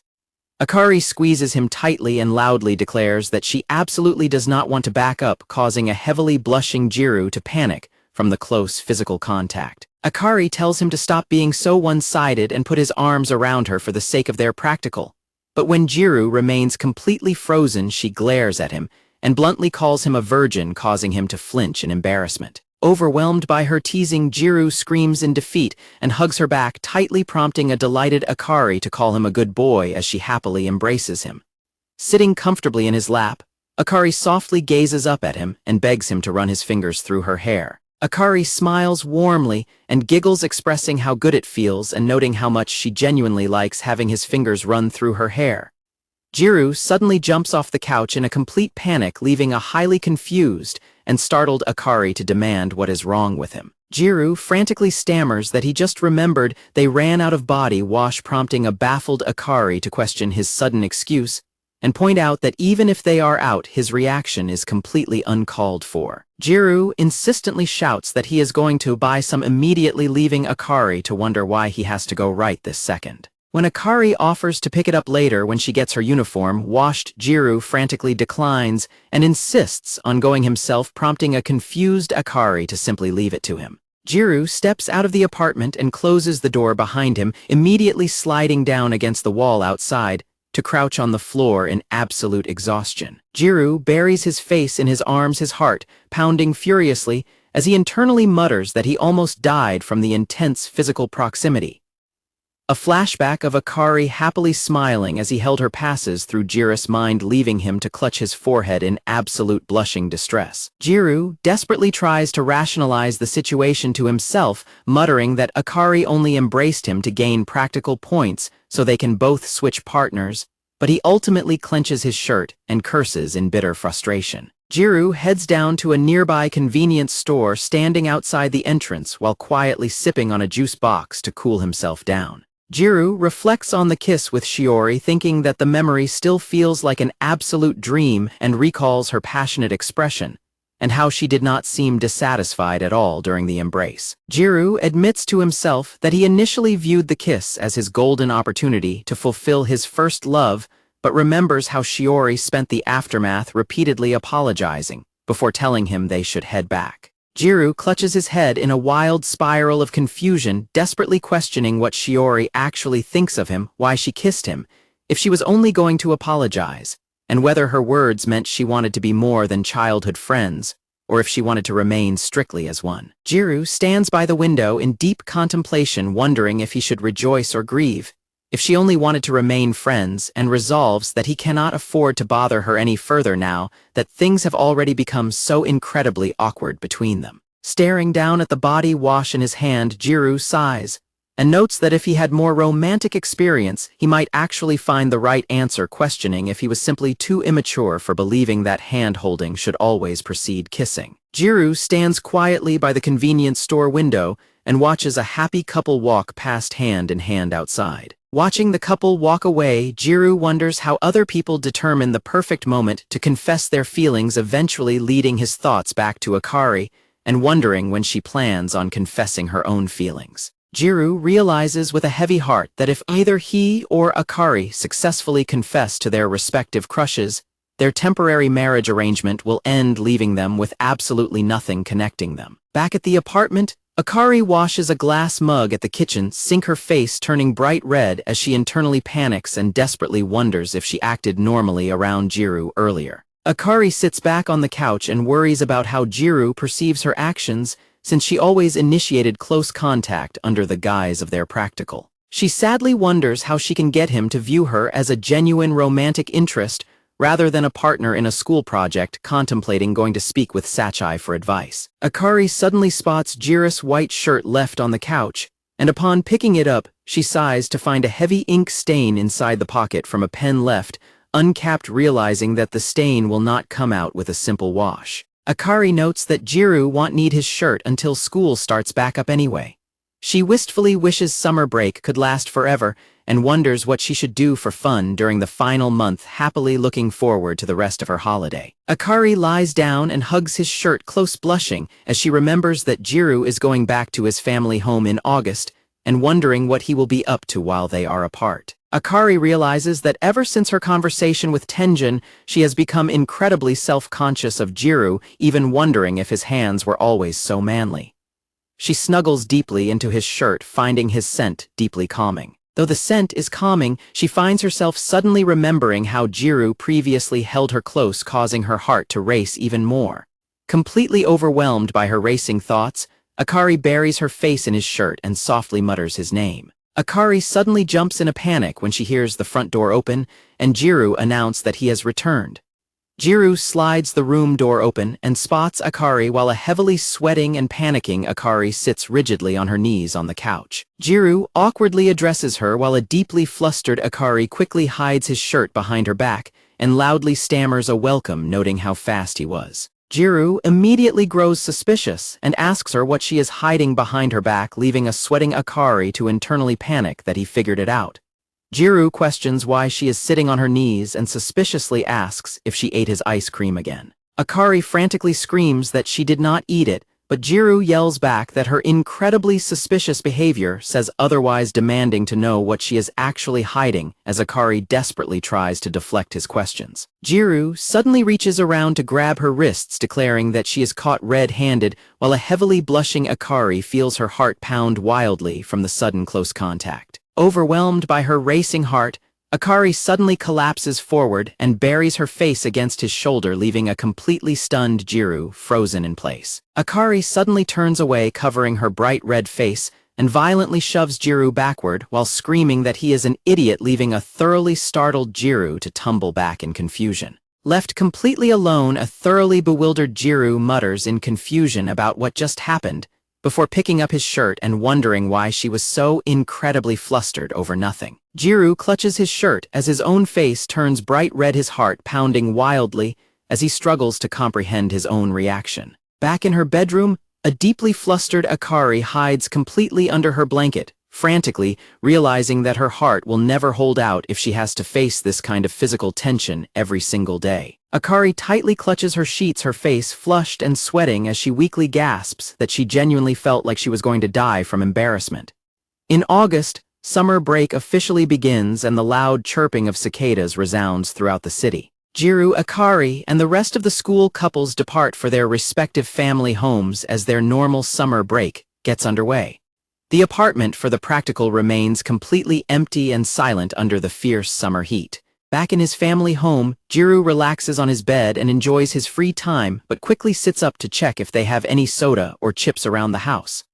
After briefly recalling his grocery trips with Akari, Gyaru opens his bedroom door and loudly asks his mother if they have any soda in the house. Gyaru heads out to a bookstore to browse the shelves, realizing he might have missed the latest magazine issue and feeling glad that he decided to drop by. Gyaru stands in front of the magazine rack, completely lost on whether he has already read the current week's issue and realizing that having every day off has completely thrown off his sense of time. As Gyaru reaches out to grab a magazine, another hand reaches for the exact same book at the same time, causing their hands to touch. Gyaru quickly pulls his hand back and apologizes, but he is completely stunned to look up and see Shiori standing right in front of him, who also blushes and apologizes. Both of them stand facing each other in absolute heavy silence inside the quiet bookstore. A loud exclamation of surprise suddenly echoes through the bookstore, causing other customers to turn and stare while a deeply embarrassed Gyaru frantically bows and begs for forgiveness. Shiori blushes furiously and finds the sudden encounter incredibly awkward, while Gyaru panics internally over how he is supposed to talk to her. They both awkwardly exchange stammered greetings as they stand in mutual embarrassment. Shiori quickly hands Gyaru the magazine, explaining that she only came to buy some stationery next door, but her younger brother asked her to pick up the book, while a sweating Gyaru thanks her and asks if she also reads that magazine. Gyaru is shocked to hear that her younger brother is already a second-year middle schooler, remarking on how much it takes him back. Shiori adds that they are currently visiting her grandmother, who still lives in the town, which is why they are back. Gyaru recalls how her grandmother often let them play in her yard and asks if she is doing well. Shiori happily confirms she is and mentions that her grandmother actually expressed a desire to see Gyaru again, catching him off guard. Shiori smiles warmly and explains that she had been talking about him to her grandmother, who still remembers him fondly, leaving a heavily blushing Gyaru to look away as his heart races at the realization. Gyaru notices the book Shiori is holding and asks if it is indeed the last copy available, catching her by surprise. Gyaru happily explains that he has other errands to run and will be out for a while, insisting it is fine, but Shiori insists on giving him the book for Kenta, because she can simply purchase another copy at the bookstore near the station, leaving her feeling quite guilty. As she holds the book, Shiori quietly looks down and reflects on how Gyaru is always incredibly kind to her. Gyaru recalls how their one-on-one interactions used to always turn awkward in the past, but Shiori smiles warmly and thanks him. When Gyaru wonders if she said something else, she quickly panics and denies it as they prepare to part ways. Shiori asks Gyaru if he forgot to bring an umbrella, and he sheepishly laughs and says he will just buy one nearby. Suddenly, the summer rain begins to pour, and Shiori realizes that her parents had mentioned it was going to rain today. The two of them stand silently next to each other as the rain falls heavily around them. Gyaru panics internally, realizing this rain is his perfect opportunity to walk with Shiori under an umbrella to the station and make plans with her before the school break ends. As Shiori gazes at the rain, she asks Gyaru if he has an umbrella at the nearby practical apartment. Gyaru sweat drops and admits that he forgot to bring the key to the place. Shiori hesitantly reveals that she has her key with her and asks if he would like to use her umbrella from the apartment, which Gyaru gladly accepts, since it would save him from getting soaked. Gyaru confesses that he has been wanting to talk to her more, while Shiori blushes and adds that she still feels bad about the book. Shiori blushes and asks Gyaru if he would like to read the book at her place, quickly clarifying that she is only asking if he has the time, leaving Gyaru standing in stunned silence. In his mind, Gyaru desperately begs to be allowed to go over to her apartment. They arrive at the building under the pouring rain, and Shiori rings the doorbell to the apartment while Gyaru waits right behind her. Shiori unlocks the door and notes that Minami does not seem to be home, while Gyaru sweats nervously as he remembers Tenjin saying he would be away for Aben. Gyaru grows incredibly nervous and checks if he smells sweaty, feeling highly envious of Tenjin's daily life as the door clicks open. Shiori warmly invites him inside with a bright smile, and Gyaru blushes as he awkwardly steps through the door. Shiori apologizes for not having any tea or snacks prepared, while Gyaru tells her not to worry. He internally notes that being alone in her home feels like a dream, though his feelings are complicated since it resembles a newlywed setting. Shiori pours some drinks in the kitchen and apologizes for the plain decor, but Gyaru reassures her that his place is exactly the same as he sits down awkwardly on the sofa. Shiori laughs and agrees that all the apartments the exact same layout and interior decor, prompting Gyaru to comfortably remark that he already feels completely at home. Shiori offers him some coffee since it is the only drink she has, and Gyaru gladly accepts while apologizing for causing any trouble. Shiori silently steps out of her slippers, leaving both she and Gyaru standing in a quiet, slightly awkward silence. While Gyaru turns to look out the window and notes that it is still raining, Shiori sits down on the couch and curls her shoulders forward, blushing furiously in absolute embarrassment. With her heart pounding rapidly, Shiori gasps in sudden surprise when Gyaru unexpectedly remarks that he smells a really nice scent in the room. Gyaru takes a sip of his coffee and wonders if it is high quality because it tastes delicious, mentioning that he usually only drinks cheap coffee at home, which prompts a panicking Shiori to try and explain herself. Shiori nervously explains that Tenjin gets an employee discount and always brings that coffee home, expressing her happiness that Gyaru likes it. Feeling stiff as Tenjin is brought up, Gyaru comments on the convenience of employee discounts, and Shiori awkwardly offers to get some for him next time. As they sit side by side on the couch, Gyaru silently laments that Tenjin's presence always seems to loom over them, while Shiori mentally scolds herself for bringing up Tenjin when she was only trying to talk about the coffee. Outside, the heavy rain continues to fall steadily from the gray summer clouds. As Shiori focuses on reading her book with a gentle smile, Gyaru quietly glances over at her from his side of the couch. Gyaru holds his book up to his face and internally rejoices at the sheer bliss of the moment, admitting to himself that he cannot focus on the manga at all, but does not care in the slightest. While pretending to read, Gyaru finds himself completely distracted by Shiori, internally noting how cute her clothes are, how delicate her skin and wrists look, and how wonderful she smells. Gyaru continues to admire her delicate yet soft appearance from afar, quietly noting her long eyelashes as she reads. Suddenly, both of them blink and turn their heads, making direct eye contact with each other. Shiori blushes and tucks her hair behind her ear, nervously asking if there is something strange about her, leaving Gyaru to panic internally because she caught him staring. Gyaru frantically waves his hands and claims he was merely curious about what she was reading, prompting Shiori to happily offer to lend him the book. She then excuses herself for a moment, leaving a highly formal Gyaru to quickly agree. Shiori walks into the bathroom and stands before the mirror, looking at her reflection in deep panic as she wonders where she looked weird and why Gyaru seemed so troubled when they made eye contact. Leaning over the sink, Shiori sighs and worries that she was far too forceful by suddenly inviting him over, anxiously questioning if he is bored and simply wants to go home. Shiori sadly looks down as a memory of her passionately kissing Gyaru flashes through her mind, leaving her to fearfully wonder if he now hates her for what she did. Meanwhile, Gyaru sits on the couch in absolute despair, convinced he has completely ruined things. He curls up and cries to himself, reasoning that it is impossible not to be conscious of her since they are a boy and a girl who have already kissed before and are now alone together. Gyaru sits back up and analyzes Shiori's personality, noting she would never make a move on just anyone and remembering how well she and Tenjin got along. However, he wonders if he is allowed to be a little confident since she was the one who kissed him. Staring at his coffee cup, Gyaru recognizes that the atmosphere between them has become extremely tense and cautious, making it impossible to tell if their kiss actually brought them closer. He gazes down and resolves that he absolutely needs to talk to Shiori about that day. Shiori walks back from the bathroom, the soft sound of her footsteps pattering as she steps back into her slippers. Shiori suddenly calls out to Gyaru as she pulls back the curtains, catching him completely off guard and causing him to startle in surprise. Shiori excitedly tells Gyaru to look outside, leaving him blinking in confusion. Both of them look out the window together to see a massive, vibrant rainbow stretching across the sky, prompting an amazed Gyaru to comment on how clear and beautiful it is. Shiori gazes up at the sky in admiration and expresses her gratitude for being able to see it while Gyaru stares at her blushing.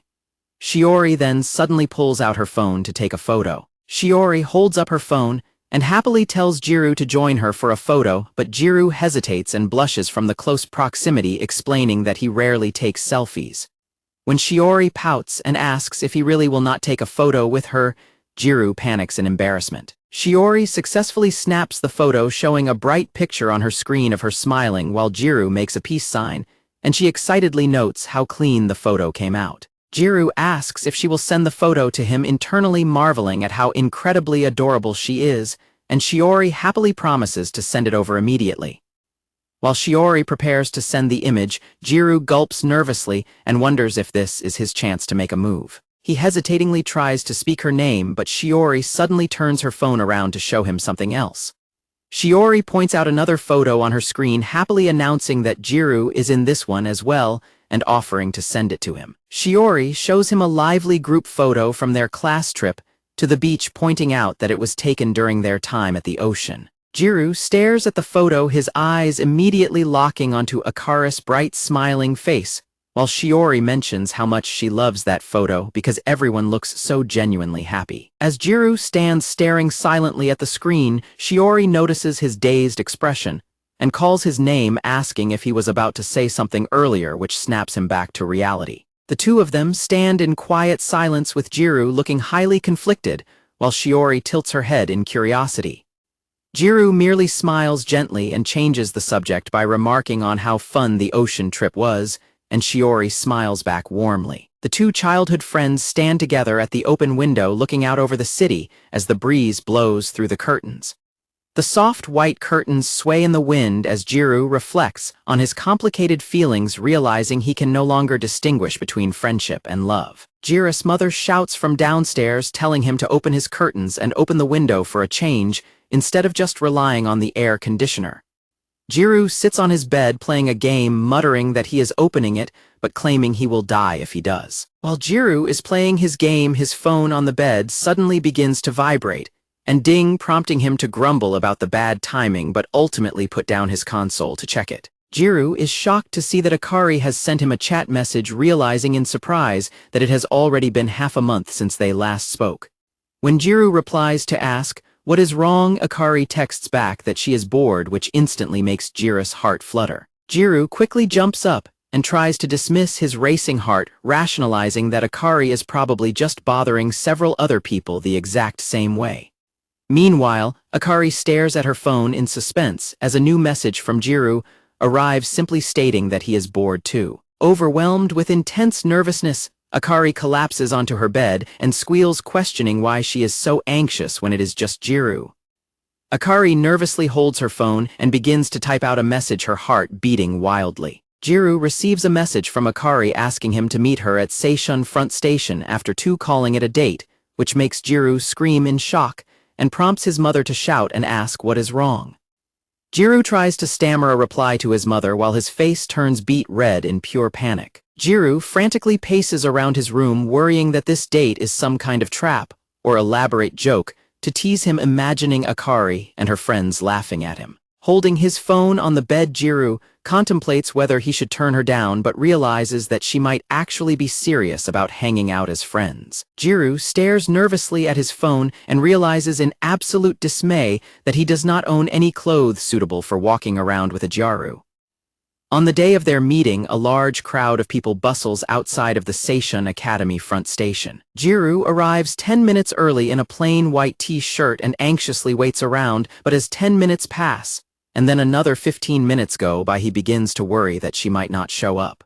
Feeling resigned to being stood up, Gyaru decides to leave, but he is suddenly stopped when a heavily panting Akari runs up behind him crying out his name in sheer relief that he is still there. Akari catches her breath and profusely apologizes to Gyaru, explaining that she is incredibly sorry for being late, because it took her quite a bit of time to get herself fully ready for their meeting. Gyaru stares at her in stunned silence as his face turns bright red, prompting Akari to nervously ask if he is mad at her, though a flustered Gyaru quickly reassures her that he is not, and admits he simply did not expect her to actually show up today. Akari reacts with sudden anger and demands to know what he means by that, leaving a panicking Gyaru to immediately apologize and beg for her forgiveness. Akari looks away and explains that since they rarely hang out with just the two of them, she found it difficult to imagine, which is why she explicitly called their meeting a date. Akari adds that she put a lot of effort into preparing because there was no way she would skip out on him, before shyly glancing over to ask if her outfit is cute, leaving Gyaru completely speechless and blushing as he looks at her. Akari gets annoyed and demands to know why he is not saying anything.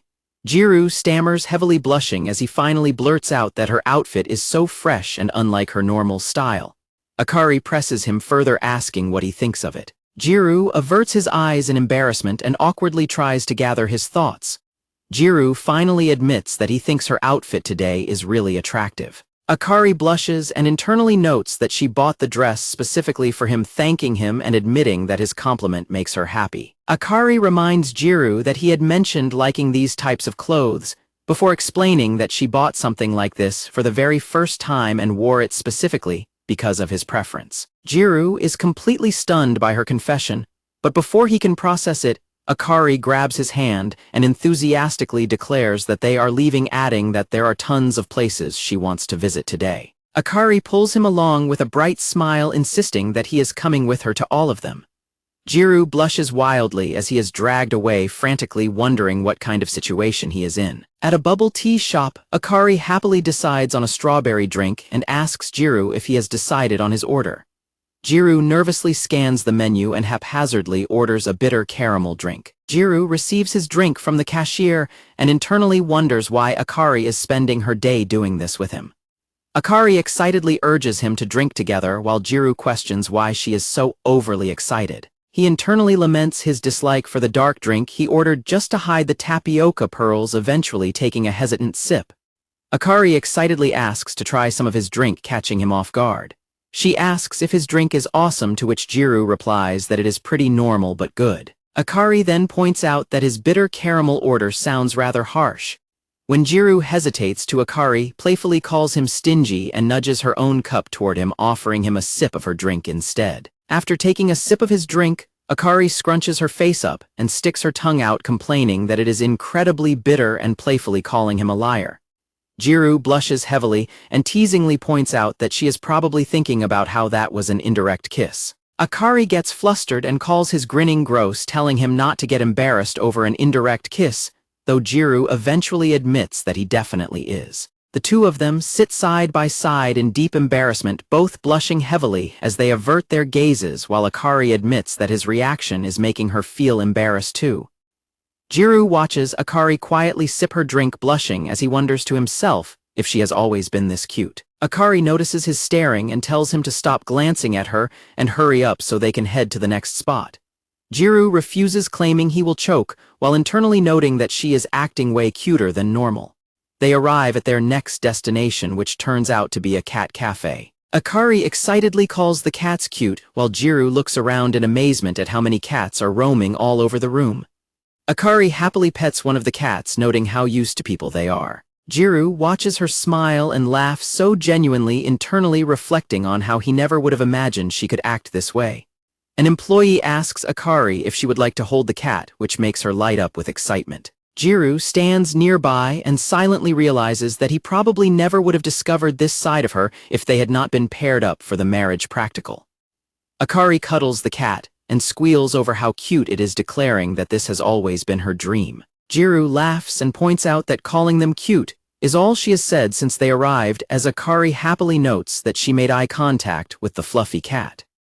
Gyaru reaches over to pet the cat, gently agreeing with Akari that the cat is indeed incredibly fluffy, as she happily holds it on her lap. Gyaru gazes warmly at Akari, completely captivated by the gentle and affectionate smile on her face, as she continues to cradle the small animal. As they walk through the mall past an arcade and clothing stores, Gyaru internally reflects that his usual great pleasure of summer break is playing video games late into the night and all day long. Gyaru remembers awkwardly wearing a silly bunny hat while Akari laughed playfully with him, concluding to himself that every now and then spending days like this together is genuinely nice too. As they walk down the street, Akari promises to send him a photo through their chat app. Gyaru questions if she means the heavily filtered photo where they look like completely different people, joking that those huge eyes will haunt his nightmares, which makes Akari pout and playfully argue that the filter made him look better. She then offers to send a picture from the cat cafe, surprising Gyaru, who did not realize she took one there. Akari holds up her phone to reveal a photo of the two of them smiling together while petting the cat on her lap. A bewildered Gyaru asks when she took it, admitting he totally missed it, and Akari explains that the cafe employee took the picture for them. Gyaru stares at the image and nervously trails off, noting that the picture gives off a certain impression. Gyaru awkwardly finishes his thought, pointing out that the photo makes them look like a family, which catches Akari off guard. Gyaru quickly tries to clarify his statement, explaining that it is just the way the photo was framed with the cat that gives off that vibe, leaving a heavily blushing Akari staring at him in surprise. Suddenly, the true implication of what Gyaru just said hits them both at the exact same time, leaving them frozen in wide-eyed realization. Gyaru frantically stammers to justify his comment about it looking like a family photo, terrified internally that she is going to cringe at his words. Instead, Akari turns away and covers her mouth to stifle a laugh, noting that his remark is just too funny. Gyaru enthusiastically suggests they visit the cat cafe again to play with the cats, lamenting that they cannot keep them in their practical apartment. He internally notes with relief that she did not cringe at his family comment, while Akari warmly agrees to go back. Looking at her bright smile, Gyaru quietly wonders if she actually instigated this entire outing just to hang out with him. They arrive at the train station to head their separate ways, with Gyaru confirming Akari is heading to platform 4 while he takes the subway. Akari immediately apologizes for dragging him all the way out there, but Gyaru quickly reassures her that it is no problem at all. Standing by the station directory, Akari quietly points out that this situation feels somewhat strange. Gyaru agrees, noting that they usually head home together after school. Akari clutches her train pass and elaborates that saying goodbye and heading to different homes feels very weird. Gyaru looks slightly downcast as he replies that soon enough going their separate ways will become their new normal. Akari offers a sad smile and softly confesses that the thought of them eventually separating makes her feel a little lonely, catching Gyaru completely by surprise. Akari suddenly bows her head and apologizes again for dragging him out on such short notice. When a confused Gyaru asks what she is apologizing for, she looks up with a bright smile and declares that she genuinely had a lot of fun today. Turning on her heel to leave, Akari playfully scolds him not to spend his entire break just playing video games and urges him to go outside sometimes, to which Gyaru softly agrees. Akari approaches the ticket gates and waves back over her shoulder, offering him a cheerful farewell as Gyaru stands quietly watching her go. Akari walks away through the busy station turnstiles, blending into the heavy crowd of commuters as she heads toward her platform. Suddenly, Gyaru loudly calls out her name across the station, causing Akari to turn back around in wide-eyed surprise. Akari stops at the turnstiles and looks back to sincerely thank him for today. Gyaru blushes heavily and loudly shouts back that he also had a lot of fun. Hearing his words, Akari smiles brightly and throws up a cheerful peace sign before continuing on her way. The bustling train station swallows her up as she disappears into the heavy crowd of passing commuters. Gyaru looks down at his phone and quietly agrees with her, realizing that at some point their temporary arrangement will come to an end. The sound of the train rattles in the background as Akari taps on the picture of herself, Gyaru, and the cat on her phone screen. On the train ride home, Akari stares softly at her screen, silently acknowledging that the day they must part ways will inevitably arrive. Akari holds her phone close to her chest with a melancholic expression, reflecting deeply on the bittersweet reality of their eventual separation. At the kindergarten playground, a little girl named Himari excitedly calls out to her teacher to watch her play. The teacher praises her and promises to tell her mom how amazing she did.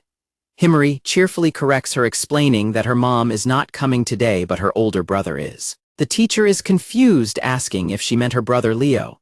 Himari smiles brightly and clarifies that she is talking about her older brother, who is not actually her real brother. Surprised, the teacher asks if she has another brother besides Leo and turns to check the emergency contact list before suddenly noticing someone approaching. Himari enthusiastically shouts for her brother and sprints toward the entrance, leaving the startled teacher to wonder who the approaching young man is as Gyaru arrives at the gate. Gyaru kneels down to catch Himari as she happily throws her arms around him, cheerfully calling out his name while he warmly greets her back. Meanwhile, another teacher struggles to pull a rebellious Leo outside, telling him his guardian is here, while he angrily tells her not to pull him. The first teacher stares in shock, realizing that Gyaru is the older brother Himari meant. Gyaru smiles and asks Himari if she has been good, and she happily confirms that she has. Gyaru sighs as he watches Leo violently struggle against the preschool teacher, noting that the young boy's stubborn behavior remains completely unchanged as Leo angrily demands to be let go. The teacher hands over the kids' backpacks to Gyaru, confirming if he is indeed their relative. While Gyaru politely thanks him, Himari proudly chimed in to tell her teacher that Gyaru is their cousin who has even taken them to see the stars before. The teacher is surprised to learn they are cousins and mentions a camping trip, prompting a sheepish Gyaru to clarify that he was actually referring to a visit to the planetarium at their local children's science museum. Himari happily declares that they are going to play with Gyaru today, but Leo angrily snaps at her not to call him Oni-chan, since he is just a stranger, leaving a sweat-dropping Gyaru to awkwardly greet Leo since it has been a while. The preschool teachers praise Gyaru for being so responsible during his summer vacation and ask what school he attends. When Gyaru hesitantly reveals that he goes to Seishun Academy, the teachers instantly react with wide-eyed shock at the mention of the prestigious school. The teachers gossip about how Gyaru's school used to be a very average school named Hama High before they renovated and changed the name to Seishun Academy when they introduced the marriage practical. Gyaru stands by as they reminisce about their own youth, noting that back then high schoolers were expected to live life to the fullest. The two teachers continue to laugh and gossip cheerfully about the past, leaving a completely bewildered Gyaru standing awkwardly in the background, wondering how they even got onto this topic. The teachers note that a lot of Gyaris and attractive students go to Seishun Academy now, wishing Gyaru the best of luck with his studies. Gyaru politely thanks them with an awkward laugh, while Leo quietly watches him with a highly skeptical glare. Gyaru leaves Sunshine Kindergarten with the two children in tow, waving goodbye to the teachers as they walk out of the main gate to head home. Gyaru sighs as he walks, wondering what they should do to pass the time until their aunt arrives. Looking at a cheerful Himari and a grumpily drawing Leo, he realizes that taking care of these two is going to be far more difficult than he initially anticipated. Back at home, Gyaru's mother informs him that he is the one who will have to watch the kids, since he has nothing but free time to play video games. A shocked Gyaru protests that looking after two kindergartners is going to be incredibly tough, but his mother dismisses his concerns by reminding him of his empty weekend schedule. Gyaru's mother continues to lecture him, pointing out that his marriage practical is already half over, and yet he still hasn't learned to cook a single meal for himself. She groans that Akari must be completely fed up with him, leaving Gyaru to desperately groan in defeat. Gyaru stands in defeated silence, internally screaming that he understands her point completely, as his mother's harsh words hit a sore spot. Back in the present, Gyaru suggests going to a park, which causes Himari to light up with excitement and declare that she wants to play on the swings. Gyaru warmly agrees and suggests heading over to West Park. As they walk, Leo suddenly halts the plan by angrily complaining that it is far too hot outside, refusing to go any further. Leo stubbornly declares that he refuses to go anywhere that does not have air conditioning, leaving an exhausted Gyaru to sigh and pull out his phone to text Akari that he is babysitting his cousins who live near Seishun. Seeing no other option, Gyaru texts Akari that he is bringing his cousins over to their practical apartment instead. Once they arrive inside, the kids run straight to the couch to enjoy the air conditioning, with Leo immediately demanding that it be turned down even colder. Gyaru pours some orange juice for the kids, silently reminding himself that he needs to let his aunt know where he took them and keep the spare key safe, just in case. While Himari curiously asks if this is his home, Leo suddenly interrupts to ask about a weird ad popping up on Gyaru's phone. Gyaru leans over to help Leo dismiss the ad, asking Himari to wait just a moment while he sorts out the screen. Himari walks over to the locked bedroom door marked with Akari's name and tries to open it only to find it locked. Gyaru quickly runs over and warns her not to go in there because it belongs to someone else, but when Himari curiously asks who lives there, Gyaru blushes and sheepishly replies that it belongs to the person who lives with him. Himari tilts her head with a bright smile, innocently asking if the person who lives with him is a member of his family, which causes a deeply flustered Gyaru to blush heavily as he stands frozen. Gyaru reluctantly agrees that the person is indeed family, leaving Himari to excitedly celebrate the answer. Suddenly, Gyaru's phone rings with a call, prompting Himari to ask if he is talking to their mother, while Gyaru picks up the call in surprise. Upon answering the phone, Gyaru's eyes widen in absolute shock as he realizes that the caller is actually Akari. Akari cheerfully calls Gyaru to express her surprise about him babysitting, teasing him that she doubts he will survive watching kids all on his own. Gyaru defends himself, explaining that he is watching his cousins until the evening but has to quickly fend off Himari as she eagerly tries to grab the phone to talk to Akari too. Akari hesitantly offers to come over and help him babysit, pointing out that taking care of children must be incredibly tough and offering her assistance if he does not mind her being there. Akari frantically tries to justify her offer, nervously claiming that she only wants to help because she is currently bored and would hate for their living room to get messy, blushing deeply as she tries to downplay her own eagerness. A long, tense silence stretches over the phone line as both of them sit in mutual embarrassment, with Gyaru stammering awkwardly and Akari growing increasingly flustered. Gyaru internally wonders if she would really come over if he asked, but quickly begins to tell her that he does not mind, while a panicked Akari quickly backtracks, telling him it is completely fine if he does not actually need her help. As Gyaru prepares to hesitantly ask her to come over, a sudden loud crash echoes through the apartment as the children knock something over.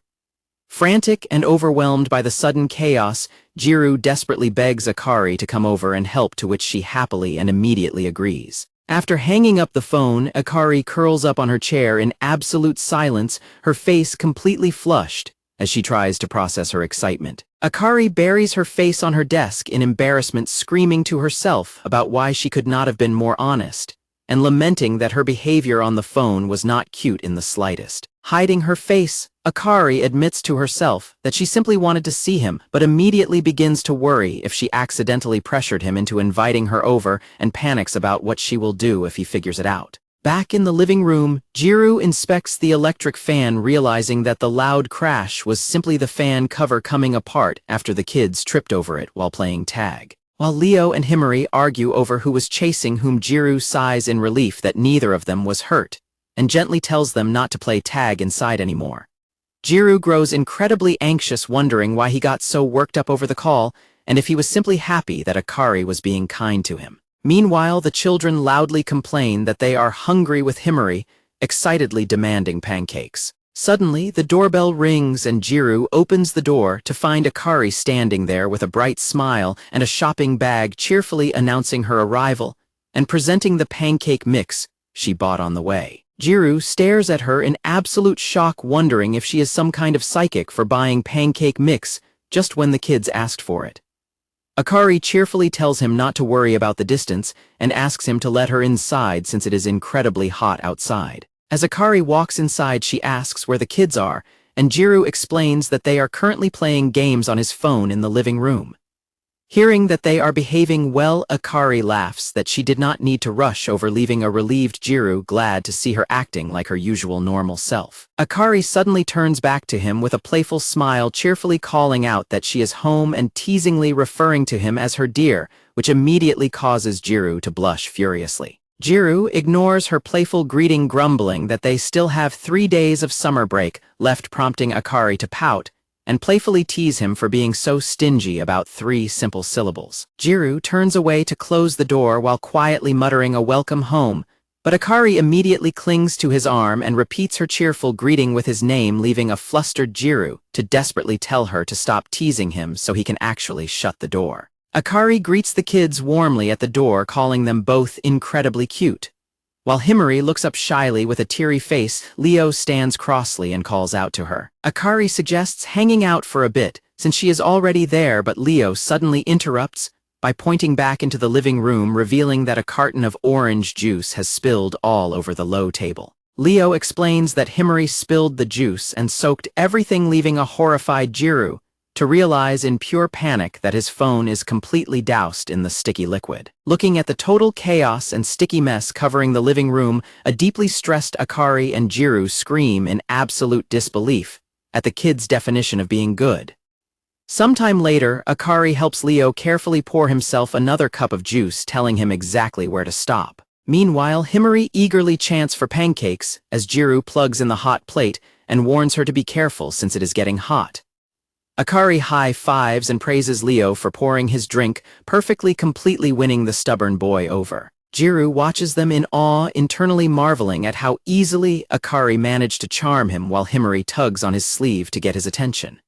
Himari innocently points out that Gyaru and Akari live together before looking up to ask Gyaru why he isn't a papa yet. Himari explains that her mother told her babies are born when people hold hands, pointing out that Gyaru and Akari held hands earlier and innocently asking if there is already a baby inside Akari. Akari laughs off the innocent question, reassuring Himari that she doesn't have a baby yet and explaining that it doesn't happen immediately from hand-holding. However, Himari immediately presses, further grabbing Gyaru's shirt and asking when they will actually have a baby, leaving Gyaru blushing furiously. When Himari eagerly asks if the baby is coming tomorrow, a completely panicked Gyaru turns to Akari for help, demanding to know how he is supposed to answer after she made things so awkward. Akari playfully decides to tease him further, telling Himari with a mischievous smile that she wonders when they will make a baby, which causes a beet red Gyaru to scream in absolute shock. Leo and Himari instantly begin arguing over whether they want a boy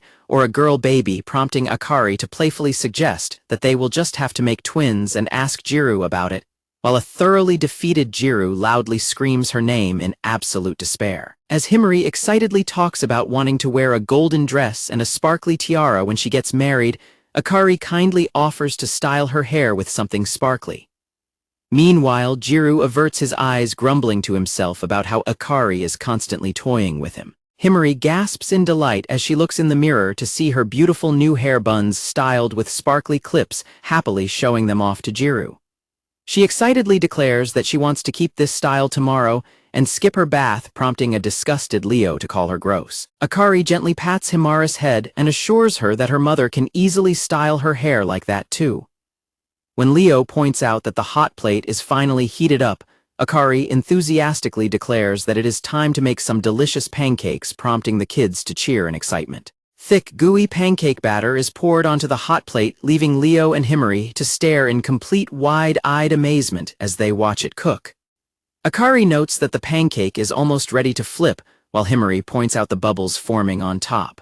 Leo excitedly yells for them to make it bigger, but Gyaru quickly holds him back and warns him to watch his face and keep a safe distance from the hot stove. Akari confidently flips the pancake in the air with a spatula, leaving both Leo and Himari to watch in wide-eyed excitement as the pancake tosses over. Akari presents a beautifully decorated sunflower-shaped pancake to Himari, who happily bounces up and down in excitement, thanking Akari and declaring her absolute love for sunflowers. Leo excitedly demands that Akari make a pancake shaped like a Zero Rider for him next, but Akari laughs that such a design would be incredibly difficult.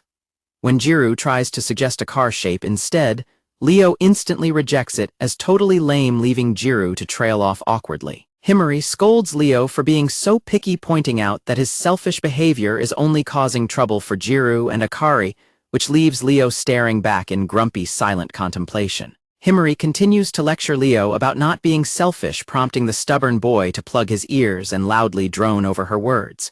When Gyaru attempts to suggest a B shape, and Himari offers her sunflower design, Leo grumpily rejects both as either lame or stupidly girly. Himari turns to Gyaru and insists that the designs are actually very cute, and a hesitant Gyaru quickly agrees with her.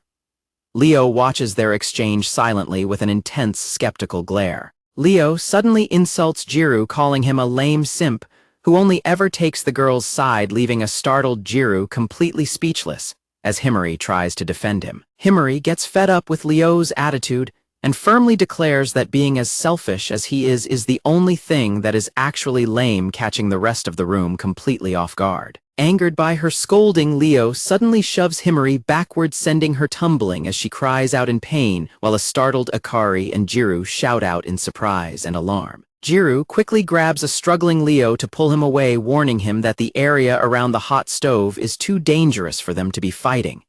In the midst of the sudden commotion, someone's hand accidentally makes direct contact with the sizzling hot plate. Akari suddenly gasps and clutches her hand in pain, having accidentally burned herself on the hot plate. While Gyaru frantically tries to assess the situation, Himari begins to tear up, and a thoroughly remorseful Leo bursts into tears and loudly apologizes for what happened. Leo continues to wail in distress, repeatedly crying out that he is sorry, while a deeply concerned Gyaru frantically asks Akari if she is all right. Gyaru gently reassures a crying Himari that everything is going to be okay and promises to get something cold to soothe Akari's burn. Suddenly, a guilt-ridden Leo runs out the front door, leaving a startled Gyaru to loudly call after him. Sometime later, Gyaru sits next to Akari and holds a wrapped ice pack over her burnt hand to soothe the pain. A sobbing Himari clings tightly to Akari's waist, prompting Akari to gently embrace her and warmly comment on how much she clearly loves her brother. Gyaru quietly looks on with a soft expression as he continues to gently hold Akari's hand, keeping the cold compress firmly in place to treat her injury. Gyaru asks Akari how her hand is feeling and if it still hurts, and she softly thanks him, replying that it only stings a little now. When Akari asks about Leo's whereabouts, Gyaru reveals that the guilty young boy has locked himself inside the bathroom to cry. Akari gently pats Himari's head to comfort her, softly urging her not to cry anymore as the little girl continues to sniffle and sob against her. Gyaru warmly tells Himari that her tears are only making Akari worry, gently asking her to stop crying as Akari offers her a reassuring, tender smile. While gently petting Himari's head to calm her down, Gyaru sincerely apologizes to Akari for getting her involved in this entire mess. Akari quickly dismisses his apology, reminding him that she was the one who insisted on coming over, before quietly wondering if Leo is going to be okay. Gyaru stands up and says he will go talk to Leo, while Akari blushes and quietly remarks that it is unfair for him to do something like that so suddenly. While Akari sits by the couch wondering if things will be okay, Leo kicks the bathroom door and screams to be left alone, prompting Gyaru to warn him that breaking the apartment will cause serious trouble. Gyaru knocks on the door and claims he needs to use the bathroom, but Leo snaps at him to just pee himself. Annoyed, Gyaru asks Leo to just listen to him through the door and asks what made him so upset. Gyaru notes that Leo has been angry at Himari all day and asks if her tone was too strong or if they had a fight at kindergarten, but Leo fiercely denies it. Leo leans against the door and insists that Himari is his only little sister, and that Gyaru is not her older brother, which leads Gyaru to realize that Leo is simply jealous because Himari kept clinging to him all day. Leo admits that he knew it was actually his fault and cries out, asking why he is losing to someone weak and lame like Gyaru, when Gyaru also seems to care about Himari. Gyaru tells Leo that no one is going to take Himari away and that Leo is still her number one, explaining that while Himari was crying earlier, she was calling out specifically for him. Gyaru admits to Leo that he really is weak and lame, just as Leo said, explaining that he never helps his mother at home and only ever causes trouble for Akari during their marriage practical. Gyaru pauses and reflects that even though he is lame, there is still something important to consider. Gyaru tells Leo that right now inside this home his first priority is to protect everything and everyone here.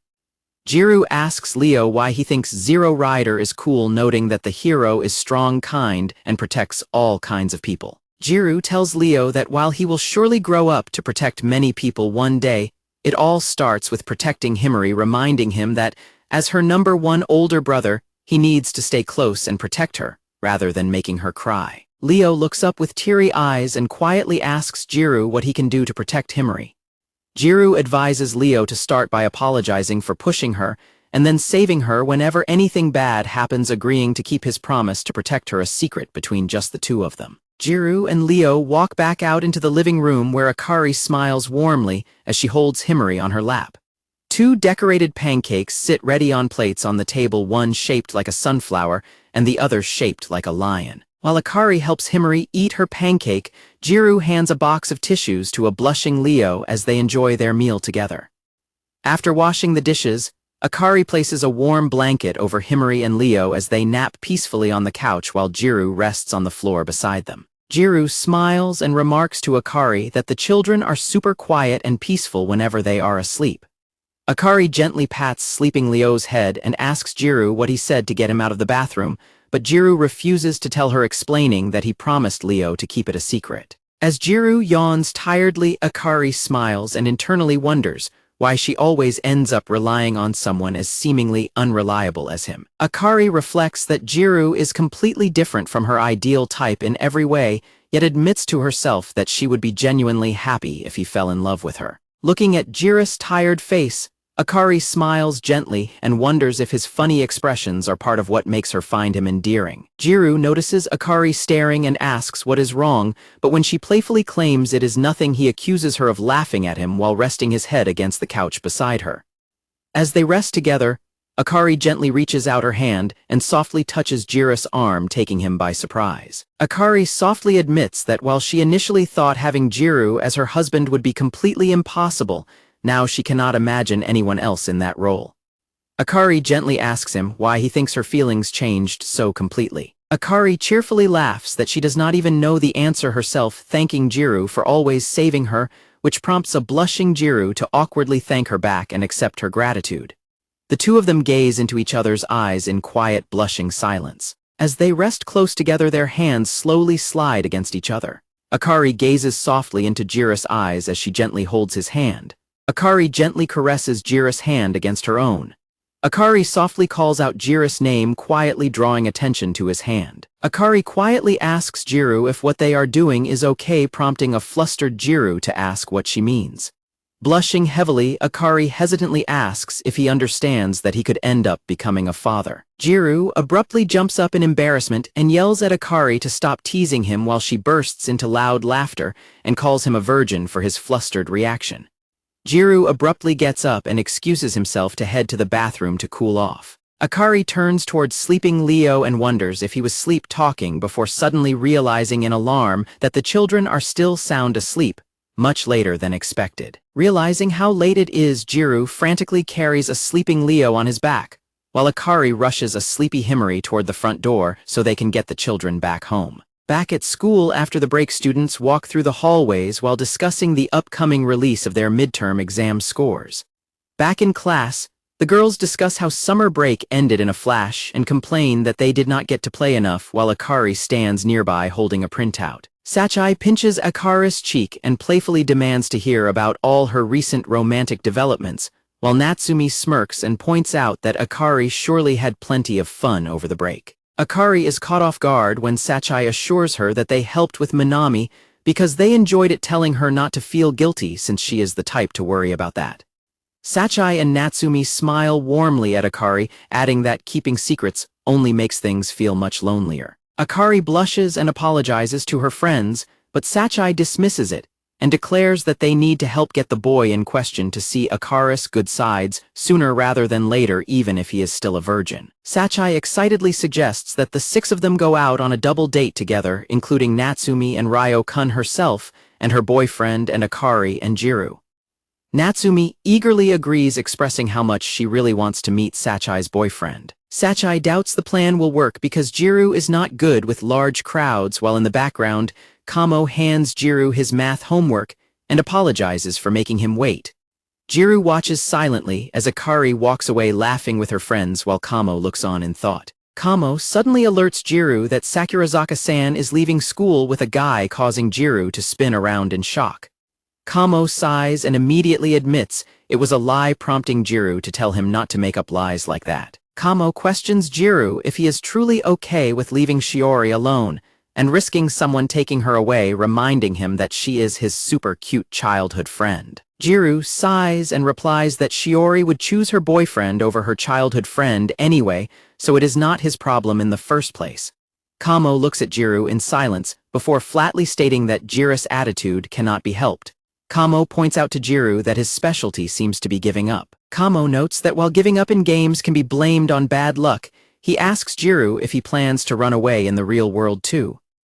Kamo quickly laughs it off as a joke, while Gyaru looks down silently reflecting on the harshness of reality and how things cannot just be easily reset. As students leave for the day, Gyaru reflects to himself that he has always lived his life being too timid and cannot suddenly change his ways. At the shoe lockers, Shiori's athletic friend, Mei, asks why she did not just push Minami down right then, and they're leaving a heavily blushing Shiori to frantically stammer that she could never do something like that.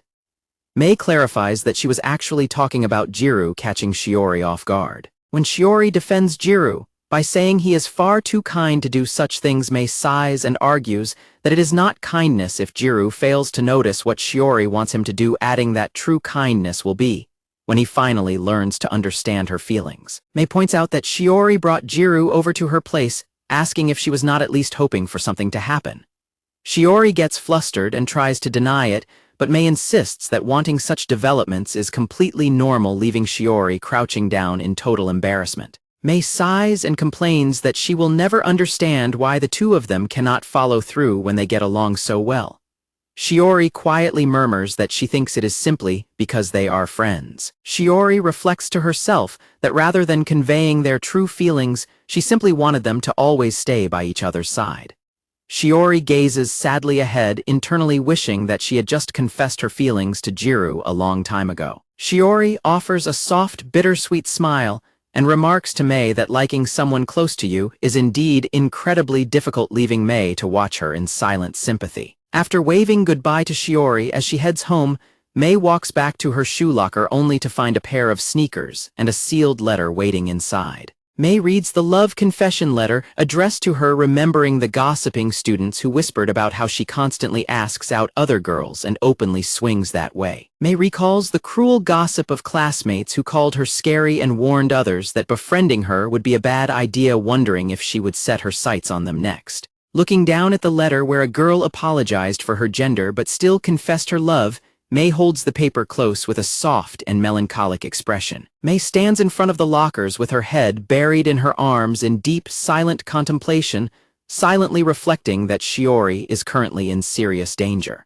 At a coffee shop, Minami gets ready to head home after his shift, thanking his coworker, who notes that his own wife has club activities today since the fall track meets and scouting season are quickly approaching. Minami's coworker cheerfully discusses going out to buy dinner instead of cooking, bragging about how thoughtful he is.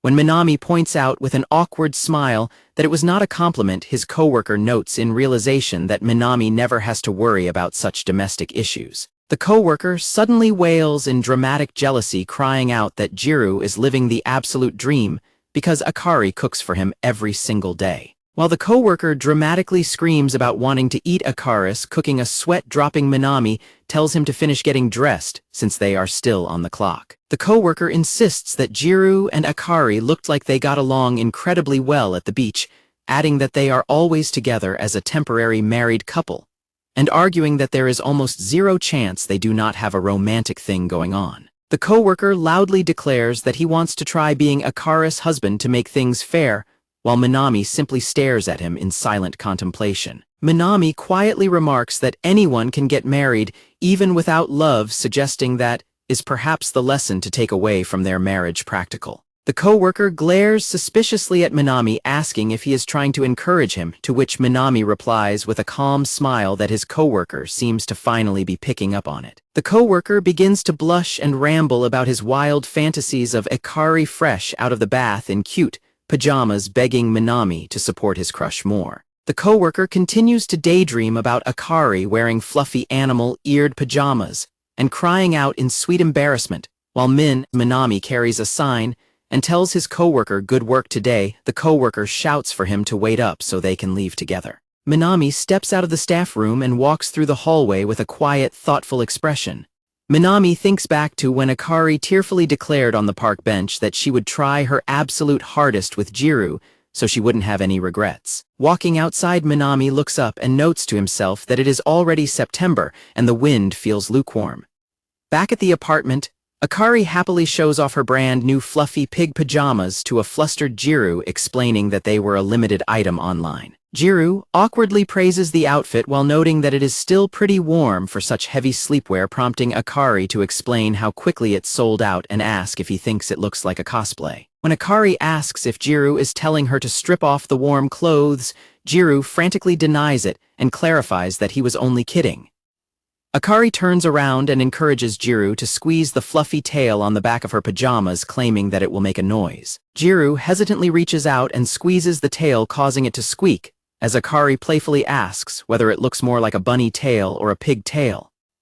Akari laughs and makes a playful sound, teasing Gyaru that she was just messing with him and jokingly asking what kind of noise bunnies make. Akari smiles gently at Gyaru and softly admits that she genuinely loves being able to relax with him like this.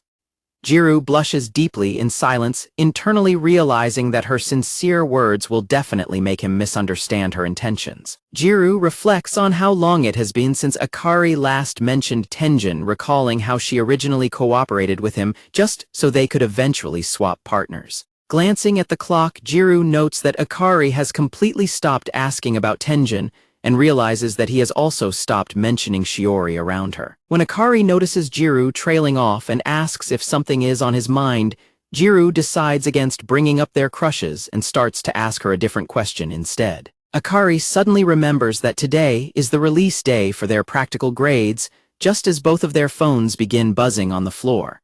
Akari picks up her phone to check the July rankings, happily recalling how great it felt to break into the top 30 right before summer vacation started. Gyaru nervously leans over and asks Akari if she has found their current placement on the list yet. The phone screen displays the updated rankings, revealing Tenjin and Shiori in 5th place, with Gyaru and Akari right behind them in 6th place. Akari and Gyaru stare at the screen in absolute shock upon seeing how high their ranking has climbed. Akari rests her head gently against Gyaru's shoulder as they sit together on the couch, staring down at the phone screen. At their apartment, Minami welcomes Shiori back from the store and thanks her for picking up dinner.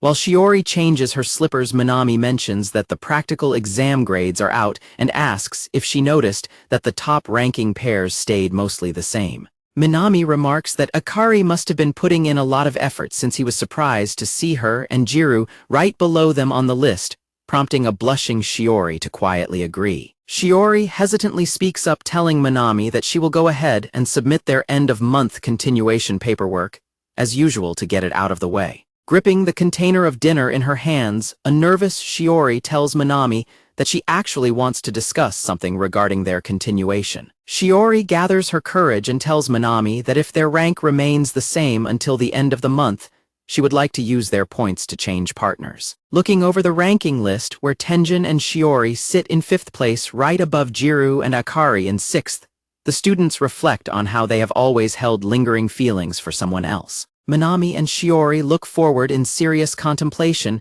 internally affirming their desire to finally be paired with the person they truly like. Gyaru and Akari sit with wide-eyed expressions, wondering if achieving this high rank means their relationships are finally beginning to change. 2 freshly poured cups of tea sit on the table as evening settles over the exterior of the apartment building. Shiori sits across from Minami in the living room, awkwardly struggling to find the right words to explain her sudden request. Shiori frantically waves her hands to clear up any misunderstanding, while a concerned Minami asks if living together has been causing her distress all this time. Shiori calms down and clarifies to Minami that she wants to switch partners simply because the boy she likes has finally made it into the top rankings. Minami acknowledges Shiori's explanation thoughtfully, while a blushing Shiori hesitantly adds that she is just guessing about the timing. Minami realizes the truth and notes that every time Shiori asked him for advice in the past, it was actually about Gyaru all along. Shiori flusters and explains that she has not checked with Gyaru and Akari, yet admitting that the other two might decide against changing pairs after all. As Minami places his teacup on the saucer, Shiori quietly admits that she wants to become a married couple with Gyaru if Minami and the others agree to it. Minami gazes forward silently as he listens to Shiori's confession. Minami observes Shiori silently noting to himself how completely flushed her ears and face have become.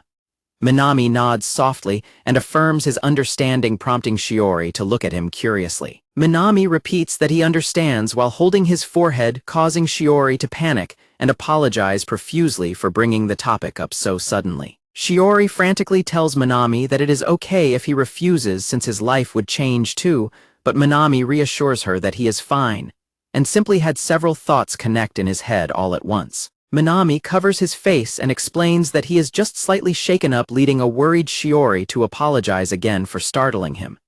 Minami calms down and sincerely thanks Shiori for being honest and talking to him about her feelings. Minami assures Shiori that he does not have any problems with her request to change pairs. Minami explains that since he often works late and spends breaks at the apartment, Akari would likely understand his personal circumstances, well, telling Shiori not to worry about him. Minami smiles gently and states that if an option exists that can satisfy everyone involved, then pursuing it is truly for the best. Looking at the screen displaying their 6th place ranking, Shiori quietly thanks Minami for his support. Meanwhile, back at their own apartment, Gyaru and Akari sit together on the couch staring at their phones in sudden realization. Akari looks down at the screen and murmurs that their high ranking is a genuine surprise, and Gyaru quietly agrees. Gyaru remarks in disbelief that placing 6th is completely crazy, while Akari listens in silence. Akari states plainly that she does not understand how this happened. Holding her phone tightly, Akari admits that she has pictured reaching this moment dozens of times before. Gyaru explains that whenever he imagined reaching this moment, he pictured Akari excitedly cheering Tenjin's name while he simply congratulated her. Gyaru admits that whenever he thought about what would happen after their marriage ended, he simply gave up thinking about it and wondered if they would still meet or talk occasionally before noticing Akari's silence and asking why she is not saying anything. Akari quietly remarks that it is crazy they have finally accomplished their goal, urging Gyaru to hurry up and be happy about it while he looks at her in silence. Akari leans back and explains that for some reason she thought they would never achieve an rank, admitting that she pictured being stuck with Gyaru as her husband until the end over and over again. Smiling gently with teary eyes, Akari confesses that she really does not know what kind of expression to make now that they actually achieved their goal. Akari cheerfully slaps Gyaru's back and celebrates their rank, asking if it is a good thing since they worked so hard for it, while Gyaru stares down quietly. Akari tilts her head curiously as Gyaru hesitates to speak. Gyaru quietly notes that they will now need to go have a conversation with the other pair about switching partners. As Gyaru stands up and walks toward his bedroom door, he tells Akari that he will be in her care for the remaining 2 weeks of the month. Closing his bedroom door behind him, Gyaru scolds himself for almost asking Akari what they should do, next realizing that she has naturally already made up her mind. Sitting on the floor holding his head, Gyaru curses himself for simply doing whatever is convenient for himself, realizing that he had gotten comfortable having Akari by his side, despite promising to give his all with Shiori. Gyaru firmly reminds himself to draw a clear line, reflecting that preparing for moments like this is the entire reason they are participating in the practical exam.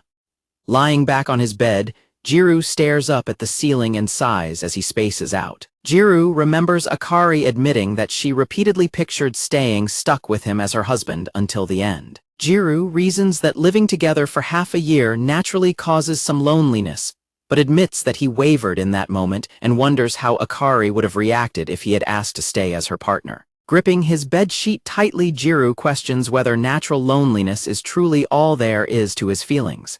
Sitting up on his bed, Gyaru thinks back to the wistful expression on Akari's face. Meanwhile, out on the balcony under the night sky, Akari stands looking out over the railing and whispers about the summer. Akari gazes quietly up into the starry night sky as a gentle breeze blows past her. Akari buries her head on the balcony railing and cries out in frustration, wishing she could tell Gyaru directly that she does not want to be separated because she loves spending time with him and wants to go on more dates together. Akari rests her chin on her arms and murmurs that there is no way she can say all of those feelings directly to Gyaru. Akari reflects that if she told Gyaru her feelings about Minami and asked to stay together, Gyaru would accept it, but recalls that they made a promise to switch partners. Frustrated by how nice Gyaru is, she screams to herself about him matching her subdued mood instead of showing happiness for attaining a rank. Stretching her arms out on the balcony, Akari sighs and wishes Gyaru was more of a scummy guy, admitting that she never wanted to notice his good qualities in the first place. A sudden chill makes Akari shiver and crouch down on the balcony, rubbing her arms as she realizes it is already getting too cold to dress lightly, even though September just started. Akari glances over her shoulder toward the glass door leading back into the apartment. Akari remembers carrying 2 mugs of hot milk over to Gyaru when he was feeling down about Sakurazaka. Akari looks down, sadly thinking that Gyaru will not make hot milk for her even when she is feeling down, and reflects that back then she did not even truly understand her own feelings. Crouching by the glass door, Akari remembers how happy she was whenever Gyaru said her name, realizing with sadness that he probably will not call her by her name anymore. Burying her face in her hands on the balcony floor, Akari groans that dealing with these complicated feelings is such a pain and desperately wishes for it to stop. Tears stream down Akari's face as she cries out Gyaru's name, promising to herself that she will behave like a good girl from now on. Sobbing softly into her hands, Akari confesses to herself that she is in love with Gyaru. Inside the apartment, Gyaru stands quietly in the hallway holding a warm mug labeled with Akari's initial as he looks toward her bedroom door. Looking down at the steaming mug, Gyaru reflects that ending their partnership is not the same as simply breaking up. As Gyaru takes a sip from the mug while Akari continues crying outside, he realizes that if he lets go of her hand now, she will never come back to him. The next morning arrives outside the apartment building as simple greetings of good morning are exchanged. While holding a damp shirt, Gyaru realizes he is out of dry clothes and suggests wearing long sleeves since it is cold today. Akari scolds him for leaving all his dirty clothes piled up in his room, prompting him to apologize. She then asks Gyaru to replace the bathroom light bulb before it gets dark, noting that she will check out the laundry room while he handles it. While eating breakfast, Gyaru watches Akari calmly eat her food and feels relieved that his worries about her upset expression from the previous night were just him overthinking. He notes to himself that Akari is the type of person who resets by the next morning, which makes apologizing to her much easier. Gyaru realizes that to Akari whatever happened between them yesterday was simply on the same level as usual. While standing at the kitchen sink washing the dishes, Gyaru scrubs Akari's mug clean with a sponge. After thanking Akari for preparing breakfast, Gyaru mentions that today is burnable trash day and offers to take out the garbage, which Akari quietly thanks him for. Akari holds onto her coffee mug with both hands and looks down quietly with a flushed expression. At school, Gyaru runs into Shiori in the hallway just after she finishes receiving boxes of supplies from a faculty member. Gyaru helps Shiori carry the boxes down the hallway, noting that she works as a nurse's office assistant because she is reliable, which Shiori happily accepts as a compliment. Shiori smiles warmly as the two of them continue walking together down the hallway carrying the supplies. Realizing that they are currently alone together, Gyaru pumps himself up and decides this is his perfect chance to bring up the topic of changing pairs. As they reach the infirmary and unpack the boxes of medical supplies, Gyaru suddenly realizes that he completely forgot something important. Standing inside the infirmary, Gyaru suddenly remembers that this is the exact spot where they previously had an intimate moment, leaving both of them blushing heavily. Sensing the sudden awkward silence since the school nurse is away, Gyaru stammers out that delivering supplies on their own is the entire reason they were running this errand in the first place. Sensing the tense atmosphere, Gyaru glances over and notices that Shiori is trembling with a bright red face, wondering if she is remembering the exact same thing he is. Looking at Shiori's flustered face, Gyaru wonders if right now might be the right moment for him to finally be open with her about what happened between them. Gathering his courage, Gyaru breaks the silence and asks Shiori if standing here reminds her of what previously happened between them. Shiori looks up at Gyaru with a tender blush and begins to confess that she still feels deeply about what happened. While placing items on the shelf, Shiori quietly asks Gyaru to imagine what things would be like if he were truly her husband. Shiori continues unpacking and softly tells Gyaru that if the time ever comes for her to switch partners, she thinks it will be when Gyaru reaches a rank. Flustered by her own boldness, Shiori frantically adds that changing pairs would allow him to inherit her accumulated points, as well, asking Gyaru what he thinks about that idea. When Gyaru asks if she is truly okay with leaving Minami since they seem to get along well, Shiori reassures him that while Minami is kind and has helped her practice talking to boys, Gyaru is still the person who truly matters. With teary eyes and a heartfelt blush, Shiori earnestly confesses to Gyaru that he is someone truly special to her.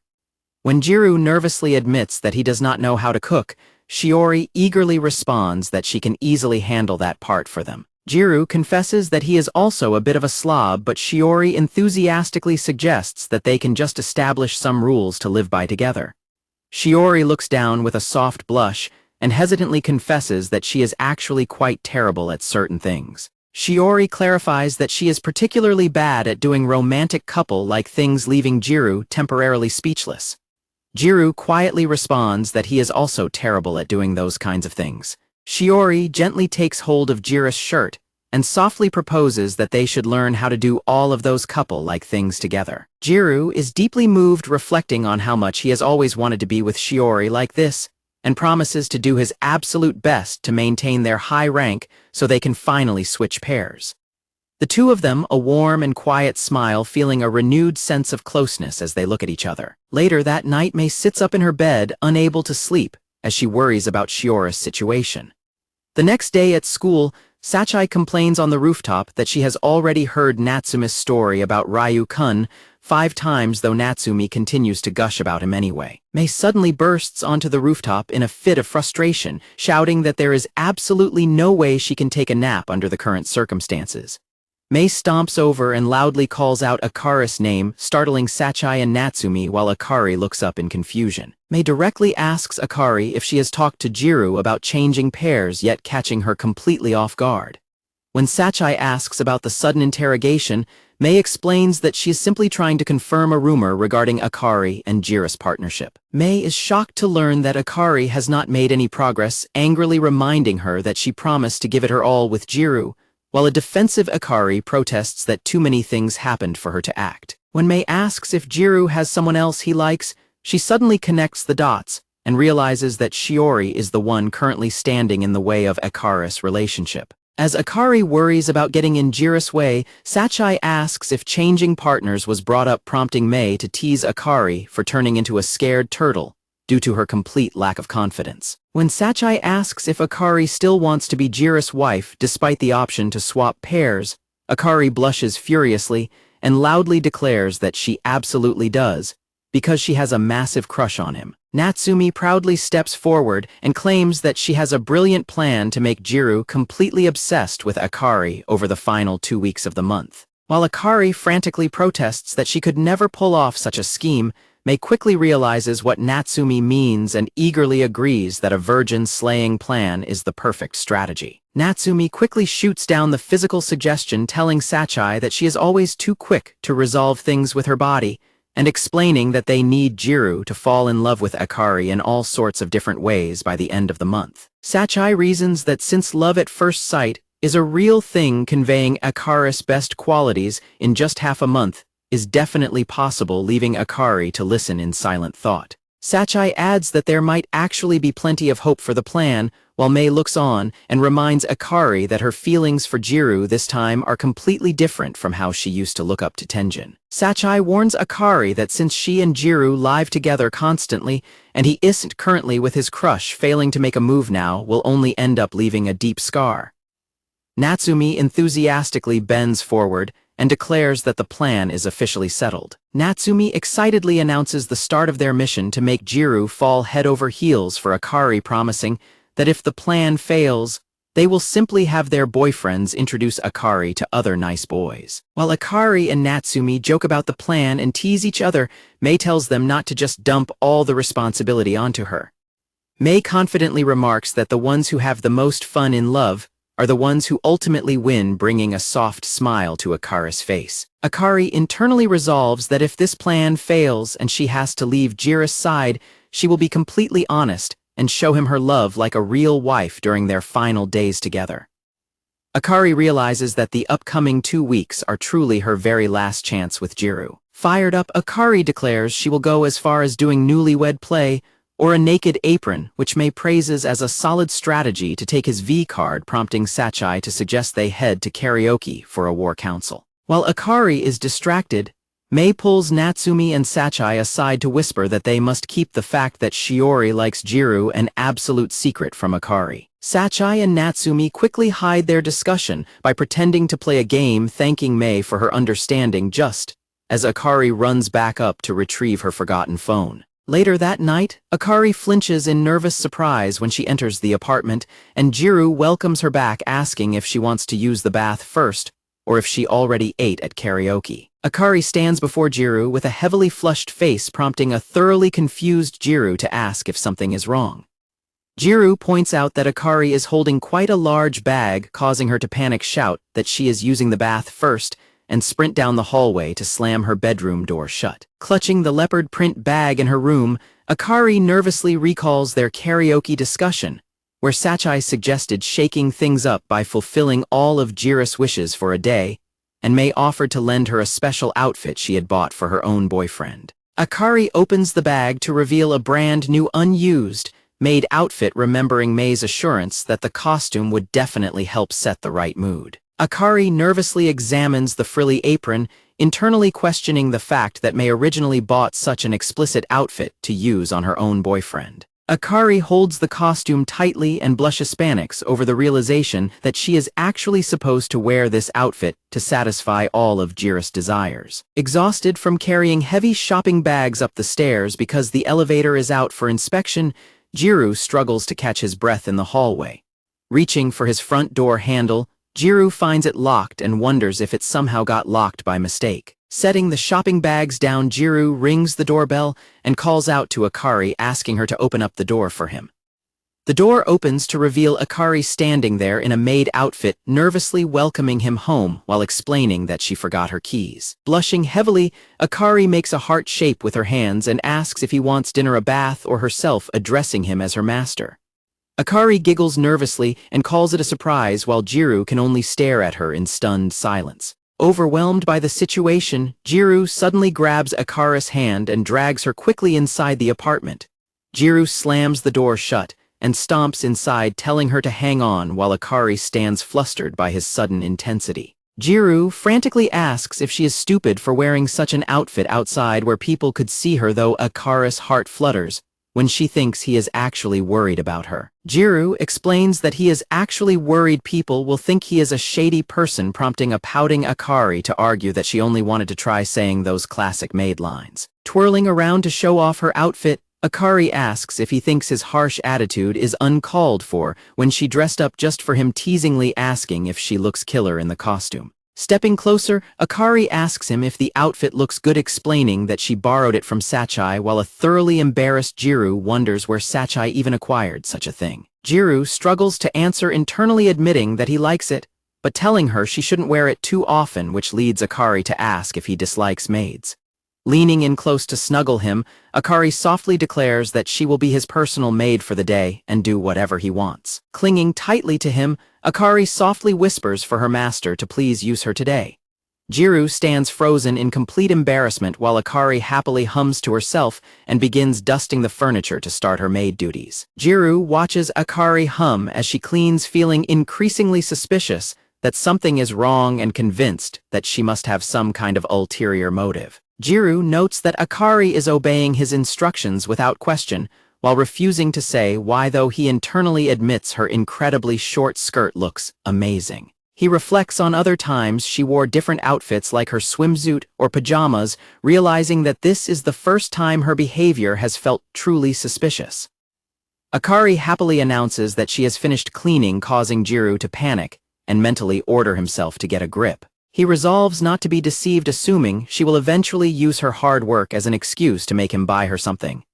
When Akari asks what task she should tackle next, Gyaru tries to play it cool and nervously suggests that some of their laundry needs to be done. Akari suddenly leans in and complains that she is already bored of housework, leaving Gyaru utterly bewildered, since she was the one who volunteered, especially considering he is usually the one who handles the laundry anyway. Gyaru panics and tells Akari to make her service something that isn't cleaning, which leaves Akari wondering what else a maid is supposed to do besides housework. Akari blushes deeply and submissively suggests they do something together instead. Jiru's mind runs wild with fantasies of intimate maid service, leaving him completely frozen. Gyaru realizes something is definitely wrong with Akari today, but worries that pointing it out awkwardly might end up ruining their current relationship. Gyaru wonders if Akari realizes how intense her submissiveness is, noting that she rarely acts this way, while Akari simply looks at him in confusion. Akari demands that Gyaru hurry up and give her an order, so Gyaru makes up an excuse about his shoulders and body being sore from carrying heavy groceries up the stairs. He resolves to observe her for anything suspicious, so he can press her for answers, but is caught off guard when Akari tells him to turn around and offers to give him a massage. As Akari begins massaging his shoulders, Gyaru doubts her ability and asks if she is putting any strength into it, since he cannot feel any pressure, prompting a determined Akari to say she will try harder. Gyaru laughs and tells Akari that he still does not feel any difference, prompting her shocked reaction, before he suggests that she try pounding on his shoulders instead. However, Gyaru suddenly panics as he realizes he has completely lost control of the pace and is letting himself enjoy the physical proximity. Akari suddenly climbs onto Gyaru's back to use her elbow and body weight for the massage, leaving Gyaru in sheer panic as he feels her physical warmth and proximity press against him. Exhausted from the effort, Akari asks if she can take a short break and leans her entire body weight heavily against Gyaru's back. Akari scolds Gyaru for slouching because it makes her job harder, while Gyaru tells her that he has had enough before his self-control slips any further. Gyaru desperately tries to calm his racing thoughts by counting prime numbers, realizing he will lose his self-control if this continues, and begs Akari to just go back to doing normal housework. Akari excitedly offers him a lap pillow instead, but Gyaru immediately rejects the idea, shouting that a normal maid would never do such a thing. Gyaru argues that a maid's actual job is simply to do housework, but when Akari reveals that Natsumi gave her this advice, Gyaru realizes she was given false information and warns her not to believe her friends. Gyaru suddenly slips and lands face first right onto Akari's lap, sending his heart racing as he internally panics over how incredibly soft it feels. Akari demands to hear Gyaru's opinion on her lap pillow, asking if he has anything to say about it. As Gyaru lies there trembling, Akari notes that his head feels warm and gently begins stroking his hair, though Gyaru silently worries that he must look completely pathetic. Akari remarks that Gyaru's healthy hair tickles her hand while she continues to stroke it, and although Gyaru mentally scolds himself for looking pathetic, the soothing sensation makes him sleepy, and he decides to enjoy it for just 10 more seconds. Looking at their point machine on the wall, Gyaru notices that their total score unexpectedly went up, causing him to reflect on how he used to always monitor the machine's noisy updates, but has recently stopped paying close attention. Looking at a picture of Shiori, Gyaru wonders if he will start obsessing over the point machine's sounds again if they eventually live together, realizing he must finally gather his courage to talk to Akari about changing partners. Gyaru suddenly shifts his weight, causing a startled Akari to let out a sharp squeal of surprise.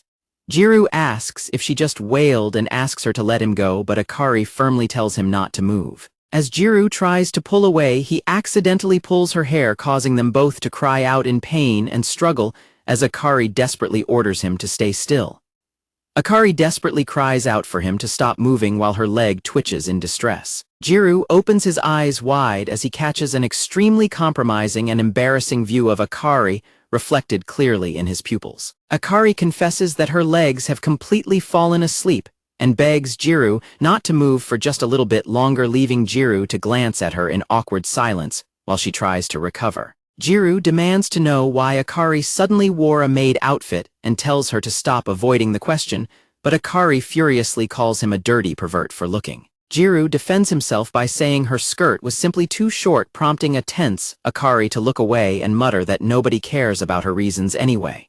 Gyaru argues that she dragged him into her scheme, but Akari snaps back that he has been giving her dirty looks all along. Gyaru denies it and warns her that he will not buy her anything no matter how much she begs, prompting an angry Akari to declare that she will never tell him her reason now, just as Gyaru menacingly clicks a pen. Gyaru brandishes the pen and authoritatively orders Akari to spill the truth, declaring that he holds the higher ground now.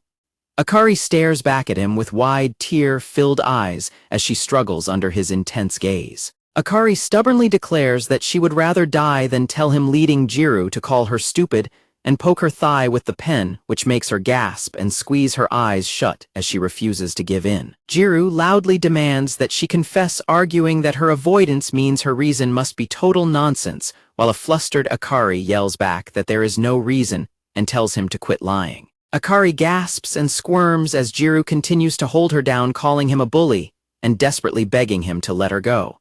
Gyaru commands her to apologize for teasing him and tell him the truth, continuing to poke her leg with the pen, as Akari feebly begs him to stop. Tearfully crying out, Akari insists that she is telling the truth and is absolutely not teasing him. Akari tearfully confesses that since they might not be married for much longer, she simply wanted to make more memories with him, leaving Gyaru completely speechless and stunned. Lying on the floor and sobbing into her arms, Akari tearfully admits that she only wanted Gyaru to call her cute. Gyaru stares in utter disbelief, his mind reeling as he quietly wonders why she would say such a thing. Suddenly, Akari kicks Gyaru away, screams that he is a stupid asshole, and stomps out of the room before slamming the door shut. Coughing on the floor, Gyaru notes to himself how quickly her numb legs recovered, before sighing in frustration, muttering that her behavior is completely ridiculous, and he does not understand her at all. Gyaru lies there reflecting on Akari's tearful words about wanting to make memories with him before their marriage ends, realizing just how much her confession has shaken him. Back in her room, Akari lies on her bed crying quietly, mentally apologizing to Gyaru for starting a fight. Crying into her hand, Akari despairs over the thought that she might never be able to be honest with Gyaru about her true feelings. The next day, Gyaru works on chores to make up for the fight, informing Akari that he has finished the dishes and laundry, while Akari coolly instructs him to clean the toilet and change the towels next. Gyaru submissively apologizes for his behavior from the day before, and Akari checks her phone before telling him that she will let him off the hook this once. Akari desperately tries to keep her composure, realizing that fighting with Gyaru will only negatively affect their points. As Gyaru looks over, Akari suddenly notices the point machine and asks when they acquired those extra points. Gyaru explains that he has gotten so used to the point machine that he barely notices it anymore, but mentions that they somehow racked up points yesterday. He adds that keeping their points high is a good thing for the end of the month, though Akari remains quiet, still internally dwelling on the climax of their fight from yesterday. Gyaru puts on his shoes and announces that he is leaving for school ahead of her, but stops when he notices Akari standing completely silent and still in the hallway. Akari softly wishes him a good day, and Gyaru quietly replies that he is heading out. After closing the door behind him, Gyaru wonders if Akari is still angry with him, noting that she would normally act completely different. Back inside, Akari looks down sadly and wonders what she should do next, realizing she still needs to focus on the marriage practical even though her legs refuse to walk with Gyaru. Akari stares at the point machine in silence, reflecting on how their rising score actually brings them closer to ending their temporary marriage. Akari admits to herself how much she hates the situation, feeling terrified because she desperately wants to be close to Gyaru, but cannot bring herself to get any closer. Later on, Akari happily announces that she is heading out to have fun, prompting Gyaru to warn her not to stay out too late, which leads her to playfully tease him about whether he is actually worrying about her. Gyaru retorts that he only cares because she will be too loud and wake him up if she returns late, causing a pouting Akari to complain about him not treating her like a girl. She reassures him that her friends will accompany her back, but as she reaches for the door handle, Gyaru suddenly calls out her name. Gyaru suddenly steps forward and grabs her shoulder to stop her, but after a tense silence he backs down and apologizes, claiming he forgot what he wanted to say. Akari laughs it off and says she will be back. After the door closes, Gyaru weakly swings his fist against the wall in frustration before slumping against it, letting out a heavy sigh and cursing himself for being such a wimp. Gyaru reflects on how since that fateful day of their fight they have not been able to make any of the progress they wanted to make in their relationship. Gyaru notes that Akari has completely stopped glomping on him the way she used to, though it does not feel like she is actively avoiding him, leaving him to wonder why she suddenly stopped. Looking at the point machine, Gyaru realizes that merely forcing themselves to flirt and engage in physical contact does not actually earn points, concluding that the practical rewards them for genuine relationship progress, rather than excessive skinship, though he feels embarrassed that it took him 6 months to finally figure that out. As Gyaru sits on the couch watching a television show about newlyweds, he laments that their constant fighting has been draining their points, reminding himself that he needs to appreciate how much Akari works to cover for his shortcomings instead.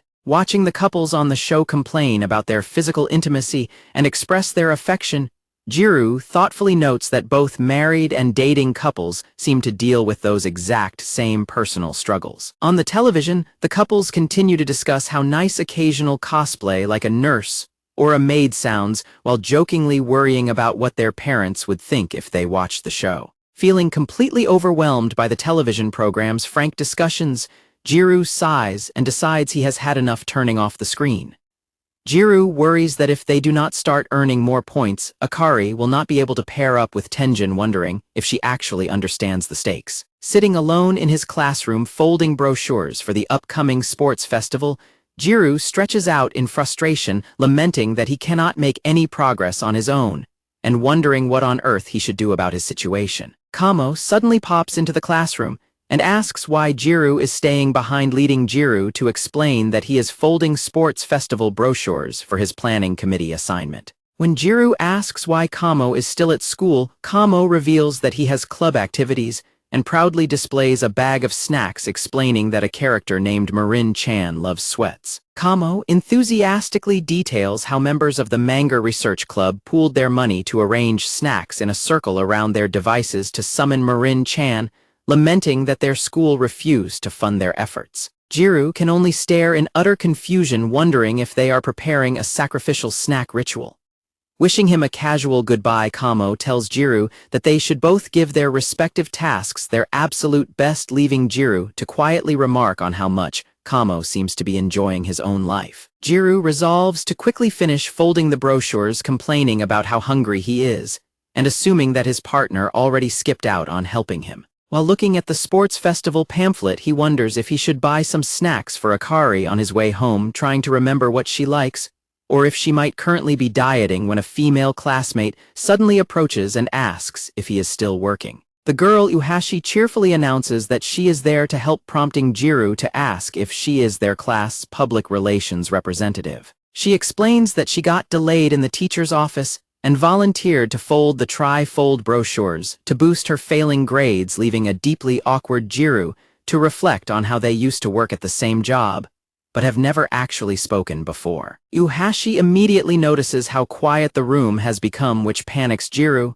because he is terrible at talking to acquaintances and finds himself highly distracted by her physical features. Uhashi notes that it is already time for the sports festival and hopes to be on the pink team, leaving Gyaru to internally point out that a pink team does not actually exist. Uhashi jokingly asks Gyaru if he plans to join the sports festival's cheer squad, but Gyaru quickly replies that he would rather die, prompting her to tease him for being terrible at those kinds of high-energy activities. Uhashi enthusiastically asks that they all agreed to do cheerleading together, and mentions that Akari will be participating as well, leading Gyaru to thoughtfully note that the popular crowd always goes all out for these kinds of major school events. Uhashi suddenly stops speaking and stares intensely at Gyaru in silence, causing him to sweat nervously and ask how he can help her. Leaning in extremely close, Uhashi suddenly asks him if Akari's maid cosplay was cute, sending Gyaru into an absolute panic,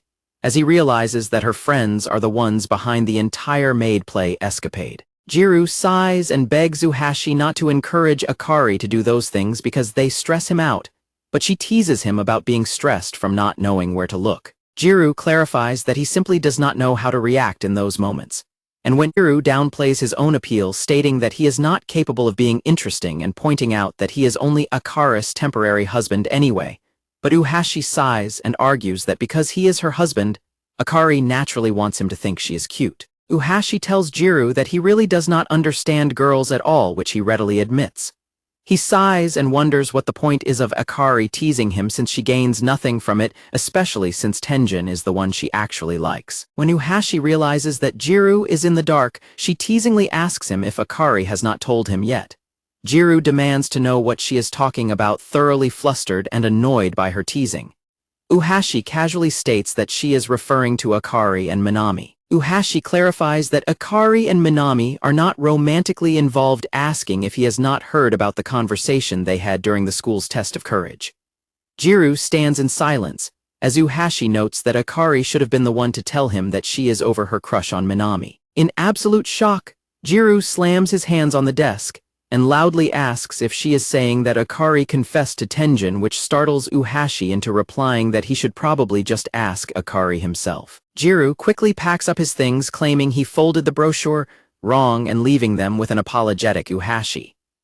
As he exits the school, his mind is consumed with confusion over why Akari gave up on Tenjin and kept the news entirely to herself. Walking home alone under the afternoon, Gyaru reflects on their agreement to do their best, and how far they have come, realizing with a heavy heart that Akari has been keeping her deep emotional burdens entirely to herself ever since summer break. Gyaru remembers telling Akari that she would be in his care for the remaining 2 weeks, and beats himself up over how she must have felt hearing him say those words. He clenches his teeth in frustration, questioning if he is truly that unreliable of a partner to her. Outside the school, a classmate thanks Uhashi for taking over the brochure, folding so she could attend her club activities, and Uhashi cheerfully points out that Gyaru actually did most of the work, though her friend remarks that it is hard to picture the two of them working together. Uhashi playfully explains how she and her friends always help each other out, while her classmate waves goodbye and internally reflects on how surprising it is that Gyaru is so helpful. Evening falls over the quiet exterior of the apartment complex as Gyaru finally returns home. When Gyaru opens the door, Akari warmly welcomes him home from her spot on the living room floor, but her smile falters when he responds with absolute silence. Leaning against the couch, Akari asks him what is wrong, pointing out that he does not look very happy. Akari pats the floor beside her and encourages Gyaru to come sit next to her and talk about whatever is on his mind, while Gyaru remains silent and looks down. Gyaru suddenly sits down and leans his head heavily against Akari's shoulder, causing a startled Akari to ask if something bad happened, as he quietly murmurs to himself. Resting against her, Gyaru internally questions why Akari has been acting this way. Gyaru bitterly wonders if she is always thinking about someone else while they are together, as Akari watches him in quiet shock.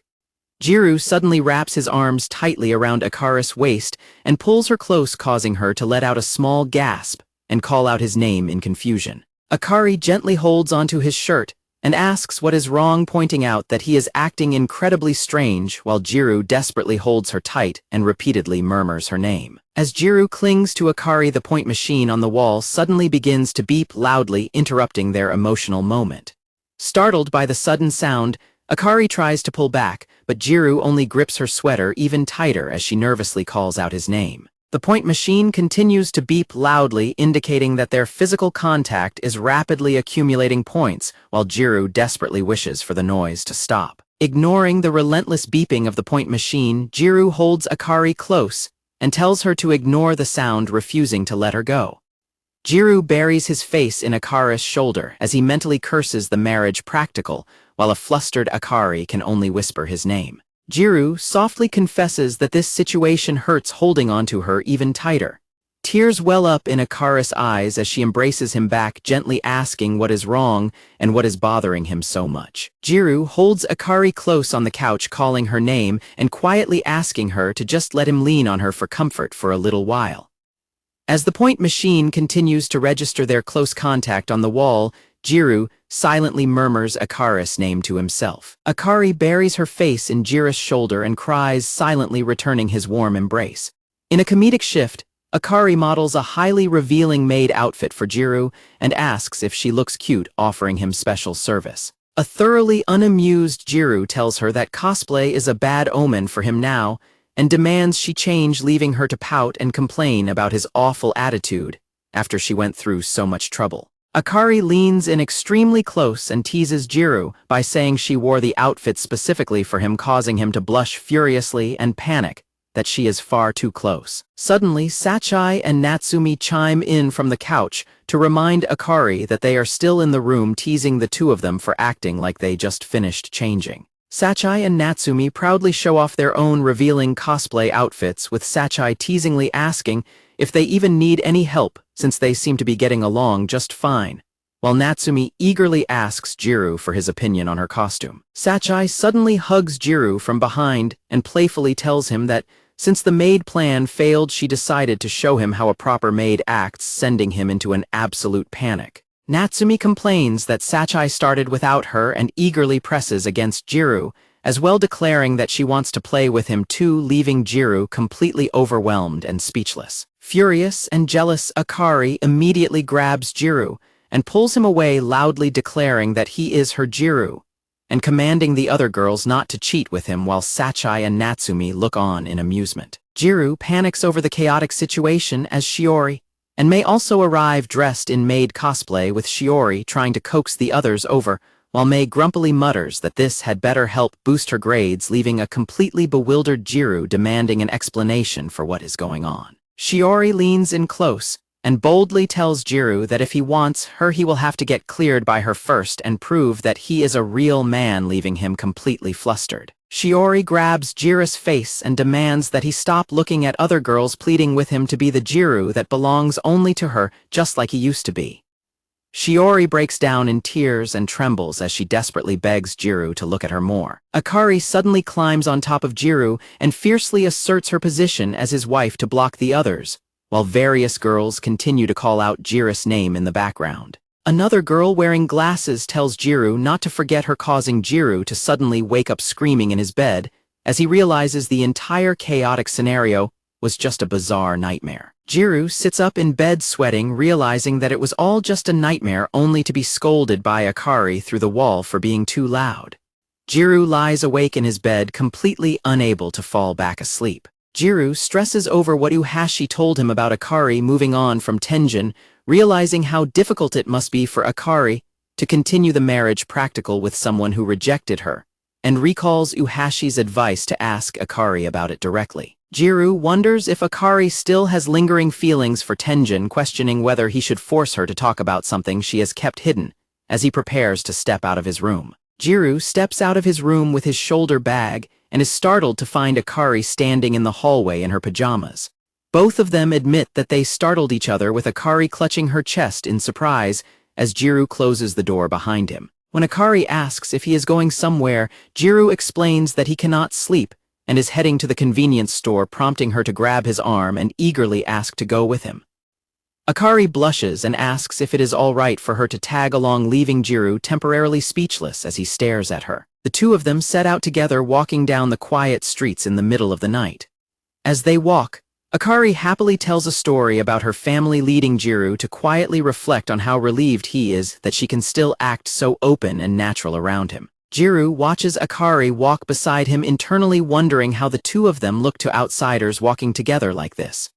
Gyaru notes how excited Akari is as she continues her story, reflecting on how people their age walking together at night would naturally be assumed to be a couple. Gyaru looks at Akari's bright smile and wonders what kinds of feelings she actually harbors as she walks by his side. Gyaru's hand brushes close to Akari's, and he mentally scolds himself for letting the late-night atmosphere affect his thoughts, while Akari continues talking about a visit to a dog park. Gyaru desperately commands his brain to stop being so conscious of her, recalling their physical intimacy and reminding himself that they are currently outside and are supposed to be nothing to each other. Gyaru is suddenly startled when their hands gently brush against each other again as they walk.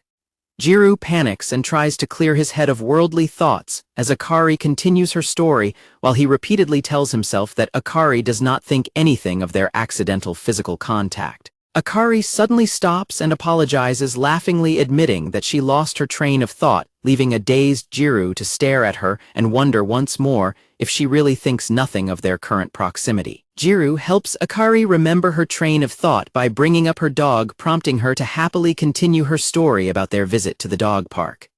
Akari laughs joyfully as she speaks, while Gyaru watches her with a warm, quiet smile. Akari playfully clings to Gyaru's arm and teases him for not fully paying attention to her story, though Gyaru insists he was listening and remembers there was a dog involved. Back at school, Mei is shocked to learn that Shiori already spoke to Gyaru about switching partners, and Shiori frantically tries to quiet her down while explaining that Gyaru simply told her they should both do their best to keep their rank until the end of the month. Shiori blushingly asks if Jiru's response is basically a promise to switch, though Mei remains highly skeptical, especially since they are dealing with Gyaru, causing Shiori to quickly defend her hopeful thinking. Shiori smiles warmly as she admits Gyaru has always been prone to giving vague responses, leaving Mei to watch her in silent worry.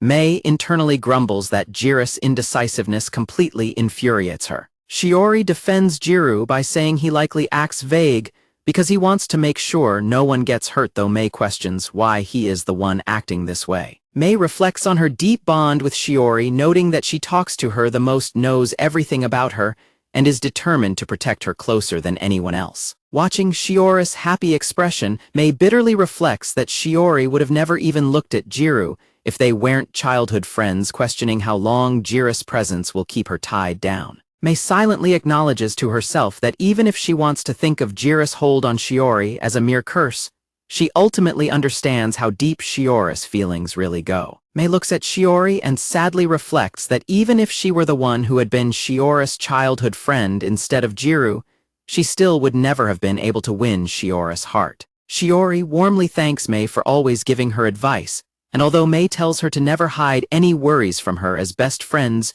Shiori assures her everything is fine, leaving Mei to internally apologize to Shiori for holding back her own feelings. Mei apologizes in her thoughts for lying to Shiori to protect her, just as a classmate in the background announces that he is going to get a drink from the vending machine. Meanwhile, in the hallway, Akari looks sideways with a slight blush while Sachai and Natsumi stare at her in silent curiosity. Sachai and Natsumi tease Akari for being an incredibly easy-to-read open book, before Sachai complains about being thirsty and suggests they all head down to the vending machines together. Gyaru stands in front of the school vending machines deciding on a drink and scans his phone to purchase a cola. Gyaru is startled when another person suddenly reaches over and taps their payment card on the vending machine reader right next to him. Gyaru is surprised to see Hamano standing there as she hands him his can of cola and demands that he give her 120 yen's worth of his time. Hamano leads Gyaru to a secluded hallway where she stands with her arms crossed, leaving a thoroughly sweating Gyaru to note that despite finally being called out by a girl, all he can feel from her is pure killing intent. Mei sighs and expresses her frustration, prompting an apologetic Gyaru to ask if he did something wrong, only for Mei to reveal she heard he has already settled on swapping partners with Tenjin. Gyaru is shocked and asks if Shiori told her about it, which Mei dismisses by reminding him that Shiori is her best friend and tells her everything, before directly asking Gyaru if he actually plans to go through with changing pairs. Gyaru hesitatingly explains that nothing is officially confirmed, yet mentioning that while he and Shiori discussed it, they both have their own circumstances, which prompts Mei to question what those circumstances are. Gyaru scratches his head and awkwardly points out that things get complicated when 4 people are involved in a partner swap, leading Mei to bluntly ask if this is just him trying to avoid hurting anyone. Mei confronts Gyaru for being wishy-washy and accuses him of making assumptions about others just to give himself an excuse, telling him that she feels sorry for Shiori because of his indecisiveness. Gyaru's expression hardens as he flatly tells Mei that she is not involved in this matter. Mei responds by calling him completely pathetic. Mei claims that everything makes sense now, questioning if this is how he always runs away from his problems, and tells him that while Shiori speaks highly of him, he is actually just a coward. Gyaru snaps and turns back to angrily tell Mei that this situation is not just his own personal problem. Gyaru immediately catches himself and clutches his head in frustration, sighing and offering a quick apology for losing his temper. Gyaru explains that they have all been living together as couples for half a year now, and admits that if they change partners, someone might end up unhappy, reflecting that he is specifically thinking about his own household with Akari. Gyaru argues that he and Akari have been helping each other get by all this time, making it impossible for him to only think of his own desires as the end of the practical approaches, though Mei remains unconvinced and begs him to be honest. Mei looks down with a deeply pained expression and tearfully begs Gyaru to finally make things clear.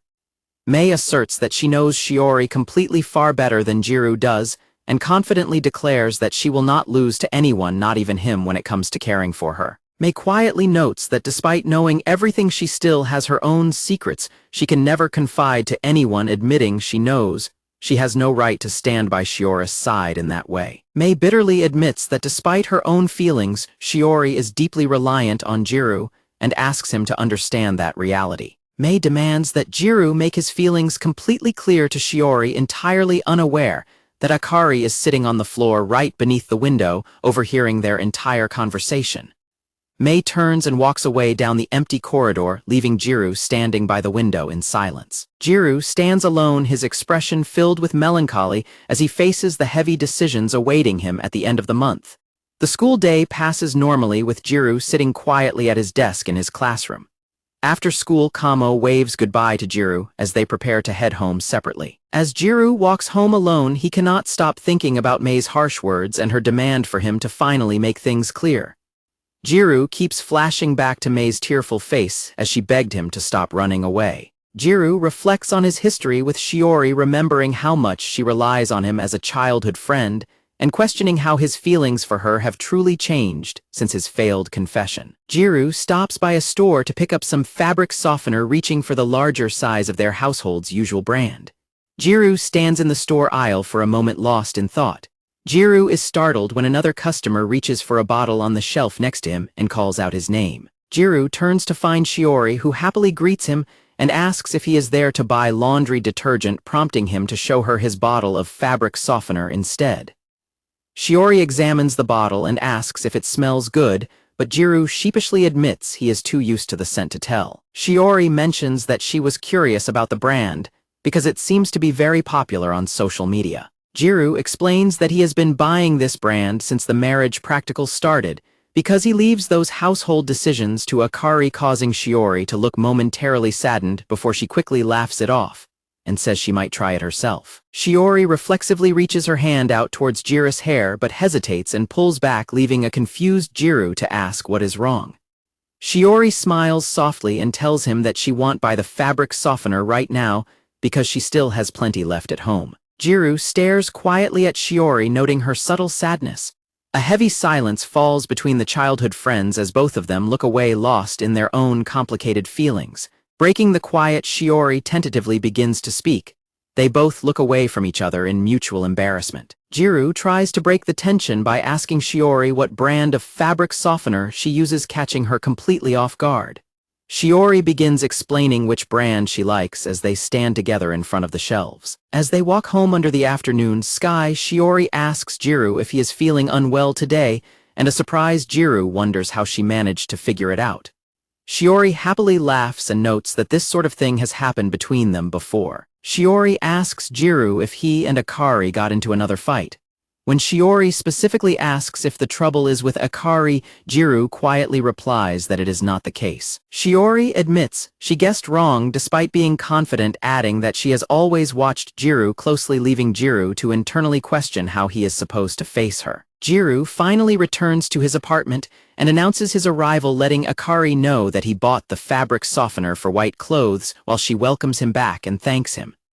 Gyaru notices that Akari is busy arranging a bouquet of roses on the table. Akari enthusiastically shows off the roses from a nearby flower shop, and when she teases him for looking uninterested, Gyaru explains that he is just surprised by the sudden addition, but admits that girls must really like flowers. Akari reflects on how flowers eventually wither, suggesting that is exactly why people should fully appreciate them while they are still blooming.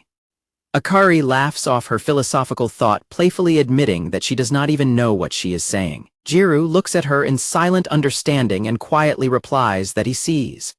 Akari playfully pushes Gyaru towards his room, urging him to go change and wash his hands so they can finally sit down and eat dinner. Gyaru blushes in surprise when Akari happily declares that her motivation comes entirely from her feelings.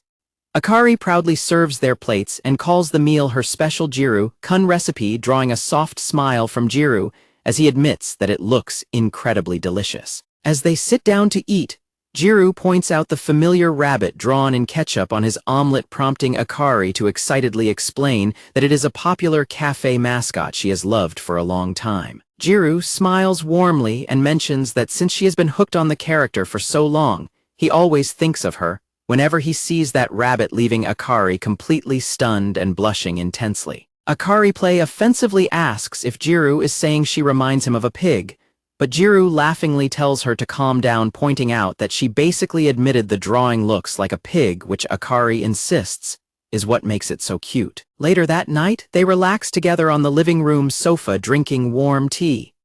Gyaru reflects on their daily routine over the past 6 months, from washing dishes together to helping each other reach things on high shelves. Akari silently watches Gyaru as he laughs, her expression softening with a hint of quiet contemplation.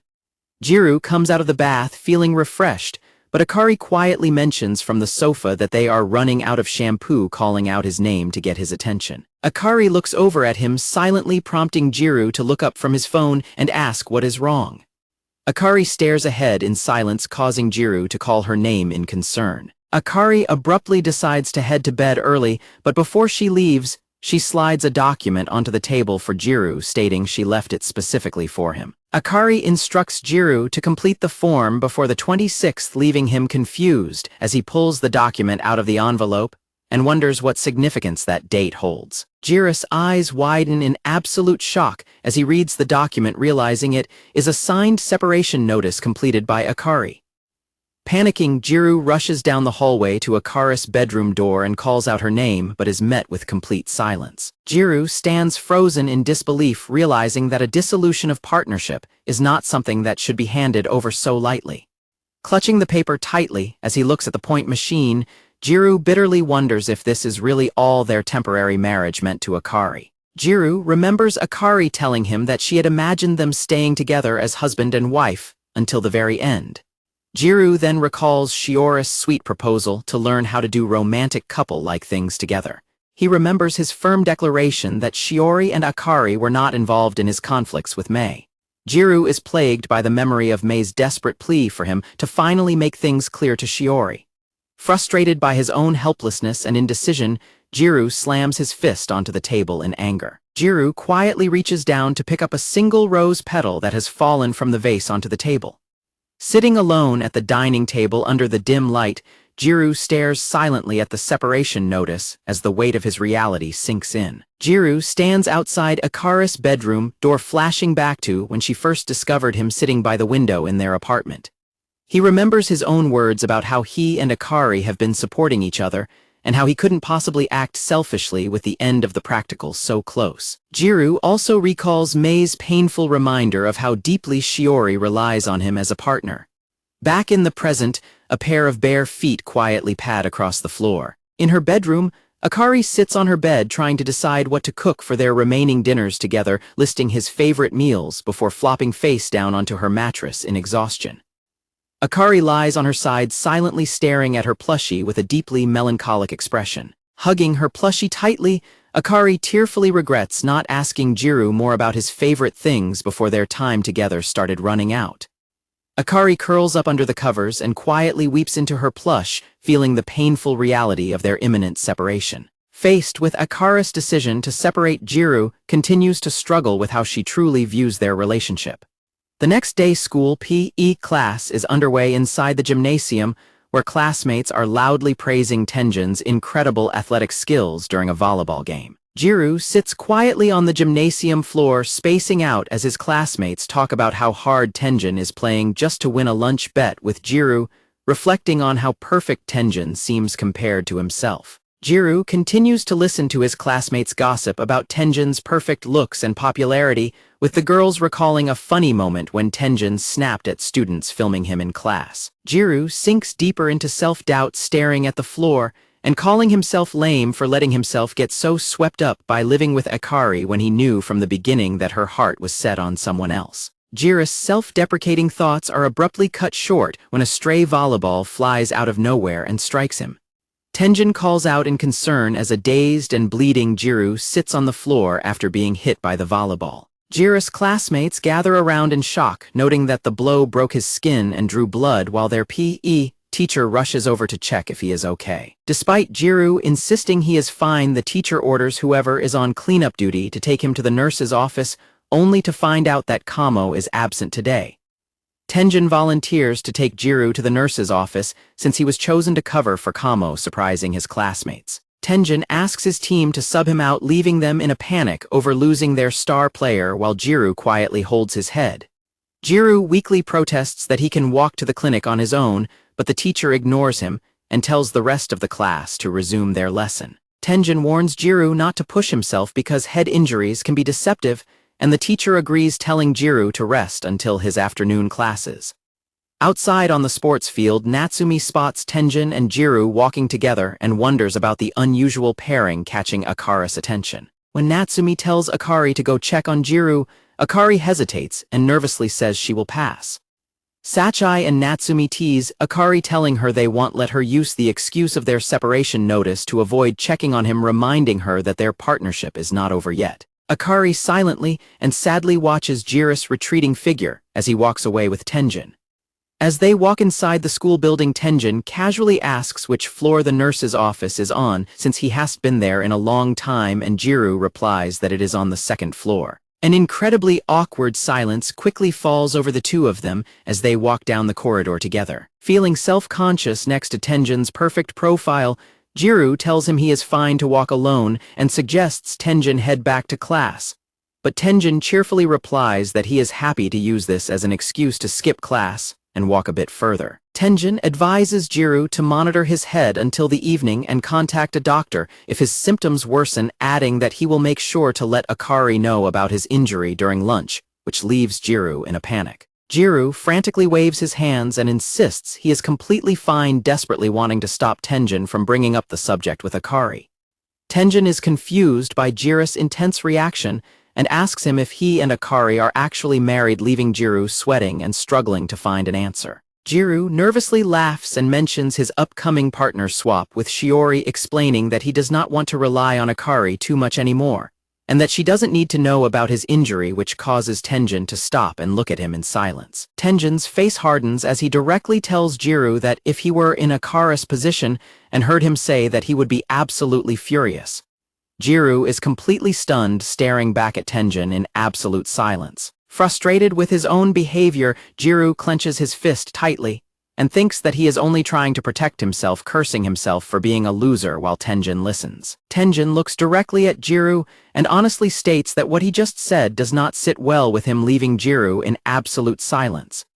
Defeated, Gyaru collapses onto a step and covers his face with his hands, sighing deeply and apologizing to Tenjin for his words. Sitting on the stairs, Gyaru quietly explains that even if it does not look like it, he is seriously trying to think things through. Gyaru scratches his head in utter frustration, admitting that his thoughts probably sound like an excuse because he keeps losing his sense of direction, before apologizing again for rambling. To Gyaru's surprise, Tenjin smiles and tells him that he is actually a very good person, which completely derails Gyaru's expectations of how their conversation would go. Gyaru looks down awkwardly as Tenjin silently reflects on how earnest Gyaru is, noting that Gyaru always faces everyone honestly and prioritizes others over himself. As they arrive outside the nurse's office, Tenjin continues his silent reflection, thinking that Gyaru's selflessness has only caused everything around him to become mixed up. Inside the clinic, Tenjin hands Gyaru an ice pack, prompting Gyaru to thank him before Tenjin announces that he is heading back to the gymnasium.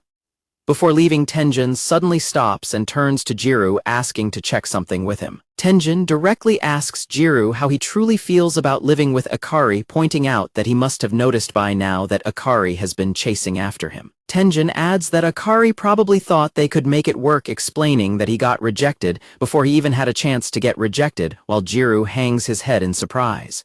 Gyaru looks up in complete shock, completely speechless. Smiling gently, Tenjin tells Gyaru that he will not say anything more, but admits he is actually frustrated about the situation because he hates feeling like he lost. Suddenly, the nurse's office door slides open with a loud clatter as Akari bursts inside, demanding to know what Tenjin meant by being rejected. Out of breath from running, Akari ignores the talk of rejection and urgently asks Gyaru about his head injury, while Tenjin casually decides to head back to the classroom and leaves them alone. As Tenjin departs, Akari slowly turns around to look at Gyaru, who flinches and breaks out into a nervous sweat. Akari fiercely asks Gyaru if he properly thanked Tenjin, prompting a terrified Gyaru to quickly bow and thank him before Akari loudly scolds him for being lame enough to get hurt while simply watching. Tenjin bids them goodbye with a gentle smile as he slides the door shut, while Akari immediately places the ice pack onto Jiru's head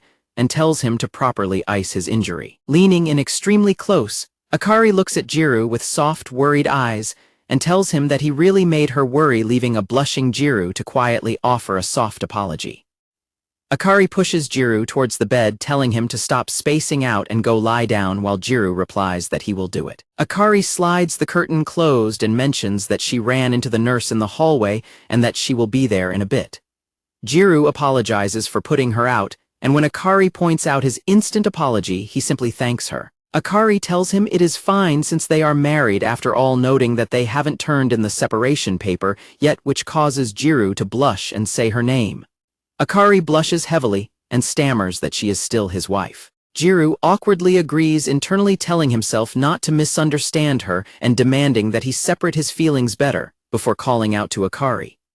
Gyaru asks Akari why she didn't tell him about what happened with Tenjin, mentioning he heard a rumor they had a talk a while back. Gyaru tells Akari that even if she didn't have to talk to him about it, she could have at least informed him that something happened.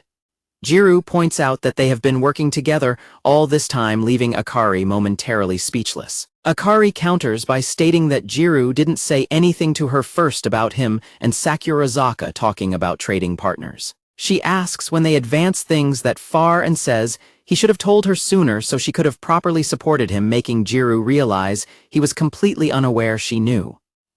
Akari tells him that if she had just known earlier, she could have been a wife that encouraged both of them. Gyaru looks at her in silence before saying her name. Gyaru reaches out and grabs Akari's hand. Akari smacks his hand away and calls him stupid, startling Gyaru. Akari yells that he can't do that kind of stuff and complains that he only acts like this when she is mad at him. She calls him stupid and says she hates him, while Gyaru tries to explain that is not what he meant. Akari grabs Gyaru's hand and repeats that she hates it, struggling to finish her sentence as she complains about him. Akari squeezes his hand tight and quietly reiterates that she hates him. Gyaru yells back that she does that sort of thing too. The school nurse suddenly pulls back the curtain and asks what they are yelling about, wondering if they are fighting. Gyaru nervously denies it, prompting the nurse to ask what they are up to if they aren't having a fight. Akari abruptly declares that they are having a huge fight. The nurse sighs and says it saves her trouble if they are just fighting, warning them not to do it there because she is the one who gets yelled at if they are caught. She adds that next time she won't let them come there, leaving Gyaru flustered by her phrasing. Akari tearfully reiterates that she hates him, while Gyaru remains completely silent as he holds the ice pack to his head. Gyaru quietly admits that even he hated her in the beginning as they lean against each other's backs, steadily approaching their impending separation. The scene shifts to the exterior of their apartment building as evening approaches. At the apartment, Akari stands at the counter chopping onions while Gyaru watches her in nervous silence, startled when she suddenly chops down with a loud whack. Akari clenches her fists and turns around furiously, shouting that the situation is pissing her off and she can't take it anymore. Akari fumes as she remembers Gyaru telling her in the nurse's office that she doesn't even like him, getting even more frustrated with herself because the memory still makes her heart skip a beat. Sitting in the toilet, Gyaru clutches his head in agony, thinking how incredibly awkward it is, and realizing he cannot wait until tomorrow to apologize after seeing her signed separation notice, before slapping his cheeks to motivate himself. Gyaru peeks into the kitchen and nervously asks Akari what they are having for dinner tonight while she silently continues chopping. Gyaru tries to break the tension by asking if the onions mean they are having ginger pork, but Akari quietly orders him to go wipe down the table instead. Gyaru bows his head deeply in front of Akari, offering a sincere apology for his behavior earlier that afternoon. Gyaru thanks her for coming to check on him in the nurse's office, but Akari gets flustered and tells him to give her a second to think before she speaks. Gyaru panics and flinches, realizing he said the wrong thing, which causes Akari to flinch in response as well. Gyaru looks at her and apologizes for how he handled the topic of her and Tenjin, as well as for keeping secrets from her. Gyaru admits that it was hard to bring up changing partners because he had started to feel like their life together was becoming more like a real married couple, making the idea of separating feel weird to him. Gyaru frantically tries to play down his confession, stammering that he is just overthinking things and spinning in circles while trying to ask how she feels. Gyaru continues to stutter, explaining that talking about breaking up is uncomfortable because it feels like a divorce conversation, and he doesn't feel like they have a real reason to separate. An intense silence falls over the kitchen as Gyaru looks at Akari nervously waiting for her reaction while she stands completely still with her back turned. Akari turns around with tears streaming down her heavily blushing face, trembling as she struggles to hold back a sob. Akari bursts into loud, hysterical crying, causing Gyaru to panic and desperately plead with her to put down the kitchen knife while asking her what part of his words hurt her feelings.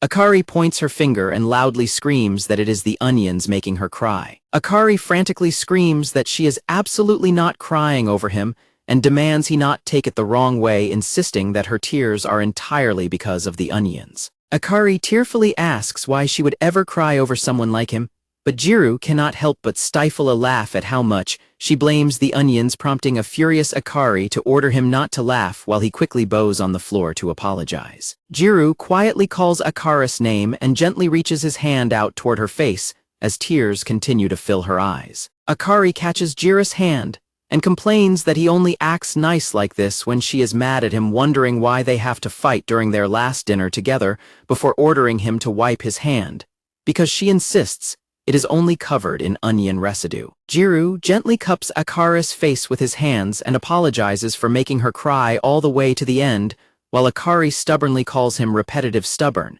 and conceited, reiterating that he is not the reason she is crying. Gyaru smiles warmly and agrees with her, while Akari continues to sniffle against him, prompting him to joke about having to wipe his hands again before Akari quietly calls out to him. Gyaru looks down at Akari with a gentle smile and suggests that they eat their last meal together with a smile on their faces. Gyaru gently wipes away Akari's tears and points out that they have been fighting ever since they first met, so he wants today to be different, while Akari asks whose fault he thinks that is. Gyaru smiles and admits that it was probably his fault, but Akari loudly interrupts to blame the onions instead, causing him to quickly apologize and agree with her. Gyaru teases Akari for being a crybaby, and though she angrily tells him to shut up because it bothers her, she suddenly blinks and stares directly into his eyes as they look closely at each other. Gyaru silently stares down at Akari as his hand gently caresses her neck, causing her to let out a soft gasp and flinch in surprise.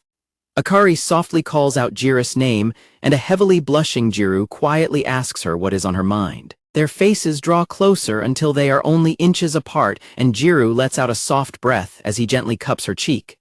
Just as they lean closer, Akari suddenly moves, catching Gyaru by surprise as he tries to ask her to wait. Akari suddenly smacks Gyaru's forehead, making him cry out in pain as he clutches his head. A flustered and blushing Akari loudly yells that she is hungry, and orders him to hurry up and wipe down the table like she has been asking, demanding his immediate response, and leaving a dazed Gyaru to quickly obey. A beautifully prepared dinner consisting of ginger pork salad, rice, and miso soup is laid out across the dining table. As they eat dinner, Gyaru sniffles in pain and rubs his eyes, prompting Akari to smugly tease him for being a crybaby, until Gyaru angrily yells back that his eyes are only burning because she touched them with her onion-covered hands. Akari confidently asks if her ginger pork is good, and when Gyaru replies that it naturally is, she smugly reminds him that his wife poured all her love into making it. Gyaru blushes and offers his quiet thanks, pointing out that she has been making all of his favorite foods lately, which catches Akari completely by surprise. Gyaru smiles warmly with his eyes closed, softly admitting that she is a wife who is far too good for him. Gyaru compliments her cooking, saying the miso soup and everything else is exactly how he likes it, which leaves Akari thinking about what she should do next as she looks at him. Akari looks at him and sadly realizes in her thoughts that she loves him, thinking that even if she tries her hardest to be a good wife, it seems it is not meant to be. Under the full moon, Akari resolves that she gave it her best effort, even though things did not work out, telling herself that it is what it is. As Akari stands alone on the veranda, thinking about how much she loves Gyaru and wondering what to do, Gyaru suddenly slides the glass door open and asks if she is cold, holding out a mug of warm drink. Startled, Akari nervously asks why he is out on the veranda and wonders if he overheard her, while Gyaru panics that she wants him to leave and explains he was just worried she was cold as he hands her her usual mug of hot milk, prompting her to ask if she can drink it out there. Akari fumes in her thoughts as her emotions pile up, calling him a bastard for acting so nice and making her happy right after she resolved to give up on him. Gyaru points out that it is the 8th full moon tonight, and when Akari wishes she had bought dango, he teases her for preferring food over the view, leading her to tell him that he is being cringe and rude. Akari looks up and admits that the moon and stars look incredibly pretty, and Gyaru explains that he heard on television that the air is cleanest during the mid-fall full moon, which is why it looks so clear tonight. After Gyaru notes that the cleaner air makes the stars stand out, Akari suddenly challenges him with a pop quiz, leaving him confused as he tries to guess what the topic is. Akari asks him if there is anything pretty in his eyes right now aside from the moon, playfully adding that she would also accept something he thinks is cute, leaving Gyaru blushing and sighing in embarrassment. Akari asks him if it would be too much for him to just call her name, causing Gyaru's heart to beat fast, as he thinks about how they were never friends, meaning they will be nothing to each other once they stop being a couple. Akari looks away and softly says that they will still have all their memories together, explaining that calling each other's names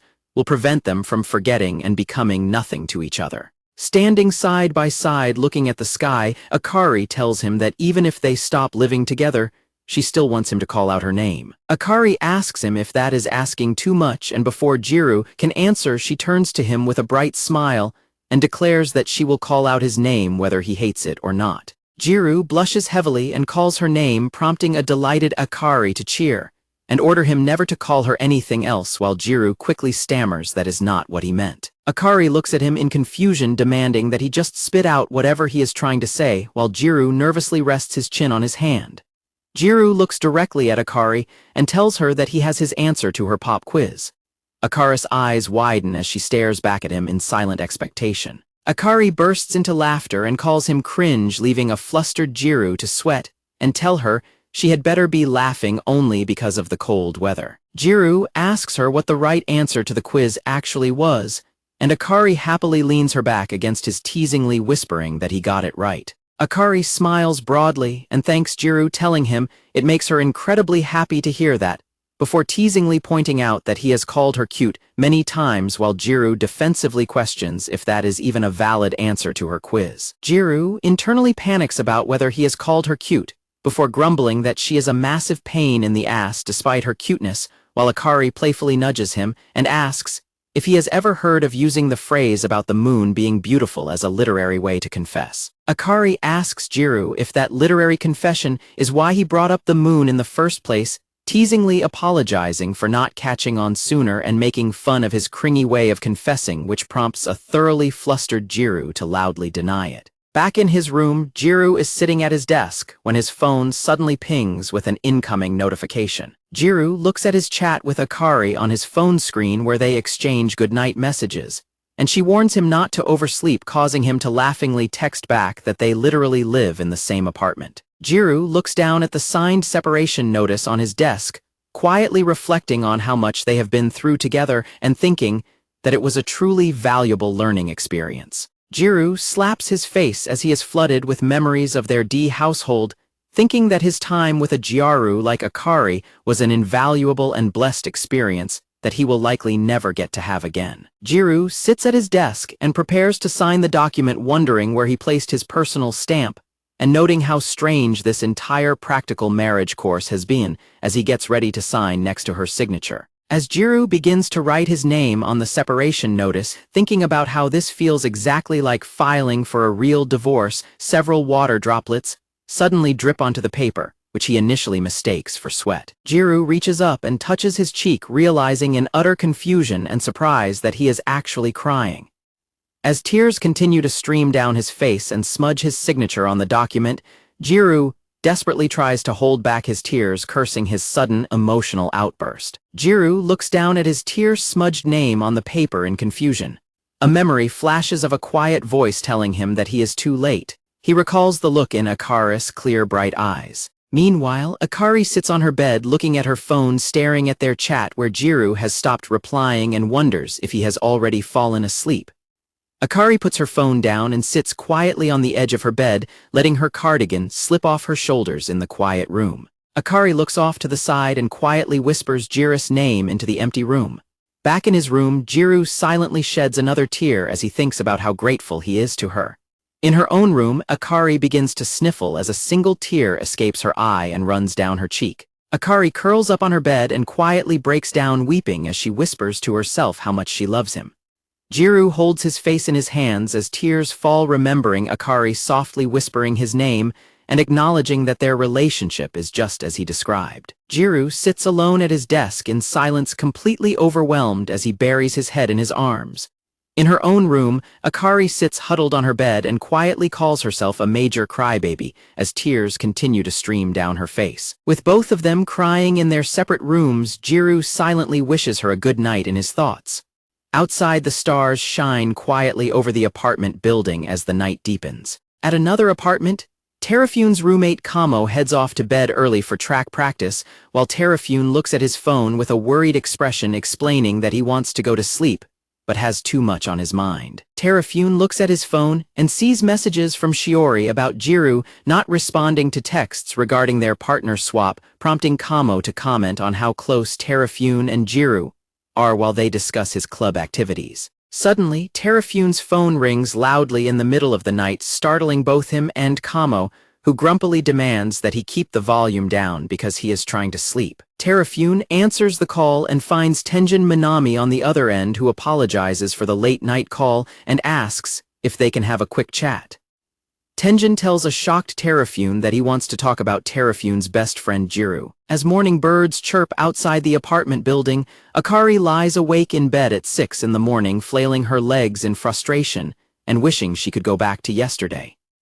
Akari buries her head in her pillow, telling herself that since it is Saturday, she is going straight back to sleep. After trying to sleep, Akari suddenly sits up in bed, realizing with a heavy heart that today is the very last day of their temporary marriage. Determined to make the most of her final day, Akari goes to her closet to select an outfit, ties her hair into her signature high ponytail, and carefully applies her makeup in the mirror. While Akari relieves herself that her eyes are not swollen after icing them last night, she is suddenly startled by a loud crash and clatter coming from outside her room. Hearing someone cursing about dropping something outside, a surprised Akari realizes that Gyaru must already be awake and wonders when he got up. Akari peeks into the kitchen and finds Gyaru standing before a total mess on the counter with a knife in hand, prompting her to ask what he is doing while he awkwardly wishes her a good morning. When Akari jokingly asks if he is trying to steal a snack, Gyaru nervously explains that he was trying to prepare their last breakfast together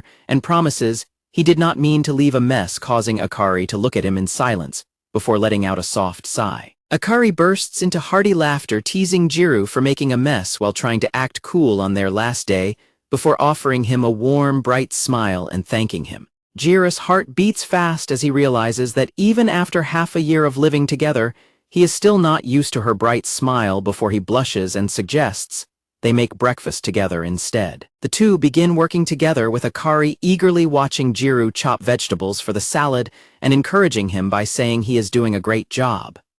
As they work, Gyaru silently stares at her, and when a curious Akari asks what is wrong, he mentions that something about her seems different today. Akari assumes he is talking about her chopping style, but when Gyaru clarifies that he is talking about her appearance, she stops and looks up in surprise. Akari happily leans in and teasingly asks him what exactly is different, leaving Gyaru to sweat and stammer as he tries to find the words. Gyaru scratches his head and stammers under Akari's direct gaze, prompting her to yell that she looks extremely cute today and demand to know if he has even been looking at her. As he cracks an egg onto the pan, Gyaru admits that while he cannot point to any specific detail, she does indeed look incredibly cute today, leaving him to wonder why himself. Akari blushes deep red and is left completely speechless, her mind racing in surprise at his sudden direct compliment. When Gyaru looks at her with an unaffected, questioning expression, a flustered Akari quickly claims it is nothing and internally convinces herself that she must have misheard him, since there is no way Gyaru would say something so bold. They sit down together at the dining table, clink their mugs, and say their grace, with Gyaru calling the breakfast a feast for kings and Akari proudly replying that it is so extravagant because they made it together. Gyaru humbly downplays his role by saying he only chopped vegetables, but Akari warmly praises him for chopping the cabbage so finely on his first try while shaking a bottle of salad dressing. Gyaru silently watches her with a gentle, tender gaze as she happily hums and pours the dressing over their salad. Looking at their breakfast, Gyaru quietly resolves that if he were ever to live with Akari as her husband again, he would never let her handle all the household chores alone, and would make sure she got to relax too. Staring at their matching mugs, Gyaru reflects that if they were actually able to stay together, he feels he could do a much better job as a husband. Akari takes a bite of the food and happily thanks him for the delicious breakfast, while Gyaru watches her and realizes that the warm emotions swelling inside him are not just simple regrets about not helping her more around the house. Gyaru continues his internal reflection over the breakfast table, realizing that those swirling emotions are also composed of loneliness, sadness, and other complex feelings exactly as Akari had previously described. Gyaru acknowledges to himself that he now fully understands the weight of these deep emotions. Akari snaps him out of his thoughts by asking why he is spacing out and offering him the salad dressing, prompting Gyaru to state that he is going to turn in their separation notice today. Back in his room, Gyaru puts on his school uniform and adjusts his tie, firmly deciding that he will not cause any more trouble or burden for Akari as their final day arrives. Gyaru reflects on how Akari has given her absolute all to their temporary marriage, working tirelessly to honor their original promise even though she and Tenjin do not have a relationship anymore. Gyaru looks at his signed name on the separation form, telling himself that breaking their promise and being selfish now would make him a terrible person, and decides that the last thing he can do for her as her temporary husband is to confidently let her go. Looking up at the building, Gyaru resolves to let Akari be free by painting over their temporary marriage his own selfish emotions and their promise with a clean slate. Meanwhile, at Tenjin and Shiора's apartment, Tenjin prepares to leave to turn in his separation notice, mentioning that Gyaru and Akari will likely do the same soon. But he halts when he notices Shiора's visibly troubled expression. Tenjin gently asks Shiori what is bothering her, but she insists that she is completely fine, although her sad expression tells a different story. Tenjin stares at her silently for a moment before quietly bidding her goodbye and turning to leave. As Tenjin opens the front door to step outside, Shiori suddenly rushes forward and grabs his wrist, calling out his name.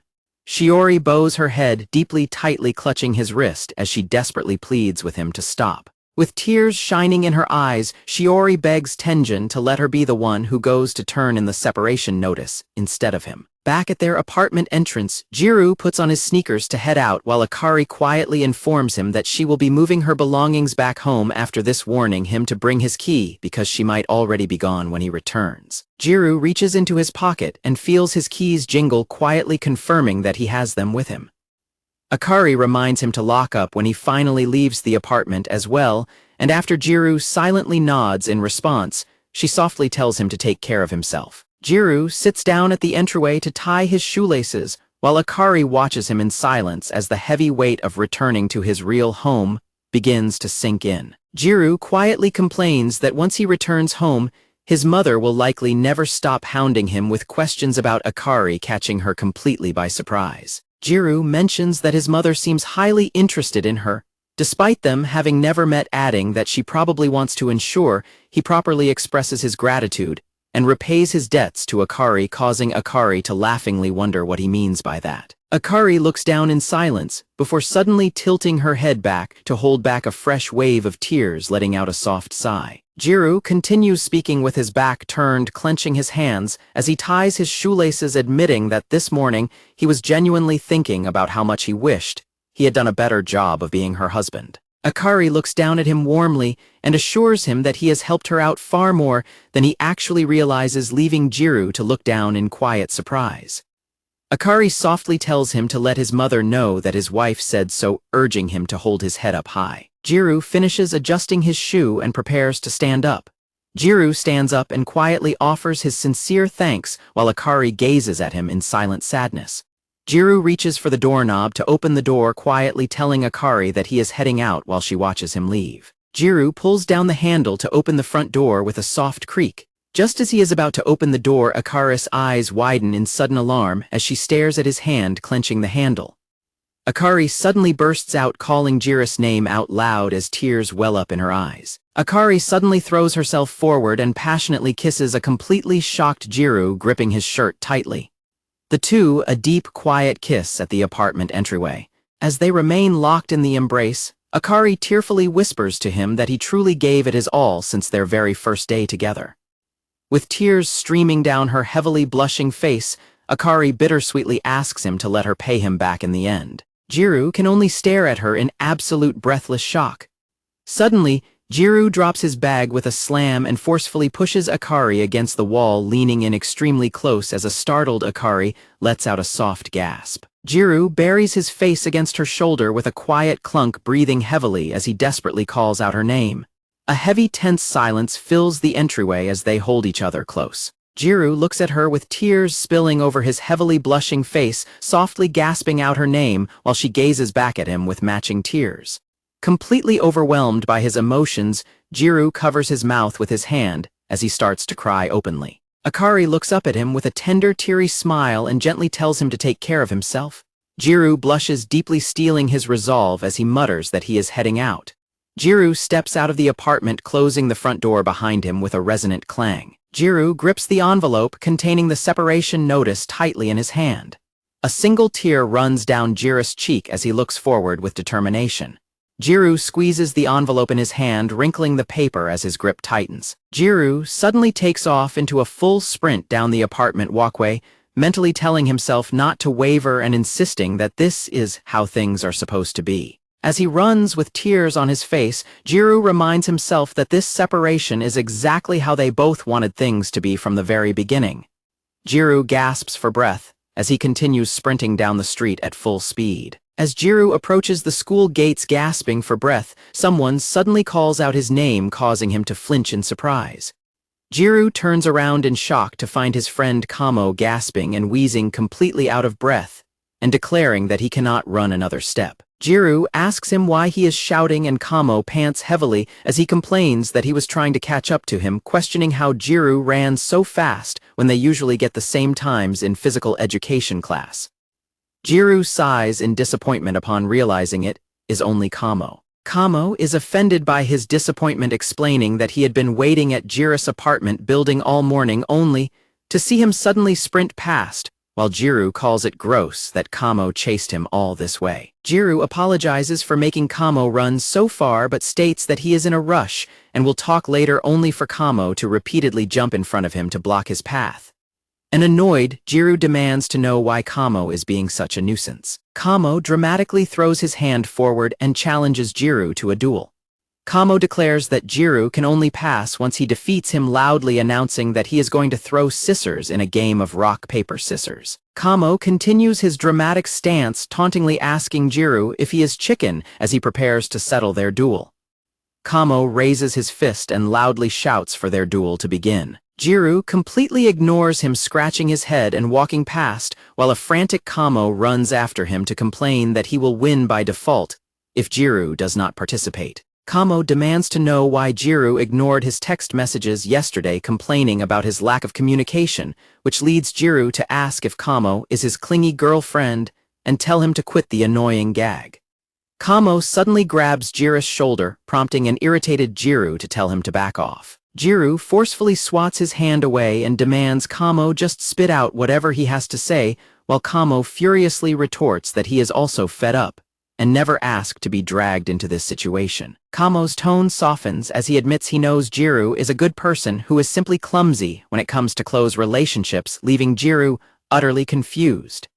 Standing by the school lockers, Kamo seriously asks Gyaru if he is turning in his separation notice purely of his own free will. Kamo directly points out that Gyaru has always wanted to be with Shiori and finally has that opportunity, so turning in the separation notice to switch partners should be exactly what he wants. Gyaru stares down at the wrinkled envelope in his hand and hesitantly agrees that it is correct. Kamo watches him quietly, letting out a soft, heavy sigh before forcing a cheerful response to agree. Kamo admits that while he wants to congratulate Gyaru from the bottom of his heart for finally getting to partner with Shiori, seeing Gyaru's miserable expression makes it extremely difficult to do so. Kamo sits on the floor as Gyaru turns to walk away, acknowledging that Gyaru is trapped in a difficult situation, because backing out now would affect too many people and force him to explain his wavering feelings to Akari. Kamo directly tells Gyaru that his heart is currently torn between the girl he has loved for years and his temporary wife. Kamo calls out Gyaru's name and tells him that life is full of complicated situations, asserting that it is completely acceptable to make choices that directly shape his own future. Kamo emphasizes that whatever Gyaru decides will ultimately be his own choice, meaning he will have nobody else to blame for the outcome. Kamo watches his friend walk away, recalling a recent conversation where he admitted he had not heard anything from Gyaru. Kamo remembers his late-night conversation with Tenjin, who had noted that Gyaru is always deeply considerate of other people's feelings. Kamo continues to recall Tenjin's words, remembering when Tenjin asked him if he could find out how Gyaru truly feels about the situation. Kamo scratches his head and complains about wanting a popular phase with rom-com events. He wonders when he will get a chance to talk with Tenjin, frustrated that Tenjin completely ignored his messages. Shiori stands nervously holding her document, watching as Tenjin walks away. The scene shifts to the exterior of the teacher's office. Standing before the submission box for the marriage practical, Gyaru looks at his form while remembering Kamo pointing out that his feelings are currently wavering. Gyaru reflects that Shiori used to be his whole world when it came to girls, but over the last 6 months he has spent more time with Akari than anyone else. He admits to himself that he just does not know anymore. Gyaru acknowledges that he holds romantic feelings for both of them and realizes he is just running away without making a decision. Gyaru hovers the envelope over the slot, thinking that the practical will not allow him to keep running away. Gyaru decides that he should just start everything from scratch. Gyaru assumes that even if he and Akari continue to greet each other in the future, it will be the full extent of their relationship. Gyaru tells himself that their separation is completely normal by societal standards, noting that they will never again say goodnight, eat dinner, relax on the couch, or see each other first thing every day. He reasons that they are just returning to normal in every way, since married life is normally something that only begins when two people are truly bound to each other. Shiori suddenly runs up to him while completely out of breath and calls his name, prompting a surprised Gyaru to ask why she is running. Shiori pants heavily and explains that she was planning to turn in her form now, but abruptly stops and stares at him with tears in her eyes, leading a confused Gyaru to say her name. Shiori bows deeply and loudly apologizes, admitting that she came to turn in the documents, but left them at home, which takes Gyaru completely by surprise. Shiori continues to apologize with tears in her eyes, and Gyaru checks the time on his phone, realizing they only have 20 minutes left before the deadline. Gyaru calculates that he can run back and retrieve her forms in about 15 minutes, noting that the spare forms at the school require her personal seal anyway. He declares he will run back to get them and instructs her to call Tenjin, catching her off guard. Shiori panics and nervously stammers in response. Shiori asks him to wait, but Gyaru turns to leave and assures her he can make it in time, telling her to just wait there and not worry. Shiori runs after him and begs him to listen, pleading with him not to leave before she suddenly trips. Gyaru quickly catches Shiori in his arms, calling out her name as her bag falls and spills its contents across the floor. Gyaru sighs in relief and thanks God that he caught her before she could hit the ground. Shiori nervously looks up at him while tightly clutching his shirt. Gyaru apologizes for her dropped items and reaches down to pick up her bag while a flustered Shiori quietly thanks him. Gyaru spots a document on the floor and reacts in surprise upon realizing it is Shiori and Tenjin's signed letter of separation. Gyaru stares in shock at the form, but a frantic Shiori quickly scoops up her belongings, thanking him for saving her and insisting she will run back to get the form she supposedly forgot. Gyaru seriously calls her name, kneeling down beside her and assuring her that it is okay. He gently asks if she has a reason for lying about forgetting the form, leaving a tearful Shiori speechless. Gyaru asks why she tried to hide the document from him, softly asking her to explain it to him if she is not upset with him. Gyaru gently insists that he will never understand her feelings if she does not open up to him, causing Shiori to gasp as tears stream down her face. Shiori tearfully apologizes and admits it is hard to talk about. Gyaru asks if she simply does not want to be paired together with him for the practical, causing her to flinch. Shiori vehemently denies this, insisting that is not the reason at all. When Gyaru points out that she still does not want to change partners and quietly assumes he is just not fit to be her husband, Shiori slumps down in defeat. Shiori suddenly throws her arms around Gyaru in a tight hug and passionately declares that she loves him. Gyaru stares wide-eyed in absolute shock as Shiori tearfully calls his name.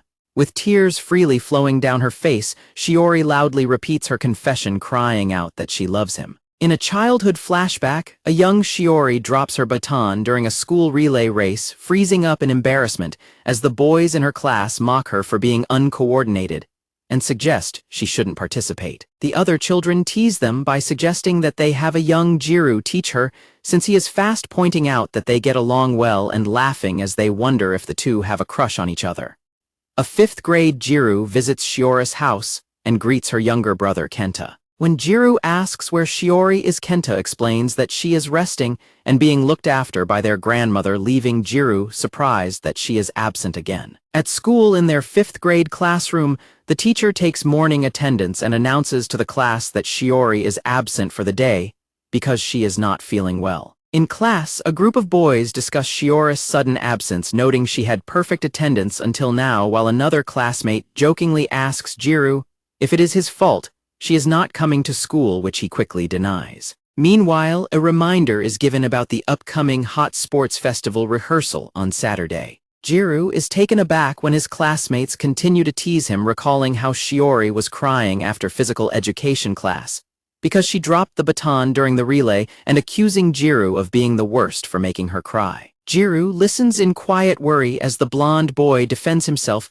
by saying he only laughed at her rather than bullied her, though the other classmates agree that nobody likes being laughed at like that. The blonde classmate sighs and complains to the others that Shiori is clumsy and slow, grumbling that her messing up will only make him look bad as the relay's anchor runner. Gyaru questions the boy, asking if he really told Shiori she should just quit because she would keep the class from winning, but the boy defensively responds that everyone wants to win and points out that since they were picked by lottery, it should not matter if she drops out. The blonde classmate continues to laughingly insist that winning is impossible with Shiori because she cannot even manage to pass him the baton, prompting Gyaru to stare back in silent frustration before telling him to listen. Back in the childhood memory, a young Gyaru visits Shiori's home, repeatedly ringing her doorbell and calling out to see if she is home.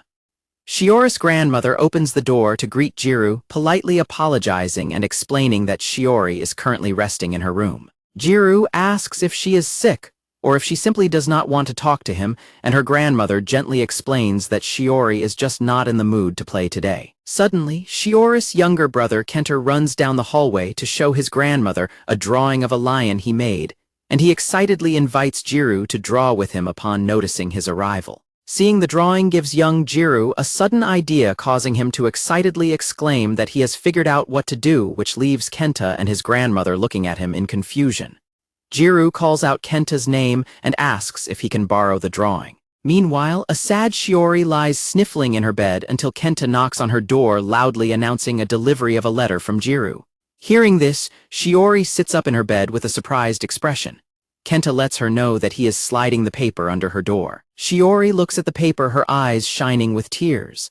The letter is an invitation from Gyaru to practice passing the baton at the park for their relay training, featuring a giraffe drawing from Kenta, who asks if she likes it. Shiori eagerly runs down the stairs and heads outside, prompting her surprised grandmother to ask if she is already feeling better. Shiori calls back to her grandmother with a bright smile, promising that she will be back by 5 o'clock. Shiori asks her grandmother to let her mother know, leaving her grandmother smiling warmly as she watches her run off. Shiori arrives at the playground and looks around nervously until she suddenly hears Gyaru calling out her name. Gyaru holds up a homemade baton crafted from a plastic bottle wrapped in tape. Gyaru waves happily and calls her over, holding the homemade baton high, which leaves a blushing Shiori pleasantly surprised. They begin practicing together, with Gyaru drawing a line in the dirt using a branch before they take turns running and practicing their baton pass.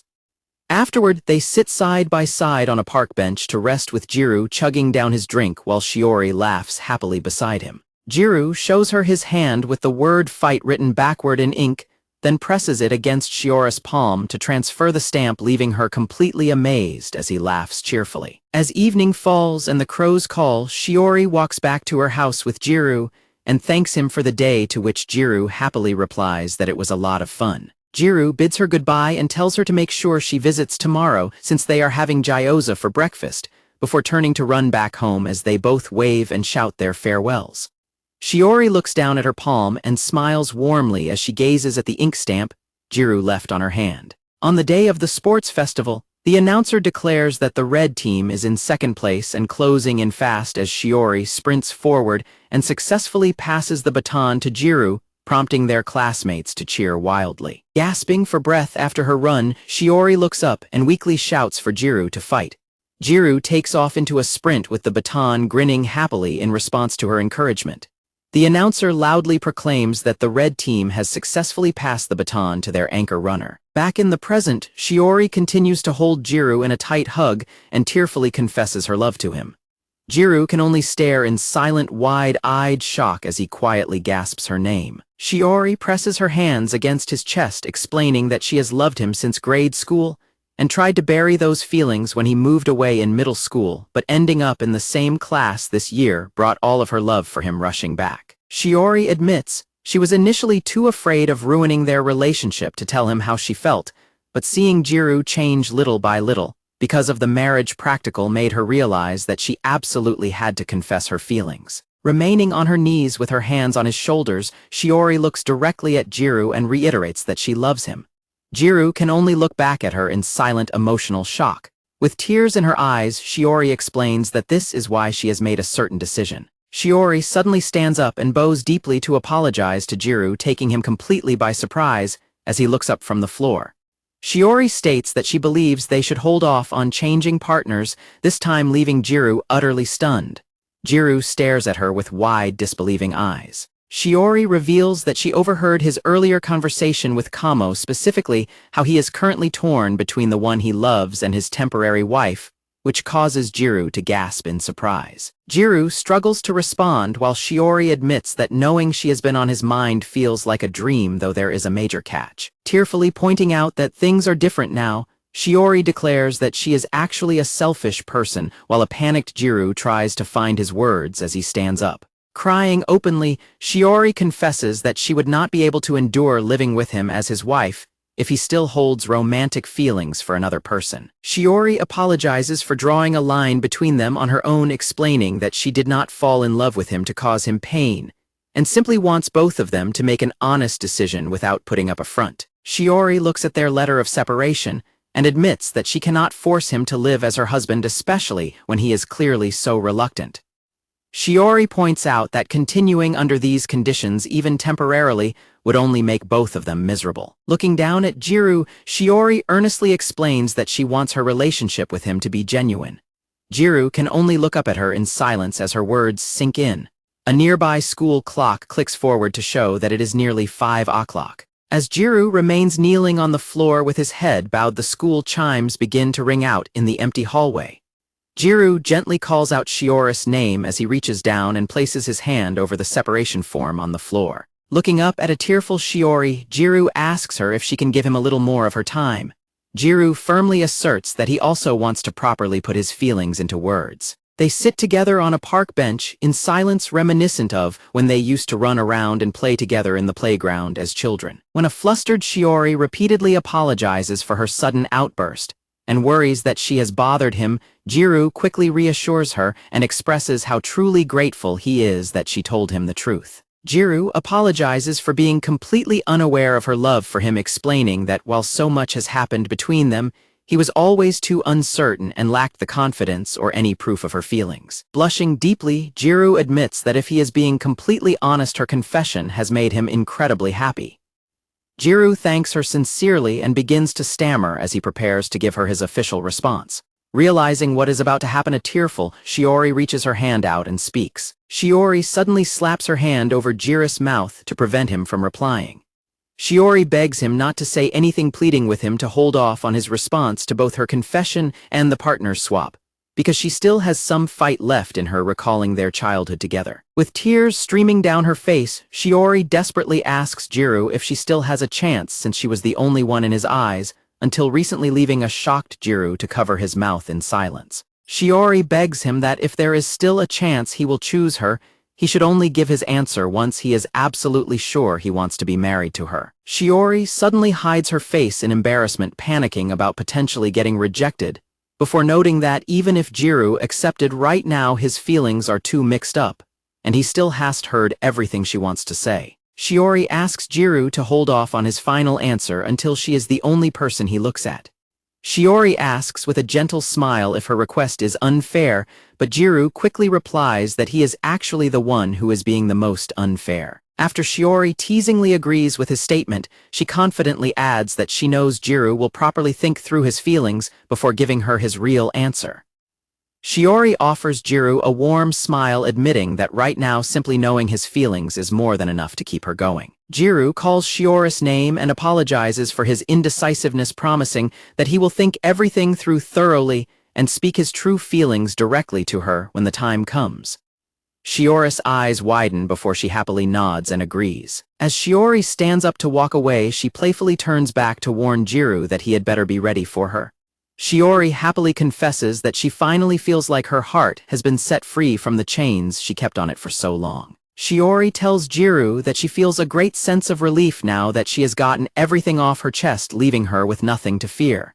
She confidently declares that she will give it her absolute all to pursue him directly. Shiori giggles and mentions that if she is anything, she is earnest, leaving a stunned Gyaru to quietly whisper her name in response.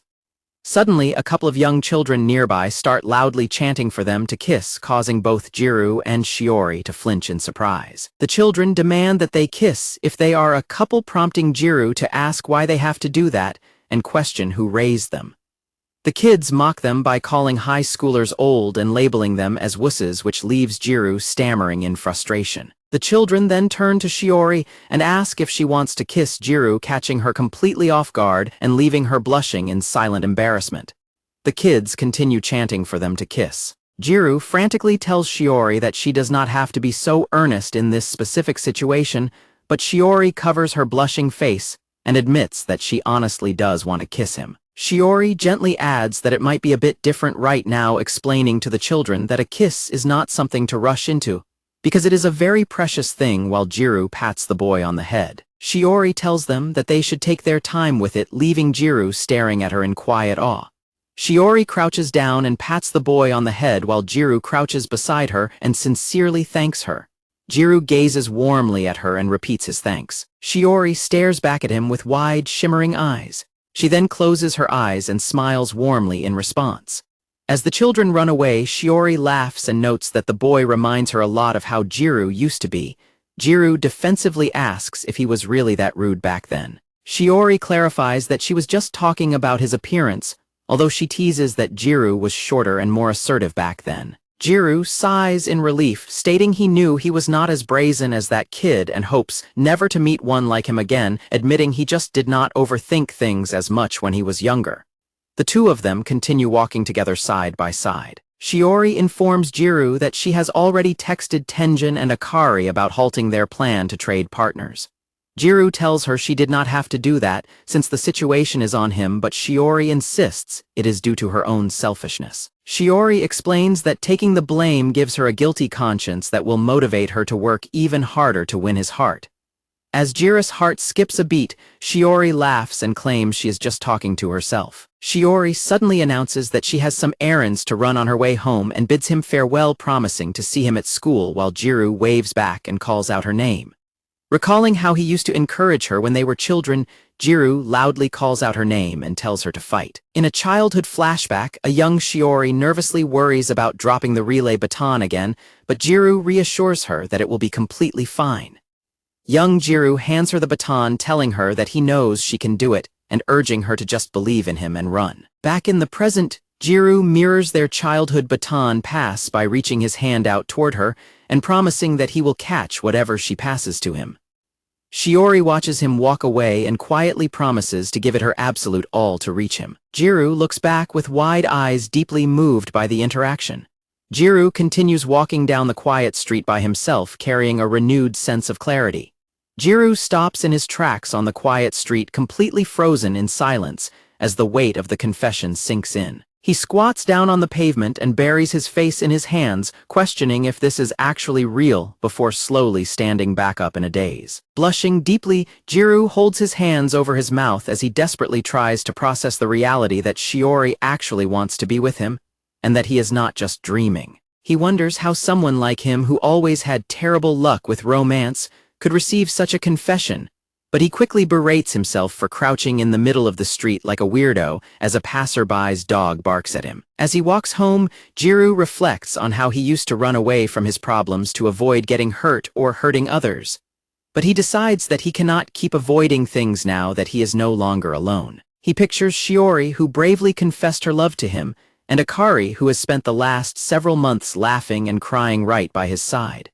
Gyaru resolves that he needs to properly face and reciprocate the feelings of everyone who is honestly trying to connect with him. To snap himself out of his daze, he violently slaps his cheeks and shouts to pump himself up, causing a passing mother and child to look at him in concern and tell him to cut it out. While riding the elevator, Gyaru adjusts his tie and tells himself to live up to his commitments, though he immediately begins to panic about how he is supposed to face Akari after their dramatic kiss and farewell. As the elevator doors open with a chime, he nervously wonders if they can simply start over from square one. Gyaru walks down the apartment hallway, sweating with anxiety and telling himself to be assertive since this is his own home, before deciding he should probably take a humbler approach and apologize for everything. He nervously presses the doorbell, but only silence greets him from the other side of the door. Gyaru reaches out and tries to turn the doorknob, only for it to let out a cold, locked click. He suddenly remembers that Akari said she was moving her things back home today, so he pulls his keys out of his pocket to unlock the door himself. As he steps into the quiet apartment, his instinct tells him that Akari will come to greet him at the door like usual, only for him to realize he never did anything to deserve such a warm welcome. Gyaru heads deeper into the apartment, thinking that he must first get her permission to start over before he can begin putting real effort into their relationship. He opens the door to the main room, suddenly overcome with a wave of anxiety as he wonders what he would do if she never returned to the apartment. His eyes fall upon their matching mugs on the table, and he briefly wonders if Akari forgot them, before remembering that he was the one who had packed them into the moving boxes earlier. Gyaru looks toward the bedrooms and notices that Akari's nameplate is still hanging on her door with a large duffel bag sitting on the floor right outside. He stares in utter confusion at the floral bag, wondering why her belongings are still sitting there. Gyaru slides open the bathroom door and gasps upon seeing their 2 toothbrushes still in the holder alongside Akari's hairbrush and curling iron left on the counter.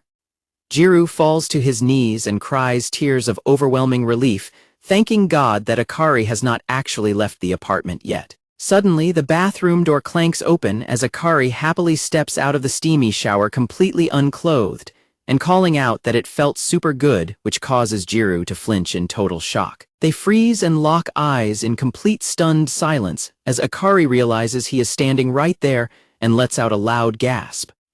In the chaotic aftermath, items are scattered across the floor as Akari frantically denies whatever Gyaru is thinking. Sitting on the couch in her underwear, an embarrassed Akari angrily demands that they forget about the incident and orders him to stop talking while Gyaru bows and repeatedly apologizes to her. As they sit together in awkward silence, Gyaru offers another quiet apology, but a blushing Akari folds her arms and asks him what she had told him about this before. Gyaru quickly clarifies that his apology is actually about them staying together instead of switching partners, catching Akari completely by surprise. Gyaru confesses that his own selfishness has caused her nothing but trouble and basically resulted in him using her expressing guilt that they are still staying together as a married couple, which leaves Akari totally baffled. To stop his rambling, Akari suddenly flicks him hard on the forehead, causing him to cry out in pain. Akari gives Gyaru a playful noogie and angrily demands to know when she ever said she did not want to be his wife, leaving him completely speechless. Akari looks toward her bedroom door, quietly admitting that she does not particularly hate their arrangement. Gyaru looks up in surprise, and Akari quickly adds that the same goes for him. Blushing deeply and looking away, Akari taps him gently and confesses that she does not dislike him or hate him. Akari takes a deep breath and looks directly at Gyaru, preparing to explain her true feelings. Akari repeatedly pokes Gyaru's nose while blushing happily, declaring that their married life has actually been pretty fun, which leaves him trembling in surprise. Gyaru suddenly reaches out and firmly grabs both of her hands to stop her. Gyaru loudly and passionately declares that he feels exactly the same way and wants to truly give it his all this time, catching Akari completely off guard. Holding her hands tightly, Gyaru promises that he will pull his weight as her husband from now on, to make up for all the ways she has supported him up until this point. Akari looks back at him with wide emotional eyes as Gyaru promises that he will be counting on her as his marriage partner once again. Akari gets extremely flustered and squeezes his hands back, repeatedly saying okay before they aggressively shake hands. Akari walks away, huffily telling him to unpack his room and clean the kitchen if he has so much free time, adding that they are going grocery shopping together this evening, to which Gyaru happily agrees. Akari's bedroom door with her nameplate slams shut with a loud bang. Gyaru smiles warmly to himself in the quiet living room, softly whispering to himself that he is home. Behind her closed door, Akari sits on the floor, hugging her knees and staring at her hands, reflecting on how she thought she would never be able to touch Gyaru's hands again. Blushing deeply, Akari holds her hands to her mouth and silently thanks God that Gyaru came back home. With tears of relief streaming down her face, Akari whispers a quiet welcome home to Gyaru. Gyaru lies awake in bed with Akari sleeping peacefully right beside him, blushing and sweating as he wonders if this incredible situation is just another dream. The next morning, rain pours outside the apartment building as a phone alarm rings at 8 o'clock, prompting Gyaru to repeatedly tap the screen to turn it off. Gyaru lies sleepily under his covers, staring at his phone in confusion and wondering why he set an alarm on a Sunday when he could have slept in. Gyaru blushes as he remembers his firm promise to Akari from the day before, realizing that today is the day he officially starts over with her. Gyaru slides open his bedroom door and finds Akari in the hallway, who greets him warmly and tells him she is about to do the laundry, asking him to bring her his dirty clothes. Gyaru takes the laundry basket from her hands and insists on doing it himself, telling her to take it easy since it is the weekend, which leaves her looking pleasantly surprised as she thanks him. Gyaru panics and rushes to help with all the remaining household chores, loudly announcing that he will do the vacuuming, washing the dishes, and cleaning the bathroom before Akari can do them herself. Though he is completely exhausted and panting heavily, Gyaru refuses to let her outdo him as a spouse, until Akari gently calls him over and asks him to help her fold the laundry. As they sit together folding laundry, they chat about packing away summer clothes for the season and look forward to wearing winter clothes despite still having fall to get through. Later that night, heavy rain continues to lash against the apartment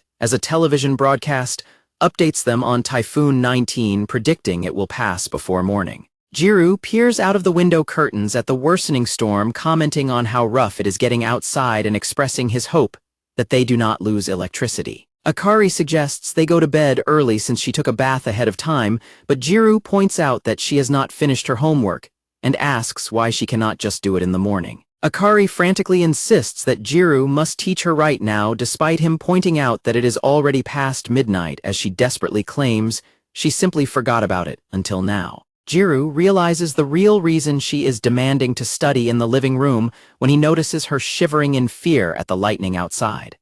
Akari quietly sits down and asks Gyaru if he was serious when he promised to be a good husband to her. Looking up with tearful eyes, Akari earnestly begs Gyaru to stay with her until she falls asleep. Gyaru closes his eyes in a fluster, completely overwhelmed as Akari flinches at another flash of lightning. With his own romantic feelings for Akari growing stronger, Gyaru realizes there is absolutely no way he can refuse her request. Gyaru agrees to stay but firmly asserts that they will strictly focus on studying math. As the clock ticks past midnight, a yawning Gyaru notices Akari has made solid progress and asks how much of the assignment she has left. Akari remains completely silent, frozen with her pen held over her open notebook. Gyaru leans closer and gently asks if she has run into a problem she cannot solve.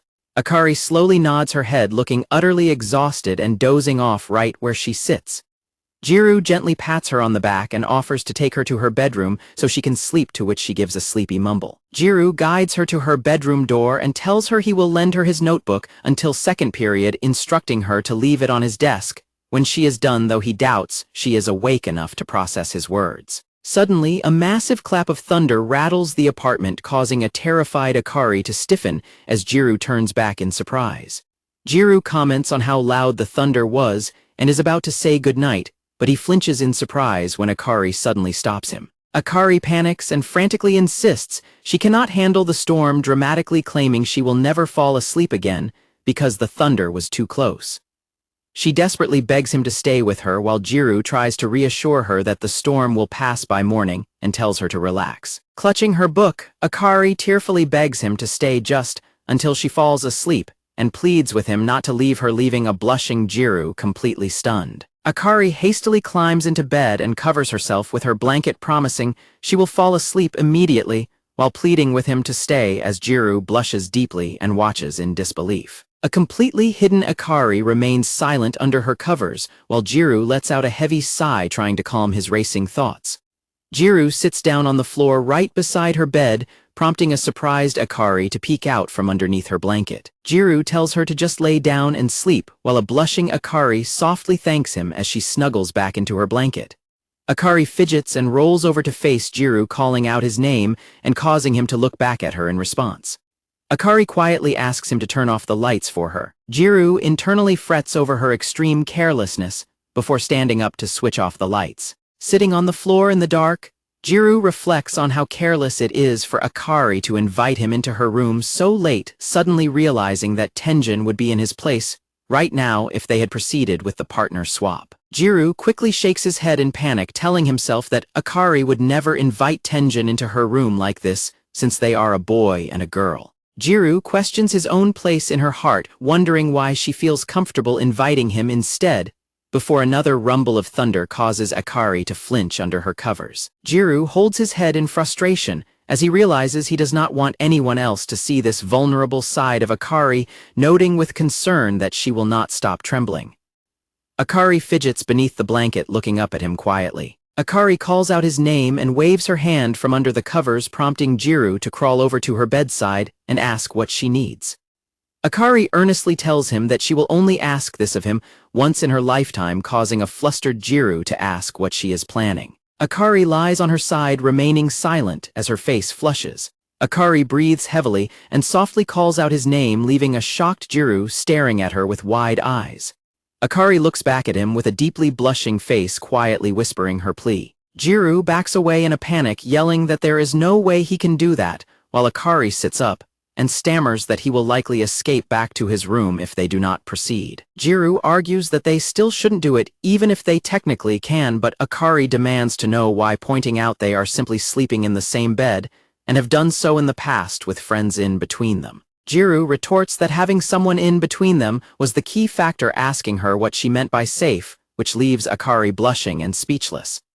Akari glares directly at Gyaru and demands he explain what he means, leaving him blushing and completely unable to find his words. Akari asks him what happened to his promise to do his best to support her, leaving Gyaru to look down in guilty silence. Akari admits that hearing him make that promise made her incredibly happy, but confesses that she ultimately cannot believe him right now, leaving Gyaru shocked. Akari huffs and hides under her blanket, calling him a liar. As Akari mutters from under the covers that she hates him and calls him a chicken and a liar, Gyaru loses his patience and suddenly yanks the blanket off her, making her yell in surprise. Gyaru climbs into the bed himself, blushing furiously as he loudly orders Akari to scoot as close to the wall as she possibly can. As the clock ticks closer to 2 in the morning, the heavy storm continues to rumble loudly outside the apartment window. Lying with his back to her, Gyaru sweats profusely as he feels her back pressing against his, instantly realizing that this is not going to work. Gyaru grits his teeth in pure agony as Akari shifts and presses even closer against his back, making him sweat and panic even more. Stiffening in absolute silence, Gyaru mentally screams that this situation is completely impossible as the physical contact with Akari is too intense. Suddenly, Akari rolls over to face him and softly calls out his name, catching a startled Gyaru completely off guard. Akari asks him to turn her way and questions if he can hear her, while Gyaru remains completely tense and silent, facing away from her. Gyaru blushes deeply and desperately begs her not to make him turn around. Yielding to her request, Gyaru slowly turns around to face her, and the two of them lock eyes in a tense, silent gaze. Akari smiles softly and happily notes that he actually turned to face her. Akari giggles softly and Gyaru gulps nervously as her hand gently brushes against his neck. Gyaru's eyes widen in surprise as Akari's fingers slowly slip under his collar, prompting him to call her name in confusion. Overwhelmed by his feelings, Gyaru suddenly rolls over and hovers over Akari, pinning her to the bed as she softly gasps out his name. Akari flips the collar of Gyaru's shirt over, revealing that the size tag is upside down. Akari excitedly exclaims that she knew it, completely catching Gyaru off guard. Akari laughs hysterically and points out that Gyaru has his sweater on backward, which explains why his collar looked so high up. Gyaru reacts in total embarrassment. Gyaru hides under the blanket, sniffing in embarrassment and grumbling that nobody cares. Akari leans down and tells him not to get so upset since it happens to her sometimes too, while Gyaru insists he did not mean to do it. A sudden massive boom of thunder rumbles through the room, causing Akari to instantly grab Gyaru and bury her face into his chest. She tightly hugs him and cries that the lightning has gotten too close again, thanking God that he is there with her. A blushing Gyaru mentally panics that she is the worst for clinging to him like this when she is scared. Outside the window, rain continues to pour down as a pair of slippers sits just inside the balcony door. Later, Gyaru sits on the floor beside the bed with his knees pulled to his chest, hiding his face in his arms while Akari sleeps beneath the covers. Akari reaches her hand out from beneath the blanket, softly calling Gyaru's name as he looks up from his arms. Akari looks at him from the bed and apologizes. Gyaru reaches out to hold her hand and Akari thanks him before telling him good night. Gyaru sits quietly beside the bed, holding Akari's hand and looking back at her affectionately as she settles down to sleep. Gyaru gently holds her fingers and tells Akari good night, realizing that right now simply being together is enough. Back at school in classroom R302, a student representative stands at the podium and asks the top 3 boys and girls from the physical education dash to write their names down. He notes that they still need to decide on a representative for the relay race and the team for the basket toss event.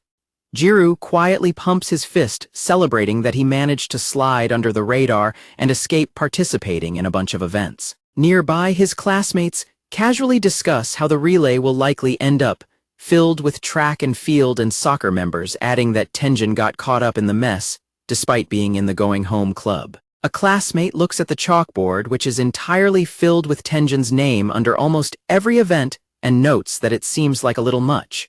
The student at the podium apologizes to Tenjin and asks if he would mind participating in the relay as well. Tenjin casually agrees, stating that he will do it if that is what everyone wants. A massive roar of excitement erupts from the classroom as the students shout out in unison. The girls in the class eagerly praise Minami, exclaiming that only he can secure their victory in the relay, and making them feel incredibly proud to be his classmates, which leaves him looking rather overwhelmed. Gyaru watches in disgruntled disbelief, wondering if Tenjin somehow returned from another world with cheat powers, while Tenjin warmly accepts the enthusiastic cheers of his classmates. Shiori gazes out the window, noting how wonderful the relay race is, and admiring how Minami and Mei are able to shine so brightly in front of everyone. Turning her eyes back toward Gyaru, a blushing Shiori earnestly confesses that she wants to find something of her own that she can dedicate her entire heart and soul to. While walking down the hallway together, Kamo boasts about exerting all of his effort to hide his presence during the event selection, calling the sports festival a dreaded season of show-offs, while Gyaru casually sips his juice. In the hallway, Shiori excitedly lets her friends know that she worked up the courage to volunteer for the cheer squad, prompting them to eagerly decide to join her, while Gyaru and Kamo watch from a distance. Gyaru casually mentions that Akari and her friends are also on the cheer squad, which instantly sends a shocked Kamo into a state of wild excitement, as he demands to know why Gyaru did not tell him sooner. Vividly imagining the girls in cute cheerleader outfits, Kamo and Gyaru immediately change their minds and passionately resolve to join the cheering squad, since neither of them are participating in any of the athletic events anyway. As they approach room R306, Gyaru asks Kamo which group their class has actually been placed in. Inside the classroom, Terafune's eyes sparkle with excitement as he loudly asks Akari if she is also going to be in the cheer squad. Akari happily explains that she has always wanted to try cheerleading because the outfits are adorable, while Terafune enthusiastically declares that he is thrilled they are in the same block, and her friends tease them in the background. Meanwhile, a couple of boys eagerly discuss their roles for the event, with one announcing he will play the drums, while the other boasts that his job is simply to attract the girls. Sachai steps in and bluntly tells the boys that their group is looking pretty plain without Tenjin causing them to grumble in defeat, before she asks Akari if Minami will be joining them. One of the boys smugly claims that he makes up 20% of their group's popularity, while Tenjin makes up 70%, leaving the others to privately complain about his arrogance. The boy gets defensive upon learning he is only considered 5% of the group's popularity, while Akari and her friends head out, leaving the boys to their bickering. Akari and her friends discuss the cheer squad candidates from their class, noting that they are the only ones representing Class 2, before deciding to head over to the dance club to recruit more members. Suddenly, a couple of girls from another class spot them and excitedly call out to ask if Minami is participating in the relay and other events this year. Akari confirms that Minami is indeed taking part in almost every event, which immediately unleashes a wave of intense excitement from the surrounding girls. Hearing the loud, passionate squeals of the girls echoing down the hallway, the boys are left shivering in sheer intimidation. Akari's friends wave goodbye, saying they should do their best at the sports festival, and to tell the cheer squad hello, prompting Akari to happily shout back that they will win and party afterward. Terafune stares in wide-eyed, starry-eyed infatuation as he watches Akari walk away. Terafune suddenly slams his hands onto the desk and enthusiastically volunteers to be the cheer squad leader, catching his classmates completely off guard as they ask when that was decided.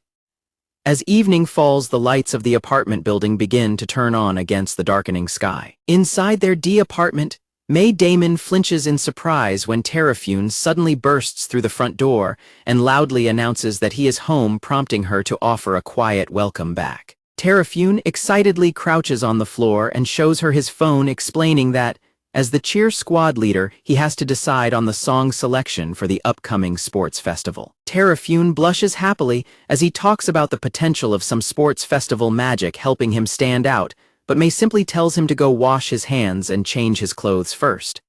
Terafune grabs the doorknob and agrees to do so as he heads toward the bathroom. Terafune suddenly turns back to seriously state that he is taking this competition very seriously, leaving a sweating May looking rather bewildered. May leans on her mop and notes that it was strange that the others did not trade partners, adding that, whenever the topic comes up, Minami simply brushes it off.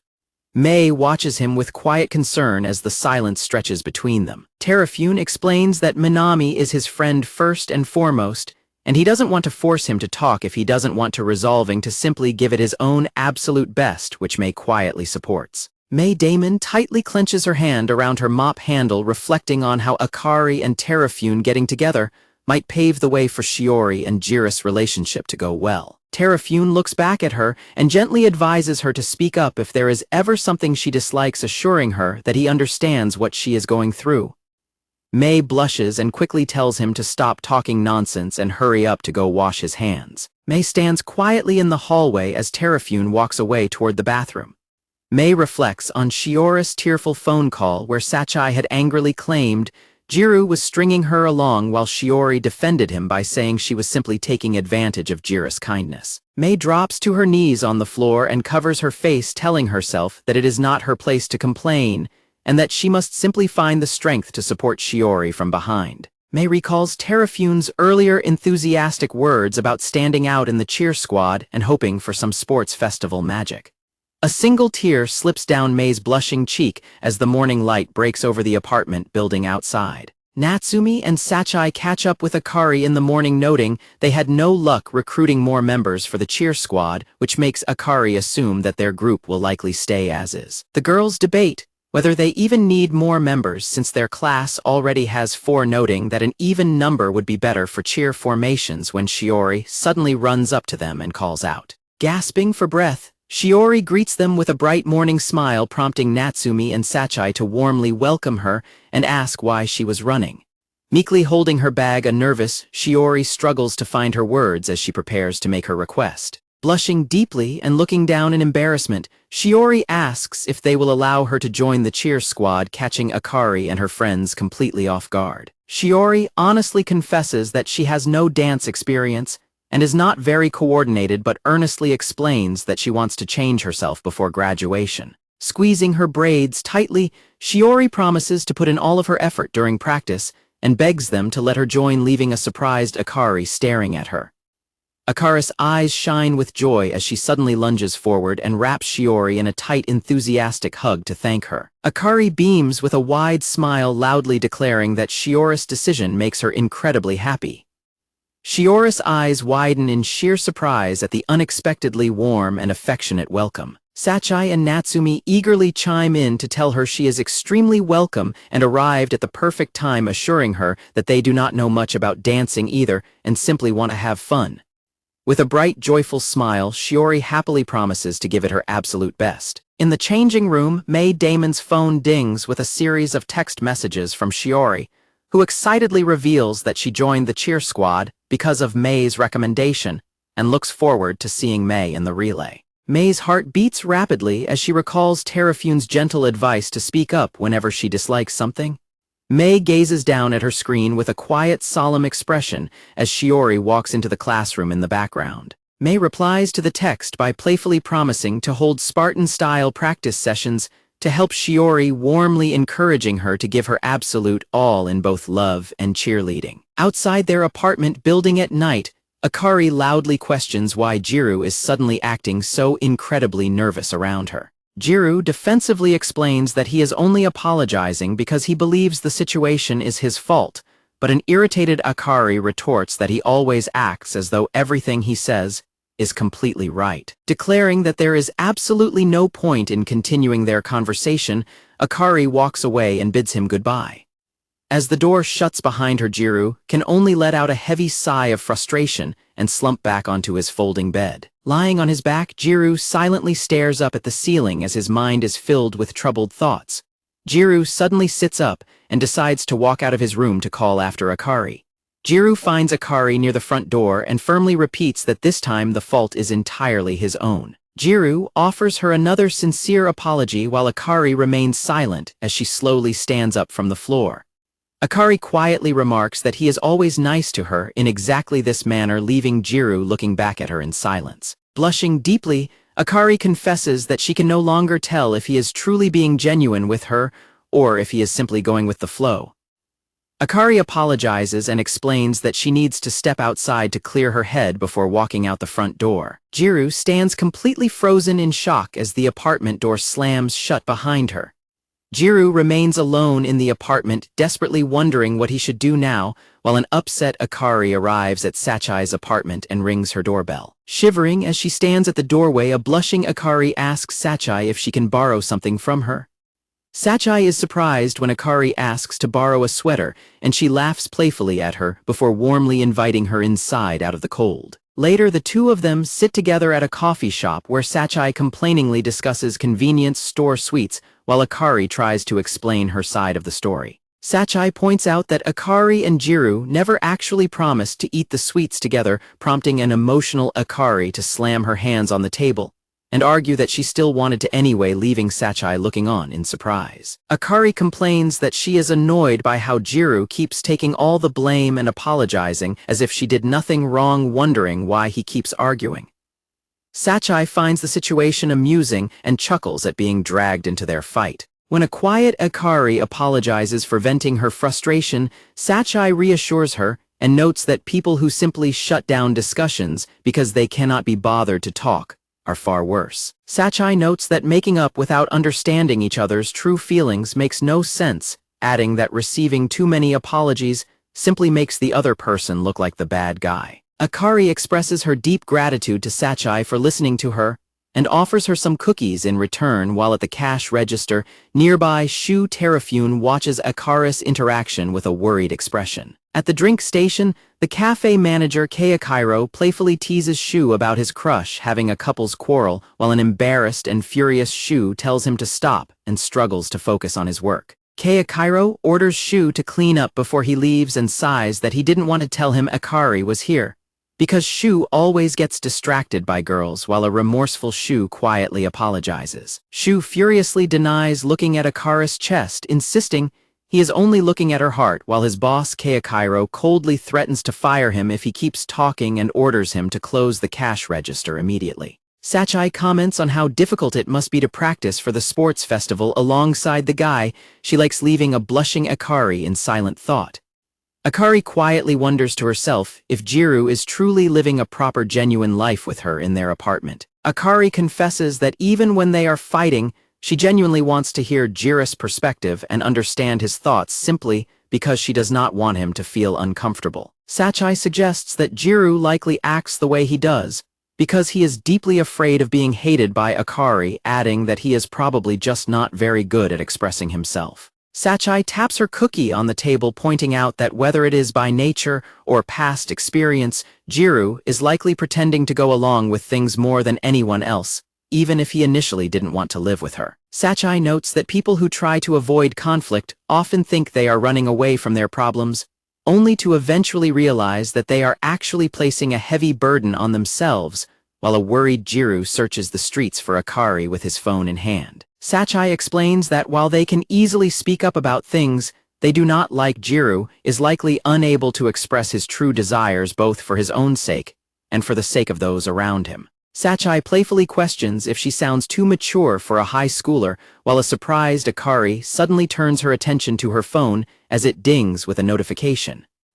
Akari reaches out to grab her phone off the table, noticing that she has received 5 unread messages on her messaging app. Akari is deeply touched to see that Gyaru has been frantically texting to check on her and talk properly, making her realize that he was actively searching for her after their fight, instead of simply letting the matter drop. Sachai gently advises Akari that she should try to listen to others, before letting her anger take over, prompting a remorseful Akari to quietly agree as she mentally apologizes to Gyaru. As the night deepens over the city streets, the girls reflect on how difficult it can be to properly apologize, with Sachai noting that Akari would never settle for anyone who doesn't treat her right. As Akari and Sachai walk home together in the evening, Akari reflects on how Sachai's perspective makes her agree that both Tenjin and Gyaru are genuinely good people, when someone suddenly calls out their names from behind. Akari and Sachai turn to see Tenjin and Terafune approaching, and the boys happily explain that they just finished their shift at the cafe after working until 10 o'clock. The girls warmly congratulate them on their hard work, and Akari thanks Terafune for the extra food toppings he gave her earlier, which causes him to boast about how much he loaded onto her plate. Akari brightly thanks the boys for their kindness, while a scolded Terafune covers his face in embarrassment after getting in trouble for giving away too much free service. When Akari reluctantly asks Sachai if she can spend the night at her apartment because she is hesitant to return home, Sachai firmly refuses and insists that Akari should go back to her husband, who has surely reflected on his actions by now. Meanwhile, Terafune and Tenjin casually talk about going to karaoke.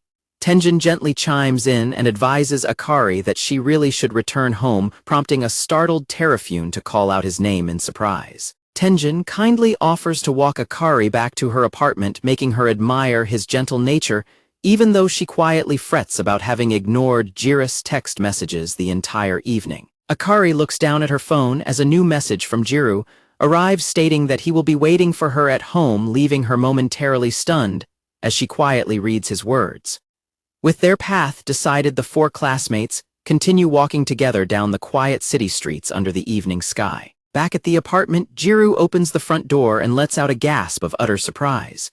Gyaru peeks out of the door to find Sachai playfully announcing that she is delivering his wife back to him, while Tenjin and Terafune stand alongside them in the hallway. Terafune explains that Akari and Sachai had stopped by their shop earlier, while a trembling, guilty Gyaru internally panics, fearing that everyone has gathered at his door to lecture him for leaving his wife alone after a fight. Akari quietly hands the borrowed sweater back to Sachai and thanks her, while Gyaru watches in confusion, wondering why none of them seem interested in scolding him. Tenjin offers a friendly apology for bringing Akari back so late and bids Gyaru goodnight, prompting a blushing Gyaru to offer a quiet response.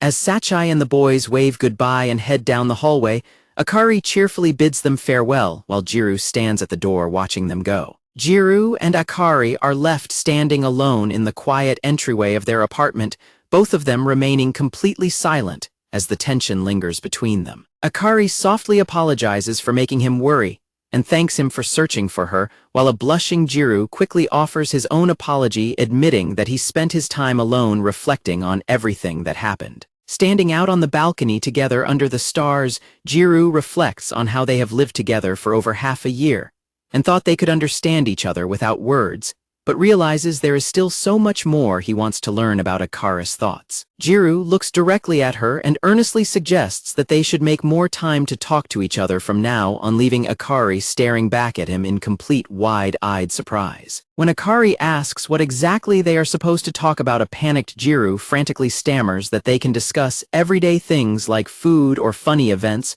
prompting Akari to burst into a cheerful laugh, and note that he is still the same as always. Akari suddenly turns to Gyaru and asks him to give her a reconciliation hug, leaving him completely flustered as he stammers out in surprise. Gyaru nervously argues that a simple handshake should be more than sufficient, prompting Akari to ask if he is acting like a grade schooler. Blushing and looking away, Akari huffs and mutters that she should probably just leave the apartment after all if he is going to be so distant.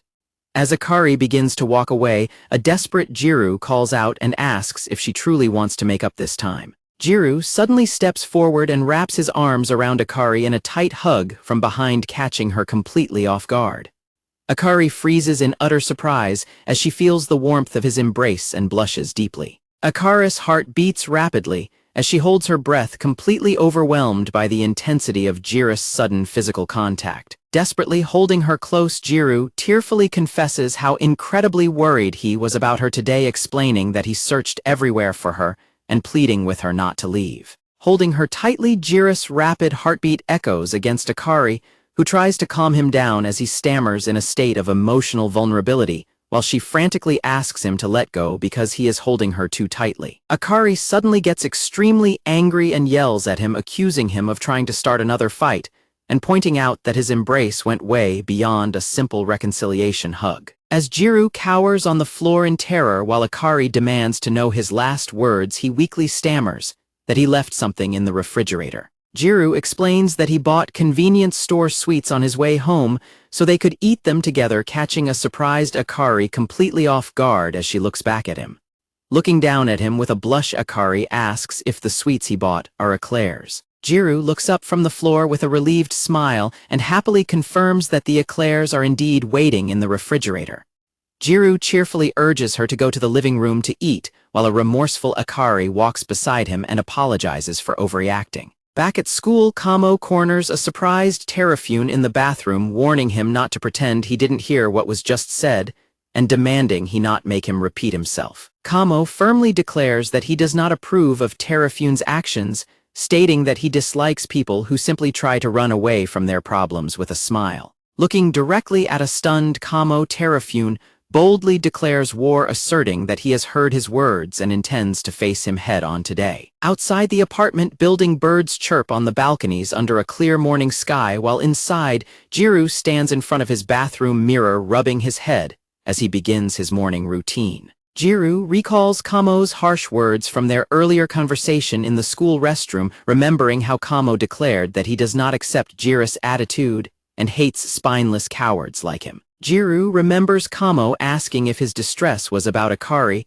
before slumping over the bathroom sink in exhaustion and dreading what will happen to him next, until Akari suddenly slides open the door and startles him. Akari informs Gyaru that she has cheerleading practice after school today, and asks him to take care of dinner, to which a startled Gyaru nervously agrees while trying to settle his racing thoughts. Akari suddenly reaches out and gently brushes Gyaru's messy hair back into place, catching him completely by surprise. Blushing, Akari explains that practice won't take too long, so they should still be able to eat dinner together, leaving a deeply blushing Gyaru to stand frozen in surprise, before stammering his agreement. Smiling happily, Akari declares that Gyaru is finally looking cool, and notes that his hair set down perfectly, before waving goodbye and reminding him that she is counting on him for dinner. Once Akari leaves, Gyaru buries his face in his hands in absolute embarrassment, screaming to himself about the gross face he just made before looking back at his reflection and blushing as he recalls her compliment. Outside, the morning sky clears over the school building as the school day officially begins. In the school hallway, May Damon notices that Shiori Sakurazaka looks downcast and asks if something happened, prompting a nervous Shiori to admit she is anxious about cheer practice starting today, while May playfully rubs her head to reassure her. May promises to make some time on Saturday to help Shiori practice, asking her to simply take a video of the cheer choreography for her to follow. Mei offers a warm, supportive smile and promises that they will practice together, reminding Shiori that since she was the one who recommended cheerleading in the first place, she will help her however she can, which leaves a deeply moved Shiori looking back in silence. Mei happily accepts Shiori's sincere gratitude and assures her that she is very welcome.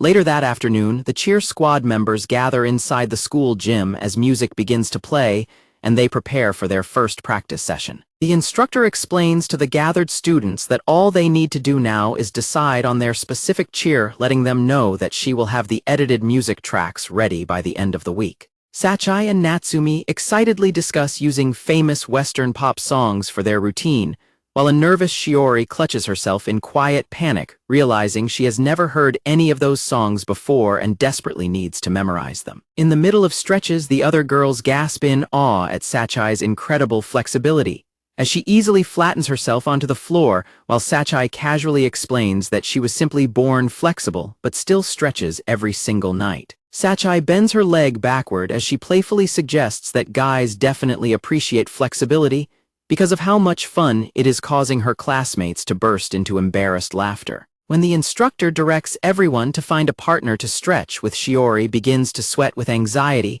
as she struggles to make a move, nervously worrying that she will be the only one left without a partner, as everyone else quickly pairs up. Suddenly, May Damon cheerfully reaches out and invites Shiori to pair up with her, prompting an immensely relieved Shiori to call out her name.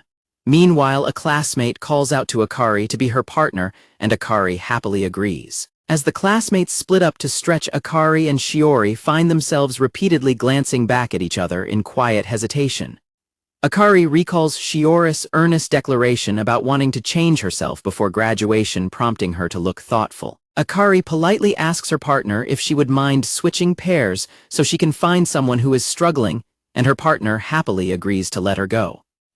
Akari walks over to where Shiori is sitting and kneels right beside her, catching Shiori completely off guard. Akari beams with a warm smile and asks Shiori if she wants to partner up with her.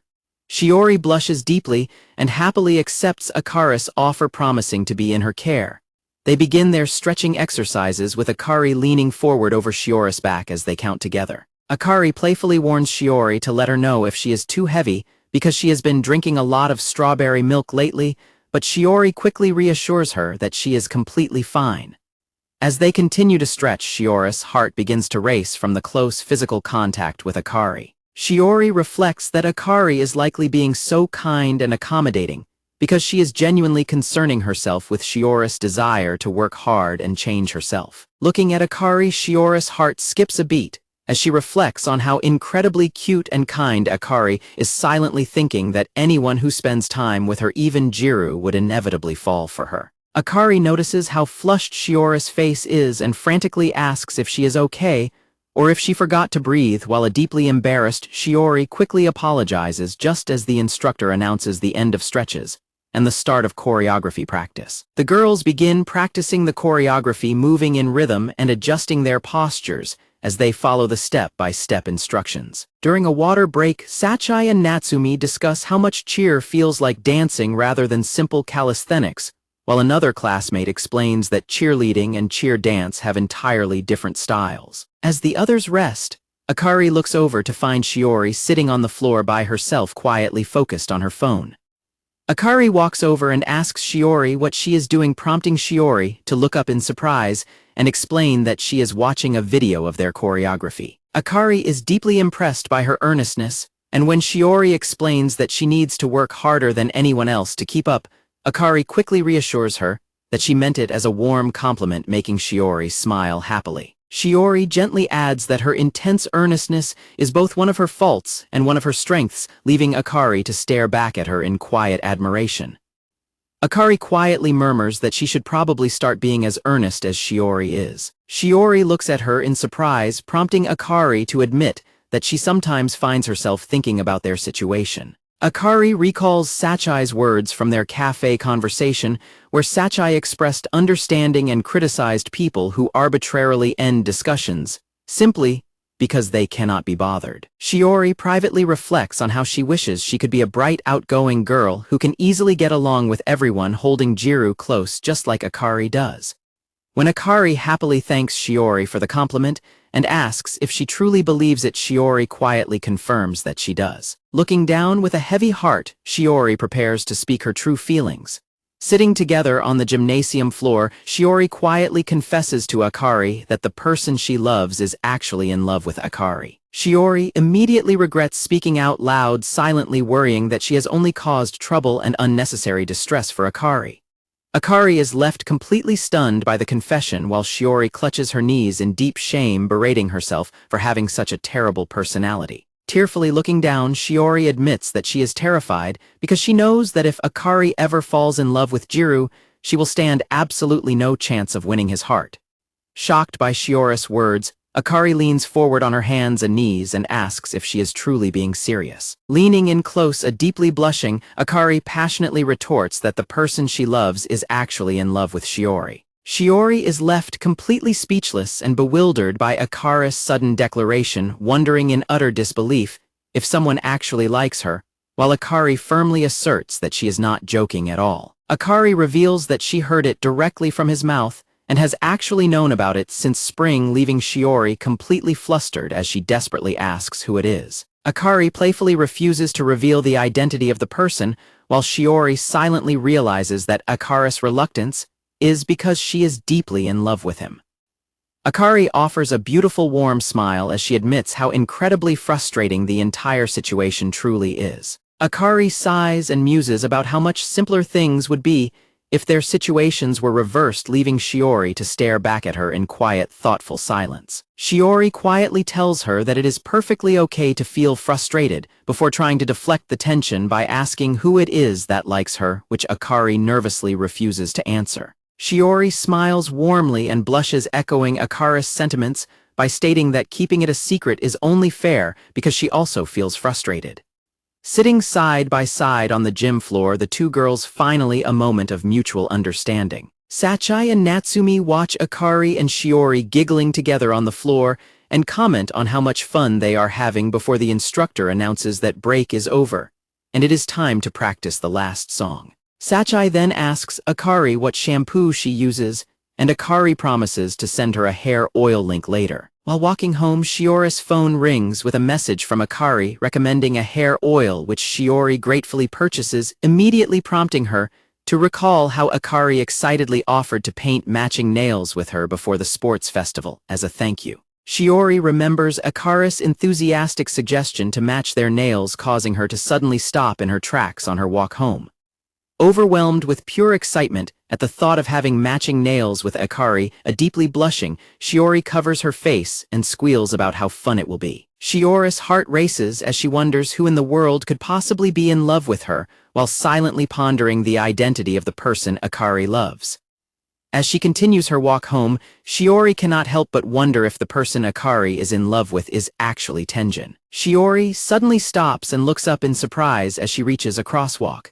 Shiori looks up at the apartment building where she is currently living with Tenjin for their marriage practical. Shiori is struck by a sudden realization, leaving her to stare in silent shock as she wonders about the identity of Akari's crush. As evening falls, Shiori walks up the apartment stairs and opens the front door, greeted warmly by a voice welcoming her home. Tenjin warmly thanks her for keeping him updated on her return time, while a polite Shiori takes off her school bag and lets him know that she is home. Shiori is amazed by the delicious-looking dinner Tenjin prepared, while he modestly explains that he simply followed a recipe and hopes it suits her taste. Tenjin quietly gazes at her with a soft, gentle expression. Shiori looks up in surprise as she suddenly feels a hand gently brushing against her hair. Tenjin leans in close and gently reaches into her hair, leaving a deeply blushing Shiori to freeze in startled silence. A sudden slap sound breaks the silence as someone brushes against a nearby surface. Startled by the sudden intimacy, a completely flushed Shiori gasps and quickly backs away in a panic, leaving Tenjin looking rather surprised.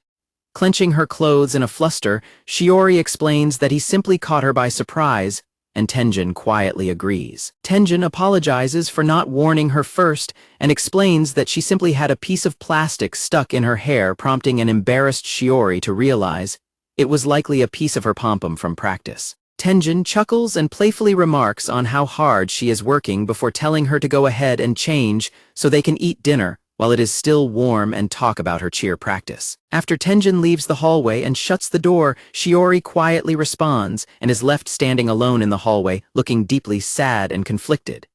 Shiori recalls a memory from the past where a solemn Tenjin stood before Nozomi who was crying and gasping in distress. Shiori remembers young Tenjin standing in Nozomi's room and despite her shock, bravely confessing his love to her. Nozomi reminded him that she was his teacher, and they could not be together, asking where he had learned to say such things, while a tearful Tenjin desperately repeated his love for her. Tenjin furiously demanded to know why Nozomi could accept his older brother, but not him begging to know how he could get her to see him as a man, while a remorseful Nozomi quietly apologized. Tenjin looked on in heartbroken shock, as Nozomi softly revealed that she and his older brother Minato were officially engaged. Later, Tenjin stood outside the room in silent agony, hearing his brother and Nozomi together inside. Tenjin clutched his head in absolute misery as the memories of that painful event continued to haunt him. Back in the present, Shiori changes out of her school uniform, crying and berating herself for behaving so insensitively toward Tenjin when he is already carrying the pain of an unrequited love. She reflects on how nothing has truly changed since their practical began, remembering how Gyaru has always been the one supporting and encouraging her. Shiori stands in her room staring at her phone on the bed as the evening passes. She hesitatingly types out a message to Gyaru asking if she can call him later. Lying on her bed beside her phone, Shiori quietly whispers Gyaru's name in the silent room. She closes her eyes, sorrowfully wishing that people would only fall in love with those they are destined to be with. In his own bathroom, a melancholy Tenjin watches the water swirl down the drain, reflecting on his painful, unrequited feelings.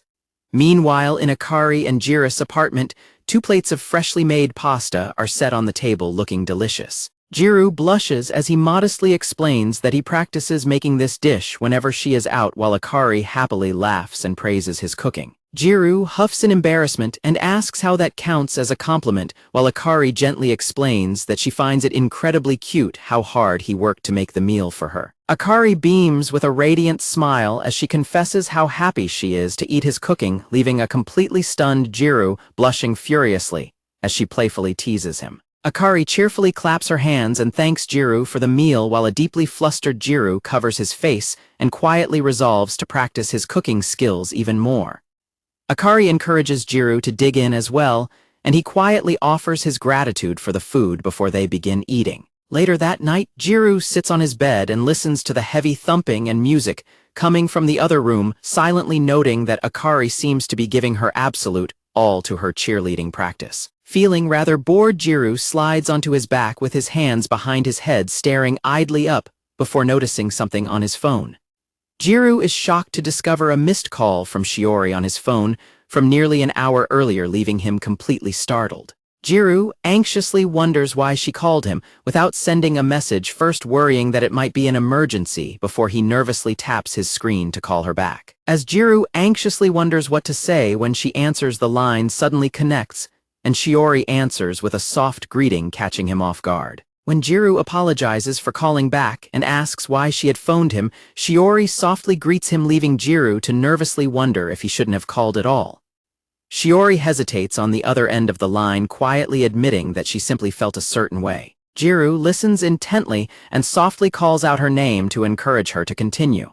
Blushing deeply, Shiori quietly confesses that she simply wanted to hear his voice, leaving Gyaru completely speechless as the conversation concludes. On a quiet night of the practical, Shiori sits on her bed and repeats that she simply wanted to hear Gyaru's voice, while Gyaru listens on the other end of the line. From inside the apartment building at night, Shiori asks if Gyaru is free to talk for a little while, and he quickly replies that he is more than happy to listen. Gyaru notes that she sounds a bit downcast and asks if something happened, but Shiori quickly reassures him that she is fine and was simply practicing cheerleading on her own before wondering what he was doing. When Shiori explains that today was their first day of cheer practice and mentions how incredibly nervous she was, Gyaru quietly acknowledges her feelings. As they talk, Gyaru silently reflects on Shiori's recent confession, his hand tightening slightly as he listens to her voice. Gyaru remains flustered as he tries to steer the conversation toward their busy school schedule and the upcoming sports festival, while Shiori gently calls out his name. Shiori explains that the cheer squads rotate practice locations, and mentions that her squad will be practicing out on the sunny field tomorrow, prompting Gyaru to laugh and advise her to be careful not to get heatstroke. Over the phone, Gyaru gently points out that Shiori always pushes herself too hard. Shiori blushes warmly and softly thanks him for his concern.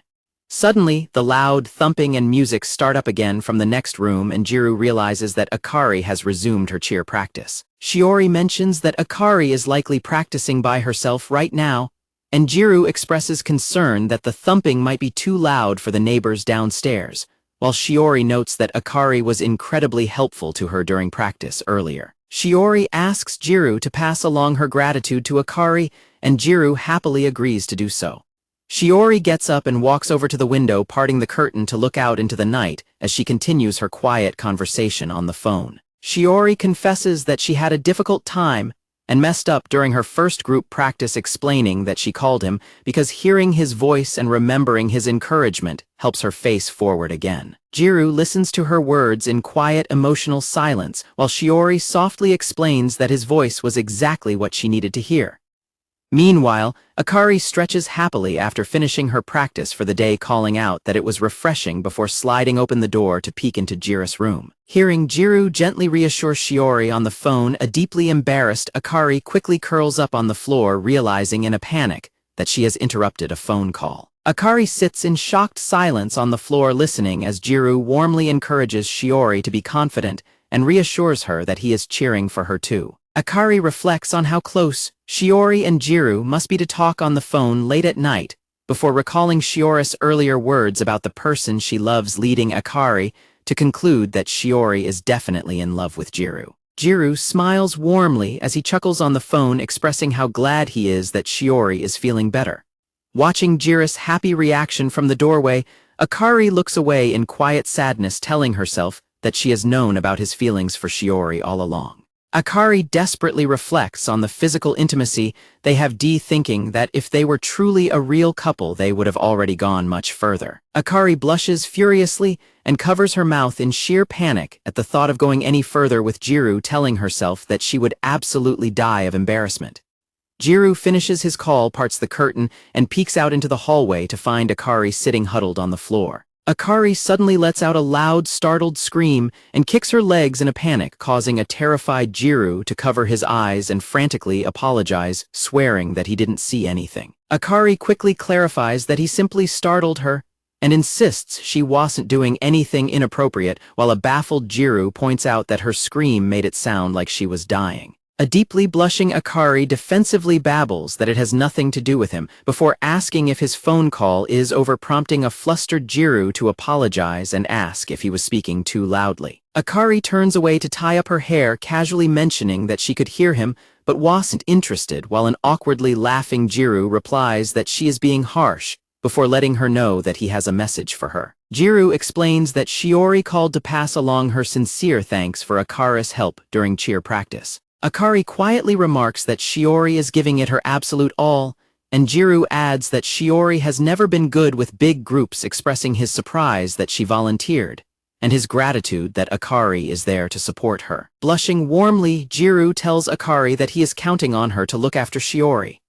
Akari looks at him in quiet sadness, reminding him of their arrangement and asking if he is indeed her husband. Akari suddenly lunges forward and presses her hands against Gyaru's chest, pleading with him not to talk about other girls when he is in her room. Akari buries her blushing face and quietly complains that her hands are cold, prompting an apologetic Gyaru to explain that he was standing out on the balcony during his phone call. Sniffling and nuzzling her face against his shirt, Akari tearfully blames him for her runny nose, while Gyaru offers another gentle apology. Akari quietly asks him if she is being incredibly selfish, leaving Gyaru to look down at her in surprise. When Akari apologizes for always being selfish, Gyaru simply wraps his arms around her in a warm, gentle hug, leaving her to quietly ask why he is apologizing. Akari's eyes suddenly widen in pure panic, and she screams as she violently shoves a startled Gyaru away from her. Blushing furiously, Akari frantically announces that she is going to take a bath and rushes out of the room, leaving a bewildered Gyaru to quietly wish her well before the sliding door shuts behind her. Hiding her blushing face, Akari berates herself in embarrassment, realizing she completely forgot that she was covered in sweat from her intense practice earlier. Meanwhile, Shiori stands looking out at the cloudy night sky from her apartment. Gazing at the heavy clouds, Shiori reflects on her conversation with Gyaru and remembers that he was also standing out on his balcony. Shiori sadly reflects that even though Gyaru lives so close and she can visit him at any time, it still takes every ounce of her courage just to make a simple phone call to him. She fondly remembers a childhood memory of Gyaru smiling brightly and encouraging her to trust him and run. Shiori quietly labels him a liar in her thoughts, looking deeply conflicted as she processes her complicated feelings.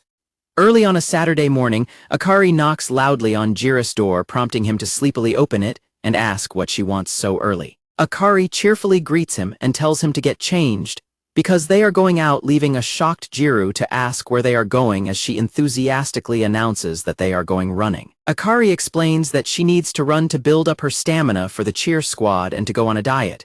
Gyaru uninterestingly tells her to have fun with that and immediately starts closing the door on her. Akari grabs the door to stop him, urging him to work up a sweat together since he doesn't get enough exercise, and begs him by promising to clean the bathtub on his next turn despite his protests. Gyaru ends up dragged into jogging and pants heavily behind Akari, who turns back with a bright smile to suggest they take a break at the convenience store around the corner.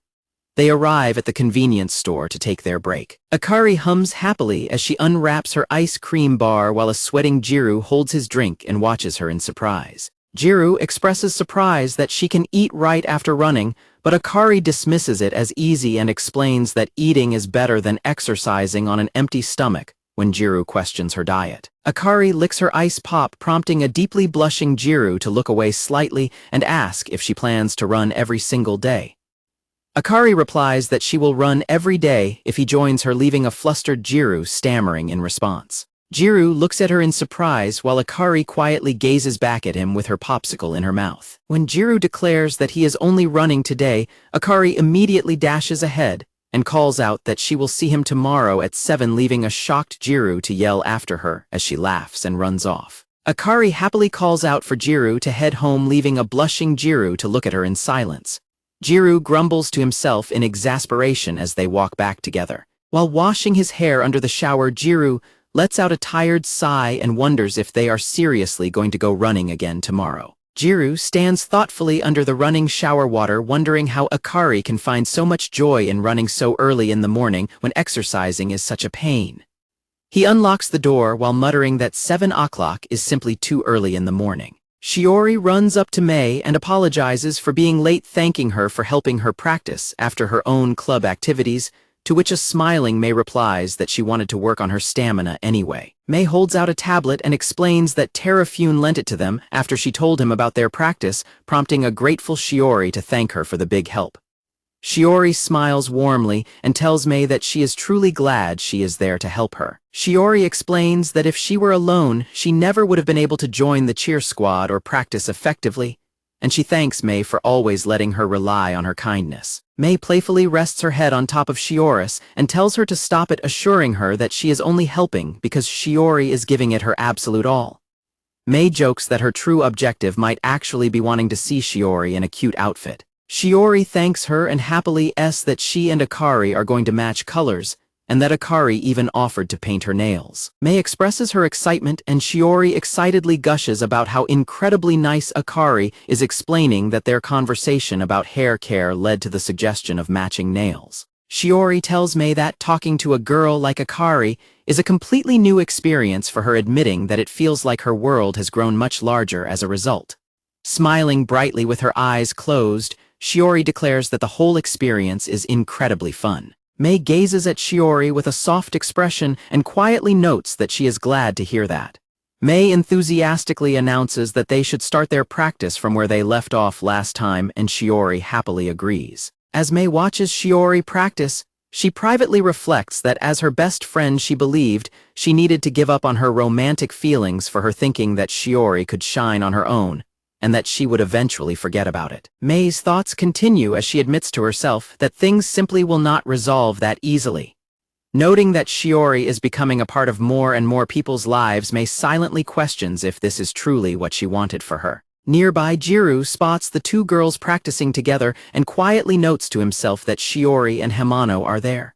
Shiori looks up in surprise and calls out Jiru's name in shock as she notices him standing nearby. Gyaru awkwardly bows in greeting as he approaches while Mei offers a casual wave, and Shiori remains crouched nearby in surprise. Gyaru offers a polite greeting, and Shiori explains that Mei is helping her with her cheer practice, because it is difficult to do alone, prompting Mei to suggest that Gyaru should help them out since he is already there. A startled Gyaru asks if she means him, and Mei explains that she wants him to record a video to see how Shiori is doing, causing Shiori to panic at the idea. Covering Shiori's mouth to stop her protests, Mei claims that Shiori also wants to get used to performing in front of others, leaving Gyaru somewhat confused as he wonders if Shiori truly requested that. Flushed with embarrassment, Shiori looks directly at Gyaru and nervously pleads with him to do it, to which a blushing Gyaru quietly agrees.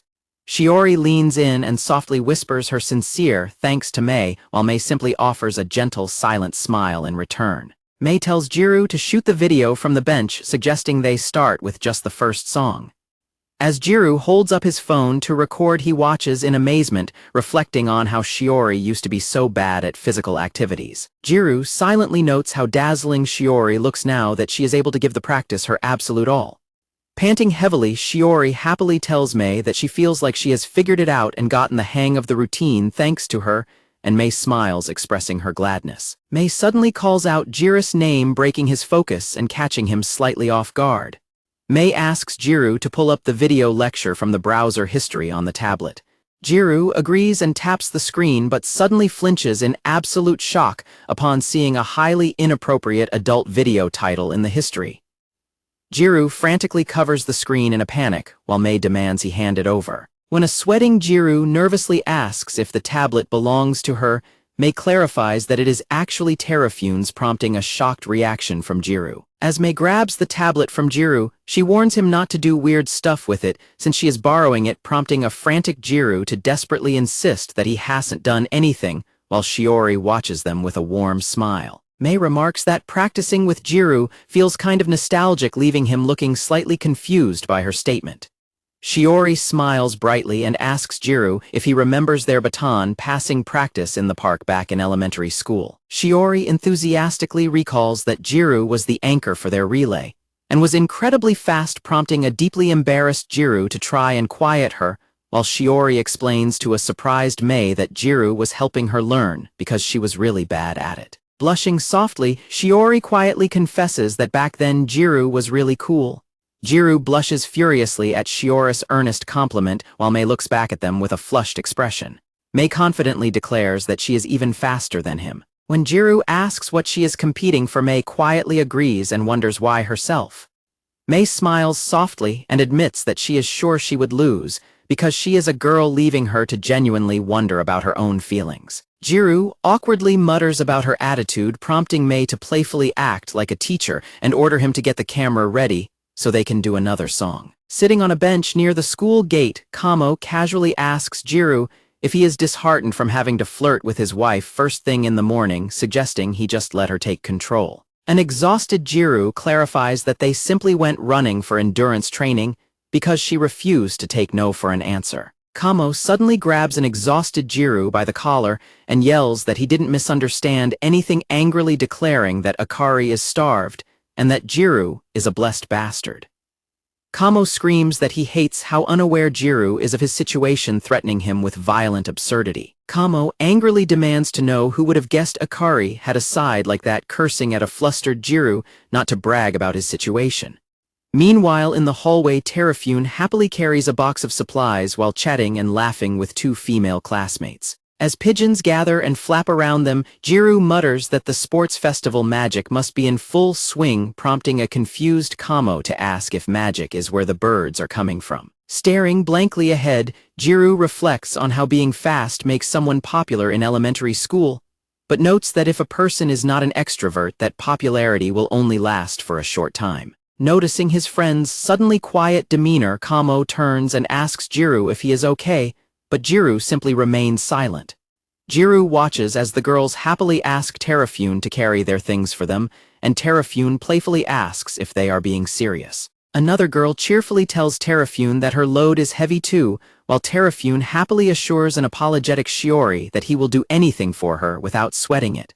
Hiding his face in his collar, a downcast Gyaru mutters that he just wants the damn sports festival to be over already. Kamo suddenly panics and yells his own name, realizing they forgot about the festival committee meeting that afternoon to sort equipment. As a confused Gyaru asks if he really forgot, Kamo desperately urges him to hurry up and come along. Running off in a rush, Kamo apologizes to Gyaru and tells him to either finish his bread or feed it to the pigeons. Left sitting alone on the bench with the bread and the pigeons, Gyaru sighs that everyone has been waiting on them and quietly wonders if the committee chairman is pissed off. Tossing pieces of bread to the birds, Gyaru reflects that he usually does not participate much in the yearly sports festival and notes that this time isn't any different. He remembers Akari and Shiori's earnest efforts, realizing that while his own situation hasn't changed, things still feel different. Gazing out at the city skyline, Gyaru quietly acknowledges that even if he remains the same, everything around him is constantly changing. Returning to the apartment, Gyaru announces that he is home, and Akari happily welcomes him back, noting that he was out later than usual. Gyaru explains that he had some tasks with the festival committee, and when Akari asks what he was doing, he replies that he is in public relations. She then asks what exactly he does for PR. Gyaru lifts a camera case and explains that he hands out cameras and is in charge of taking pictures on the day of the festival. A surprised Akari asks if he has to take pictures of the cheer squads too, and a tired Gyaru confirms that he probably will. Leaning in close with a playful smile, Akari suggests they practice and tells cameraman Gyaru that she will pose however he wants, urging him to make the photos look incredibly cute. A flustered Gyaru tells her not to ask the impossible before stammering in confusion about what kind of poses she expects him to ask for. Akari bursts into laughter, teasing him that he was definitely thinking of dirty things, while a silent Gyaru simply looks past her and asks if the clothing scattered on the floor is her cheer outfit. Akari cheerfully confirms that it is. A surprised Gyaru asks if she is making the outfits by hand, to which Akari confirms that she is making progress by learning from the other members, since she has never sewed before. Akari sighs and admits that sewing the outfit will take a long time, prompting Gyaru to stand up and ask if she has started dinner yet, so he can finish it for her. Looking over the prepared food, Gyaru notes that it looks good and tells a surprised Akari that he can handle the rest, since he just needs to reheat it. Akari quietly watches him work before calling out his name and quickly dashing over to the kitchen counter. Resting her head on her hands, Akari sweetly thanks him and remarks on how incredibly nice he is. Flustered by her compliment, a deeply blushing Gyaru stammers and tells her to go work on her outfit. Later that night, Gyaru steps out of the bath feeling refreshed, only to find Akari fast asleep at the table. Gyaru gently shakes her shoulder and tells her she should get into bed, but she remains completely unresponsive. Gyaru gently pats her head and examines the sewing instructions, noting how tough the process of making the skirt looks. He quietly gazes down at Akari as she continues to sleep peacefully on her folded arms. Gyaru realizes how hard she has been working, imagining her struggling to stay awake while figuring out the complicated sections and sequins. Sometime later, Akari suddenly snaps awake in a panic, realizing she fell asleep, only to turn and find Gyaru sleeping on the table right beside her. Akari gently shakes Gyaru and warns him that he will catch a cold, urging him to get into bed. Akari suddenly stops in surprise when she notices that the number 26 has been neatly sewn onto her outfit, wondering when she managed to get that far. She then looks down and spots a sewing tool resting loosely in Gyaru's hand. Realizing that Gyaru stayed up to work on her outfit for her, Akari stares at him in deeply moved silence with a flushed face. Overwhelmed with affection, Akari gently lays her head back down on the table to nuzzle close to Gyaru and softly calls his name. Gazing tenderly at his sleeping face, Akari quietly promises him that she is going to give the festival her absolute all. Akari closes her eyes with a warm smile, resting peacefully beside him as their hands gently overlap near the sewing tool. The cover page emphasizes that this is the moment where the men need to step up and show what they are capable of. Akari checks her school bag to make sure she has her cheerleading skirt and socks, noting that her pom-poms are already at school. Gyaru asks Akari if she has her PE uniform, and she reassures him that she is fine and can return to get it if needed, while also apologizing for leaving him to clean up the apartment. Akari suddenly flips up her skirt, catching Gyaru completely off guard and leaving him blushing in shock. Akari proudly reveals that she is already wearing her gym shorts underneath to save bag space, playfully asking if he wants to see the top two, which a flustered Gyaru quickly declines before wishing her well as she departs. Akari happily reminds Gyaru to take good pictures of her during the festival, and Gyaru promises to do what he can, though he instantly questions his own awkward phrasing. Suddenly, the apartment intercom rings loudly, interrupting their conversation. Gyaru answers the intercom to see who is visiting so early, only to find Akari's friends frantically telling her to check their group chat immediately. Sachai and Natsumi urgently demand that Akari hurry to school because something terrible has happened. Gyaru and Akari are left staring at each other in stunned silence. The scene shifts to the high school as students begin arriving for the sports festival. Akari and her friends slide the classroom door open and find their classmates gathered around in a somber mood. They discover Misaki sitting with her leg heavily bandaged and propped up, tearfully apologizing because she has been injured and will be unable to participate for a month. The girls discuss the situation, angrily asking if anyone has confronted the person responsible for the injury, though others note that the individual did not seem to have bad intentions. Misaki breaks down in tears, calling herself the worst for getting injured on the day of the festival when she wanted to perform with everyone. The others comfort Misaki and tell her to stop blaming herself, realizing they now have no choice but to perform with only 8 members. The group discusses whether they can manage the dances without her, noting that a specific formation in the second song right before the hook will be extremely difficult to pull off. They realize their tower formation might be impossible with fewer people, with some suggesting they just leave a gap in the even-numbered lineup. Some suggest finding a substitute from the dance club, but others point out that a sub would stand out too much and would never be able to memorize all the choreography in time. As Misaki continues to cry and apologize for ruining their plans, the group decides they must focus on finding a way to make the routine work with just the remaining 8 members. Shiori speaks up, hesitantly capturing the attention of everyone in the room. Shiori nervously suggests to the group that they might actually be okay if they take a certain approach to their dilemma. Shiori explains that the core problem is adjusting their routine to maintain balance despite having one less member. Shiori, Akari, and another teammate bow deeply to Mei and beg her for help, leaving a startled Mei frantically waving her hands to try and get them to stop.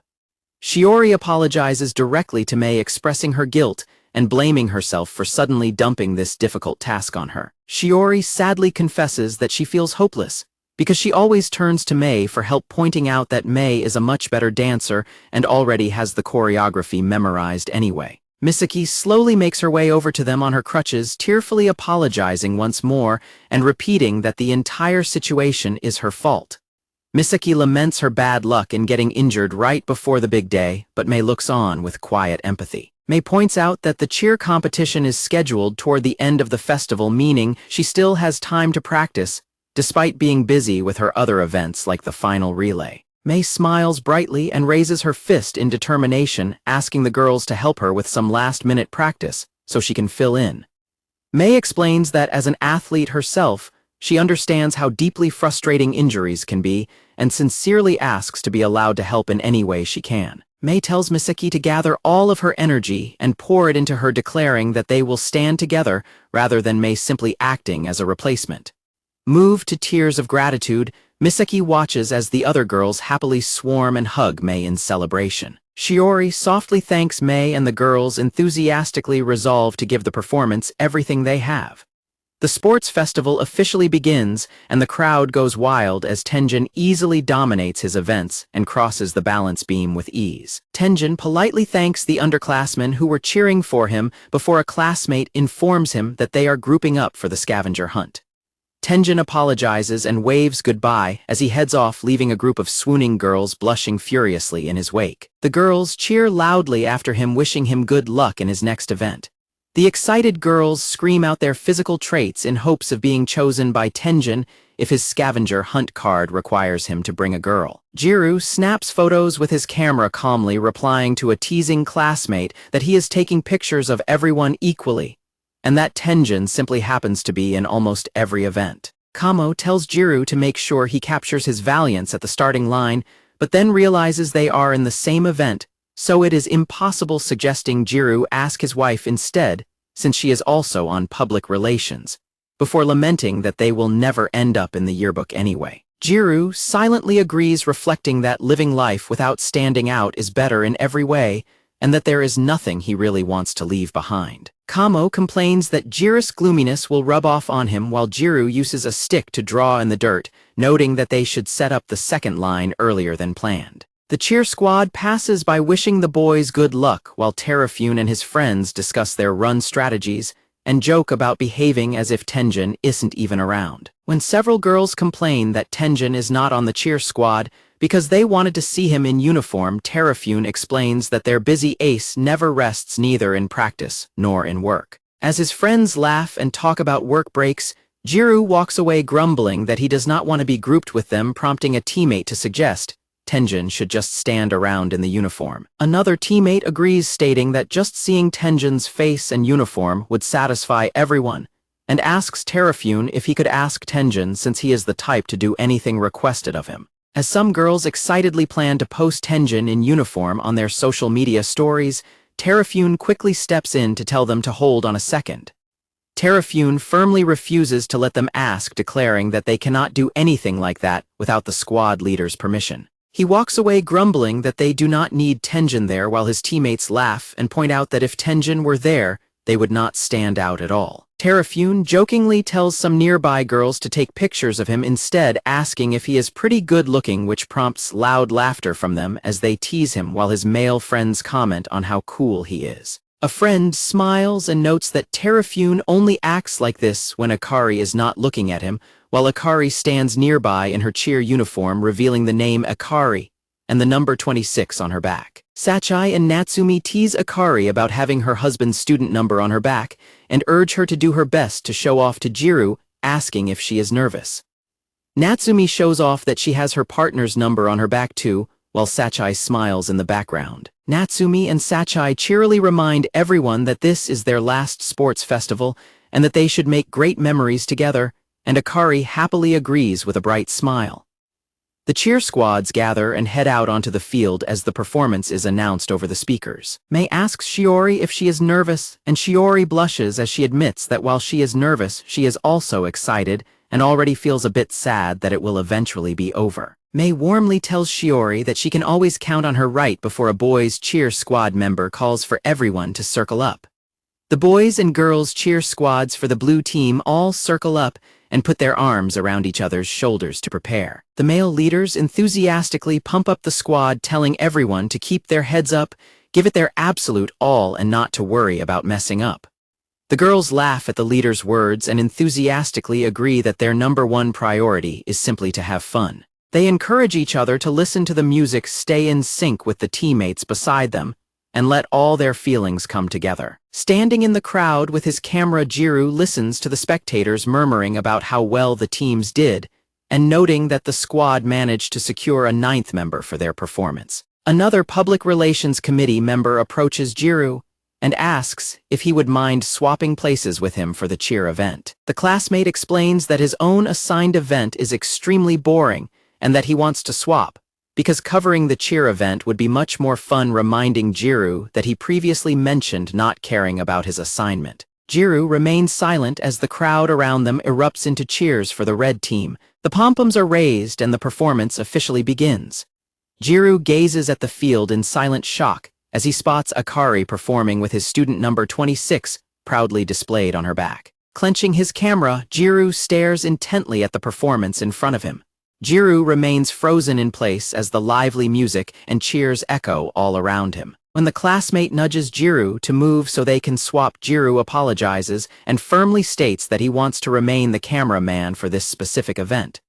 Holding up his camera with absolute determination, Gyaru resolves to capture every single moment of the next 10 minutes. Gyaru reflects that he has never cared about whether his team wins or loses and has always found the sports festival boring, but everything feels completely different now. Gyaru is deeply moved by the sight of Shiori performing with everything she has. Watching Shiori and Akari pour their entire hearts into the routine, Gyaru feels a sudden overwhelming desire to capture and leave behind something meaningful from his time at school. He clicks his camera shutter, rapidly focusing intensely on the dazzling smiles and energetic movements of his classmates as they perform together on the field. Standing on the sidelines, Misaki weeps with pure joy as Shiori and the others offer her warm, proud smiles, their feet lined up together to show they performed as one complete team. As the announcer declares that the red team's cheer is officially over, the entire squad lines up and bows deeply to the roaring crowd, shouting their sincere thanks. Gyaru captures a beautiful final photo of the girls laughing and hugging each other in pure relief and celebration. As the crowd erupts into thunderous applause and the girls celebrate their success, Gyaru claps along with a warm, relieved smile, deeply glad that everyone managed to make it through the performance safely. Gyaru remains kneeling on the sideline, catching his breath as the crowd continues to cheer wildly around him.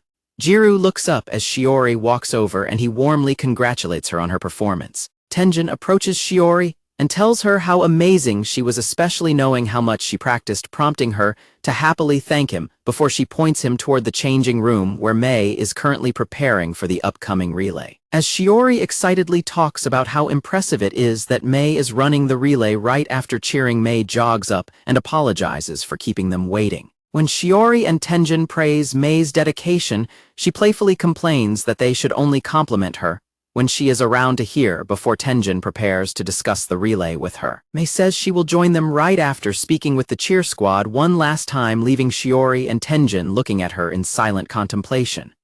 Shiori smiles gently at Tenjin, but he looks away and quietly announces that he will head over to the starting gates first. Mei and Shiori wave goodbye to Tenjin as he walks off toward his event.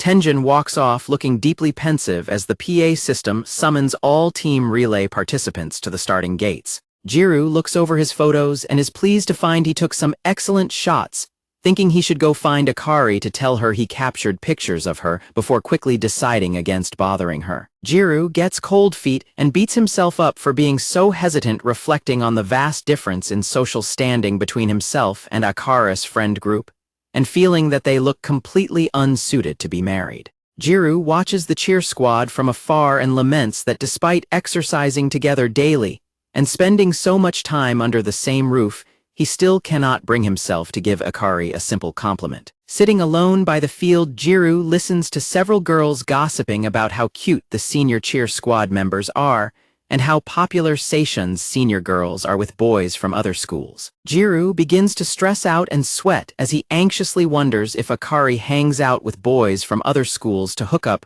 realizing that living together has made him incredibly conscious of her relationships. Gyaru flinches when the girls' conversation shifts to discussing how incredibly cute Tenjin's partner is, calling her the pure and gentle type. Gyaru whips his head around in surprise when he hears the girls gossiping about a major rumor involving Tenjin and a certain Gyaru-looking girl from the Red Cheer Squad. The girls whisper about photos of them at the beach together, concluding that even though the Gyaru-senpai was aiming for Tenjin, she stood absolutely no chance, since even someone as cute as her could not win his heart. Gyaru listens in silent hurt as the gossiping girls laugh and call him sketchy, expressing pity for Akari and wondering why she does not simply trade him for a better partner. Akari looks around the crowd in search of Gyaru, prompting Sachai and Natsumi to playfully tease her about wanting to be alone with her husband, leaving her completely flustered and blushing. Her friends wave goodbye and tell her to bring Gyaru back so they can take photos of the two of them together, and Akari runs off with a quick word of thanks. Natsumi happily hugs Sachai while gushing about how cute and incredibly easy to read Akari is. Gyaru stands quietly by a vending machine, calling himself a good-for-nothing when Akari suddenly runs up to him, calling his name as she pants heavily from running. A startled Gyaru turns to find a heavily blushing Akari, who excitedly declares that she has been searching everywhere for him, because it is officially time to take photos together. Blushing deeply, Akari holds out her phone and nervously points out that she went to all the trouble of getting completely dressed up in her outfit. Gyaru quietly agrees to take the photos and she hands over her phone. Gyaru crouches to take her photo and tells her to pose however she wants, but she stands stiffly in silence, before suddenly dashing forward in a panic, crying out that this is not what she wanted. Akari grabs her phone back and leans close against his shoulder, ordering him to look up and to the right at the camera as she prepares to take a selfie of them together.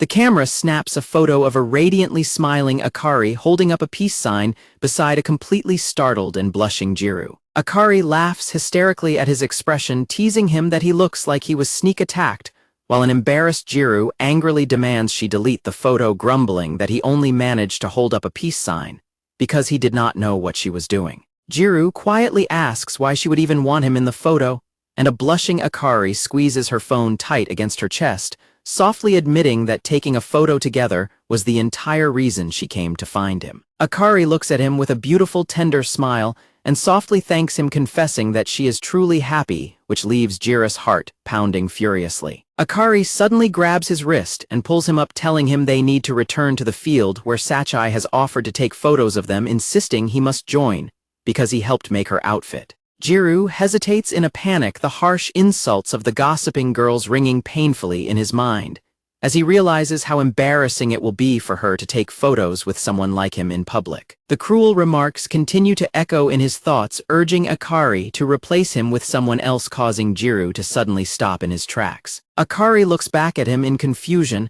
and Gyaru turns away with a shadowed expression, quietly stating that he will pass, because he does not need to be in any photos. Akari's playful smile fades into shocked silence as Gyaru looks at her with a solemn face and firmly repeats that he is entirely serious. Gyaru offers a self-deprecating smile and tells her that since she is having a blast, she should not waste her time hanging around a loser like him, suggesting she would get much better photos if she went and posed with the popular members of the boys' cheer squad instead. Akari asks him why he always refers to himself in such a self-deprecating way, and Gyaru quietly replies that he is not the only one who thinks so, as everyone else at school has the same opinion. An angry Akari fiercely shouts that she does not think that way at all, telling him to stop grouping her with those gossiping classmates and ordering him to shut up. Akari demands to know how many times she has to repeat herself, while Gyaru desperately argues back that even if she does not agree, everyone else at school still views him as a loser.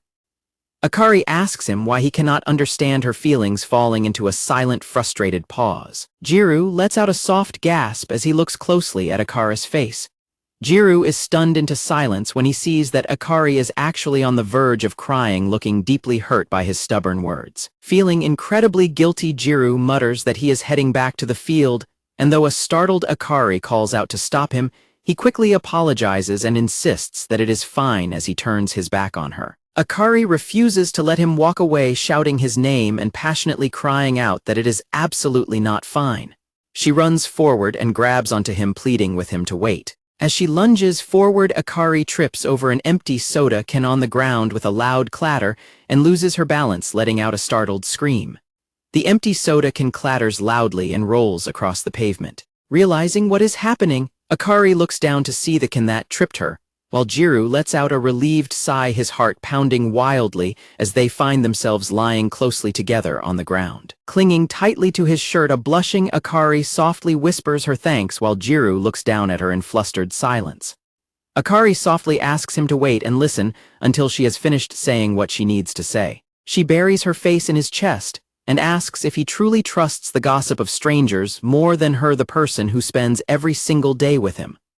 Looking up at him with teary eyes, Akari passionately declares that no matter what happens, she is always on his side. She gently takes his hand, softly reminding him that they have spent so much time together, sharing both their best qualities and seeing each other at their absolute worst. Genuinely hurt and vulnerable, Akari looks directly into his eyes and asks if she is simply not enough, begging to know how she can finally make him feel at ease. She gently reaches up to cup his face, pleading with him to believe her words over the opinions of strangers who do not know anything about him at all.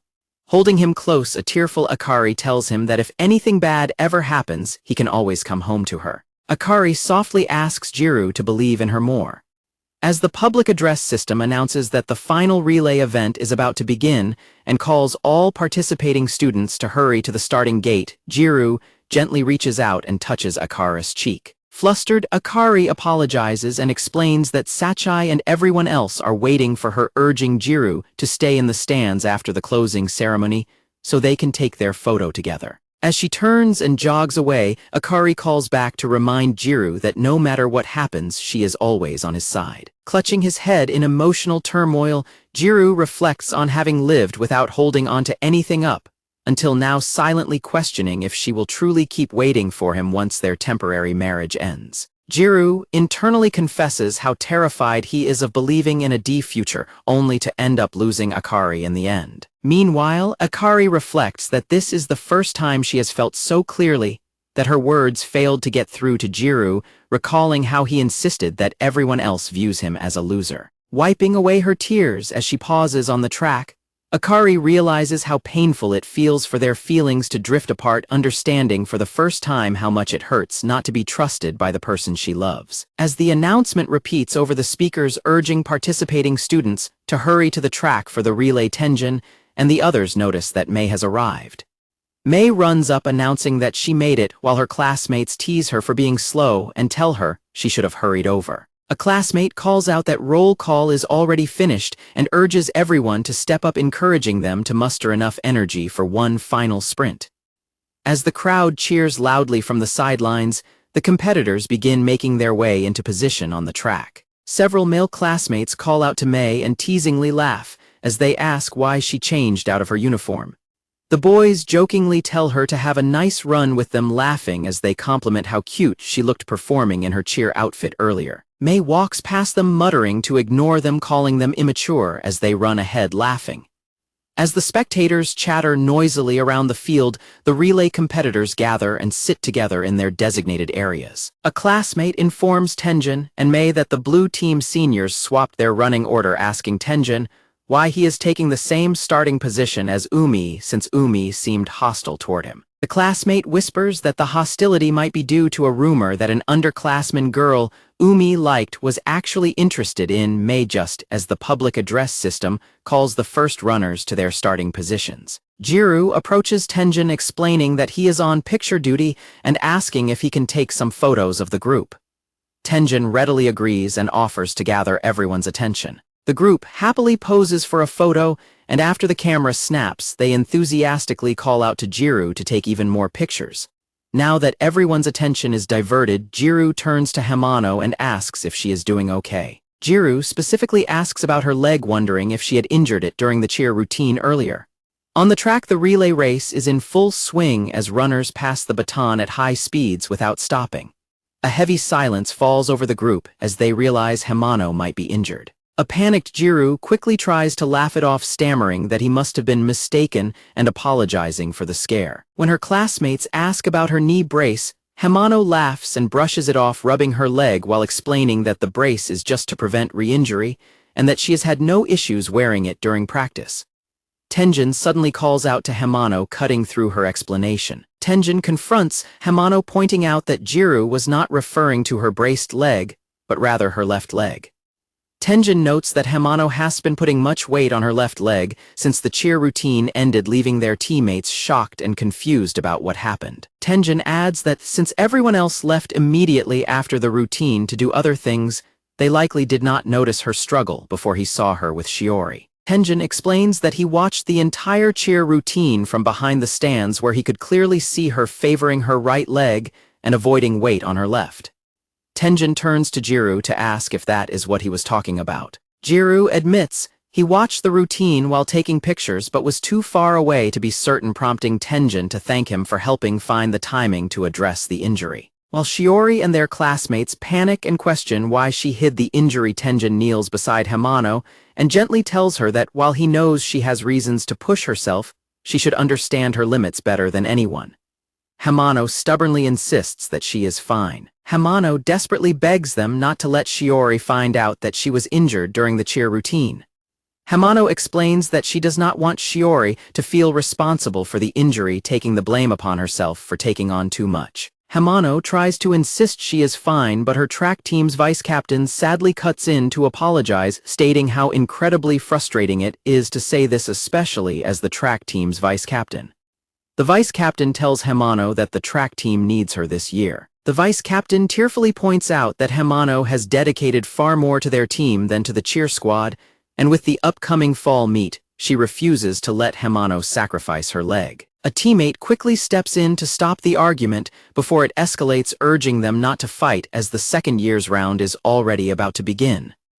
Tenjin points out that they need to find a replacement runner who won't give away the fact that Hamano is injured. Hamano agrees, but then turns her attention to Gyaru, remembering that he is actually a fast runner.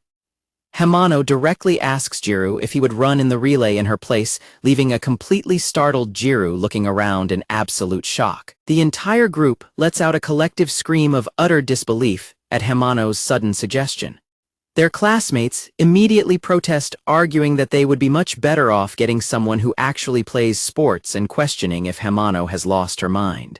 Hamano explains that running with only 2 girls would be too much of a handicap and reminds Umi that swapping positions is impossible since her spot is the same as his. Hamano reasons that the other teams likely won't mind a sub from the going home club, while a teammate grumbles about having to pull Gyaru's weight as Gyaru sweats in silent terror. The classmates continue to doubt, Gyaru suggesting a girl would do better and noting they have never even seen him run, while Tenjin suggests they ask Gyaru for his opinion first. Gyaru can only offer a weak, anxious laugh as Tenjin looks over at him in silent expectation. With a serious and downcast expression, Gyaru quietly apologizes and confesses that he simply cannot do it. Hamano accepts his refusal and apologizes for asking, while their classmates mutely note that they are still without a substitute runner. Tenjin speaks up and offers to run 2 laps, explaining that he was already scheduled to be the anchor and that the other teams likely won't complain, which their teammates enthusiastically support. Tenjin apologizes to Gyaru for dragging him into the mess, but Gyaru thanks him instead before quietly heading off toward the waiting area. As Gyaru walks away, some classmates mockingly laugh at him for running away to escape the awkward atmosphere, though Tenjin simply watches him go in silence as the seniors' relay is announced. Tenjin checks on Hamano's leg and apologizes for forcing her to withdraw, while Hamano says she is sorry for putting Gyaru in such a difficult position.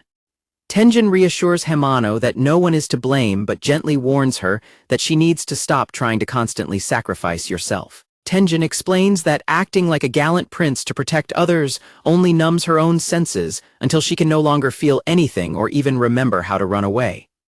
Hamano stands in stunned silence, deeply reflecting on Tenjin's words. The seniors' relay race officially begins, and the crowd erupts into loud cheers as the runner Ida sprints down the track with the baton. The spectators and teammates clap and cheer enthusiastically, shouting out encouragement for Tsumyugi as the race continues. A classmate loudly gathers everyone's attention, enthusiastically calling out for the group to prepare to cheer for Satsuki next. The crowd cheers enthusiastically for Satsuki as she runs down the track with the baton, while Gyaru quickly snaps photos of her performance. As Yuuma dashes down the track to loud cheers, a heavily panting Tenjin stands on the side trying to catch his breath. Umi looks around, wondering where Hamano could be, only for Tenjin to stretch his arm and announce that he will be running the final 2 laps instead, leaving Umi completely shocked and demanding to know why. Tenjin playfully bumps a frustrated Umi, who angrily tells him not to make last-minute changes and complains about having to face him, while Hamano silently watches them. Gyaru quietly approaches Tenjin and thanks him for his help earlier, wishing him good luck as the anchor and promising to take great photos of him. While stretching, Tenjin suddenly tells Gyaru to give his camera to someone else and get warmed up. Tenjin explains that he will pull as far ahead as he can during his own lap, leaving the final lap entirely to Gyaru. Gyaru reacts with utter shock, prompting Tenjin to laugh and admit he was just kidding before thanking Gyaru for the encouragement and promising to give the race his absolute all. Tenjin pants heavily as he mentally prepares himself for the race. Tenjin resolves to give the upcoming race everything he has. With his heart pounding, Gyaru reflects on Tenjin's unexpected joke and notices up close how heavily drenched in sweat he is, realizing that even someone as perfect as Tenjin is still human. Gyaru raises his camera to his eye, focusing on Yuuma as the crowd continues to cheer. The crowd goes wild, chanting Tenjin's name, prompting Umi to grumbly tell him to stop sparkling, while Tenjin waves back as Gyaru observes them from behind. Gyaru looks closely at Tenjin's back, realizing that his uniform is far dirtier than anyone else's today. Gyaru recalls the numerous events Tenjin participated in today, realizing that everyone always dumps all their tasks and expectations onto him because he never refuses. Gyaru watches as Tenjin prepares to receive the baton, deeply questioning why Tenjin never refuses and continues to take on so much as the crowd's cheers grow even louder. The announcer informs the crowd that Hamano is sitting out, and Tenjin will be running 2 laps in her place, while Gyaru watches Tenjin stand with a serious expression in the midst of the roaring spectators. Gyaru realizes that Tenjin is constantly pushing himself to live up to everyone's high expectations, wondering if Tenjin is ever able to express his true feelings. Gyaru sits with his head down, shaking his head in self-doubt, and convincing himself that someone like Tenjin would never rely on him, which brings back a painful memory of Akari questioning why he always puts himself down. Gyaru remains silent as he listens to his classmates laughing and gossiping, wondering if Tenjin is running 2 laps just for fan service. As some classmates mock Tenjin while others explain Hamano's injury, Gyaru silently fumes, remembering Akari's plea for him to believe her over strangers, and he starts to realize how poorly he had treated her earlier. On the track, a runner prepares to hand off the baton as the race continues. Gyaru reflects that he has been running away from everything just to protect his own pride. He acknowledges that he always uses his lack of confidence as an excuse to avoid embarrassing himself and escape the possibility of failure. Gyaru's thoughts are interrupted by the crowd cheering that the teams are neck and neck, alongside more gossip about him being an unsuitable husband for Akari. The crowd notices that Tenjin is losing speed and that Umi is running alongside him, debating whether Umi is simply faster or if Tenjin is saving his energy since he has to run 2 laps. A classmate angrily tells Gyaru to stand up because he is blocking their view, while others mock Tenjin for being cocky enough to try running 2 laps. Gyaru softly apologizes and lowers his camera. Trembling with nervous energy, Gyaru suddenly thrusts the camera out toward the startled classmate behind him. Gyaru bows deeply and begs the classmate to hold onto the camera for him, leaving everyone around them utterly baffled. As their teammates turn around in disbelief, Hamano looks on with a wide, hopeful smile, realizing what Gyaru is about to do. The spectators chatter in shock as they realize the red team actually has a 6th runner after all. Shiori and her friends gasp in absolute shock as the news spreads through the crowd. The announcer is caught off guard as Gyaru stands at the starting line ready to run, while the crowd screams his name in disbelief. While the hostile spectators demand Gyaru be taken off the track, Tenjin and Umi look on in shock, with Tenjin preparing to hand off the baton now that they have a full team of 6. Tenjin shifts gears and prepares to pass the baton, ignoring the crowd's protests, while Kamo frantically starts yelling running advice and swinging his arms to coach a tense Gyaru. Hamano loudly encourages Gyaru, telling him he can do it, though Gyaru silently worries that he will fail and become a laughing stock until graduation. Gyaru reflects on how he used Tenjin's perfection as an excuse to justify running away, but resolves to push forward even if he ends up as a laughing stock. Gyaru remembers Shiori's compliment about him being cool in the past, alongside Tenjin's previous promise to pull ahead for him, and steels his resolve. Gyaru remembers Akari's comforting words, recalling her promise that she is always on his side and that he can always come home to her no matter what. Gyaru decides that if he is bound to look pathetic no matter what he does, he should at least try to be useful to someone, as the crowd's chants for Tenjin echo around him. While Gyaru is busy tapping away at a video game on his phone, Akari calls out to let him know she is leaving the apartment. Akari slides the door open to repeat herself, prompting Gyaru to set his phone aside and get up to see her off. Gyaru comments on how tough it must be for the cheer squad to work on pom-poms over the weekend, while Akari explains that they are planning to have fun at a karaoke place afterward. Gyaru asks if she will be eating out for dinner, and Akari responds that they might grab a bite at a family restaurant afterward. Akari playfully teases Gyaru for missing her already, though he quickly denies it, while she points out that asking about dinner is completely normal for married couples. Akari boldly requests a standard send-off hug, causing a flustered Gyaru to tell her to hurry up and leave so she is not late. Akari points out that they haven't earned many points because she has been busy, while Gyaru objects to her tone and reminds her that married life is like a 3-legged race. Akari simply stands waiting with a smug smile, easily breaking Gyaru's resistance as he gives in to her demand. Akari happily throws her arms around Gyaru and hugs him tightly, laughing joyfully. Squeezing her close, Gyaru softly asks Akari to text him when she is on her way back, and tells her he will wait for her if she doesn't eat out, leaving Akari blushing and murmuring that his response is unfair. Akari pampers him, telling him to be a good boy and take care of the house, while she is gone, prompting an annoyed Gyaru to ask if she thinks he is a dog. Akari calls out her goodbye and slams the front door, leaving Gyaru kneeling in the quiet hallway as her lingering scent leaves him feeling lonely.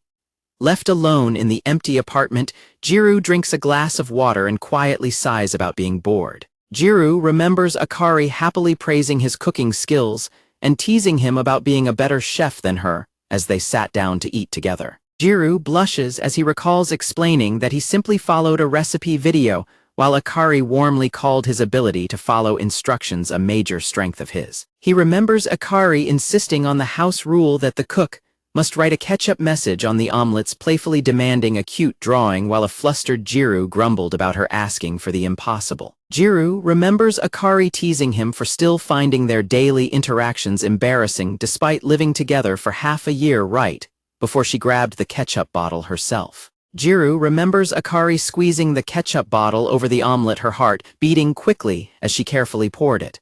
In his memory, Gyaru finished squeezing the ketchup onto the food and asked Akari if she was finally satisfied. Gyaru's written message spelled out love, which prompted Akari to fall over laughing and tease him about his terrible handwriting while he defensively insisted it was perfectly legible. He pointed out each letter to her, explaining that anyone should easily be able to read the word, and blushed as he confirmed that he had written the word love for her. Akari smiled beautifully and begged him to say the word again, teasingly declaring that their feelings were mutual, when he frantically claimed he was only copying her because they were playing house, leading a flustered Gyaru to threaten to confiscate her dinner. Akari simply giggled happily as she enjoyed the dinner he had prepared. Gyaru blushed intensely as Akari enthusiastically thanked him for the delicious meal. Akari cheerfully urged Gyaru to eat his portion as well without holding back, even though he noted that he was the one who had cooked it. Back at the sports festival, the announcer calls out that Tenjin is nearing his final runner, while Shiori gasps in utter shock at the sight of Gyaru standing on the track as the red team's anchor. As Gyaru prepares to run, the loud jeering from the spectators begins to fade into a distant hum. His breathing grows incredibly constricted, as if he is breathing through a straw, and his legs feel heavily weighed down and unresponsive. Gyaru feels his entire body pulsating violently with his heartbeat, with his pulse echoing in his fingers, neck, and ears. Akari holds her pom-poms close to her face in silent prayer for Gyaru, while her friends watch in confusion, and Shiori softly whispers Gyaru's name. Suddenly, the announcer yells for everyone to look at Tenjin's incredible run, capturing the immediate attention of the girls on the sidelines. Tenjin rapidly picks up his pace as he passes the halfway mark of the lap, leaving Umi in shock at his explosive burst of speed.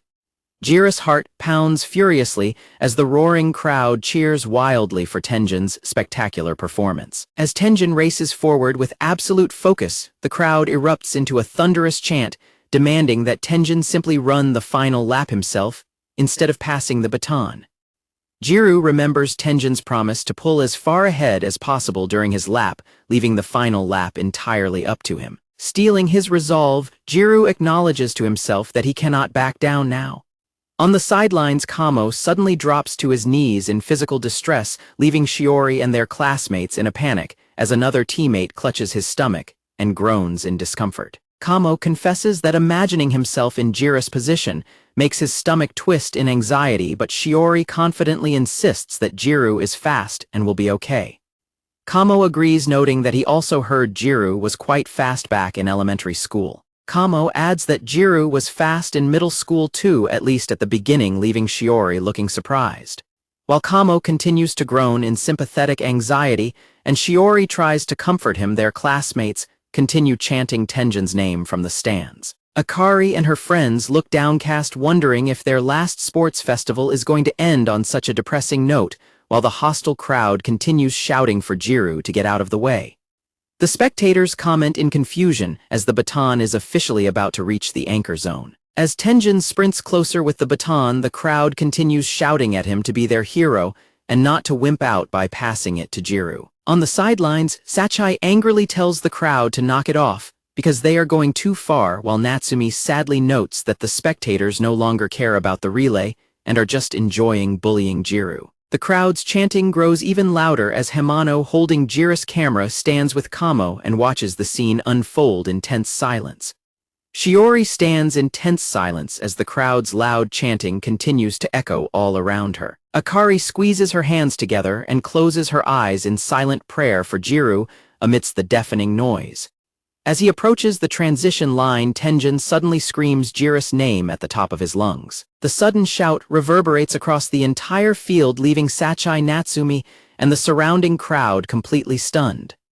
Tenjin commands the cheer squad to perform their next cheer for Gyaru, catching Umi completely off guard. The spectators are thrown into utter confusion, looking around and murmuring in bewilderment as the cheer squad prepares to chant Gyaru's name. Kamo grins despite his nerves and calls Tenjin and his friends idiots for causing trouble, while Hamano and the other girls instantly get pumped up and enthusiastically join in on the cheer. The chant spreads rapidly through the stands as the entire cheer squad and the spectators unite, shouting Gyaru's name with absolute enthusiasm.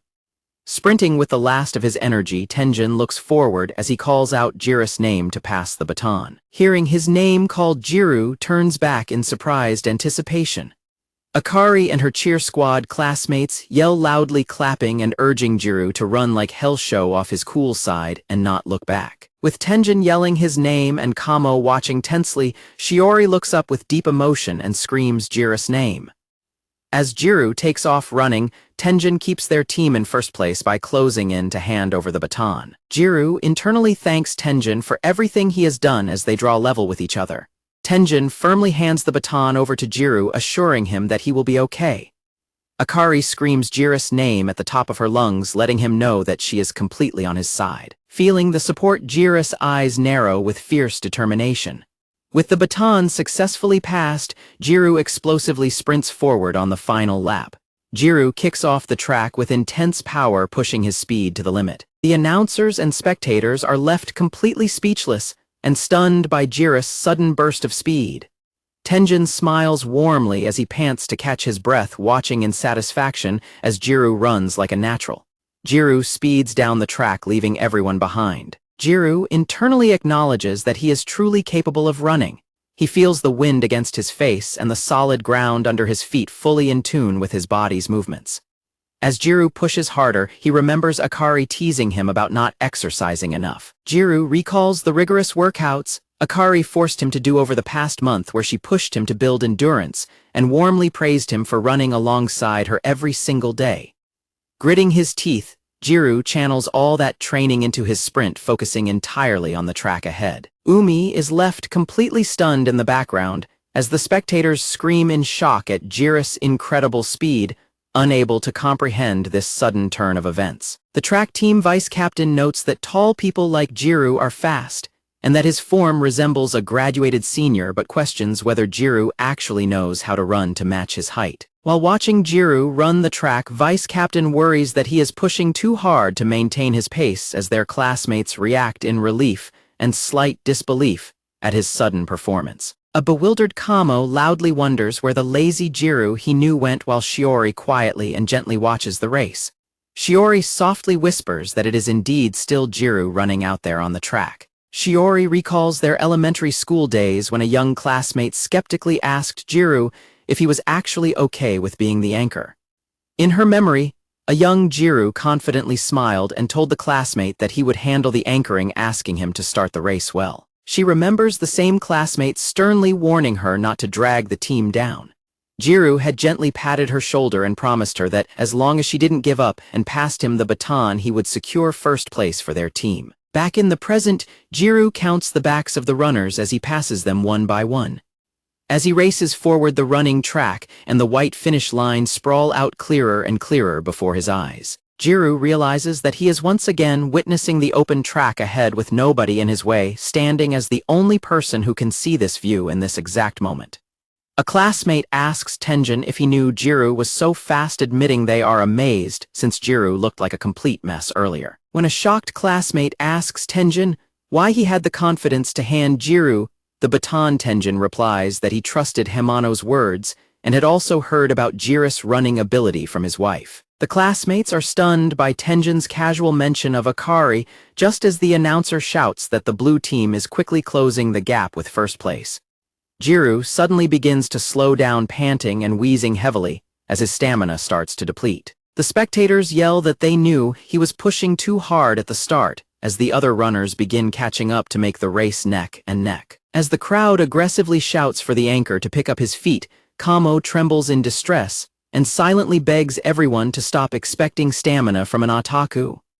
Natsumi fiercely barks back at the jeering crowd in defense of Gyaru, while Sachai desperately tries to hold her back. Akari and Shiori watch in deep distress, both screaming Gyaru's name to cheer him on.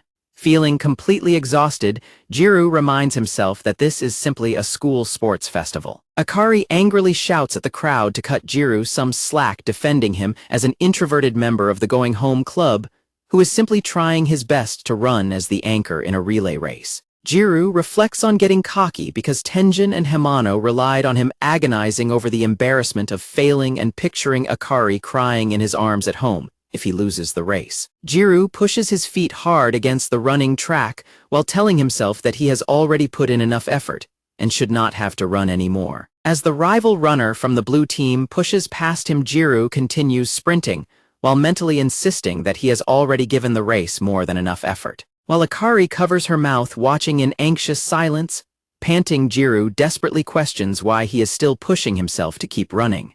Running side by side with his rival, Gyaru wonders why on earth he wants to win this race so badly. As the spectators cheer that the red and blue runners are fighting fiercely for the lead, Akari screams out Gyaru's name at the top of her lungs to encourage him. Driven by Akari's loud cheering, Gyaru throws his entire body forward across the finish line. The runners make a final desperate lunge through the air toward the finish tape. Gyaru and the rival runner cross the finish line almost simultaneously at full speed. Gyaru loses his balance and tumbles onto the ground as the announcer builds up anticipation for the official winner. The announcer loudly declares that the red team has won the race, leaving an exhausted Gyaru sitting stunned on the ground. The entire stadium erupts into thunderous cheers and celebration over the thrilling finish. Overcome with relief and emotion, Akari slumps over and bursts into tears while her friend checks to see if she is okay. Akari looks up toward the track with tears streaming down her face. Akari laughs out loud through her tears, happily embracing her friend in celebration. While Tenjin emotionally calls Gyaru a hero, Kamo, and the cheerleaders jump up and down celebrating their victory. Tenjin walks over to where Gyaru is resting on the ground and praises his hard work, thanking him for running an incredible race. Tenjin admits that he had hesitated about letting Gyaru run the anchor lap, quickly clarifying to a startled Gyaru that it was not because he lacked trust in him. Tenjin explains that he worried he had burdened Gyaru with too much pressure, and Gyaru quietly acknowledges that he did feel that weight at first. Gyaru admits that he was completely dead set on not letting anyone pass him, explaining that by the end of the race, he was not even thinking about who he was doing it for. Gyaru reflects that he has a hard time believing in himself and is just the way he is, but adds that he is glad he at least tried to pull himself out instead of pushing further into his own darkness. Gyaru acknowledges that it might sound like a bit much for just a relay race, but explains that it was truly that serious for him as he thanks Tenjin for helping pull him out. Bowing deeply to Tenjin, Gyaru expresses that it genuinely made him happy to be relied on. Tenjin listens quietly with a softened expression as he takes in Gyaru's honest words.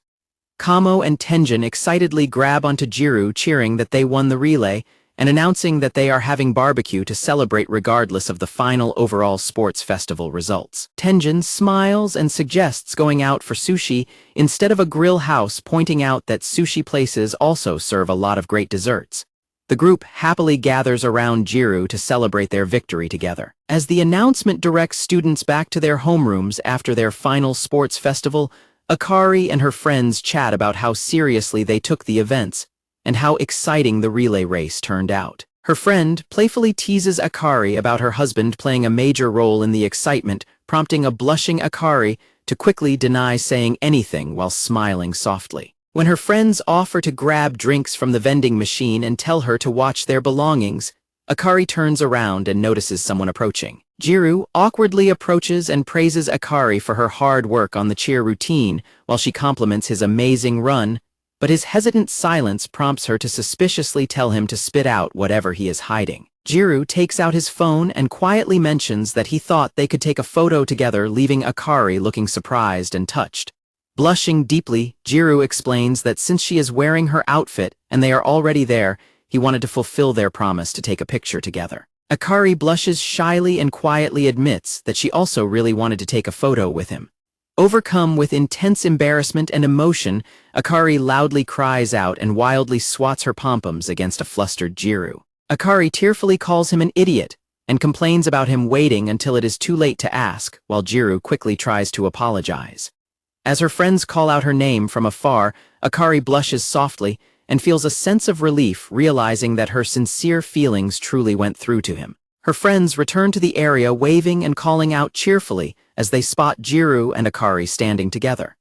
Tara asks Tenjin if he is sure he does not want anyone to take pictures of him and Shiori together, but Tenjin walks away waving his hand and casually notes that he already took some. As Akari and Gyaru pose for a photo in the background, Tenjin mentions that Tara unexpectedly ended up supporting Gyaru during the race. Tara defensively insists that leading the crowd to chant Gyaru's name was simply his duty as the cheerleading captain and tells Tenjin to stop teasing him about supporting Gyaru, angrily snapping at Tenjin not to laugh at him. Tara admits with a serious expression that seeing how Gyaru constantly behaves really irritates him. Tara complains that Gyaru constantly runs away when situations become difficult, adding that Tenjin gives people false hope by constantly trying to shoulder everything himself. Clenching his fist tightly, Tara expresses his frustration and desire to see Gyaru step up and break through his shell. Grabbing Tenjin by the shirt, Tara passionately declares that he did not become friends with some infallible idol or god, urging Tenjin to act like a normal human being. Tenjin looks back at Tara in stunned silence, deeply moved by his friend's blunt and honest words. Clicking his tongue, Tara turns and walks away while telling Tenjin to make sure he takes some photos with his friends as well. Tenjin watches Gyaru and Akari standing together from afar, quietly reflecting on his own lingering feelings of misery. Tenjin recalls that when Gyaru initially refused to run as the replacement runner in the relay, his immediate first thought was a dark realization about Gyaru's nature. Tenjin admits internally that he secretly resented how easy it must be for Gyaru to always hide behind his insecurities and run away from expectations. Tenjin silently apologizes and blames himself, recognizing that his habit of trying to please everyone around him is always his own fault. Bowing his head from afar, Tenjin quietly thanks Gyaru for helping him pull through today. Looking up into the open sky, Tenjin smiles gently with a renewed sense of peace. Tenjin jogs over to rejoin Kamo and his enthusiastic classmates as they cheerfully gather together after the festival. Hamano teases Mei that she wanted to watch her cheer routine from the audience, while Mei playfully replies that she wanted to watch Hamano race too, instead of watching Gyaru run. When Mei asks why Hamano swapped positions with Gyaru, Hamano casually admits that she forced the role onto him, leaving Mei completely shocked. Hamano explains with a serious expression that she wanted to test Gyaru, leaving Mei surprised because she knows how much Hamano respects Tenjin. Hamano quietly admits that she did not want to see Tenjin continue to burden himself with his painfully overly serious side.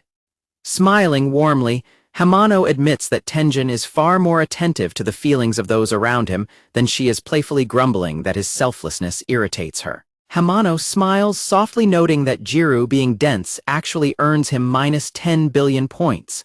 The narrator mentions that their senior year's last sports festival concluded after sparking various stories. Kamo loudly recalls Akari predicting that Gyaru would be a celebrity starting Monday, but Gyaru notes that his life continued without a change in the slightest. Conversations were brought up between the sports organizers, complaining that it was unfair for a boy to be a substitute runner for a girl, while Gyaru reflects that his high school life would have almost ended with everyone despising him. Gyaru notes that someone was able to convince them, as Tara argues with other students that if Hamano had run in the first place, the red team would have won without a doubt, while Tenjin listens quietly by the door. Gyaru mentions that the article the news club printed featured a photo of Tenjin that he took right on the front page. As Akari and her friends look at the bulletin board, a friend points out that Akari's husband played a big part, but his picture is tiny, prompting Akari to proudly explain that he was the one taking pictures, so he is not in any of them, which her friend agrees sounds just like him. Akari smiles brightly with a blush, cheerfully agreeing that she guesses so.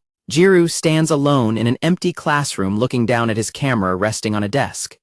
Gyaru holds up the printed photos he took of Akari and her friends in their cheerleading outfits. Gyaru focuses on a photo of Akari smiling brightly, blushing slightly as he stares at it.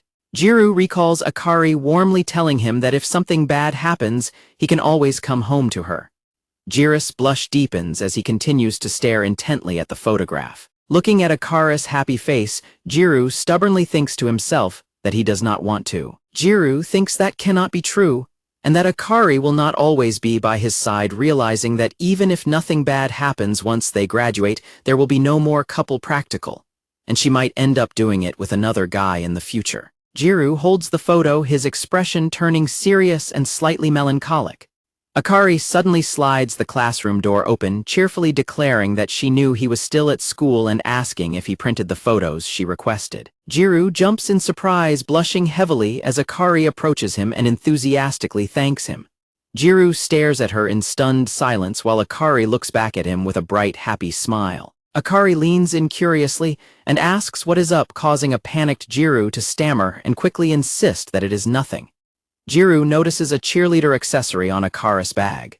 She explains that the cheerleading captain made the mini pom-pom for her, finding it incredibly cute. Akari whines about the sports festival being over, which she has been complaining about all day, while Gyaru suddenly realizes he was about to return the school's camera with the SD card still inside. Akari suggests Gyaru take her photo before returning the camera, catching him off guard as he asks her why she wants him to do that. Gyaru insists on returning the camera right away, but Akari begs him to take one last photo of her in her uniform before graduation, even offering to walk with him to return it. Gyaru gives in and tells Akari to step back to frame the shot, and after she asks if the distance is all right, he tells her to come slightly closer. Akari gets into position as Gyaru looks through the camera viewfinder and confirms that the framing looks good. Gyaru prepares to take the photo as he focuses the camera lens on Akari. As Gyaru looks through the viewfinder, he notices Akari's gentle smile and finds his heart beating faster. Akari smiles brightly and poses with her mini pom-poms near her face while Gyaru takes her photo. Gyaru stands by the classroom door and snaps the photo of Akari posing gracefully among the desks. Gyaru lowers the camera in stunned silence, finally realizing his true feelings as Akari smiles warmly back at him.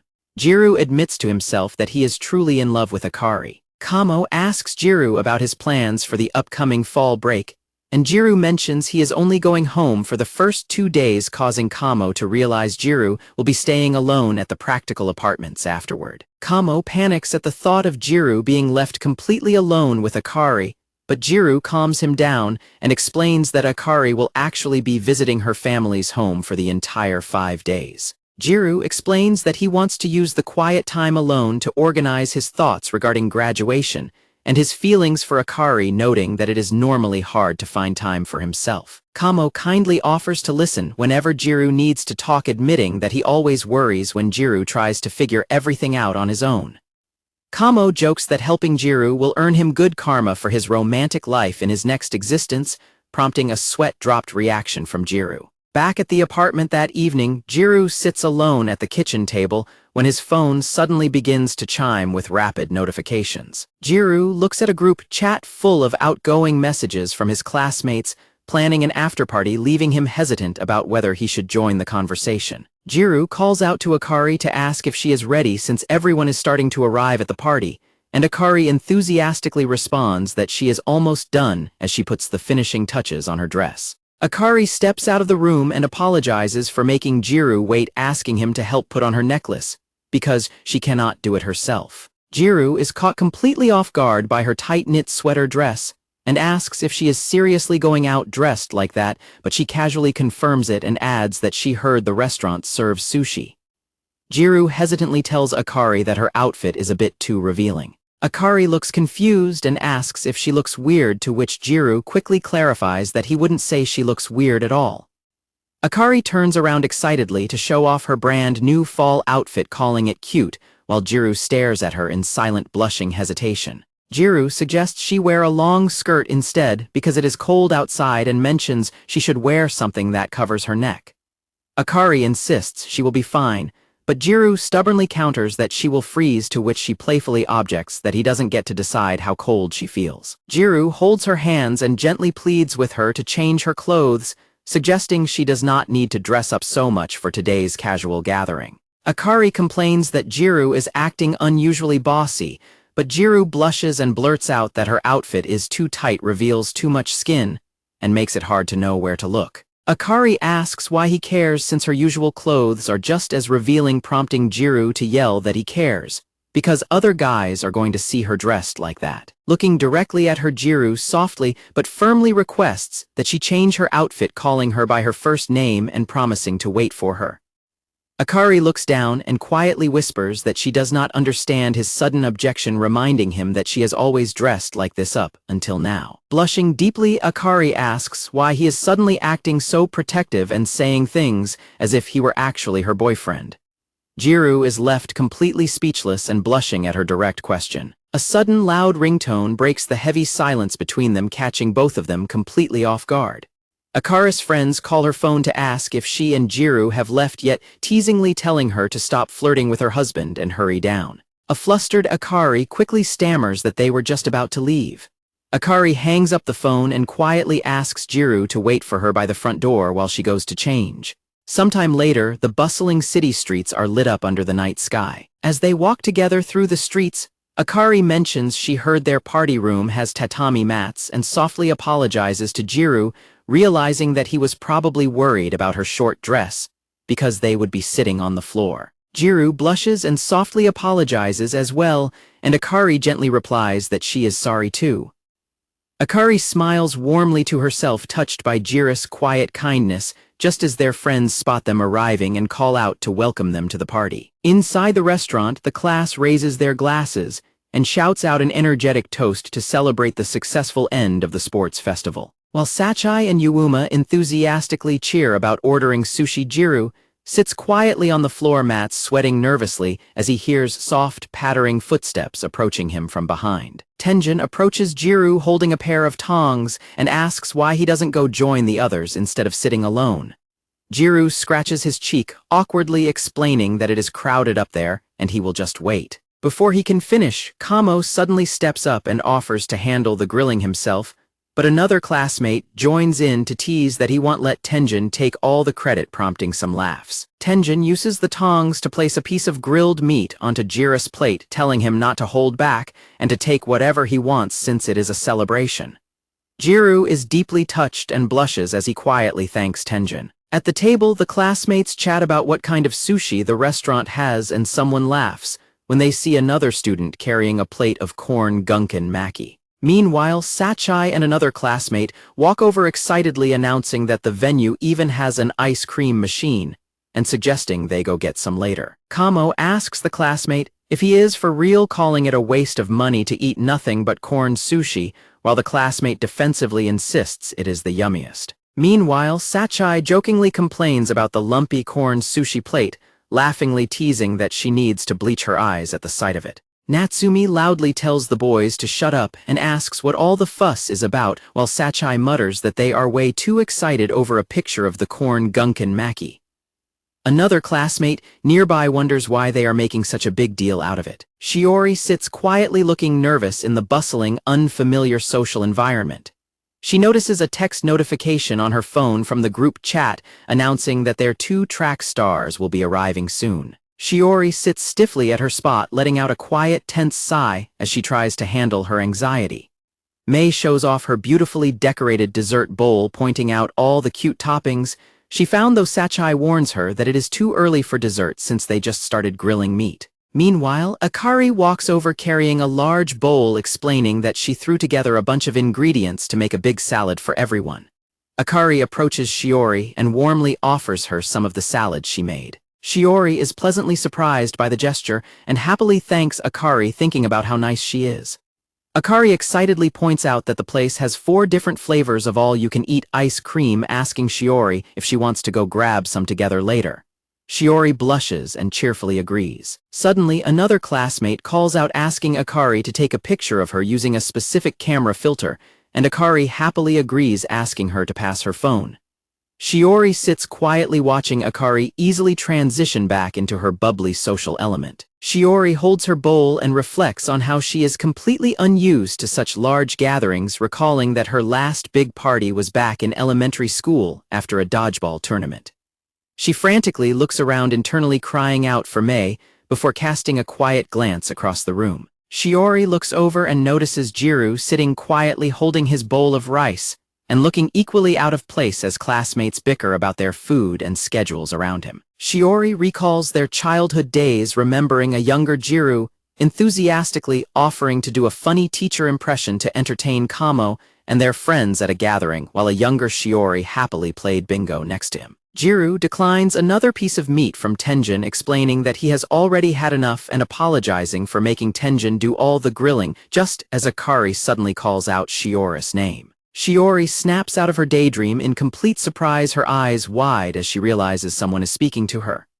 Akari happily holds up the restaurant menu and points out that they can order additional items, warmly asking Shiori if there is anything she dislikes or want eat. Akari giggles beautifully and says her name again, her bright and genuine smile leaving Shiori staring back at her in stunned silence. Flustered by Akari's warm attention, Shiori quickly stammers that she will eat absolutely anything and thanks her, though she is left quietly reflecting on Akari's disarming kindness. A girl reads aloud that celery is actually something specific, and her friend expresses surprise, agreeing that it is too funny.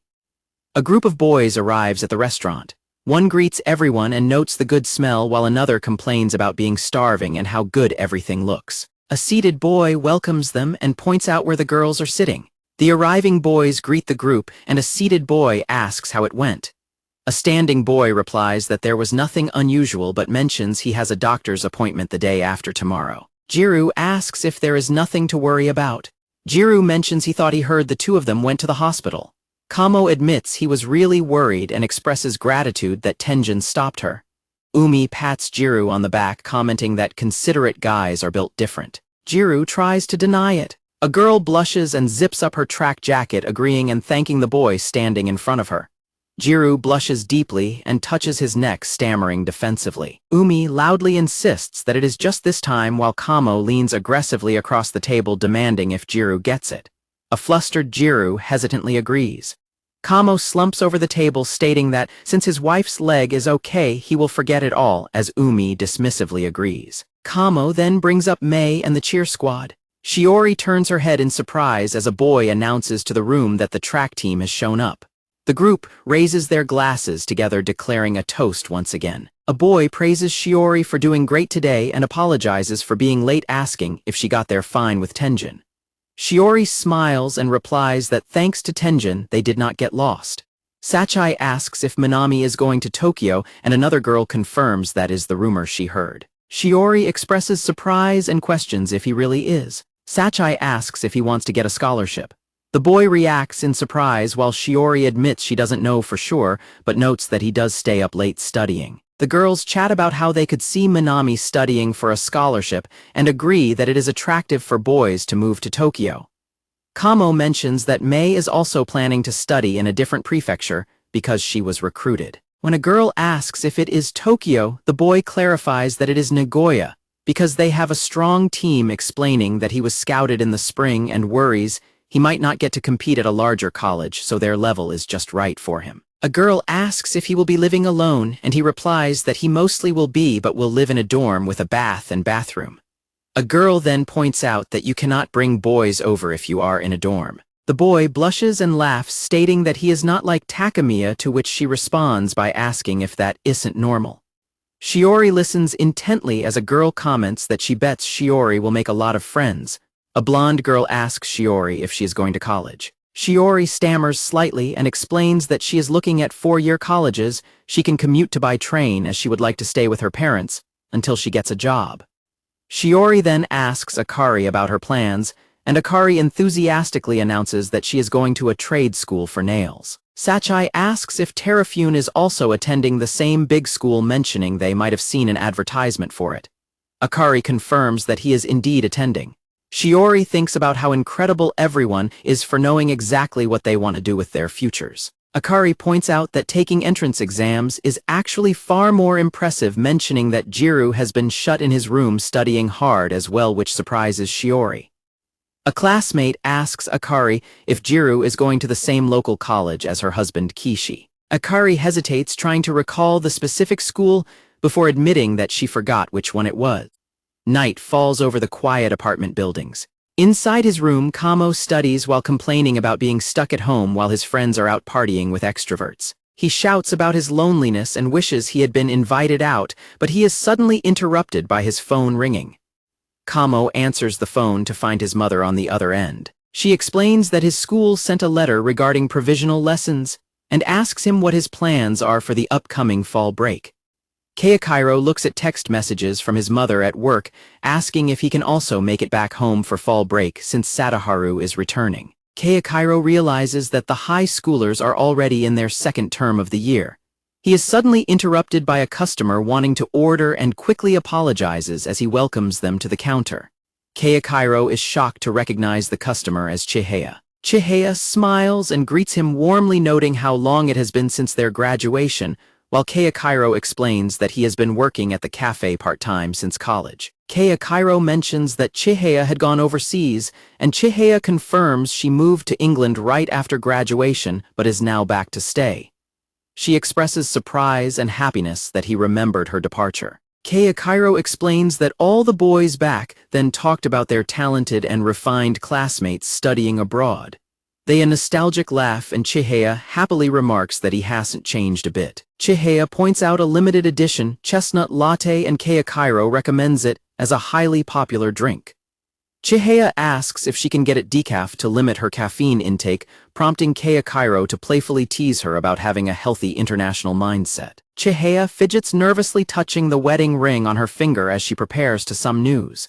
Chihaya giggles and blushes as she reveals her secret, leaving Keiichiro completely stunned and shouting in disbelief. Keiichiro's loud shout of congratulations echoes through the cafe, drawing the surprised attention of the nearby customers sitting at their tables. After apologizing to the customers for his loud outburst, Keiichiro whispers to ask if her surname has changed. Chihaya confirms his guess and explains that she and her partner registered their marriage earlier that year. Chihaya reveals that she found out she was pregnant over the summer and is planning a small, rushed wedding ceremony with family next month. Keiichiro warmly offers his congratulations, and Chihaya smiles and thanks him for his kind words.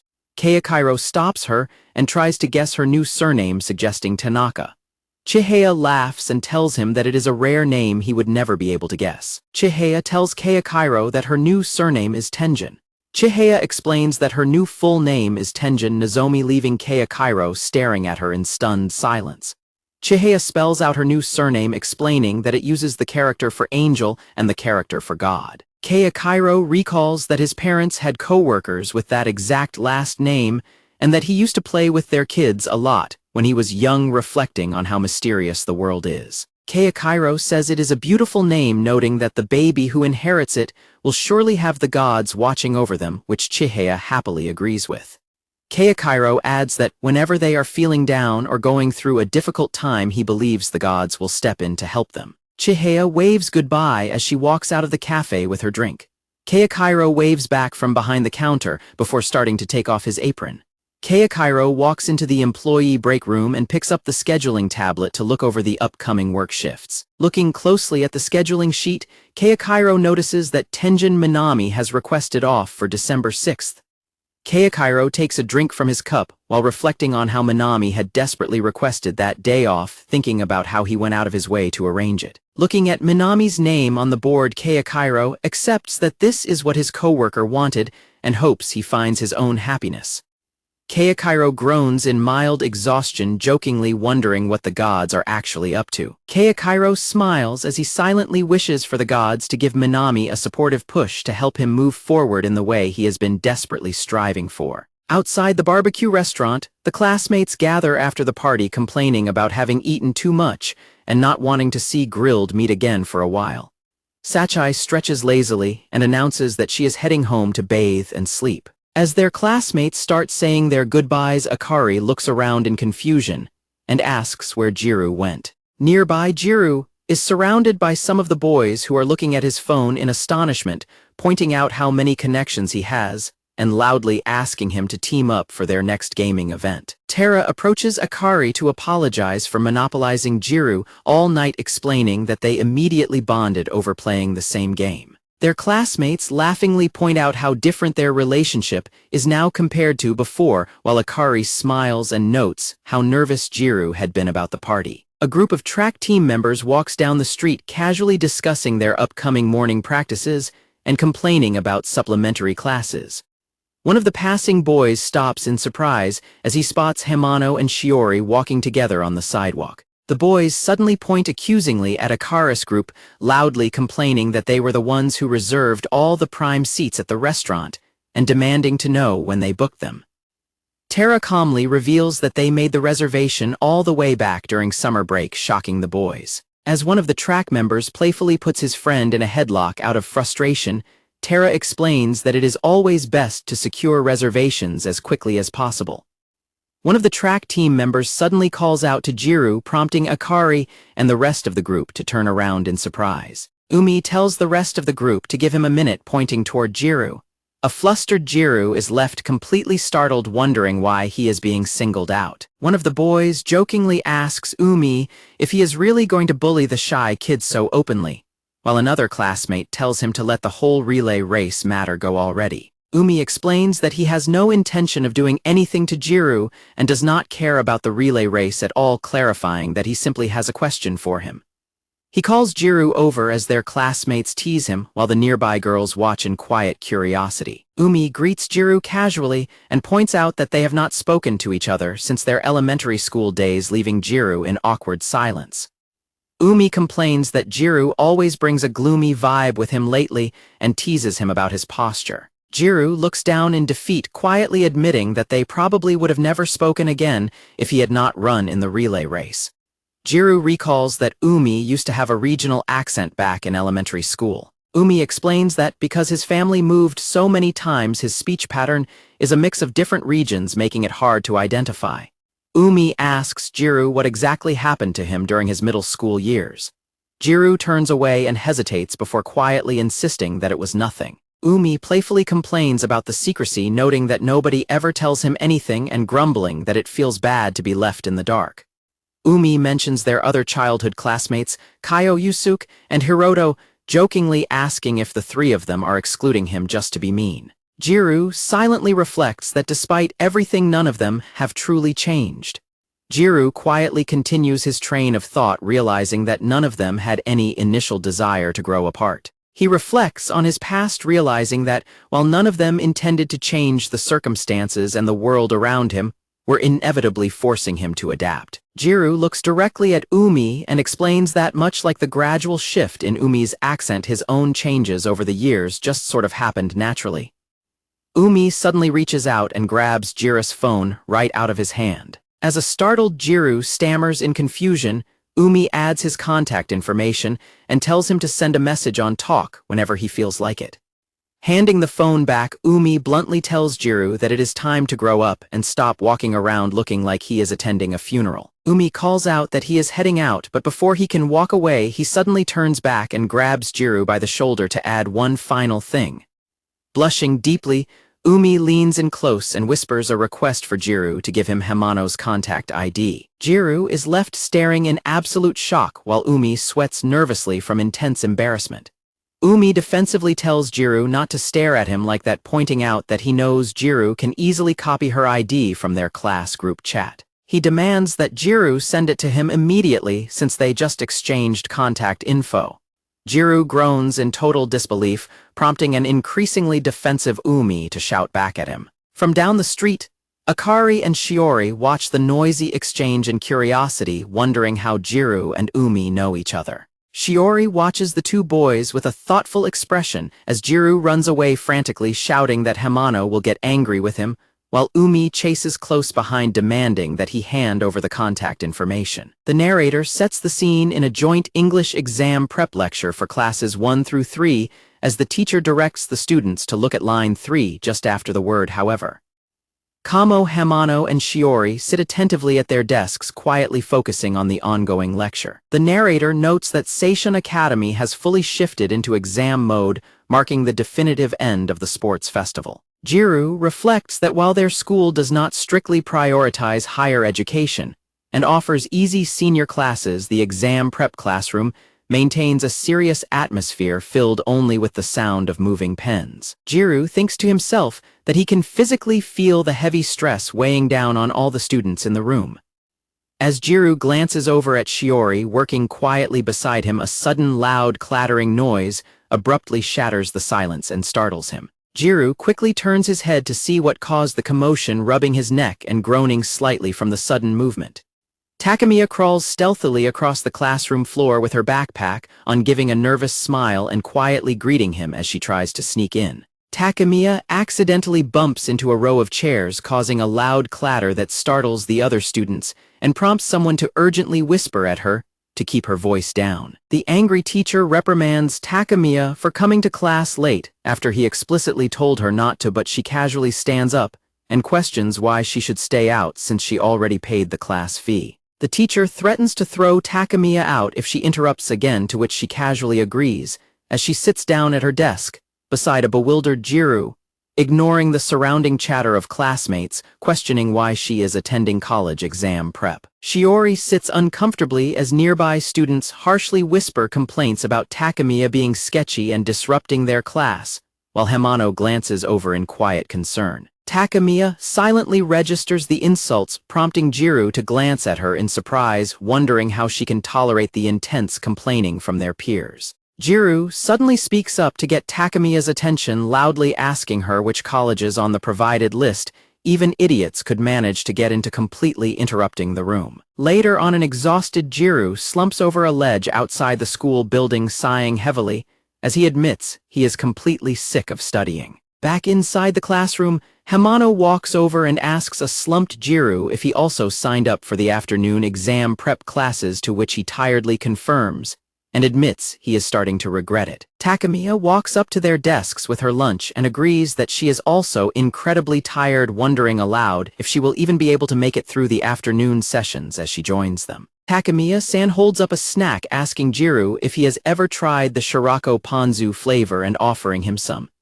Gyaru nervously declines the offer, stammering while mentioning her desk. Gyaru asks Takemiya-san if she is planning on going to college, and she casually confirms it, explaining that she only made the decision the day before yesterday, which shocks him. Takemiya-san excitedly offers some of her Shirako snack to a classmate she calls Hunchback Kun, who enthusiastically thanks her and accepts it despite not remembering what it tastes like. Takemiya-san enters the classroom, thinking she would be eating lunch alone since she does not know anyone who takes studying seriously, but she spots Sakurazaka sitting isolated at her desk and cheerfully invites her to join them for snacks. Sakurazaka's face brightens up as Takemiya-san warmly invites her to have lunch with them and promises to her own snacks, to which Sakurazaka happily but hesitantly agrees. Someone whispers nearby, questioning if she just wants to mess around. Sakurazaka stands quietly by her desk as her classmates whisper harsh comments around her, criticizing Takemiya-san's sudden decision to take college exams and warning each other not to associate with someone like her. Takemiya-san calmly listens as nearby students continue to loudly whisper cruel jokes about her appearance and make vulgar remarks about her behind her back. Sakurazaka looks down in quiet sadness, clearly distressed by the cruel whispers she is hearing. Sakurazaka remembers her classmates previously running up to greet her warmly in the morning, hugging her and thanking her. Takemiya-san and another cheerful classmate remember encouraging others, saying that they do not know how to dance well either, and that whoever has the most fun wins. Sakurazaka parts her lips to speak, preparing to address Takemiya-san despite the heavy atmosphere. Sakurazaka turns to face Takemiya-san and calls out her name directly. Blushing but looking determined, Sakurazaka sincerely tells Takemiya-san that she hopes they can work hard together during their exam prep classes. Takemiya-san is momentarily taken aback by Sakurazaka's sudden and warm encouragement. Smiling warmly with a slight blush, Takemiya-san thanks Sakurazaka and promises to ask her for help if she needs it. As a loud clunk echoes through the room, the surrounding classmates continue to glance over and whisper among themselves in disapproval. Minami approaches and asks Takemiya-san if she is also aiming for college, and when she self-deprecatingly asks if she seems out of place, he reassures her that everyone has their own reasons for being there. Gyaru watches in quiet contemplation while a nearby girl pouts and looks over at Minami. Gyaru holds up a paper and asks Takemiya-san about her decision regarding college. Shiori and another classmate look on as Takemiya-san wonders if Gyaru is referring to her sudden plan to attend college. A classmate with glasses brings up that Akari had previously mentioned Takemiya-san used to cut classes, though Takemiya-san quickly notes that is not exactly praise. She then mentions that, while a student can attend any school they are already interested in, she believes it is a waste to pick a college half-heartedly. Gyaru points at the pamphlet list, noting that if Takemiya-san starts working hard today, she might be able to pass the exams for those schools. He adds that it really depends on the department she wants to enter, but studying in the exam prep classes will give her a better idea of what to aim for. Minami asks Takemiya-san if she wants to stay after school to review, pointing out that teaching her is also good practice for his own English. When Takemiya-san happily accepts their classmate with glasses, raises his arm and loudly begs Minami to guide him in English as well. Shiori turns around with a bright smile, announcing that she would also like to stay after school to review. Gyaru agrees to join as well, admitting that English is his weakest subject and that studying together will be a big help. Shiori cheerfully encourages the group to work together and aim for high scores, while the classmate with glasses looks around and wonders where Takemiya-san is. Takemiya-san smiles widely and happily thanks everyone, saying that their help will be incredibly valuable. Takemiya-san enthusiastically asks if they can cover all 3 days' worth of material today, while Shiori quietly watches the group in silence. While rain pours outside the classroom window, the group gathers around their desks to study together. Takemiya-san sits quietly at her desk, diligently focusing on her work and writing in her notebook. Takemiya-san happily holds up her snack, which completely startles and terrifies Gyaru and their glasses classmate. The group of 5 continues to study diligently together in the quiet, rain-soaked classroom. Back at her home, Akari lies on her bed holding her phone, quietly groaning to herself about how incredibly bored she is. Akari rolls over onto her back, reflecting that she only feels this way because she does not have to study for any exams herself. She wonders if today was the last day of exam prep and if her friend Sachai has finally gone home. Akari squeezes her pillow in frustration, admitting to herself that she is a little jealous because Sachai got to see Gyaru today while she did not. She looks over her past text messages with Gyaru and hesitates, wondering if sending him a message right now would only interrupt his studying. Akari nuzzles her pillow with a deep blush, quietly wondering to herself if it would be a bad idea to text Gyaru. Akari's phone suddenly chimes with a notification, causing her to sit up in surprise.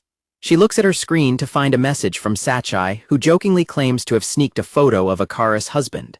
Sachai sends a photo of Gyaru studying diligently with the caption calling him an astute student. Akari sits bolt upright in her bed, her face flushing completely red in shock at the sudden picture. Akari's heart beats rapidly as she stares intensely at the photo of Gyaru. As she looks at Gyaru's focused profile, Akari blushes deeply and admits to herself that he actually looks quite cool, noting that this is the first time she has ever seen him like this. She nervously wonders if it would be weird of her to save the photograph. Akari suddenly flinches in surprise as she notices a second photo pop up. Looking closer, she gasps upon realizing that Gyaru had actually noticed Sachai taking the picture and looked directly at the camera with a startled, blushing face. Akari rolls around on her bed, laughing hysterically, calling Gyaru's startled expression a gross face and declaring that she is definitely saving that photo. After rolling over on her bed, Akari stops laughing and sighs that the photo is too funny, quietly observing that Gyaru and his friends all seem to be getting along incredibly well. Looking closely at the picture, Akari begins to worry about what will happen once Gyaru goes to college, wondering if he will make even more friends. She realizes that she will be busy at her trade school, and she grows melancholic, thinking about how once they graduate she will have to contact him just to see him and that he will have all sorts of new experiences that she will know nothing about. Akari looks down in quiet blushing sadness, deeply troubled by her thoughts of their upcoming graduation. Outside the school building after dark, the classmates call out their farewells to each other, thanking one another and wishing each other well over the break. Takemiya-san walks alone down the street at night, typing a message to confirm that the study sessions are over. Suddenly, her phone starts to vibrate, catching her by surprise. On the other end of the line, Akari calls from the bath, complaining about how lonely she got thinking about how much fun everyone else was having. Takemiya-san happily laughs off her complaints, telling Akari that she is talking to the wrong person and suggesting she give Gyaru a call since he is heading back home now. Akari admits that she could not hold herself back and already tried texting Gyaru on Talk, but he has not responded yet. Akari explains that she realized Gyaru must be busy and is reflecting on her actions, prompting Takemiya-san to laughingly tease her that she sounds exactly like a longing wife waiting for her husband to come home. Takemiya-san points out that since Akari saw the photo, she should know Gyaru has been working hard this whole time and probably just has not looked at his phone yet. She warmly encourages Akari to give him a call directly so he can take a breather. Under the dark night, Sky, Kamo, and Gyaru walk home together, both of them completely exhausted. Kamo complains about how turbulent the last 3 days of non-stop studying have been, while Gyaru agrees that it felt much longer than just 3 days. As they walk, Kamo notes that it is already getting dark even though it is only 4 in the afternoon, realizing that the end of fall has arrived. He then asks Gyaru if he is heading back to the practical apartments today and suggests grabbing some food first. Gyaru politely declines, pointing out that Kamo's family will surely be making dinner for him at home. Kamo looks back at him in quiet surprise. Giving a thumbs up, Kamo cheerfully tells Gyaru to enjoy his practice run of living away from his family during the break and tells him to say hello to his family. Gyaru waves goodbye, slightly confused by Kamo's phrasing. The two boys wave to each other from across the street as they head their separate ways into the evening. As he walks home, Kamo quietly reflects on Gyaru, noting that Gyaru seemed pretty normal today, but always looks like he is deeply thinking through something. Kamo wonders if he is just being overprotective and tells himself to relax. Inside the quiet school building, Shiori stands completely alone in an empty classroom, holding a paper in her hands. Shiori looks sadly at the paper when a teacher suddenly slides the door open and asks what she is doing alone in the dark. A startled Shiori quickly apologizes and says she is heading home, and after the teacher tells her to be careful on her way, a sudden loud rattling noise from across the room makes her flinch in panic. Shiori turns around and looks toward a nearby locker as the loud rattling continues, wondering if someone forgot their phone in the classroom. Shiori watches in panic as a phone continues to vibrate loudly on a desk, anxiously debating whether she should answer the call or if the owner is still somewhere at school. Shiori stares at Gyaru's vibrating phone and spots Akari's name on the screen. Deciding she should answer, she picks up the call and hesitantly greets her. Believing she is speaking to Gyaru, a blushing Akari asks if he is finally done with his prep class. Shiori is left in complete shock on the other end as Akari warmly asks if they can talk. At night, Akari's voice calls out Gyaru's name over the phone connection. Akari is surprised to hear a different voice on the line while Shiori hesitantly tries to speak on the other end of the connection. Shiori quietly calls out Akari's name. Shiori explains that she found the phone in the classroom after the prep class and answered it when Akari's name popped up on the screen, clearing up Akari's brief panic about calling the wrong number. Akari laughs off the surprise and tells Shiori not to worry about answering the call, playfully grumbling about what Gyaru could possibly be doing to forget his phone. Shiori mentions she was about to take the phone to the staff office since the prep class teacher is still at school, and Akari encouragingly tells her to go ahead and take it there. When Shiori asks if Akari had something important to say to Gyaru, a blushing Akari quickly laughs it off and insists she was just bored and wanted to see what he was doing. Shiori stands quietly in the classroom, processing Akari's casual response. Akari warmly tells Shiori not to overwork herself with studying, and Shiori quietly blushes and thanks her before saying goodbye.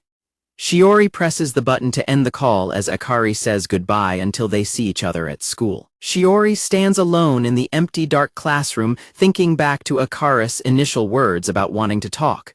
Shiori blushes deeply as she stares down at the phone in her hand. Shiori recalls Akari previously declaring that the person she likes is in love with her, while also remembering Kamo's words about Gyaru being torn between the one he loves and his wife. Shiori thinks about how it feels like a dream to know she had been on Gyaru's mind, but as she looks down at the couple practical separation form, she doubts that it is really like that anymore. Shiori remains lost in her deep, quiet reflections. Outside the classroom, footsteps approach, as Gyaru apologizes to a teacher explaining that he thinks he left his phone in the classroom, while the teacher suggests checking the list of lost objects before they both halt in surprise. Inside the room, Shiori turns around in surprise as she notices the lights and hears the classroom door slide open. Gyaru and the teacher look into the room, both startled to find Shiori still standing there alone. Shiori and Gyaru stare at each other in stunned silence. Shiori holds out the phone and tells Gyaru that she found it, prompting Gyaru to cry out in frantic relief upon seeing his lost phone. Gyaru bows deeply in apology to the teacher and thanks him, while the teacher mutters that Gyaru is lucky the gate was not closed yet and urges them to go home. Gyaru claps his hands together in immense gratitude, thanking Shiori repeatedly, and admitting he seriously thought his life was over when his phone was not at home, while Shiori blushes and gently downplays her role, saying she simply happened to stay behind. Shiori gently holds out the phone and hands it back to Gyaru. As Gyaru scratches his head and admits that he let his guard down after prep class ended, Shiori glances down at the phone screen and notices Akari's name still visible on it. When Gyaru reaches to take the phone, Shiori does not let go, and they both quietly tug at the device as Shiori keeps her head lowered in silence. Gyaru looks at Shiori in confusion, asking if something is wrong, while Shiori silently thinks to herself that Gyaru has absolutely no idea about what just transpired. Shiori slowly relaxes her grip, letting her hand slip away from the phone. Gyaru watches her anxiously, calling her name and asking if something is wrong. Gyaru's concerned expression softens into a warm, gentle smile as he looks at her. Shiori looks up at his kind face with tears streaming down her cheeks, overwhelmed by the realization that Gyaru and Akari both the exact same feelings for each other. Shiori suddenly breaks down sobbing and collapses to her knees, prompting a completely panicked Gyaru to drop down beside her and frantically call out her name. Hiding her face in her hands, Shiori continues to sob uncontrollably while Gyaru desperately asks her if something happened. Shiori repeatedly calls out Gyaru's name through her tears. Gyaru reassures her that it is okay, while Shiori stammers that things are exactly as she thought. Squatting beside her, Gyaru listens as Shiori tearfully asks if she is not good enough. Gyaru apologizes for realizing his true feelings, and Shiori notes that this happened before he could give her a proper answer. Shiori buries her face in her hands and continues to sob heavily, struggling to speak as she cries about always being this way. Shiori cries out that she could never bring herself to say that she always loved him. As tears fall onto her lap, Shiori explains that she believed if she just waited a little bit longer things would work out. Shiori continues her tearful confession, telling Gyaru that she hoped one day things would finally align. Covering her face, Shiori cries that no matter how long she waited, it simply was not good enough. Gyaru listens in silence as Shiori admits that waiting did not work. Gyaru remains completely silent, his head lowered as he takes in her words. Gyaru calls her by her first name and explains that ever since she confessed, he tried to think things through, hoping they could talk after their exams. Shiori counters that he took too long, noting that she had been thinking about it for an even longer time.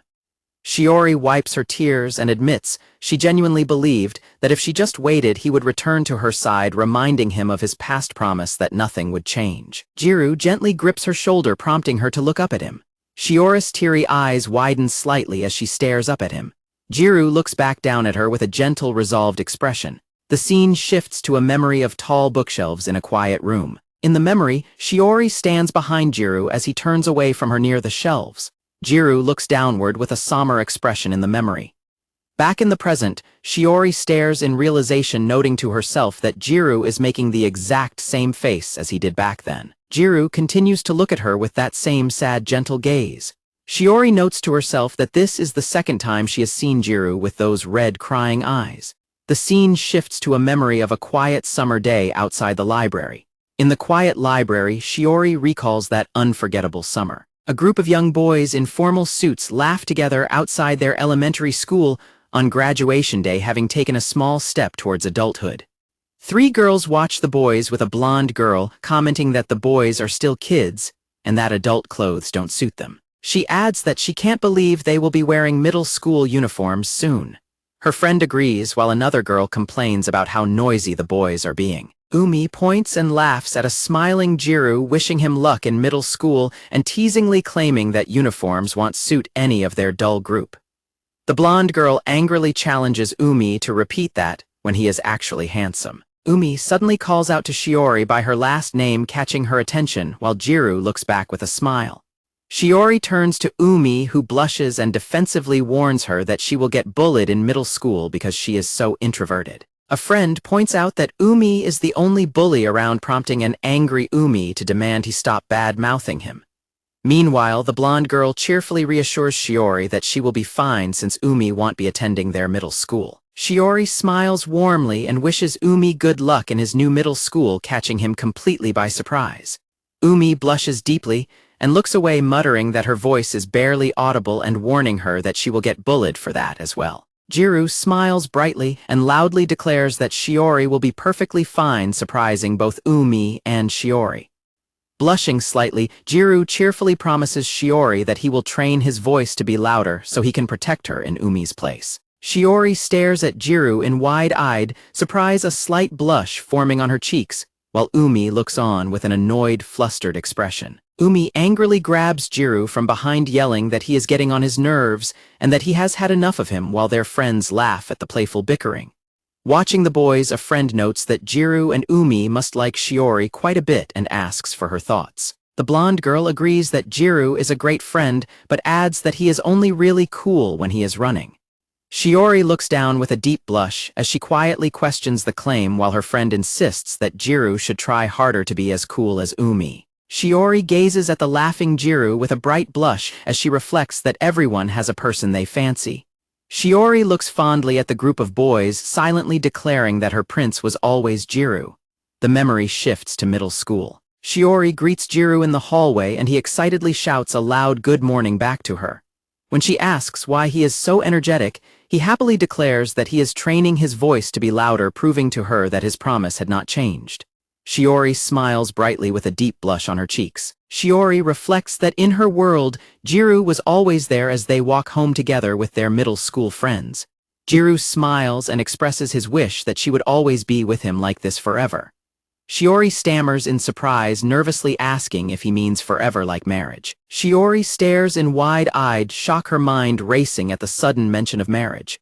Gyaru calls out Shiori's name, looking at her in confusion and asking if something is wrong while she stands there completely flustered. Shiori nervously stammers the start of the word marriage, leaving Gyaru and his friend completely confused as Gyaru asks what she is trying to say.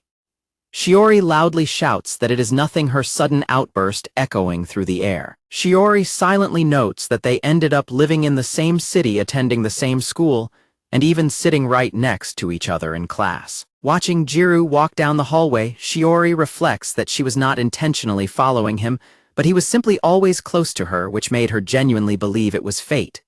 Shiori notes that even though they were young, she felt a strong connection. Outside their classroom, she asks Gyaru if he is joining the track club. Gyaru happily confirms that he is, explaining that he plans to turn in his application after school, while Shiori nervously grips her skirt. Shiori nervously stammers, trying to say something about being a manager or joining gymnastics, before stopping herself, thinking it is far too embarrassing. Gyaru looks at her in mild confusion. Shiori keeps her head lowered, silently admitting to herself that if Gyaru ever found out about her true feelings for him, it would be even more embarrassing. Shiori quickly apologizes and claims she forgot what she was going to say, which Gyaru casually laughs off. Gyaru turns and walks away, heading into the school library. Shiori watches him go quietly, wondering to herself what he would do if he ever discovered her feelings. Shiori recalls her friend mentioning that the boys must really like her, prompting her to silently wonder as she walks if Gyaru currently has someone he likes. Looking at her romance book, Shiori ponders if he likes someone, noting that he never shows it and avoids talking about relationship topics, unlike the other boys, making his situation exactly like the book. Shiori watches Gyaru browse the library shelves, reflecting on how nice it would be if their feelings were mutual, but questioning what would actually happen even if she did confess. Shiori nervously fidgets with her hands, concluding that they are far too young to consider marriage and wondering if mutual love just means they would have to wait around until they are older. Shiori blushes as she ponders why people bother dating, wondering if it is just a way to let each other know they want to kiss and be intimate. She covers her face in guilt and mentally apologizes to her parents for thinking about kissing and such things. Gyaru suddenly pops up from behind a bookshelf holding up a book and loudly telling Shiori he found it. Shiori jumps in surprise, blushing as she shushes him, prompting Gyaru to quickly realize he was too loud. Shiori quietly tells Gyaru that his voice is too loud and reminds him that she works in the library administration, making this a problem. Gyaru notices the librarian staring at him and asks Shiori what they should do now. Shiori sighs and warns Gyaru that if the librarian comes over to scold him, she will leave him behind to take the blame. Gyaru laughs, playfully blaming his loudness on his voice training. Shiori stares at him blankly for a moment.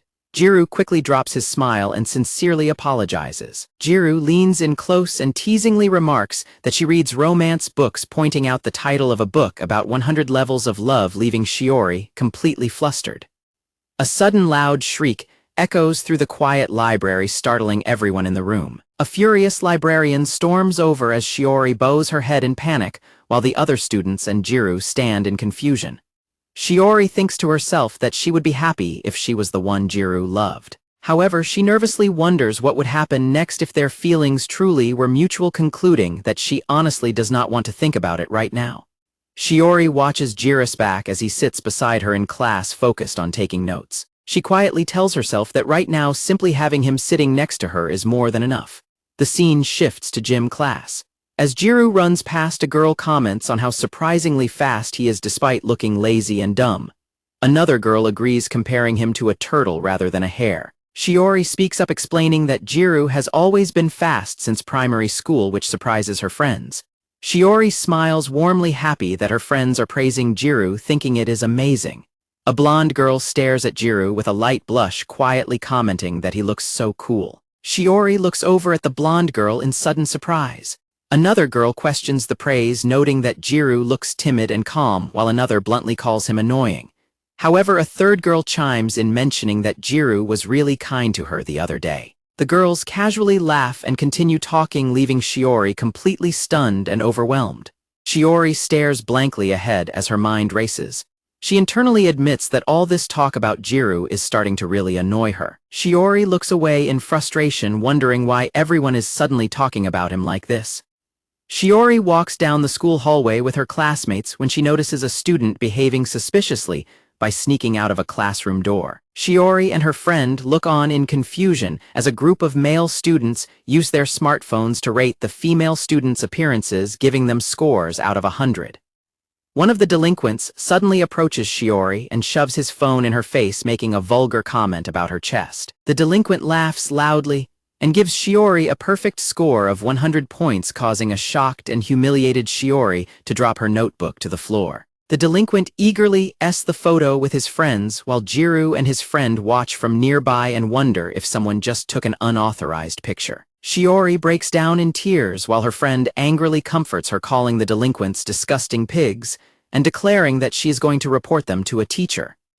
Infuriated by what happened, Gyaru angrily demands to know which class the delinquents belong to and prepares to confront them. Gyaru's friend holds him back and urges him to let the matter go, which only makes Gyaru ask why he should back down.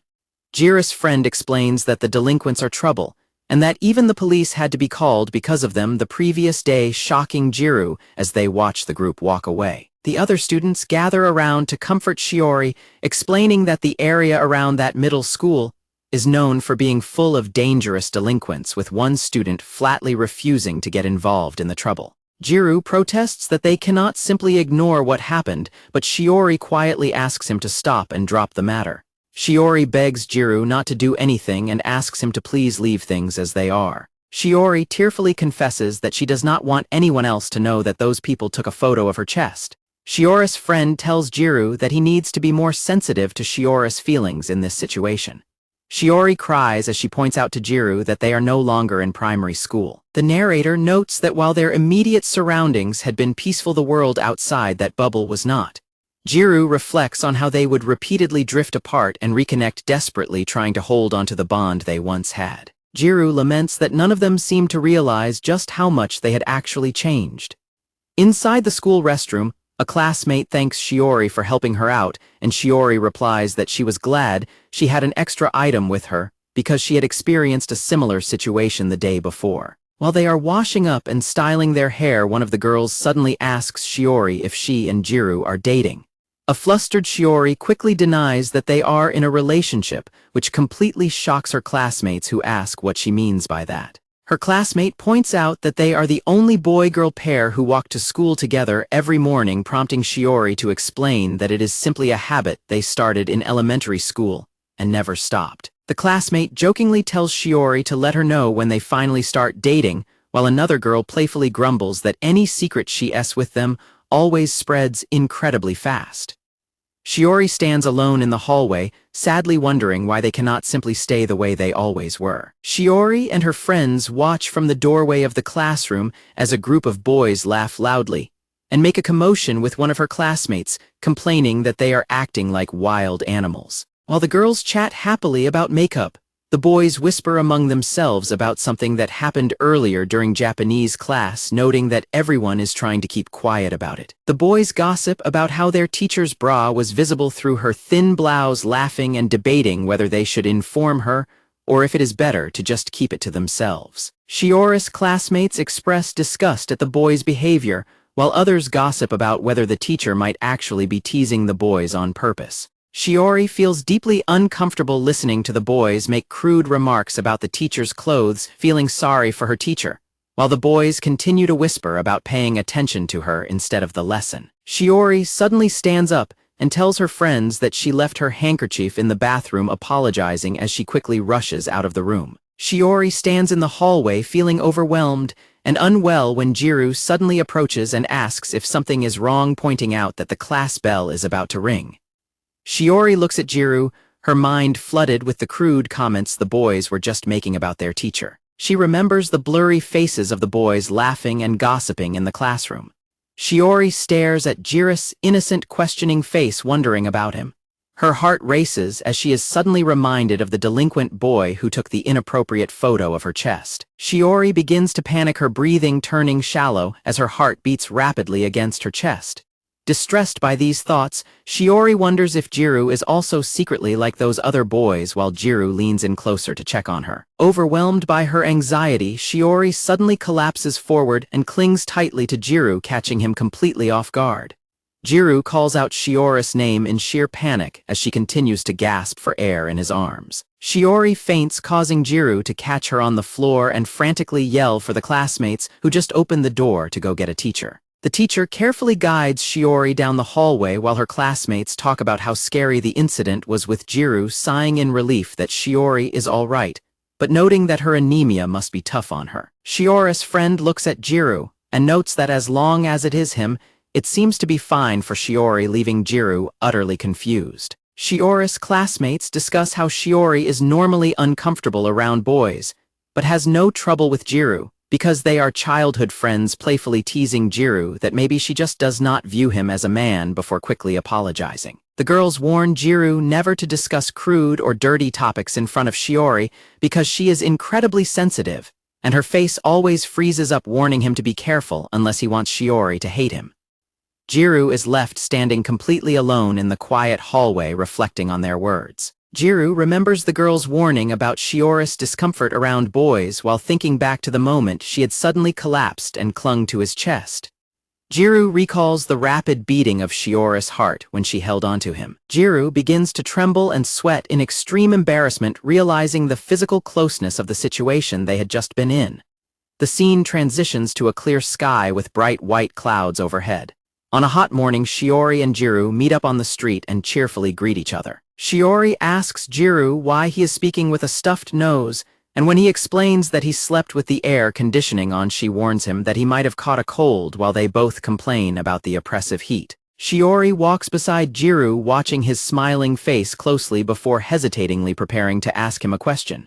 Shiori suddenly stops and nervously asks Gyaru if there is currently someone he likes. Gyaru is taken completely by surprise, prompting a blushing Shiori to frantically wave her hands and apologize, explaining that she only asked because her friends have been talking about romance lately. Gyaru looks down and admits that he does not really understand things like romance or how girls think. Gyaru sheepishly laughs and says he is not good at that kind of stuff, leaving Shiori staring at him in surprise. Shiori quietly replies that she is not good at those things, either confessing that she still only talks to her elementary school friends and feels like she is being left behind. Gyaru suddenly raises his voice to reassure her, telling her that it does not matter and that she should never force herself to do anything she is not comfortable with, which quietly reassures a surprised Shiori. Gyaru complains that everyone is suddenly obsessing over boyfriends and girlfriends, questioning what the big deal is, and admitting to himself that he was plagued by some very bad thoughts. Shiori agrees that relationships are not something to be rushed into, while secretly admitting to herself that she actually wanted Gyaru to stay cowardly forever. Shiori continues her silent reflection, thinking that if knowing about romance would only change Gyaru, she would prefer he never find out, hoping instead that he will simply stay by her side forever. At the school lockers the next morning, Shiori's friend cheerfully greets her, but as Gyaru turns to look, the friend freezes up and awkwardly walks away, leaving Gyaru surprised. Shiori's friend apologizes for interrupting them and quickly runs off, leaving the two of them alone at the lockers. Gyaru swallows hard in nervousness, while Shiori looks at him in mild confusion. As Gyaru and Shiori walk down the hallway together, they overhear other girls whispering and gossiping about whether they are actually dating, laughing at how hard it is to imagine Shiori with such a plain guy. Gyaru nervously glances at Shiori, wondering if he is just imagining the whispers, or if he is simply worrying too much about their classmates giggling. The narrator notes that while only 3 months of school have passed, a few rumors are already starting to spread around the campus. The boys at school teasingly gather around Gyaru, treating him and Shiori like a pair of clueless kids who are completely blind to their own feelings. Gyaru reflects that the students' attention and gossiping are fueled by mere curiosity and petty reasons directed entirely at him and Shiori. Gyaru observes that, while there are other close male and female students in their class, they are somehow never the target of any school rumors. He realizes that unlike them, everyone else simply plays it safe to avoid unwanted attention. The scene shifts to the exterior of a quiet residential building. At home, Shiori's phone vibrates with a text from Gyaru, who apologizes and tells her that starting the following morning he will be walking to school with Kyo Yusuke instead. Shiori tries to reassure herself that it is good for Gyaru to spend time with other boys, though she quietly worries that he made the decision because of the strange rumors at school. Meanwhile, Gyaru groans and lies on his bed, staring at Shiori's understanding reply and calling himself obnoxious for acting like he has no interest in girls.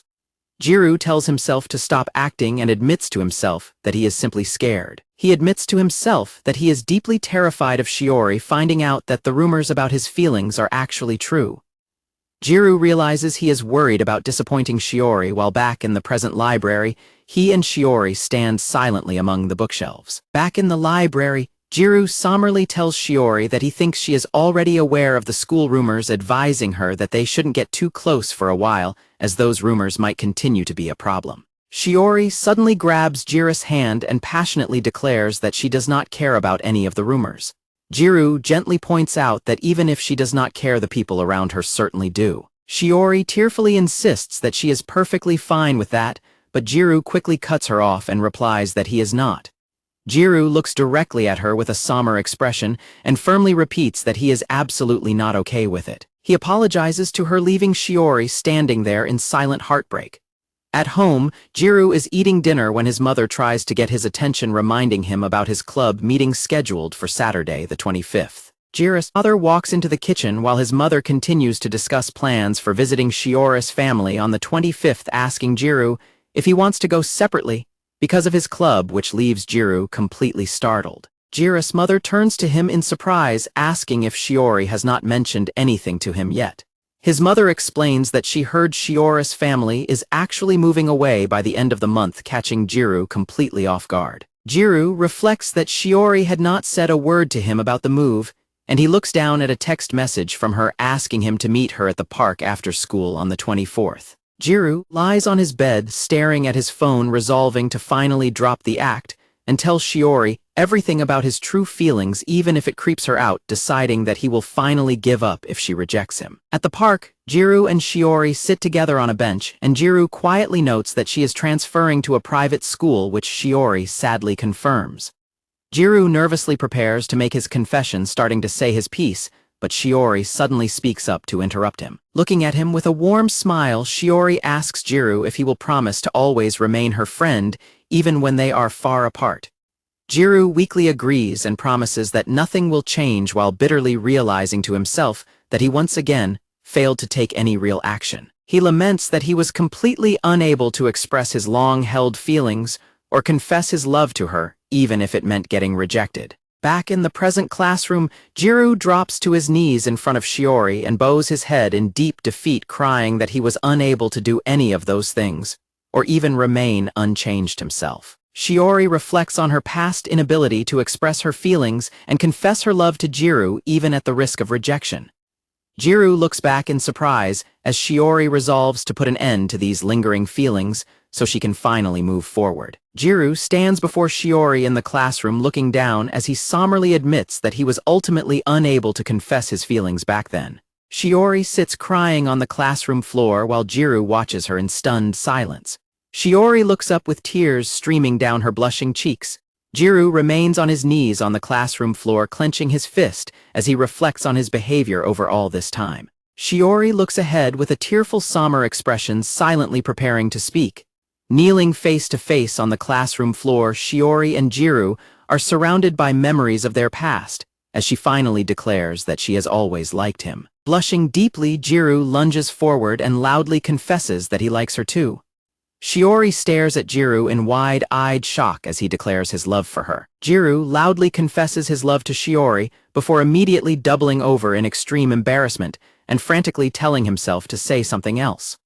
Shiori stands completely stunned with tears welling in her eyes as she silently pleads with herself to say something in response. Shiori stands alone in the school hallway, quietly watching Akari and Gyaru laugh and talk together in the distance. Shiori stands isolated on one side, silently admitting to herself that she had always been incredibly jealous of Akari's closeness with Gyaru. Shiori recalls how Gyaru looked at, spoke to, and treated Akari, remembering how deeply jealous she felt watching their interactions. Shiori remembers Gyaru's warm, gentle smiles over the years, realizing that she had felt incredibly jealous of anyone else receiving that side of him. She looks back on her memories of walking home with a laughing, happy Gyaru, realizing that she had also received that exact same warm treatment.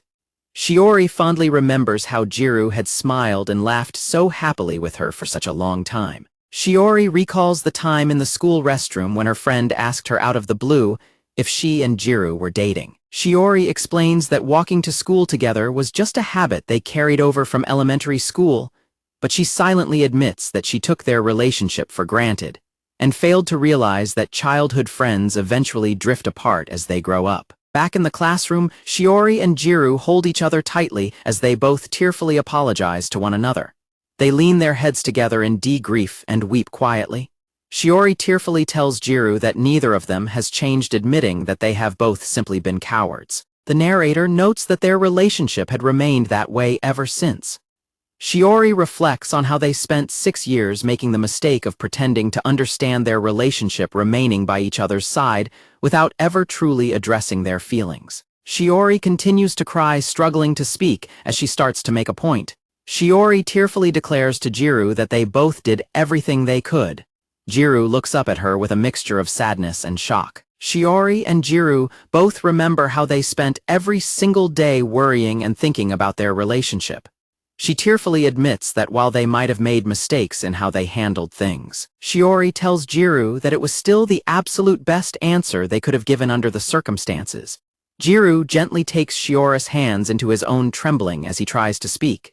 Kneeling on the classroom floor, they hold each other's hands and bow their heads together in quiet resolution. Tears continue to fall, dripping directly onto their clasped hands.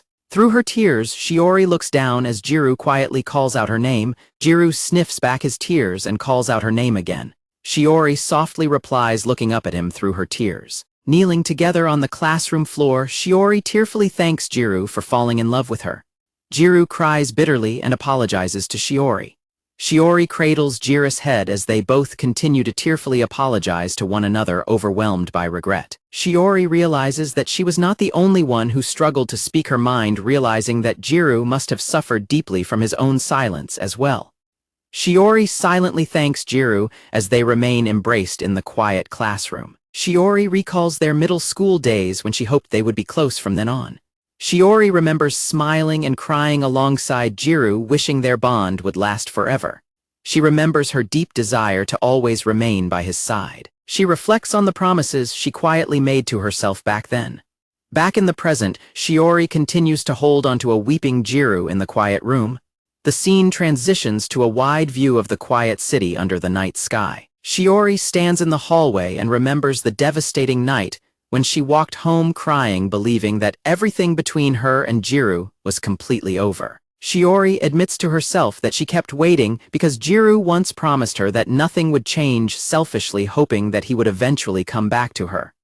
Watching his footsteps, she remembers how she finally realized her feelings and silently declared her eternal love for him. Shiori reflects on how she struggled to understand how everyone around her was changing while she remained stagnant even after she transferred schools and they parted ways.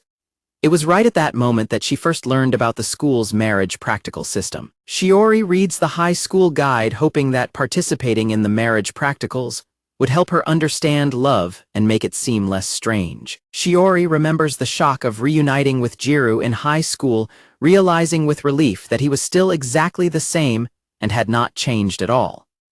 She remembers how comforted she felt when Gyaru welcomed her back, feeling as though he was fully accepting the person she had always been. Shiori recalls that whenever Gyaru claimed he was bad at talking with girls, it secretly made her feel incredibly relieved. Shiori reflects on her own changing feelings, admitting that she did not dislike the physical changes in herself. She remembers looking at her school bag and preparing for the changes that high school would bring.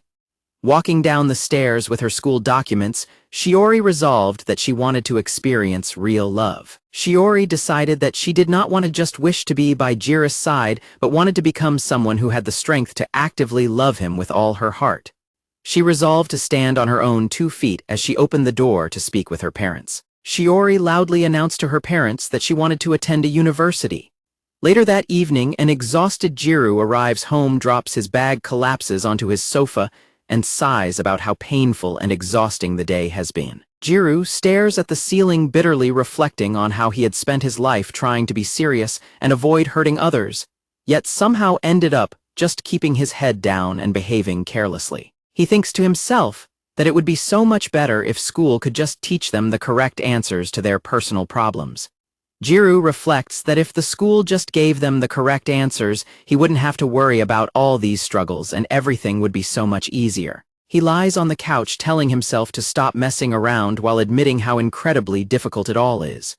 Gyaru reflects that even if someone acts out of desperation, it is completely meaningless if they fail to get their point across to the other person. He stares at Akari's name on his phone, realizing that one can end up losing what they cherish simply because they are too afraid of losing it. Meanwhile, Akari sits in her room holding her phone and wondering if Gyaru has gotten his cell phone back yet, before looking down to check on her dog. Akari lies down and cuddles her dog, softly thanking him in the quiet room. She gently strokes her dog's head, thanking him for his affection while silently admitting to herself that she desperately wants to see Gyaru. Clutching her dog tightly, Akari blushes deeply as she admits to herself that she sorely misses Jira's hands, realizing that her feelings for him only grow stronger the longer they are apart. At the apartment, Akari loudly demands that Gyaru go to the shop right now to get her some ice cream, but a sweating Gyaru flatly refuses, complaining that it is simply too hot to take even 2 steps outside. Akari casually pops Jira's ice cream into her mouth, prompting an annoyed Gyaru to complain that she just ate his portion and tell her to go buy some herself. Akari giggles and offers him the very last piece of ice cream, demanding that he open wide to eat it. After feeding him the ice cream, Akari happily suggests that they go buy some more, leaving a blushing Gyaru to grumble in defeat as she excitedly lists her favorite brand. Akari complains that she is bored and tries to convince Gyaru to go to the store for ice cream, but he refuses to step outside because of the oppressive heat. Having failed to make him go out, Akari sulks and eats Jiru's ice cream instead, making him shout at her to buy her own. Akari then offers him the very last piece of ice cream and tells him to open his mouth. Gyaru eats the treat, and a cheerful Akari uses the opportunity to nudge him into finally going out to buy more. While they are at the store, Akari suddenly gasps as she realizes something. Gyaru turns around confused by her sudden reaction. Akari points out that Gyaru forgot to remove the cute hairpin he was wearing at home, sending Gyaru into an immediate panic as he covers his face. Akari laughs hysterically at his mistake, while an embarrassed Gyaru begs her to stop laughing so loudly in public. Akari reassures him that nobody they know is around and tells him to hurry up and choose an ice cream, while Gyaru grumbles that her loud laughter is what is actually drawing everyone's attention. Gyaru crouches down beside her in front of the freezer and reaches his hand toward her hair. Gyaru suddenly clips his own hairpin onto her hair. He taps her forehead and tells her that they are now even leaving a blushing Akari completely speechless. Gyaru looks into the freezer and notes that there is no strawberry flavor left, asking her to come over and choose another option. Akari stands frozen with her hands on her head, completely flushed from the gesture, and repeating that her favorite strawberry flavor is sold out. The narrator notes that they ended up walking to a second store in the scorching heat, where Akari happily settles on a caramel vanilla flavor instead. The summer season arrives, bringing a new shift in the atmosphere as Akari blushes while holding someone's hand. On a quiet afternoon in the apartment building, the clock strikes just past 1. Gyaru stands at the sink quietly brushing his teeth. While Gyaru washes his face, his phone buzzes repeatedly with text messages from his friend discussing relationships and expectations. Another text notification chimes on his phone, telling him to stop worrying so much about what is going on around him. As Gyaru continues to reflect on the messages, the apartment doorbell suddenly rings. Gyaru opens the front door to find Akari arriving home carrying shopping bags, and he offers to carry them inside for her. Akari explains that the bags are full of souvenirs from her trip for everyone at school, warning Gyaru to be careful because they are quite heavy. They stand face to face in the entryway of the apartment. Shaking off the distance of the trip, Akari happily looks up at Gyaru and admits that it has been a long time since they last saw each other. Both of them turn their faces away in deep embarrassment, their hearts racing as they stand close together. Gyaru carries the heavy luggage into the room, and when he asks what is inside, Akari giggles and explains that it contains her flat iron. Akari tells Gyaru that she will clean up and to leave the bag there, complaining about how hard it is to get ready in the morning, while Gyaru admits that he only just woke up. As Gyaru stands with his back turned, Akari suddenly reaches out and tugs on his shirt. Akari grins brightly and opens her arms wide to give him a warm welcome home hug. Akari leaps directly into Gyaru's arms, prompting a blushing Gyaru to grumble that she is heavy while she cheers happily. While clinging to him, Akari asks Gyaru if he had a proper breakfast yet. Gyaru replies that he had some food earlier, but mentions that the refrigerator is completely empty now. Akari happily praises him and gently pats his head. Gyaru suddenly wraps his arms around Akari and hugs her tightly, whispering a warm welcome home that catches her completely by surprise. Akari proudly presents a table full of delicious-looking home-cooked dishes, explaining that she learned some new recipes from her mother. Akari playfully tells him to try the food first to check if it is poisonous, to which Gyaru remarks that it looks like a luxurious poison before giving thanks for the meal. Akari watches Gyaru with bated breath as he takes his first bite, eagerly asking him how it tastes. Gyaru praises the meal as incredibly flavorful, especially pointing out one dish, which makes a relieved Akari explain that she sweetened that one up just for him. Gyaru claims he could eat her cooking every single day, prompting Akari to laughingly call him a liar before she suddenly asks if they are still going to live together after graduation. As Gyaru freezes in surprise and drops his food, Akari happily points out that living together means he really would get to eat her cooking every day.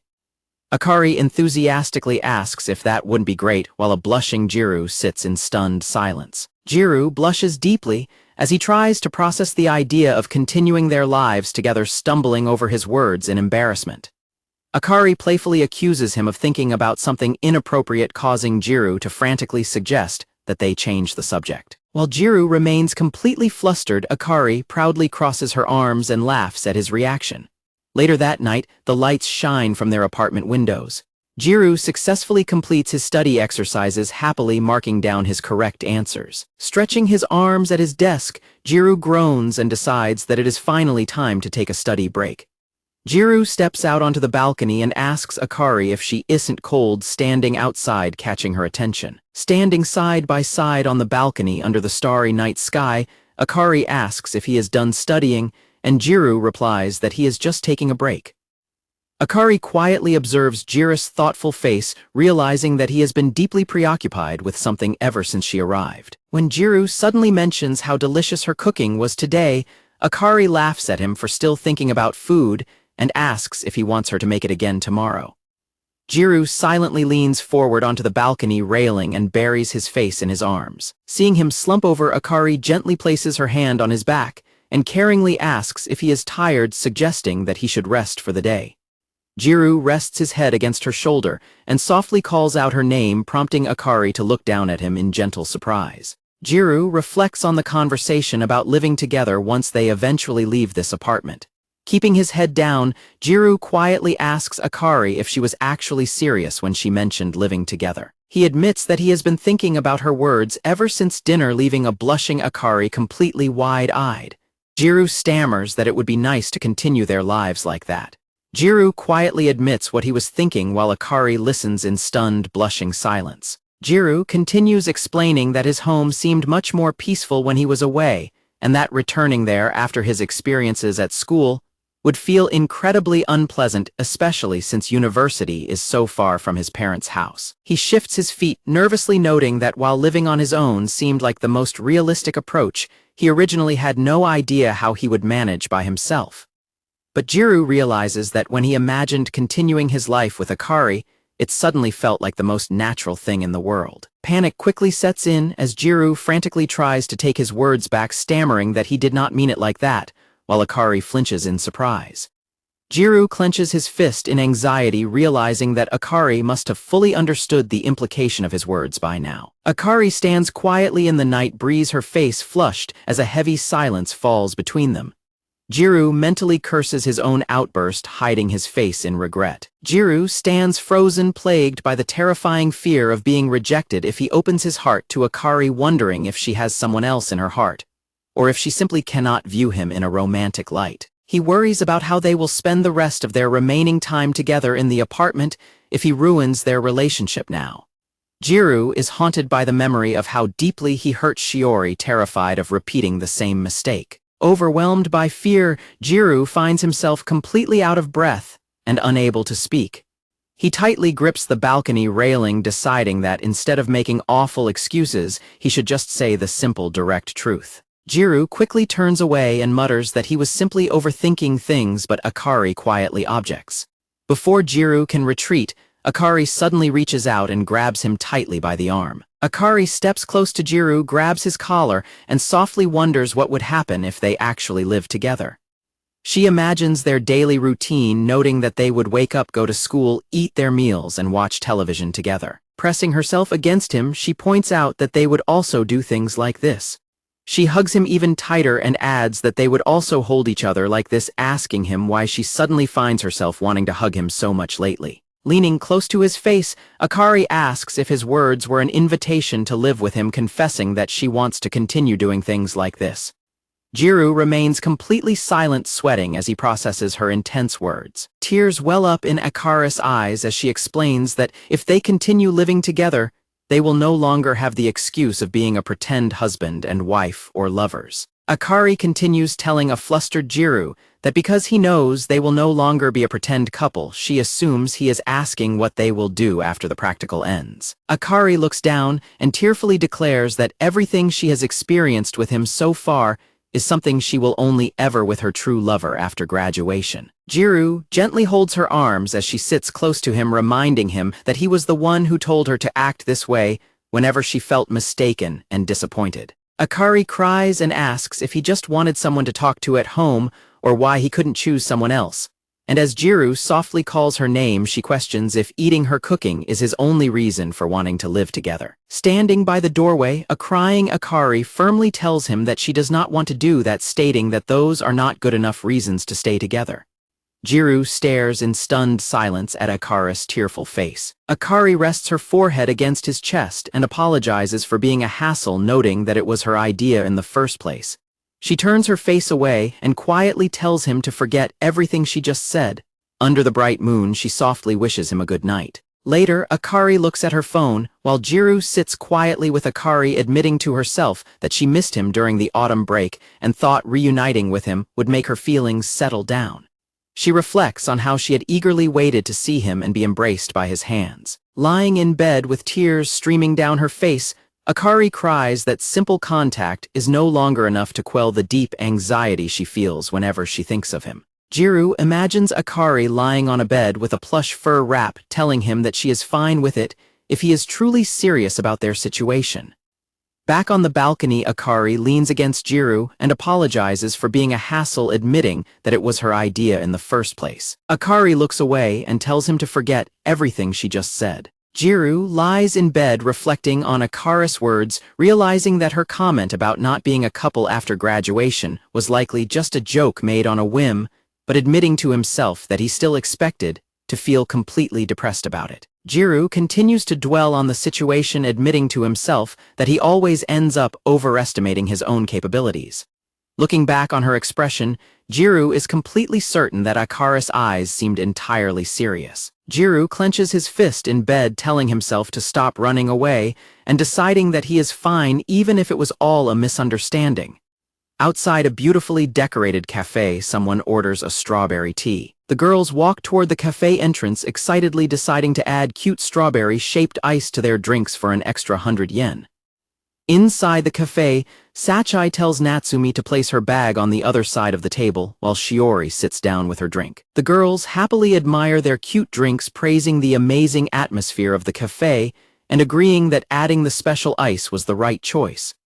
Sachai looks at a sign advertising Christmas macarons and gasps in surprise, realizing that December has already arrived. Natsumi excitedly s her plans for a Christmas date at an aquarium light show, with Ryo prompting a thrilled response from Shiori. Sachai slumps onto the table complaining about having to study during Christmas, while Shiori and Natsumi jokingly debate whether inviting her along would be a fun break or a distraction. Sachai tears up at the sheer pressure of her upcoming exams, but Natsumi warmly reassures her that choosing to attend a university is a great decision. Natsumi and Shiori tell Sachai that studying is far better than staying with her ex-boyfriend, expressing relief that they broke up recently because they were deeply worried he might mistreat her. Sachai smiles and admits she is glad they broke up before they could move in together, joking that staying with him would have made her an unwitting accomplice.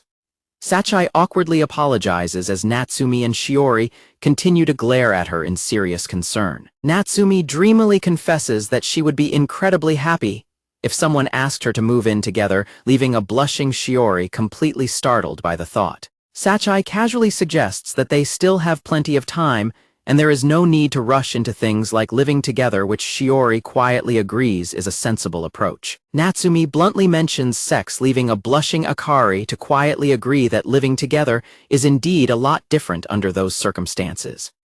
Akari stammers in embarrassment, while Natsumi points out that sex is often considered the main reason when a man and a woman choose to live together. Natsumi clarifies that while it may not be the primary reason, it must still be taken into account, prompting Sachai to ask if that holds true, even if the couple isn't actually dating. Akari asks if people actually do that, causing a surprised Natsumi to question if she means a guy and a girl who aren't dating, before Akari stammers that her roommate asked her to live together after graduation. Akari blushes furiously as she stammers, imagining how living together might make it seem acceptable to do intimate things around the house. Sachai and Natsumi react with absolute shock, with Sachai shouting to confirm if Akari is talking about Gyaru. Natsumi suddenly grabs Akari and Sachai leans forward in a mock interrogation pose, demanding that she tell them absolutely everything. Akari tightly clasps her trembling hands and quietly mentions Gyaru's name. Akari explains that Gyaru invited her to live together after they graduate, tearfully worrying that if their practical continues, the atmosphere between them might eventually lead to intimacy. Sachai and Natsumi react wildly in shock, frantically warning each other not to make a scene in the public cafe. Akari explains that although she originally brought up living together as a joke, Gyaru asked her to seriously consider it, admitting that she was happy but ultimately refused him because she wanted a more concrete commitment. Sachai and Natsumi reluctantly agree that Akari did the right thing while watching her aggressively crush the expensive heart-shaped ice in her cup, with a tearful Akari admitting that she is already deeply regretting her decision. When Akari cries that she still wanted to live with him, Sachai firmly lectures her, reminding her that she previously declared she did not want to be friends with benefits and insists she is speaking purely for Akari's own good. Sachai tells Akari that she needs to act properly because she is truly serious about her feelings for Gyaru.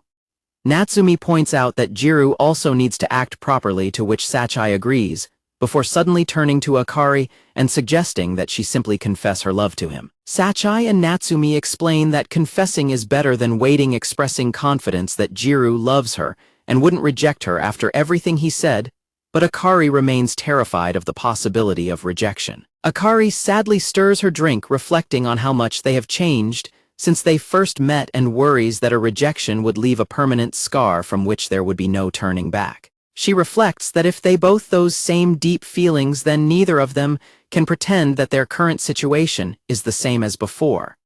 Remembering how much pain and hesitation Gyaru showed on the balcony, Akari realizes the depth of the struggle he is also going through. Resolving to take action, Akari declares that starting tonight she will do her absolute best. Sachai and Natsumi dance in celebration of Akari's lifted spirits, chanting for her to confess, while a grumbling Akari complains that her predicament seems to amuse them greatly. Natsumi reminds Akari that having fun is the absolute core of romance, while Sachai asks if they didn't just discuss this recently. Akari quietly recalls Sachai's words about having to believe, while Sachai continues to celebrate behind her, prompting Akari to yell at her to stop dancing around. As they walk home, Natsumi checks a thank you text from Akari and comments on how nice it is to relax, leading Sachai to note that living together must make finding the right timing to confess quite difficult for Akari and Gyaru. Natsumi calls out to Sachai as they stop in front of a poster on the street. The poster advertises a Christmas light show event running from December 10th to 29th for couples to tie the knot, prompting Sachai and Natsumi to realize it is the perfect occasion for a confession. The scene shifts to a beautifully illuminated Christmas market adorned with bright festive lights. Akari stares ahead with wide, glittering eyes, completely captivated by the festive atmosphere. Akari and Gyaru walk side by side through the crowded plaza, their footsteps perfectly in sync under the warm lights.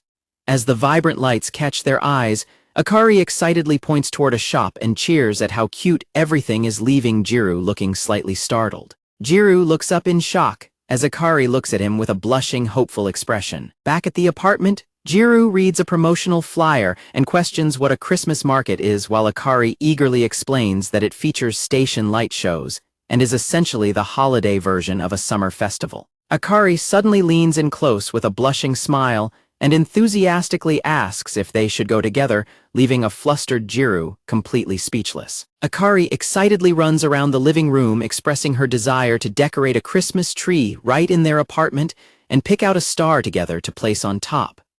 A heavy silence falls over the room as Gyaru looks down, while Akari awkwardly brings her hands up in embarrassment. Akari fidgets with her fingers and admits she wanted to decorate a tree so they could have a fun Christmas together, before quickly laughing it off and apologizing since she knows Gyaru is too busy studying for his exams. Gyaru looks down at the flyer in his hands and softly tells her that it is perfectly okay.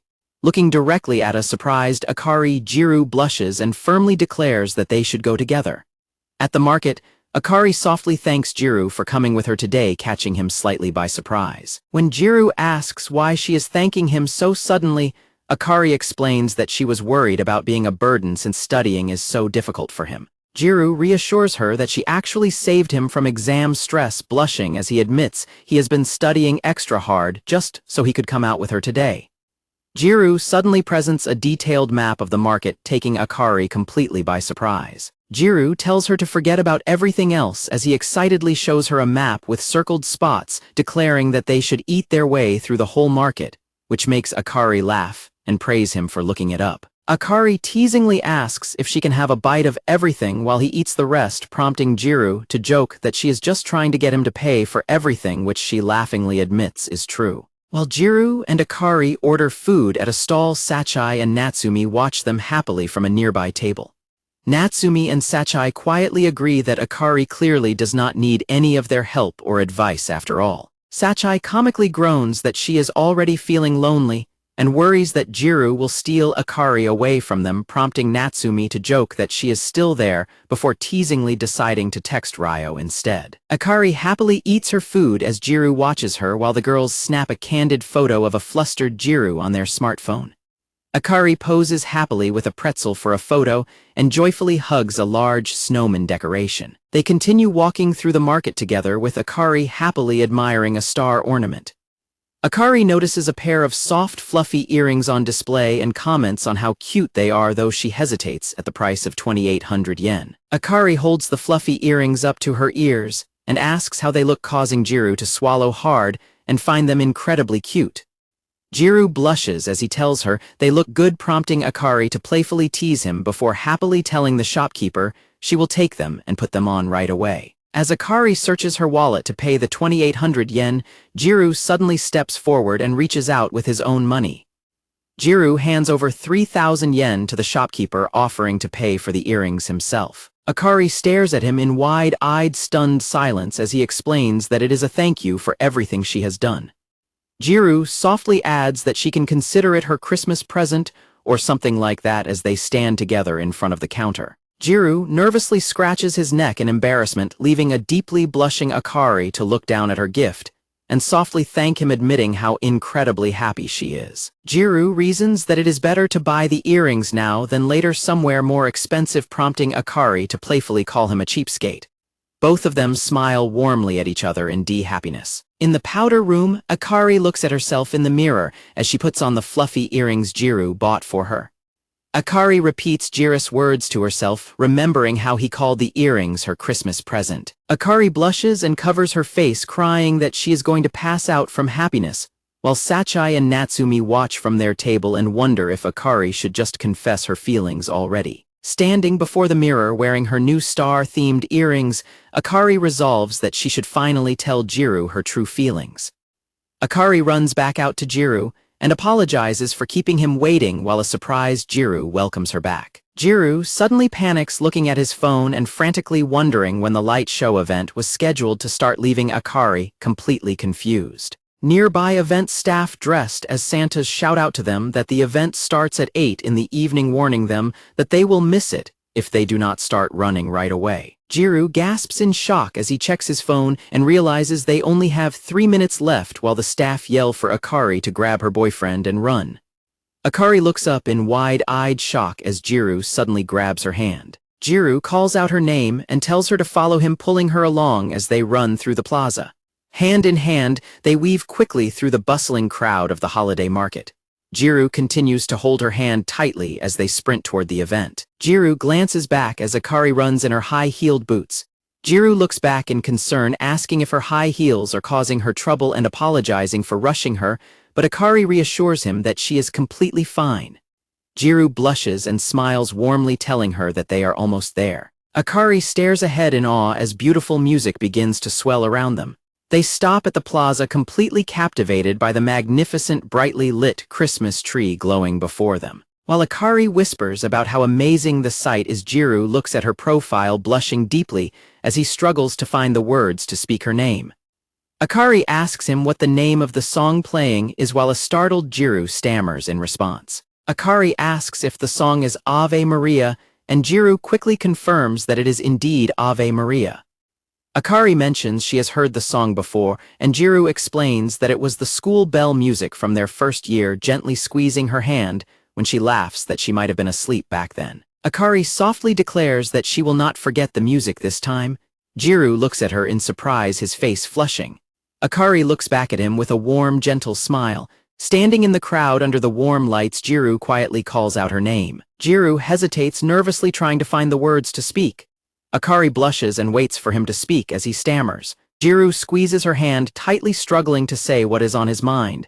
They lock eyes in a tense, silent moment. Gyaru calls out her name again as the festive music continues. They both look up in surprise as a flurry of bubbles suddenly begins to float down around them. Surrounded by the floating bubbles, they both hesitate and try to speak at the same time. Gyaru stammers, attempting to finally make his confession. Akari suddenly interrupts him, shouting for him to hold on because she cannot hear him right now. Several bubbles pop silently in the air. Suddenly, Akari leaps forward and throws her arms around Gyaru, hugging him tightly in front of the giant Christmas tree. Gyaru blushes deeply in shock, softly calling her name as she holds on to him. Resting her head against his shoulder, Akari softly confesses that she loves him. Under the falling bubbles, Akari and Gyaru stand embraced in the middle of the crowded plaza. As Akari repeats her confession, a blushing Gyaru gently whispers her name, completely overwhelmed. Akari looks up at Gyaru with emotional, tearful eyes, holding him tightly. Clenching her fists against his coat, Akari struggles to contain her overwhelming emotions. Akari gently slides her hand across his back, seeking comfort in his embrace. She buries her face deeply into Gyaru's shoulder as she clings to him. Standing under the holiday lights, Akari tearfully repeats that she truly loves him. Gyaru wraps his arms around her, cradling her head as they hold each other tightly. Resting her head on his shoulder, Akari silently wonders if it is truly okay for her to be this happy, before repeating how much she likes him. Akari clutches his jacket tighter and hints that there is a reason for her hesitation. Looking up at him with tearful eyes, Akari tells him that she does not want them to be too hasty. She asks that they think properly about the answer to his confession together, leaving a stunned Gyaru to stare at her in silence. While the public announcement thanks the crowd for visiting, Gyaru is left mentally questioning her words about needing an answer. The public announcement declares the conclusion of the light show, adding to the awkward silence between the two of them as they stand face to face. They both turn their blushing faces away, with Gyaru still completely flustered by her mention of an answer. Akari quietly suggests that it might not be the right time for them to start going out, yet leaving Gyaru utterly dumbfounded. Akari tells him that she thinks it might be better for both of them if they just continue carrying on as usual. Gyaru is completely stunned and confused by her suggestion. Suddenly, Sachai jumps out and yells for them to wait a damn second, while a laughing Natsumi follows right behind her. Akari and Gyaru are both completely shocked by their sudden appearance. Sachai angrily declares that she has had enough of their nonsense, and that they are pissing her off, while Natsumi mentions she thought she would end up drifting away. Sachai orders them to stop standing around and to sit down and talk properly, while Natsumi apologizes and explains that they just happened to be passing by and overheard the entire conversation.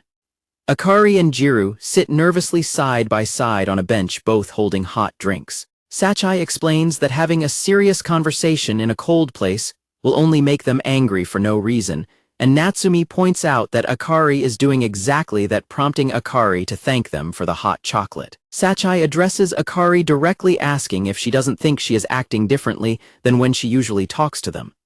Sachai presses further, asking why she doesn't just come right out and say what is on her mind, suggesting that Akari is overthinking things. Natsumi smiles and reassures Akari that being honest makes her cute, to which Akari quietly thanks them.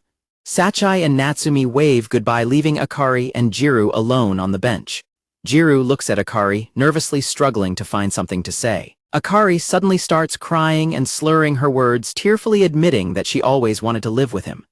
Gyaru suggests they finish their drinks and calm down since her speech is slurring, pointing out that the conversation is drifting away. Akari suddenly looks at him seriously and reveals that she was actually planning to confess to him herself today. She explains that she couldn't tell him because she didn't want him focusing on anything other than his entrance exams. Akari continues, stating that if they started dating now, he would take proper care of her and spend more time with her, but she would be disgusted with herself if it interfered with his exams, leading them to fight over unknown reasons. Gyaru realizes how far ahead Akari had been thinking, admitting to himself that he was so focused on opening up quickly that he felt rushed and fears he would have been weirdly attentive to her in the same disruptive way. Gyaru firmly declares that he will definitely get accepted into the university, adding that when the practical is over and he receives his acceptance. Gyaru continues, stating that once they are no longer married, Akari finishes his thought by expressing her desire to become his girlfriend then. Akari looks up at him with bright, hopeful eyes. Gyaru awkwardly apologizes and asks if he is being too arrogant by making such plans, which Akari casually dismisses. Akari smiles warmly and reassures him that he has always tolerated her no matter how selfish she was, so this arrangement would make them completely even. Akari excitedly demands that he promise to do his absolute best on the exams in return, prompting a flustered Gyaru to quickly agree. Gyaru rubs his head and nervously reiterates that he will give it his best effort while Akari gently smiles and asks if they should head home. As they walk together through the snowy streets, Akari comments on how weird their situation feels. Akari playfully points out that they are married without being lovers, and are now going back to the same house, prompting a blushing Gyaru to tell her to shut up while she laughs that nothing will really change whether they date or not since they were basically a couple from the start. When Gyaru confusedly questions her, Akari wonders if it might be easier for them to score points, now noting that their dynamic would naturally change in many ways. Akari suddenly recoils and loudly accuses Gyaru of thinking about something absolutely disgusting, while a frantic Gyaru defends himself by stating she was the one who brought the topic up first. Akari winks playfully and sets a firm boundary, warning him that because they are not officially dating, he is not allowed to try anything inappropriate when they get home. They both pause and look at each other in a brief tense silence. Gyaru suddenly reaches out and gently takes Akari's hand in his own. Akari leans happily against Gyaru's arm, teasingly noting that he looked quite pathetic earlier, which Gyaru sheepishly admits might have been true. Gyaru nervously suggests that they can just pretend to be real lovers until they get back home. Akari smiles brightly and happily agrees to his suggestion. Walking together hand in hand, Akari loudly teases Gyaru for blushing as red as an elementary student, while Gyaru silently reflects that he is currently the happiest person in the world. Akari repeats Gyaru's words, imagining what will happen once they are no longer married. Gyaru tells her that he wants her to start being his girlfriend after that. Back in his room, Gyaru recalls Akari demanding that he do his best in the exams and his own promise to do so. Gyaru abruptly wakes up at his desk with a start drool hanging from his chin as he cuts his own mumble off. Checking his phone to see it is past 1 in the morning on Christmas Day, Gyaru curses himself for falling asleep. He admits that he is still dreaming about that moment from a week ago, then decides to get up to make some instant noodles. Gyaru walks into the kitchen and spots a plate of food with a handwritten note from Akari wishing him a Merry Christmas, telling him to eat well, and wishing him luck studying, leaving him to softly call her name and wonder if he is still dreaming. Gyaru looks at the carefully prepared rice balls decorated with seaweed Christmas trees, reflecting on the fact that they can both envision a future together. Gyaru smiles warmly to himself, deciding that he needs to study, but will eat her food first. Arriving at school, Shiori enthusiastically greets Gyaru and notes how incredibly cold it is outside for the winter holidays. She sympathizes with how hard it must be to wake up and come to school for Christmas study sessions, while a tired Gyaru jokes that his futon is calling him back. Gyaru suddenly looks up and mentions Hamano's name while Shiori quietly watches him. Gyaru realizes that the banner on the school building announces their second-place national ranking, prompting Shiori to suggest that they should all meet up later that day to celebrate. Gyaru agrees it is a great idea and notes that the university they are aiming for is outside the prefecture, prompting Shiori to quietly call out his name.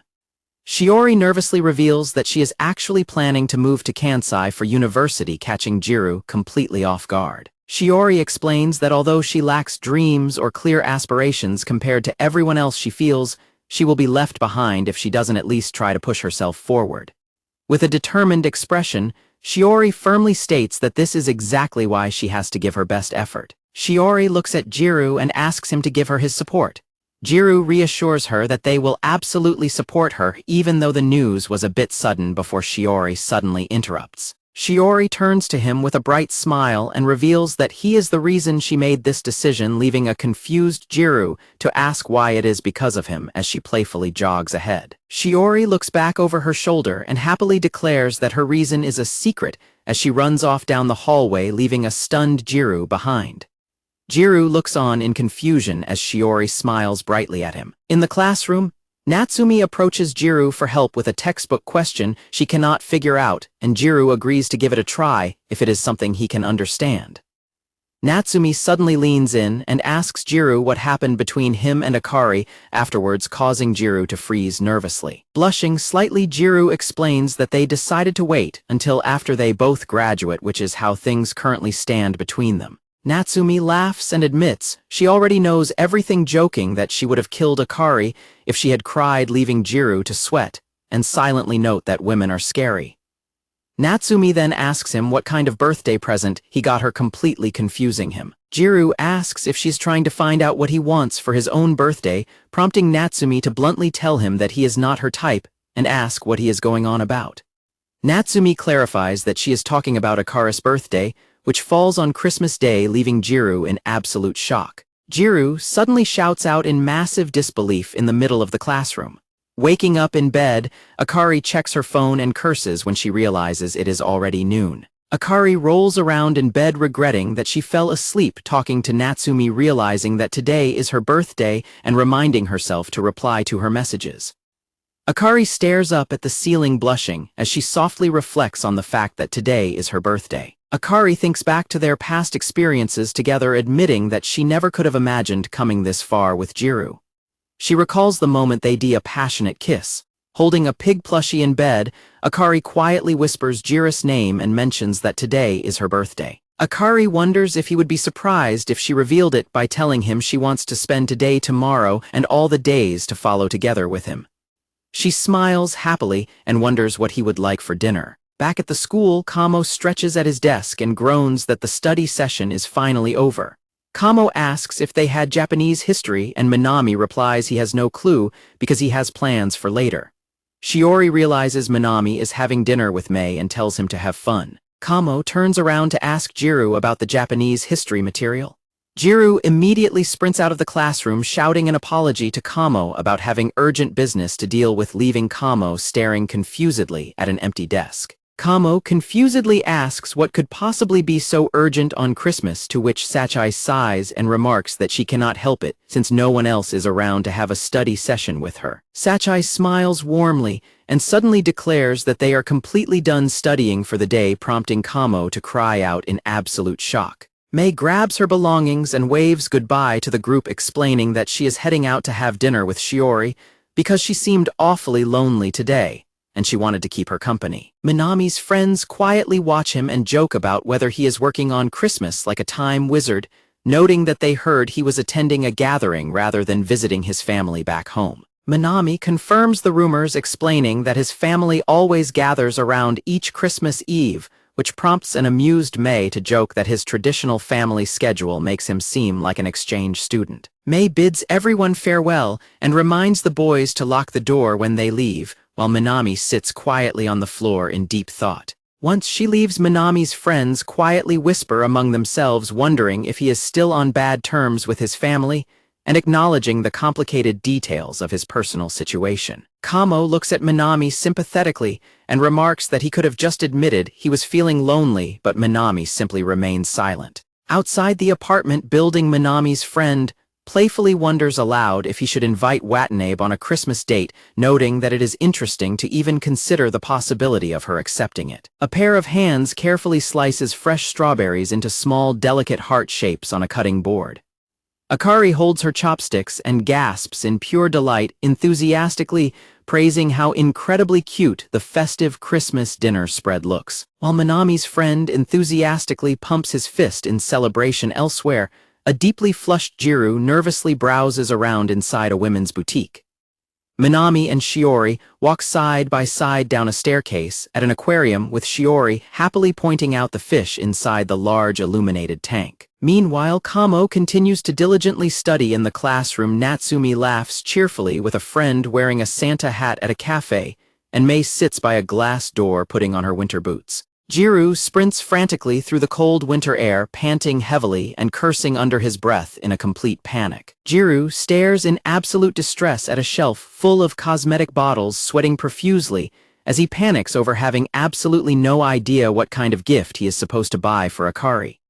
Outside, a cozy cafe is beautifully decorated with glowing Christmas lights and festive ornaments. Looking over the menu, one girl decides to order cake with extra cream and asks Mei if she has decided yet, while Mei hesitates over her options. Minami teases Mei for always being indecisive and warns her against being too greedy, prompting her to tell him to shut it before he raises his hand to signal the waiter that they are ready to order. Minami apologizes for not being able to find a place with a better Christmas theme, but Mei reassures him that there is no need to worry because the venue is more than enough, and she loves the food. Mei mentions that she will miss the lively atmosphere of these places, to which Manami playfully responds and agrees, as he looks back down at his menu.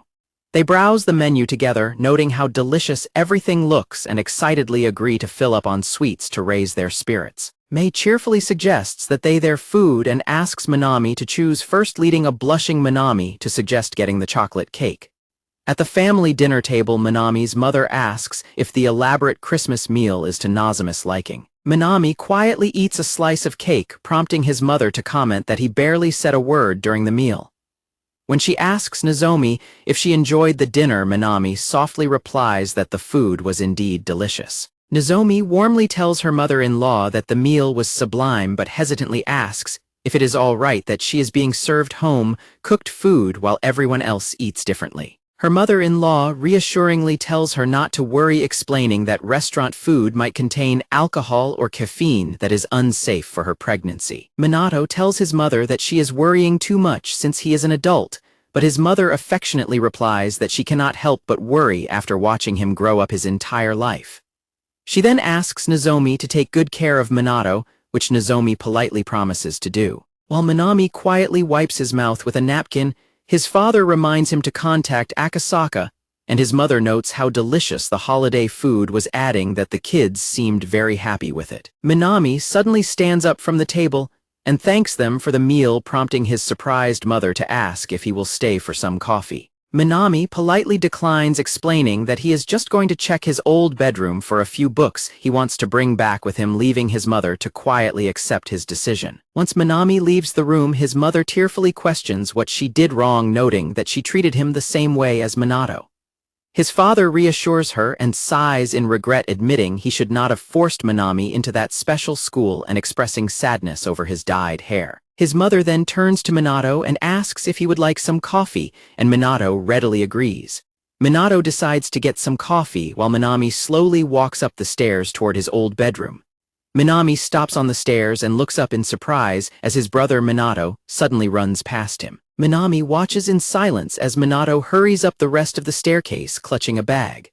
Manami remembers a past memory of a younger Minato happily rushing past him with a bright, blushing smile, leaving Manami to watch him with a silent, complicated expression. A flashback reveals a younger Manami arriving for tutoring and excitedly calling out Nozomi's name while she stands at the door and warmly welcomes him in. Manami proudly says that he was selected as the class spokesperson, and Nozomi praises him. He then enthusiastically shows her his high grades, which Nozomi celebrates as the direct fruits of his hard work. At school, classmates gather around Manami's desk in awe, asking if he scored another perfect 100 on his exam. He quietly confirms it, humbly explaining that he simply did his best. Other classmates gossip nearby, pointing out that Manami has had a private tutor since kindergarten and studies more at home than at school.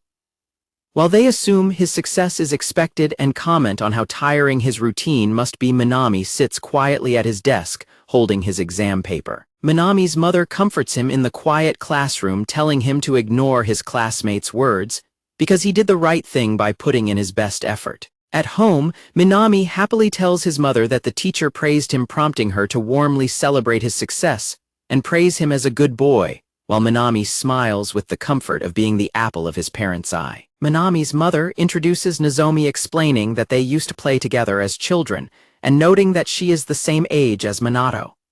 Manami gulps and blushes when Nozomi introduces herself as his new English tutor, realizing in that moment why he fell in love with her. During their tutoring session, Nozomi explains that the term mate is commonly used as friend in the United Kingdom, explaining its pronunciation and common usage. When Manami asks if he can refer to her as a friend, Nozomi smiles and tells him he cannot, clarifying that the term is mostly used between male friends and shouldn't be used with teachers or parents. Manami cheekily suggests calling her by her first name instead, to which Nozomi replies that he can do so once she is no longer his teacher, while Manami reflects on how she was the only person close to his age who truly understood him. The tutoring sessions continue, with Nozomi pointing out key sections in Manami's notebook as they study together.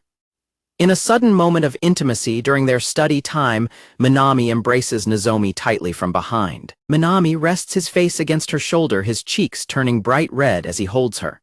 Manami reflects that his psyche went awry somewhere along the way, recalling a specific day when he made a conscious choice to do something wrong even though he knew the consequences. He recalls opening a door to find Nozomi in a state of complete shock and embarrassment inside a dimly lit room, clutching her cardigan and staring at him.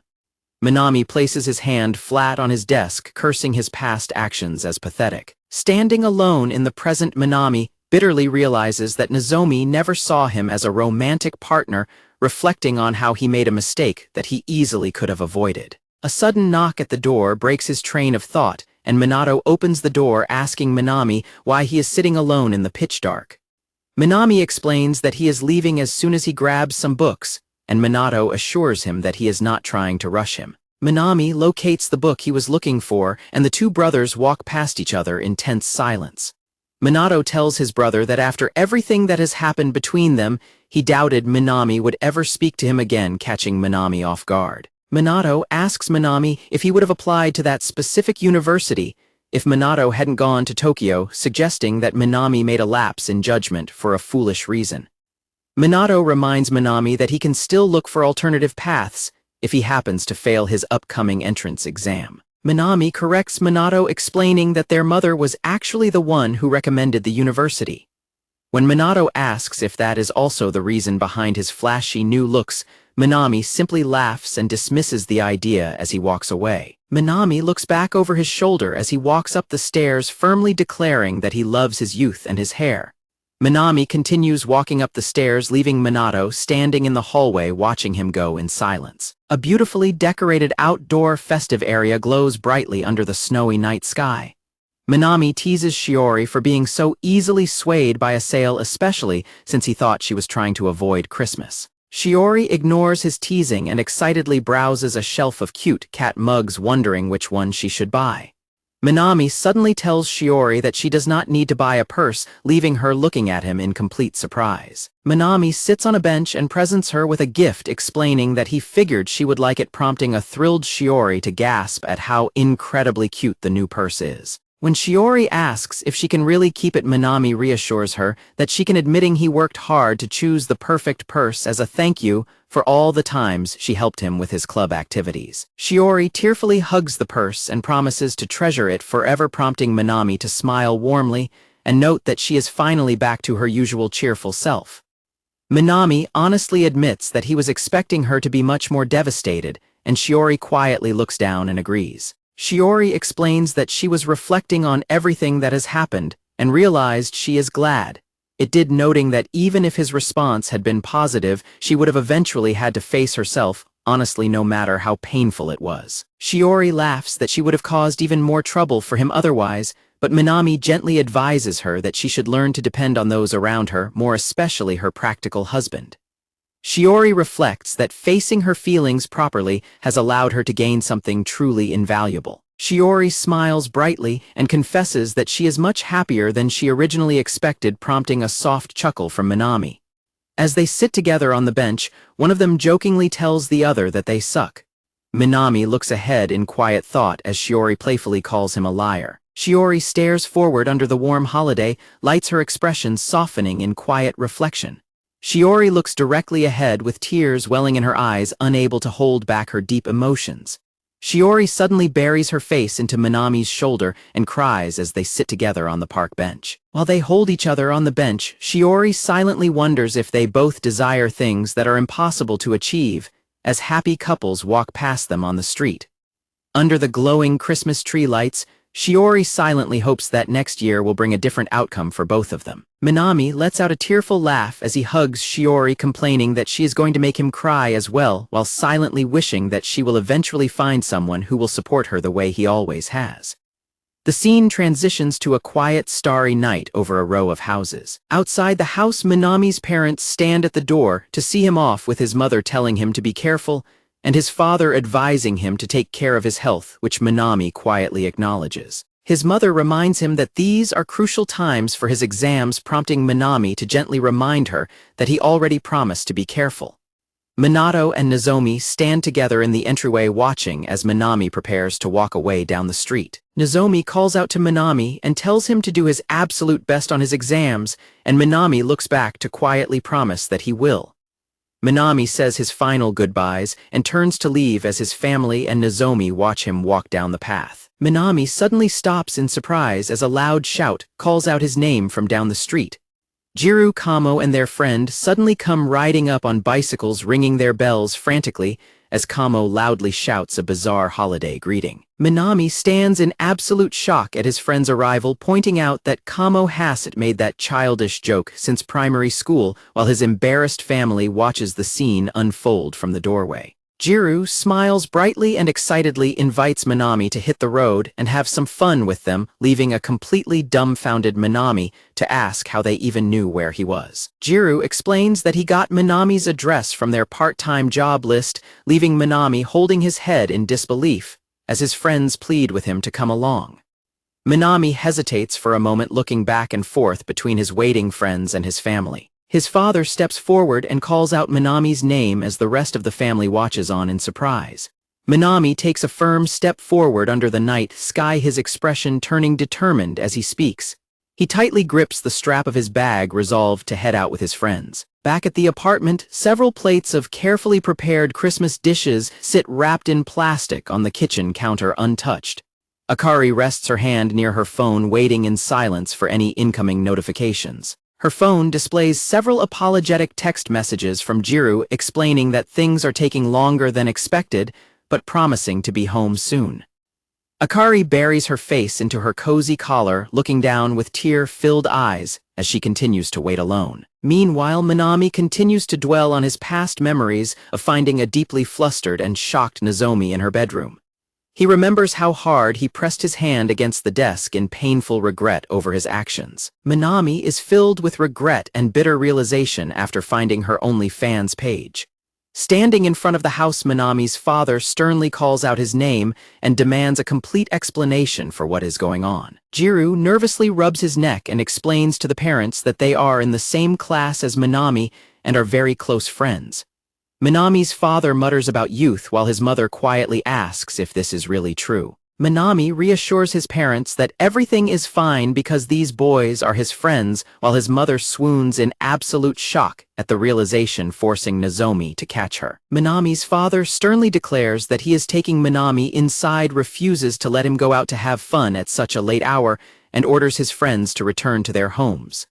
Meanwhile, his friends quietly panic and wonder if they should make a run for it. His father orders Minami to go inside while he prepares the car, but Minami firmly refuses and states that he can go on his own. When his father insists that he go inside to ease his mind, Minami looks at him in quiet silence, before simply stating that he understands. Minato tries to intervene by reminding their father that Minami is 18 now, but their father counters that the late hour is the issue, reminding them that he did not send Minami to that school just to dilly-dally. Their father points at Minami's friends and notes that they look like elementary school students. Hearing his father's words, Minami smiles slightly to himself as he realizes what it truly means to be like an elementary school student. Minami looks back at his shocked parents and remarks that it actually seems quite fun, admitting that he never knew this feeling himself. Minami reassures his father that he will definitely get into university and tells him not to worry about his graduation, thanking him for teaching him cold logic. Smiling warmly as he prepares to ride off with his friends, Minami proudly declares that from now on he will be an elementary school student again.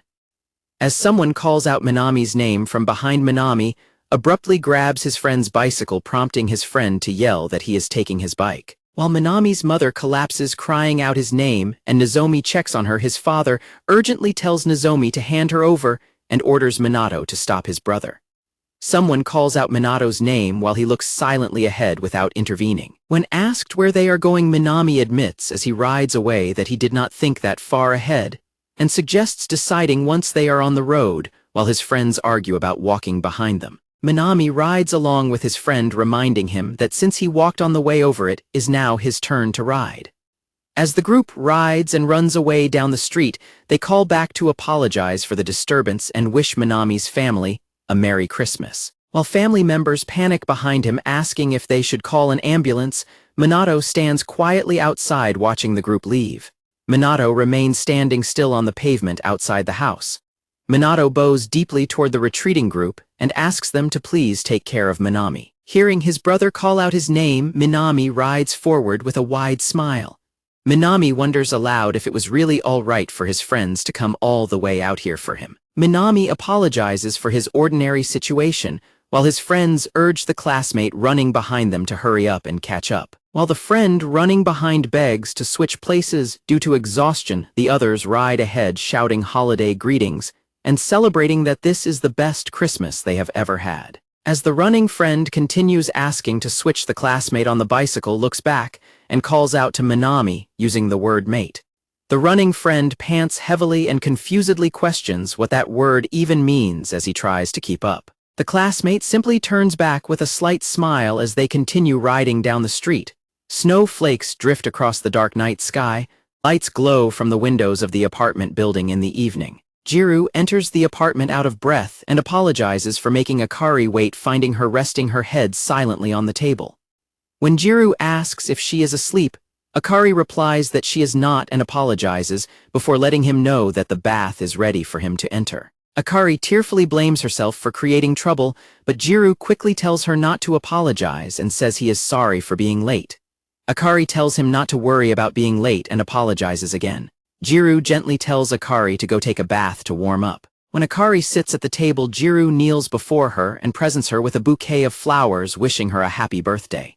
Gyaru explains that he only just found out about her birthday from Natsumi and admits he had no idea what to get her as a present. Gyaru recalls a time when Akari bought flowers and spoke about making time count before it passes, which deeply impressed him and motivated him to celebrate her birthday even if he was a bit late. Gyaru sincerely tells Akari that he is glad she was born. Overwhelmed with emotion, Akari begins to cry as she takes the bouquet. Suddenly blushing fiercely, Akari screams in embarrassment and confesses that she had wanted him to come home early so they could spend quality time together. Akari explains that even though they spend every single day together, his gift makes her incredibly happy. She confesses that she simply wanted to eat dinner and relax while watching TV together. Akari tearfully admits that spending quiet alone time with Gyaru is her absolute favorite activity in the world. Gyaru is left completely flustered and deeply touched by her honest confession. Akari notes that Gyaru must have spent a lot of time carefully choosing the flowers for her, expressing her deep gratitude and joy. Akari beams and says that receiving his feelings is the best thing by far, making her 100 times happier, while Gyaru can only laugh in response. Akari happily urges Gyaru to eat the delicious meal she prepared, telling him to take a shower first, while Gyaru offers to help her set the table. Akari playfully tells him that she wants to surprise him with her preparations. Gyaru laughs happily, prompting Akari to ask what is so funny, while he silently reflects that he was feeling the exact same joy. After Gyaru finishes his shower, he walks out to find a massive, beautifully decorated feast laid out on the dinner table. Gyaru takes out his phone and snaps a photo of a smiling Akari posing proudly beside the holiday spread. The two of them sit down together, wash their hands, and enjoy their Christmas dinner while chatting happily. Later in the evening, Akari follows along with a stretching video on her phone in front of the Christmas tree, holding a spine-stretching pose for 30 seconds. Gyaru groans that he has reached his limit and calls for a break, asking Akari to scoot over so he can lie down. Akari agrees to stop stretching as well.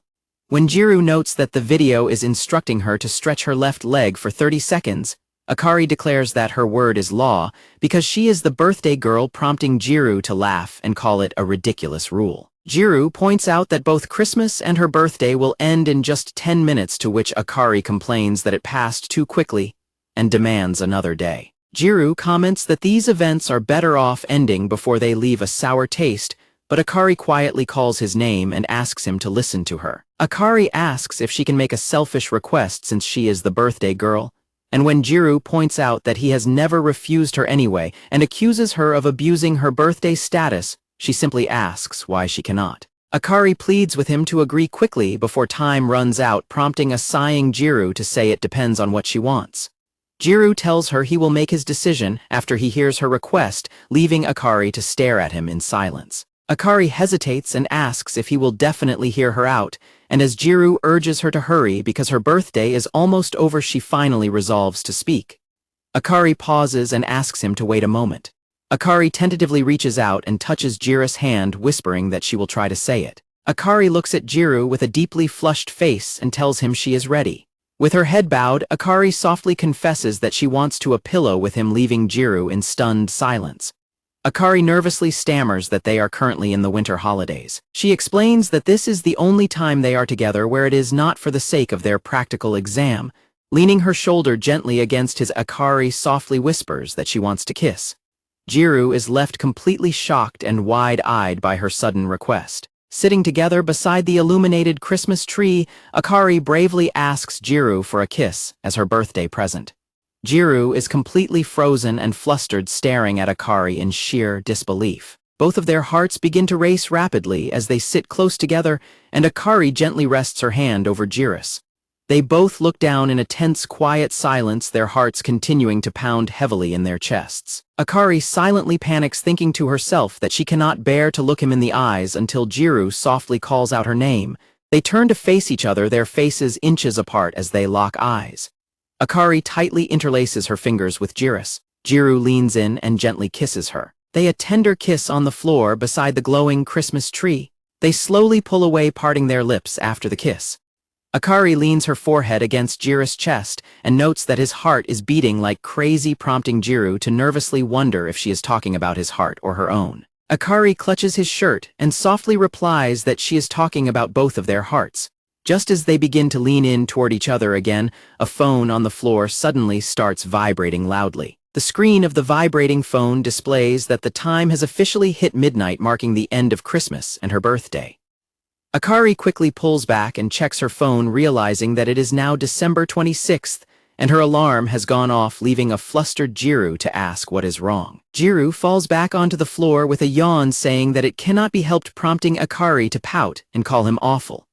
Gyaru turns his blushing face away and mutters that her selfishness hours are officially over. Akari accuses Gyaru of being transparently grumpy, but Gyaru simply remains silent on the floor until Akari calls his name once more. Akari suddenly leans over Gyaru's lying body and kisses him gently on the forehead. Gyaru's eyes widen in absolute shock at her sudden action. Akari smiles down at him warmly and whispers that this is her present to him. Akari leans in close and wishes Gyaru a happy birthday. Gyaru is caught completely off guard, repeating the word birthday in confusion. When Gyaru asks if she is referring to his birthday, Akari silently stares back at him. Gyaru suddenly realizes it is indeed December 26th, and yells that it is his birthday, prompting a shocked Akari to shout in disbelief over him forgetting his own birthday. Akari repeatedly thumps Gyaru in frustration, yelling at him to give her back her courage since she gathered so much resolve for this embarrassing request. Gyaru apologizes, defending himself by admitting he had no idea she even knew his birthday. Gyaru silently realizes he was so consumed with thinking about Akari's birthday that he completely neglected his own, as Akari quietly reminds him that he had told her his birth date once before. Akari recalls that Gyaru told her he was named Gyaru because his birthday was on the 26th back, when she barely even knew his last name, leaving Gyaru sweating as he tries to remember if that actually happened. Akari glares at him and complains that he definitely forgot, adding that he is probably the type to forget anniversaries as well, causing Gyaru to sweat and silently compare anniversaries to checkpoints. Akari curls up with her head down and hesitantly asks if she can confess something bothersome, admitting she wanted to be the first person to celebrate his birthday and had excitedly set an alarm to wait for midnight. Akari tearfully notes that there seems to be a difference in their excitement levels, admitting she feels somewhat lonely now that he forgot. As Akari mutters an apology for her gift and prepares to leave, Gyaru suddenly reaches out and grabs her wrist. Akari turns around and looks down at him with wide, surprised eyes. Gyaru looks up at her with a deeply flushed face, determined to say something. Gyaru, holding her hand, firmly tells Akari that her gift made him feel ecstatic, thanking her before asking if he can also be selfish for once. Gyaru brings his face close to hers, touching her forehead, and tells her that he wants another kiss. Akari blushes intensely and slowly closes her eyes. They wrap their arms around each other and a deep, passionate kiss beside the Christmas tree. Akari lets out a soft sigh as they hold the close embrace. As Gyaru hugs Akari tightly, his heart beats wildly, and Akari softly mutters an apology. Akari gasps softly as Gyaru pulls her even closer and grips her tightly. Gyaru gently cradles Akari's face in his hands as she blushes intensely, looking up at him. Gyaru stares back at her with a deeply flushed, nervous expression. Akari lets out a soft moan as they lean in close beside the Christmas tree. The clock continues to tick past midnight as they embrace. Akari wraps her arms tightly around Gyaru's neck, breathing softly as the bouquet of roses sits forgotten beside them. They a deep, quiet kiss on the floor. Akari tightly clenches Gyaru's shirt as she pants softly, their lips locked. The bells on the Christmas tree gently rattle as the two shift on the floor. Gyaru gently presses Akari down onto the floor, continuing to kiss her passionately. Suddenly, a loud buzzing sound echoes sharply through the quiet apartment. Gyaru is instantly startled, snapping his head up in confusion at the sudden noise. Akari also blinks in surprise, her eyes wide as the alarm continues to buzz. Gyaru realizes with embarrassment that his study alarm is going off, prompting a frustrated Akari to complain about his terrible timing, admitting she thought it was somehow related to their practical exam. As Gyaru pauses, Akari quietly calls his name and asks if he is not going to turn off the alarm he set up. Blushing furiously, Gyaru declares that the alarm can wait because he is taking a break, catching Akari completely by surprise. Akari bursts into hysterical laughter at his sudden boldness, rolling on the floor and calling it impossible while teasing him that he would be completely helpless without her.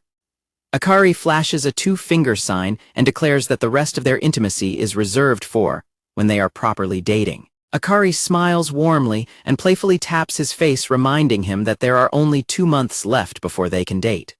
Gyaru gets up and announces he will be in his study, conducting very important research, prompting Akari to playfully call him a good boy. As Gyaru walks away, he silently reflects on her words, realizing that this level of affection is considered acceptable and fair game between them. After they both exchange good-night wishes, Gyaru closes his door and leaves Akari sitting alone in the quiet living room, completely stunned. Akari suddenly lets out a breathless cry, her face flushing bright red in a state of absolute shock. The next morning, Natsumi greets Akari as they arrive at the school building. Natsumi is relieved that they made it to the school in time to submit their renewal form. While putting her documents in, Akari silently reflects on being dressed up so nicely, and notes that Gyaru did not come to class today, before happily agreeing to hang out at a cafe with Natsumi later. Natsumi playfully demands to hear every extensive detail of Akari's Christmas while a male teacher passes by them in the hallway. The stern teacher stops and calls them out for wearing earrings. Both girls bow their heads in silent shame as the teacher confronts them. Natsumi and Akari nervously explain that they have already taken off their jewelry, and the teacher tells them they can keep their phones. Akari and Natsumi hand over their bow-shaped earrings to the teacher. The teacher sternly lectures them in the busy hallway, asking if they are not ashamed to be a distraction to the exam students by dressing up like that. He orders both of them to report to the principal's office and demands that they dress properly under their coats. As their friends walk away, telling them not to worry, Natsumi tearfully complains about her terrible luck since she only came to school for 5 minutes. Left alone in the hallway, Akari stands in quiet, heavy reflection. In a quiet moment of recollection, Akari closes her eyes and blushes deeply at the memory of their close embrace. A teacher asks Shiori if she is absolutely certain about her choice. Shiori firmly confirms that she wants to give her choice a shot, but the teacher snaps at her to pay attention, noting that she clearly is not listening. Another staff member tells Shiori that she did not have to make the teacher angry right before New Year's. Shiori spots Akari outside the office and asks if she is there for career guidance, but Akari casually replies that she has just been waiting her turn. Akari asks Shiori about her first choice for university, pointing out her own home's proximity to the subway, causing Shiori to hesitate and struggle to find the right words. Shiori finally reveals that she has decided to study in another city. Shiori explains that although many things happened, those events ultimately helped her make her final decision, leaving Akari to listen in surprise. Overwhelmed by the sudden news, Akari lunges forward and hugs Shiori tightly, tearfully crying that she will miss her and urging Shiori to always come to her for advice. Shiori quietly apologizes and admits that she is not quite ready to the full details with her just yet. Shiori laughs and confesses that it is still incredibly frustrating for her. Shiori giggles and advises Akari to change while she still has the chance, leaving Akari to confusedly ask if she is talking about her outfit. As Shiori happily walks away explaining how mad the teacher got, Akari suddenly gasps in horror as she remembers the dress code warning. Shiori continues walking down the corridor in high spirits. Despite her cheerful exterior, Shiori looks forward with tears silently welling in her eyes. Walking down the school stairs, Shiori clenches her fists and urges herself to change. Night falls over the quiet apartment building. Back home, Akari collapses onto the sofa in her school uniform, screaming in pure frustration about her exhausting day. While Gyaru sits at the table wishing he could die from embarrassment, Akari shows him her uniform and asks if she doesn't look completely awful, but Gyaru mutters that this is how things are supposed to be. Akari argues that being dressed so normally feels terrible, adding that, while she supports his efforts dressing up, is a different story, leaving a flustered Gyaru unsure of how to respond. Akari teasingly tells Gyaru that she dressed up in this uniform entirely for him, laughing that he is clearly embarrassed because he likes these kinds of girls. She rolls onto the sofa as Gyaru frantically tells her to stop teasing him and warns her to lower her feet. Akari peeks back at Gyaru over her shoulder while a deeply flustered Gyaru tightly shuts his eyes in silence. Gyaru covers his face in sheer embarrassment as Akari frantically sits up and apologizes, stating that she shouldn't have made him say something like that. Akari gently cradles Gyaru's hands and face, softly telling him to do his absolute best on his upcoming exams. Akari explains that since she is going back to her family home tomorrow, she wants to use this moment as a way of recharging. Akari laughs at him for getting embarrassed again and playfully teases him about calling him while she is with her family for New Year's, leaving a tired Gyaru to ask her to finally stop. Akari's travel bags, cosmetics, and heart-patterned pajamas lie neatly laid out on the floor as she prepares to pack. Akari lets out a tired sigh and decides to finish packing the rest tomorrow, though memories of the teacher's harsh scolding and Shiori's sudden decision to study in another city continue to weigh heavily on her mind. Akari stares quietly up at the ceiling from her bed, looking toward her closet where her school uniform hangs. Lying in bed with her arms stretched above her head, a deep sense of worry washes over Akari as she questions her own choices. Shiori struggles to hold back her tears in the quiet hallway. Shiori clenches her fists tightly as she determinedly walks down the school staircase. Night deepens over the quiet, illuminated apartment building. On a cold winter morning, Akari cheerfully meets up with Gyaru outside, sleepily greeting him. As they begin to walk together through the cold streets, Akari eagerly asks if there are any temples nearby. Smiling warmly under her cozy winter scarf, Akari wishes Gyaru a happy new year and expresses her desire to spend this entire year together with him as well. Akari formally wishes him a happy new year with her sincerest sentiments, leading a flustered Gyaru to ask if she is for real before she playfully tells him to shut up. The two of them arrive at a traditional shrine archway beneath the tall branching trees under the winter sky. Akari points out how crowded it is despite the early hour, and Gyaru agrees that everyone must have had the same idea. Akari excitedly says she cannot wait to witness the first dawn of the year, which might be her first time ever, and Gyaru adds that they are lucky to have a clear sky to see it clearly. Gyaru answers a sudden phone call with a nervous, blushing hello. Akari hesitantly asks if he was in class, and Gyaru admits he was chilling in the living room and felt startled by her sudden call, prompting her to tease him about getting nervous. Akari blushes as she prepares to say something. Gyaru gasps in surprise when Akari suggests they visit a shrine together for the new year. Akari nervously stammers that even though he has classes, she wants to meet just for a little bit, even if it is in his hometown. Gyaru is shocked to hear she would travel to his hometown, and he readily agrees to meet her. Akari looks downcast and asks if meeting up is a bad idea. Gyaru quickly reassures her, saying that on the contrary, it would make him really happy. Gyaru promises to message her later, to which Akari happily agrees. Back in the present, they walk side by side through the cold air. Gyaru finds a good spot to watch the dawn while Akari complains about the dense crowd and mentions that she is burning up. Akari unzips her jacket, complaining that it was a mistake to wear such a thick coat. Gyaru is instantly shocked and flustered by the sudden sight. Gyaru frantically tells her she is acting weird and points out they are in a public crowd, but Akari playfully counters that showing a bit of skin in winter is cute, and adds that everyone will be too busy watching the dawn to notice. Akari relents and says it is only for a bit, leaving a defeated Gyaru to let out a heavy sigh.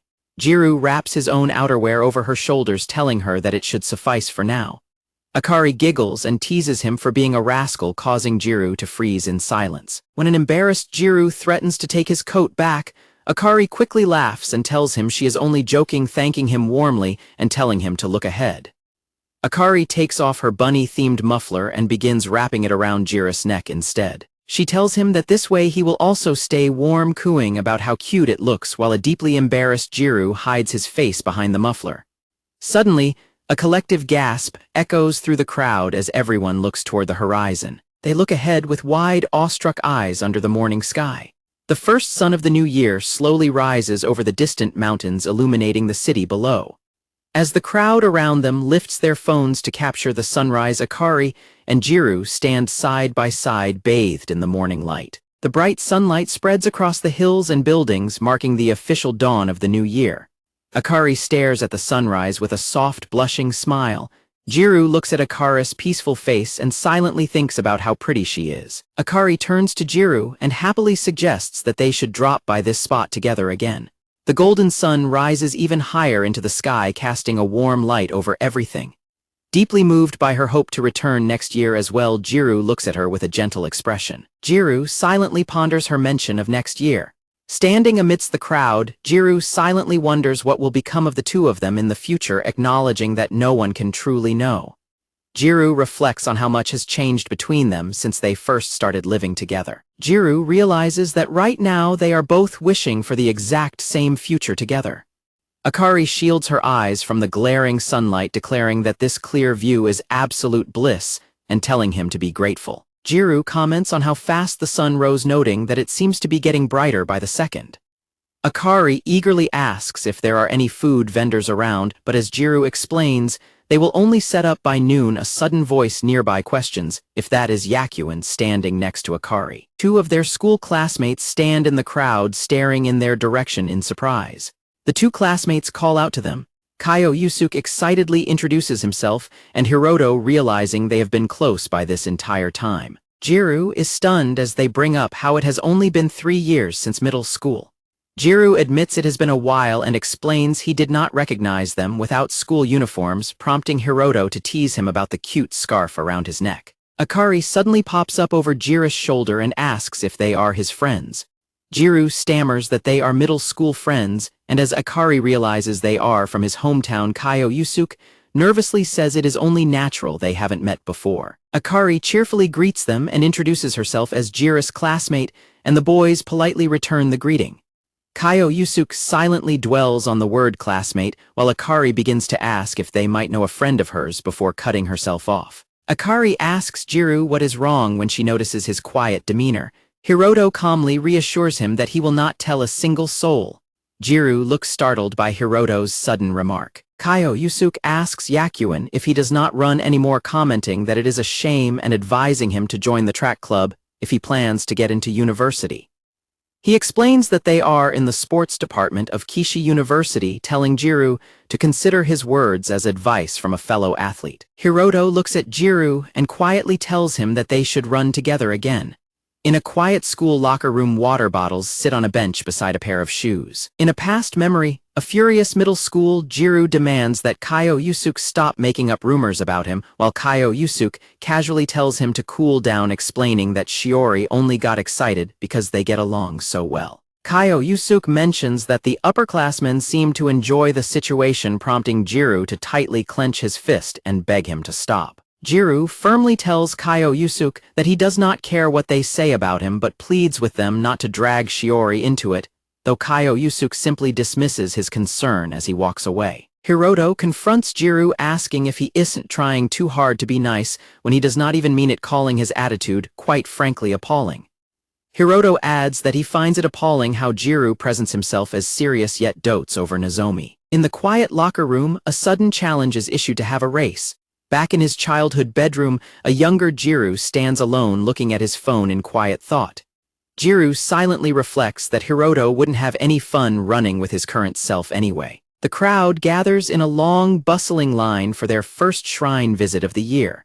Kyo Yusuke stretches with a yawn and says that they are going to join the line for the first shrine visit too. The two groups separate, with Hiroto and Kyo Yusuke heading off while Gyaru and Akari continue walking together through the busy crowd.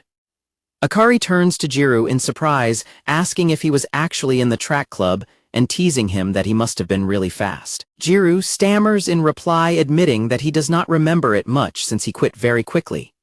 Gyaru looks at her with a gentle, apologetic smile. Akari quietly reaches out and gently takes Gyaru's hand in her own. Akari looks up with a determined smile and tells him that it is time to go for their first shrine visit. Gyaru looks at her holding her hand firmly as they walk together. They stand side by side in front of the giant bell at the shrine altar preparing to make their New Year wishes. With her hands clasped and eyes closed, Akari silently prays to be with Gyaru forever. As Gyaru prays silently beside her, Akari peeks at his face and wonders if he is wishing to pass his exams. The morning light they waited for so long shines with brilliant intensity over the city. Gyaru smiles warmly as the dawn reveals many hidden truths, including things they couldn't see or had previously pretended not to notice. The quiet observation deck looks out over the city under the morning sun. Akari stands in quiet prayer under the bright morning sky. Akari closes her eyes and gently smiles to herself, thinking that everything is going to be okay. Row upon row of wooden wishing plaques hang at the shrine as Akari silently hopes that whatever Gyaru wished for will come to pass. The classmates mockingly declare that everyone knows what Gyaru did. They bluntly claim that everyone heard the two of them being intimate in the locker room. An embarrassing noise echoes from the past memory of the locker room. Natsumi loudly calls out to Akari in the school hallway, prompting a startled Akari to quickly shush her. They peek around the corner at a nearby teacher scolding another student, relieved that they themselves were not caught. Natsumi complains that it is impossible for them to dress properly, arguing that it is not cute, and Akari completely agrees. Natsumi questions the point of making them change their style now, suggesting the school is just trying to annoy them, instead of letting them enjoy their remaining time in their school uniforms, which Akari agrees with. When Natsumi asks when the exams usually end, Akari explains she heard from Gyaru that the common tests have finished, so there are probably about 2 months left for the rest of them. Akari casually adds that living like a fugitive on school grounds sounds awful, unaware that the stern teacher has appeared right behind her. Akari freezes in absolute shock as she realizes who is standing behind her. Night falls over the quiet apartment building. Akari walks into the living room in her heart-patterned pajamas and spots Gyaru fast asleep on the sofa. She leans over Gyaru and tells him to wake up, advising him that he shouldn't sleep in the living room. As Akari points out that the room is too bright, Gyaru covers his eyes with his arm and sleepily agrees to wake up. Akari tells him not to just agree, noting that he always goes back to sleep right after saying that, while Gyaru rolls over on his side. Akari crawls onto the sofa and hovers directly over him, teasingly suggesting that maybe she should just sleep with him right now. They lock eyes in a sudden tense silence as she remains hovering above him. Gyaru lies on his back on the sofa, blushing intensely under her gaze. Akari smiles warmly at him and sleepily whispers a good morning. Gyaru lets out a startled gasp as Akari leans down and hovers directly over him on the sofa. Water suddenly drips from Akari's wet hair onto Gyaru's face, prompting him to shout in surprise as he wipes the drops away. Akari bursts into a light-hearted laugh and apologizes to him for the mess. Gyaru sits up in a daze, looking completely exhausted, prompting Akari to ask if studying is really that tiring. Gyaru rubs his eyes, groaning about how exhausting it is and expressing his desire to skip winter and go straight to spring, while Akari playfully pouts and tells him to stop ignoring her invitation to hang out. Gyaru looks at her gently and softly admits that he really does want to hang out with her. Akari's heart pounds wildly in panic as she realizes her drowsiness has made her dangerously close to blurting out her desire to live with him. Akari points out that they will need to start looking for a place to live soon because all the good spots will be booked in the next 2 months, while Gyaru reminds her that is only if he manages to pass his exams. Akari notices Gyaru's quietness and asks if he is feeling nervous about the exams, which Gyaru quietly confirms. Gyaru admits that with the admission tests just around the corner, he is wondering if he should aim for a lower-tier university, leaving Akari to ask if he is considering options other than Kishi University. Akari asks about his chosen field of math, and as Gyaru clarifies that it was applied mathematics, she eagerly asks what happened to that choice. Gyaru looks into the refrigerator and explains that he originally chose Kishi University's engineering program because it was relatively easy to get into and aligned well enough with his interest in science. As Gyaru pours water into his mug, he notes that Kishi University has two very distant campuses, adding that he does not want to go to the same campus as the sports majors. Gyaru thinks back to running into his former middle school classmates in the crowd the other day. Akari suddenly realizes he is referring to the boys they met at the shrine, asking Gyaru if he means those middle school friends are also attending that campus. Gyaru sips his drink and quietly admits that it would be awkward if they crossed paths, which is why he feels it might be better to just change his university choice. Akari firmly objects, asking Gyaru if that reasoning isn't completely wrong. Akari earnestly questions why he would alter his future plans, just because of those boys firmly asserting that he has the right to apply to whatever university he wants. Gyaru holds his mug and explains that not all his problems stem from this situation, adding that he just doesn't want to regret anything regarding this topic. When Akari asks if there is something on his mind, Gyaru confirms that of course there is. Akari asks Gyaru if he isn't thinking about other people a bit too much, advising him that he needs to focus on himself when making important decisions like this. Gyaru looks down and tells Akari that someone like her, who has lived carefree all her life, probably wouldn't understand. Gyaru apologizes and says he doesn't possess a strong will like hers, pointing out that stubbornly refusing to change her clothes, even after being warned by the teacher, is wrong since it breaks school rules. Gyaru turns away and wishes Akari good night, leaving her standing silently alone in the room. Akari stares silently with tears welling up in her eyes as the harsh words sink in. Back in his bedroom, Gyaru sits alone at his desk and studies quietly under the lamp. Left alone, Akari clutches her cushion and yells in frustration about what just happened, complaining that he was being completely annoying. Akari sits sniffing and glaring furiously with tears streaming down her cheeks. Akari buries her face in her arms, crying heavily, realizing regretfully that she said too much to him. Akari lies curled up on the floor, crying with her phone, complaining that her emotions are a complete mess and that she is in terrible pain. Akari sends a frantic text message to Sachai late at night, telling her that they just had a fight. Akari lies tearfully on the floor, wondering if Sachai is currently busy studying, crying out that she feels miserable and lonely. Meanwhile, Gyaru checks his phone as a group chat member apologizes for texting late at night and asks if anyone knows how to solve a difficult study problem, adding that they can reply tomorrow. Sachai bluntly replies in the chat, telling the sender to figure it out on their own. Gyaru stares in utter confusion as Sachai quickly deletes her harsh message and apologizes, claiming she sent it to the wrong chat. Gyaru recalls his harsh comment where he told Akari she has been carefree all her life and wouldn't understand. Feeling guilty about what he said, Gyaru silently resolves to apologize to Akari tomorrow. Tenjin messages the group chat saying he is free right now to help with the study problem, catching Gyaru's attention as his phone alerts him. Gyaru jumps in shock as his phone suddenly buzzes with an incoming call from Misaki, prompting him to hastily answer the call. Tenjin apologizes to Gyaru over the phone for calling him so suddenly, explaining that he thought it would be much quicker to discuss the study problem on a call rather than through text messages. Akari listens intently and acknowledges what she is hearing, noting that she understands the situation now. Looking down quietly with a flushed face, Akari silently resolves to apologize to Gyaru tomorrow. Akari remembers Gyaru's harsh comment where he claimed that someone like her, who has lived carefree all her life, probably wouldn't understand his feelings. Bare feet stand still on the floor, surrounded by scattered fragments of broken debris. Someone wearing shoes steps carefully through the shattered pieces scattered across the floor. A young girl in a school uniform stands silently beside a shattered glass door as a young boy walks into the room, looking surprised by the damage. Shoes stand amidst the sharp fragments of broken glass and debris covering the floor. Gyaru gasps in shock as drops suddenly fall onto his flushed face.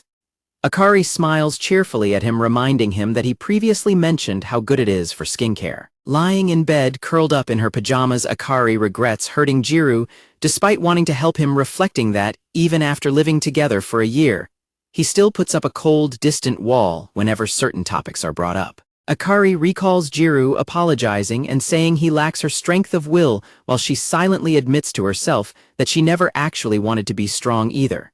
Sitting alone on a classroom chair, Akari reflects that life forced her to become strong. Outside an apartment building at night, loud knocking echoes against a front door as someone calls out from inside. Inside the apartment, A girl doing her nails is startled by violent knocking at the front door and yells out in confusion, calling for her mother. A woman nervously explains that a drunkard was drinking and banging on their front door, prompting a worried Akari to rush out into the hallway to see what is wrong. The woman slumps onto the floor, holding her chest in relief, saying she was terrified, while Akari comforts her and complains about the troublemakers in their area. As the woman tiredly notes that these scary incidents always seem to happen whenever Akari's father isn't home, Akari silently realizes with tearful eyes that she must be the one to protect her family instead. Akari asks her mother if her father is coming back next week, and her mother confirms that he is reminding her that her father works really hard at his job. Her mother advises Akari to catch up with him and give him a warm welcome when he returns, noting internally that Akari is actually the one who misses him the most. Her mother tells Akari that she can take a bath first, to which Akari casually agrees while silently reflecting that her mother is actually the one feeling scared. Akari slips out of her slippers and tells her mother to go take a bath first instead, since she is currently busy doing her nails, prompting her mother to agree and head in first. Standing alone, Akari thinks to herself that her mother could have stopped being stubborn and openly expressed those honest feelings to her father as well. In a flashback to her earlier high school days, Akari poses proudly in front of her bedroom mirror while admiring her new school uniform. Akari arrives at the school gate in the morning, exchanging casual greetings with her classmates and the faculty. A stern teacher stops Akari at the entrance, recognizing her as a first-year student and strictly pointing out that her uniform skirt is too short. Akari argues that upperclassmen wear even shorter skirts, but the teacher firmly explains that they worn first years specifically to prevent that behavior and orders her to fix her uniform immediately. Akari casually agrees and walks away, discreetly rolling her skirt back up behind her back as soon as the teacher turns away. Akari reflects on how adjusting her uniform slightly without getting caught became a symbol of her strong self-esteem, noting how thrilled she was to express herself compared to her dull middle school days. Inside the classroom, Akari happily chats with a friend about makeup and accessories, sharing tips about affordable beauty products during their break. A loud, violent cracking sound suddenly echoes through the building as glass shatters. Startled by the commotion, Akari volunteers to step outside and check what happened, even as her worried classmate warns her that it might be dangerous. Akari sighs softly as she stands near the shattered glass while someone steps closer to the scattered debris on the floor. Outside the broken classroom window, boys scatter and run away while voices shout that a baseball club member took a prank too far and broke the window. A student rushes down the hallway, calling out that the culprit got away, shouting to get Akari's attention as she stands near the shattered glass. Akari turns her head in surprise and exclaims aloud as she examines the shattered glass window. Tenjin walks into the classroom and stops in surprise, recognizing Akari as his classmate and calling out her name. Tenjin asks if the broken window caused the noise and anxiously asks if Akari suffered any injuries, prompting her to quietly reassure him that she is completely unhurt. Akari recognizes Tenjin as the student who was reading on stage earlier and asks to confirm his name, prompting him to chuckle and confirm that he is indeed the very same person. Tenjin looks at the shattered glass and suggests that their best course of action is to call a teacher first to report the incident. Suddenly, the classroom door slides open violently as a stern teacher rushes inside, shouting Akari's last name. Akari jumps back in shock and loudly denies breaking the window, while the angry teacher demands to know what she thinks she is doing standing there. Akari frantically explains that she rushed over after hearing the crash and seeing boys running away, but the teacher suspiciously demands to know why she is lingering at the scene. Tenjin calmly steps out into view and addresses the teacher, startling the instructor, who asks if Tenjin was involved as well. Tenjin firmly defends Akari, clarifying to the teacher that she was not responsible for breaking the window. Tenjin explains that he also investigated after hearing the loud noise and points out evidence showing that the window was clearly broken from the outside. Sighing in defeat, the teacher accepts the explanation and tells them both to head home while advising Akari to remove her makeup first, promising to return later to clean up the broken glass. Once the teacher leaves, Akari and Tenjin stand together in quiet silence amidst the empty classroom desks. Akari angrily complains that the teacher unfairly judged her because of her appearance, while Tenjin laughs brightly and admits he thought the instructor would apologize first. Akari turns toward Tenjin and expresses her sincere gratitude for stepping in to defend her. Tenjin smiles warmly and insists he was merely telling the truth, while Akari gazes at him in awe and internally views him as her savior. Blushing intensely, Akari bows her head and thanks him again with overwhelming enthusiasm, telling him that he completely saved her from trouble. Tenjin offers a gentle smile and tells her not to worry about it, repeating that helping her was his pleasure. Akari's heart skips a beat as she watches Tenjin turn to leave, bidding her farewell until class tomorrow. Moments later, Akari's classmate slides the door open and rushes into the room, apologizing profusely for taking so long, explaining that the culprit got caught in the hallway. The friend inspects the shattered window in shock, loudly complaining about the dangerous mess on the floor and asking who caused such damage. Back in the present, Akari snaps out of her high school memories as someone calls her name, quietly acknowledging them in response. Blushing quietly as Gyaru questions her, Akari silently reflects on her past feelings and thinks to herself that she felt like a complete idiot. Akari reflects that unlike getting scolded over her uniform skirt, that unexpected moment made her heart race for the very first time, noting that such life-changing moments always happen in a flash. Back in the present, Gyaru looks at Akari and reminds her that she previously agreed he could ask for anything he wanted, which Akari hesitantly acknowledges. Sitting alone on a classroom chair, Akari reflects on her own unusual childhood desires and admits to herself that she always wanted to cosplay as Sailor Moon. In the kitchen, Akari chops onions and complains about her stinging eyes while her mother instructs her on the recipe, steps suspiciously, asking why Akari suddenly wanted to learn how to cook, when she claims there is no specific reason. Her mother teases her by asking if she has a crush on someone, pointing out that the school practical exam won't start until her third year, causing Akari to blush furiously and loudly deny fancying anyone. Blushing bright red, Akari defensively shouts that she already said no, while her mother stares knowingly at her back. At school, Tenjin reads from a handout by the window, explaining to the class how the local festival originally started as a way to ward off illness and slowly evolved over time. Resting her chin on her hand, Akari gazes admiringly with flushed cheeks as she listens intently to his explanation. Watching Tenjin interact with the teacher at the front of the classroom, Akari silently reflects that the person she fell in love with was genuinely amazing. As she observes Tenjin quietly working at his desk, Akari notes to herself that the more she learned about his character, the more her own previous superficial attitude felt fake. Gazing fondly at him with a flushed face, Akari reflects that he truly seems like a knight in shining armor and wonders to herself what this overwhelming feeling is.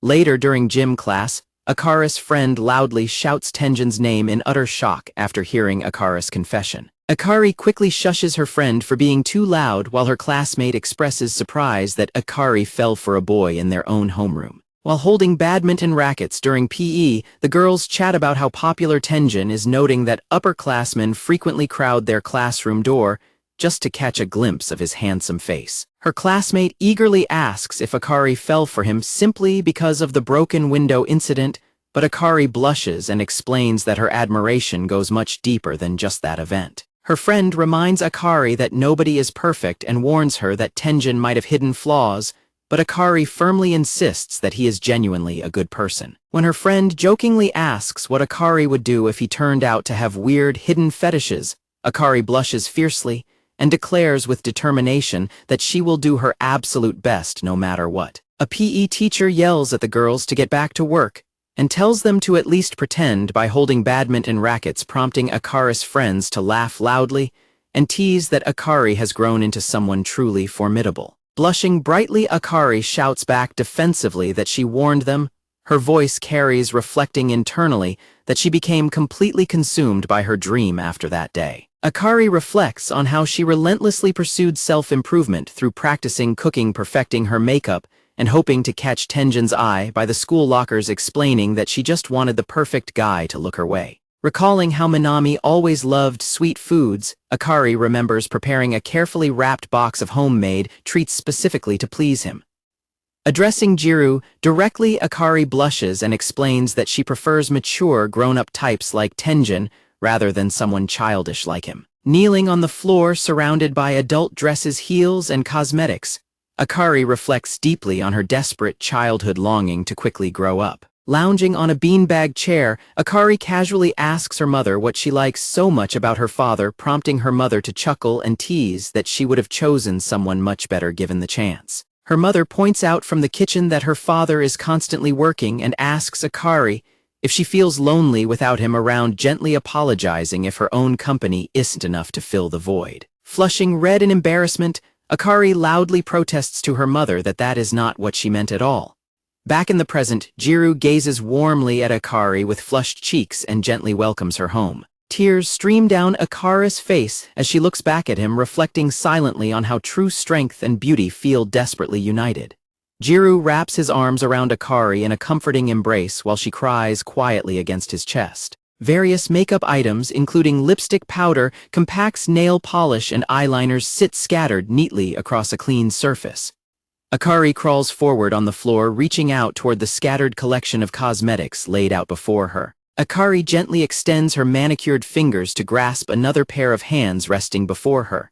Sitting together on the floor surrounded by cosmetics, Akari happily holds hands with her mother, while Gyaru crouches closely behind Akari, watching over them with a warm smile. Sitting at his study desk at night, Gyaru thanks the person on the other end of his phone call for their helpful advice, who calmly tells him not to mention it. Over the phone, Tenjin asks Gyaru which specific degree program at Kishi University he is aiming for now, noting that a lot has changed since they last discussed his future plans. Tenjin laughs fondly, praising Akari's nature, while a blushing Gyaru admits over the phone that hearing her comment felt strange, silently recognizing his own urge to run away from his feelings. Holding his phone to his ear with a wistful expression, Gyaru softly confesses to Tenjin that he wishes he could be the kind of person who lives freely, without overthinking everything. Speaking over the phone, Tenjin recalls how Watanabe first caught his attention on the first day of school over false accusations, explaining that he admired her free way of living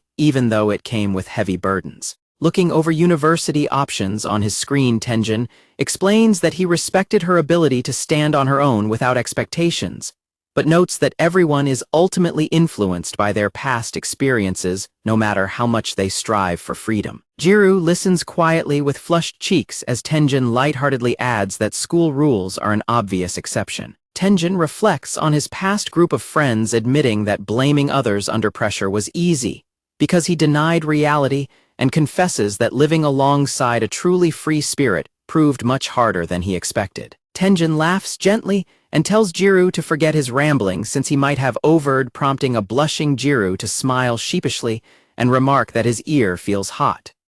Gyaru lowers his smartphone and looks at the screen as the call with Tenjin officially disconnects. Blushing quietly, Gyaru gazes ahead with soft eyes as he reflects on everything Tenjin did with him. Sitting at his desk looking at a drafted text message promising to properly apologize in the morning, Gyaru suddenly jumps as a soft knock echoes at his bedroom door. Opening the door, Gyaru finds a deeply flushed Akari standing in the hallway in her pajamas, nervously calling out to him. Akari suddenly lunges forward and wraps her arms tightly around Gyaru's neck, tearfully apologizing to him for her earlier behavior. Pressing her face close against him, Akari sheds tears and admits remorsefully that she crossed the line.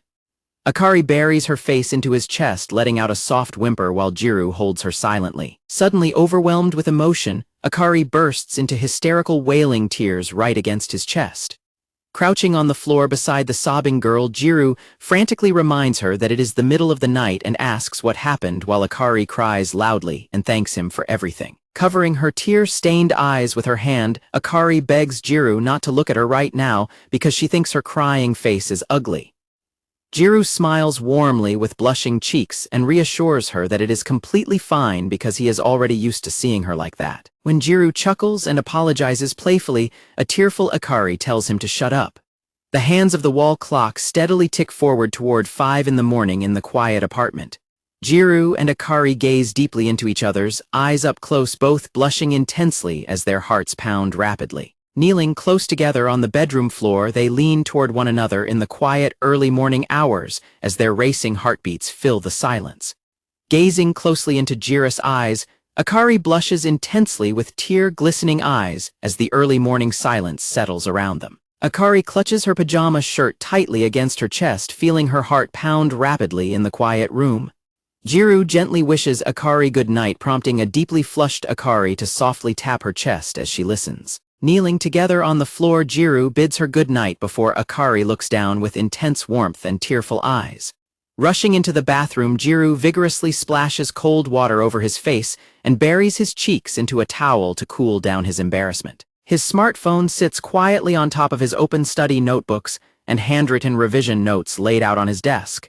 Sweating lightly, Gyaru focuses his gaze with intense determination as he pours himself completely into his studies. A text message displays on a phone screen apologizing for reaching out of the blue after such a long time. Crawling across the floor in her dress, Akari frantically searches through her scattered collection of cosmetics and shoes in panic. At school near the lockers, Shiori happily thanks Gyaru after he congratulates her on passing her university exams, catching him pleasantly by surprise. Changing her shoes by the lockers, Shiori explains that she opted for the joint entrance exam after realizing her first choice was too difficult, prompting Gyaru to praise her incredible achievement and ask if she applied for a nursing program in Kansai. Stepping into her school loafers, Shiori says that she and her father will begin house hunting next week, leading Gyaru to ask if she plans on living alone. Blushing softly, Shiori confirms his question while Gyaru praises her independence and tells her how cool she is. Smiling brightly in his winter scarf, Gyaru tells Shiori that even though he never caught up to her academically, he is finally taking bold steps toward his own future with firm resolve and finding joy in the effort. Shiori looks ahead with sparkling emotional eyes, reflecting to herself that embracing change turned out to be a good experience after all. A runner's hand reaches back to firmly grasp a relay baton passed forward during a race. On the school track field, Shiori watches in admiration as young Gyaru sprints forward with the baton in hand. Smiling cheerfully in the winter air, Gyaru tells Shiori that even if he never manages to catch up to her pace, he won't feel bad about his own journey anymore. Blushing intensely, Shiori lowers her gaze as emotions well up inside her. Shiori suddenly drops to the floor, burying her face in her knees and bursting into loud sobs, shocking Gyaru, who calls out in concern, asking what is wrong. Shiori cries into her hands, admitting that she was supposed to be the one to say those words, while a worried Gyaru leans down and softly calls her name. Still crouched on the floor, Shiori confesses that she has always hated her weak side and despised how she constantly tried to run away from difficult feelings. Wiping her tears, Shiori explains that thanks to him, she realized her past efforts were all to protect what she held dear, declaring that she no longer wants to just be supported, but wants to bring happiness to others, before looking up with a gentle smile to assure Gyaru that he will definitely pass his exam too. Shiori smiles warmly up at Gyaru with teary eyes, jokingly declaring that his success is personally guaranteed by his childhood best friend. Shiori stands up, wiping her eyes, and teasingly notes that she had planned not to cry at all, while Gyaru turns away to wipe his own eyes. Gyaru keeps his back turned, claiming that dust from his shoe rack made his eyes water, but Shiori laughs brightly and points out that his bright red nose gives him away. Gyaru looks back at her with gentle tears and a warm smile, prompting Shiori to laugh happily as they the lighthearted moment. Outside the apartment building, as evening approaches, Akari calls out to her mother over the phone, asking for exact cooking temperatures. Propping her phone on the kitchen counter during a video call, Akari asks why her mother is cooking beans, while her mother instructs her that heating the dish for 1 minute at 75 degrees is sufficient. Her mother asks to see Gyaru on the screen just in case, while Akari agrees and holds chopsticks over a steaming dish, thinking to herself that she wants to prepare a healthy meal for his crucial exam tomorrow. The front door opens as Gyaru walks inside, announcing his return, prompting Akari to quickly thank her mother and hang up the call so she can greet him. Gyaru pauses in the hallway with flushed cheeks and wide eyes, calling out Akari's name in surprise. Akari smiles cheerfully in her apron and welcomes him home, explaining that she was just on a video call with her mother, while Gyaru remarks that he thought they had visitors over. Admiring the large platter of fried cutlets, Gyaru notes how delicious it looks as Akari proudly explains She made Katsu for good luck on his exam tomorrow, leading him to chuckle that exams aren't a game while she eagerly asks for a taste. Gyaru smiles warmly and playfully asks Akari if she is trying to act like his mother, prompting a blushing Akari to tell him to go wash up and change so they can eat dinner. Gazing softly ahead, Gyaru silently wonders to himself what his exact role in her life truly is right now. Looking at Akari standing before him in her apron, Gyaru firmly resolves in his heart that he will definitely succeed on his exam tomorrow. Gazing at Akari with blushing cheeks, Gyaru asks her to wait just a bit longer, silently resolving that he wants to become cool enough to truly deserve a future together with her. Akari blushes deeply and softly agrees. Looking over student travel plans for a trip, they agree that Okinawa should be their destination since it was their first choice. Over the phone, Akari excitedly asks if they can go to Okinawa so they can make shisa figures together, prompting Gyaru to laugh and remark that getting excited over crafts instead of the beach is very typical of her. While Akari chats on the phone with Mei about starting a new part-time job, Gyaru arrives home with his bag, prompting her to pause and welcome him back. Akari informs Mei over the phone that Gyaru has returned from his supplementary classes, while Gyaru mentions that he snacked a little and heads off to take a bath. Gyaru tells Akari to chat as much as she likes, prompting her to thank him quietly while blushing. Akari apologizes to Mei over the phone and explains that Gyaru went to take a bath first, while Mei suggests that maybe Akari shouldn't live alone after all. When Mei asks why, Akari explains that they should hang the shisa figure she makes on the wall as a talisman, playfully complaining that her friend worries way too much. Morning arrives outside the quiet apartment building. As Gyaru prepares to leave with his backpack and coat, Akari yawns sleepily and explains that she wanted to wake up to see him off, while he chuckles and tells her she didn't need to push herself. Standing at the entryway, Gyaru thanks Akari for preparing breakfast and promises to do his absolute best today. Akari stares silently at Gyaru with wide eyes, making him blush under her gaze. Gyaru asks Akari not to worry more than he is since he already promised to do his best, prompting a flustered Akari to quickly deny that she was worrying. Calling him a dummy for not reading the room, Akari steps up on her tiptoes and reaches out toward him. Akari leans forward and gently kisses Gyaru on the cheek. Pulling back slightly, Akari gazes at him with deeply flushed cheeks. Gyaru stands frozen in shock with a kiss mark on his cheek as Akari softly tells him that she will see him soon. Akari leans out the apartment door, waving goodbye cheerfully, while Gyaru walks down the hallway waving back. Gyaru presses the elevator button to head down from their floor. Riding the elevator down, Gyaru blushes furiously into his winter scarf, admitting to himself that he completely wasn't expecting a kiss. Commuters stand crowded on platform 3, waiting for the train to arrive. Riding the train, Gyaru looks at his phone screen showing a drafted message from Hiroto, asking if he is going to run away, along with a text message from his mother. Gyaru reflects on how he has always hated his weak side and how he constantly tried to run away from challenging moments, recalling his encounter with his former classmates at New Year's. Remembering Shiora's words about how she protected what she held dear and grew thanks to him, Gyaru reflects on her heartfelt confession. With firm resolve, Gyaru types out a reply apologizing and stating that today he will finally face things directly without running away before hitting send. Holding onto the train strap with a racing heart, Gyaru remembers the encouragement to be whatever he wishes to be.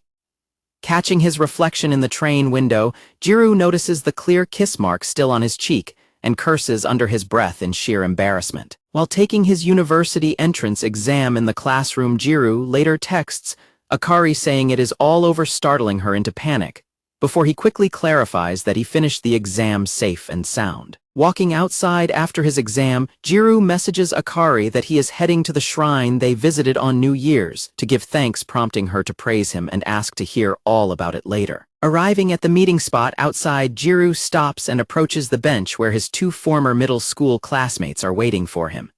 As one of the boys stretches his arms while waiting on the bench, they both notice Gyaru walking up to greet them. Standing in front of his former classmates, Gyaru exchanges greetings as they wish him good luck and express hope that he passes his entrance exam. When Gyaru nervously mentions that they hadn't messaged in a long time, his classmate points out that they literally just saw each other in passing at New Year's.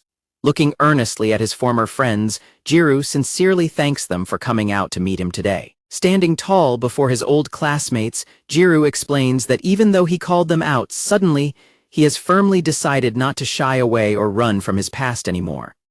Back at the apartment, Akari checks her phone as an alert notification pops up on her screen. Staring at the incoming notification on her phone, Akari freezes with wide, shocked eyes. Standing before the stone torii gate of the shrine, Gyaru firmly sets his sights on the future ahead. Standing outside the shrine steps, Gyaru apologizes for calling his former classmates out so suddenly, while they thank him for coming.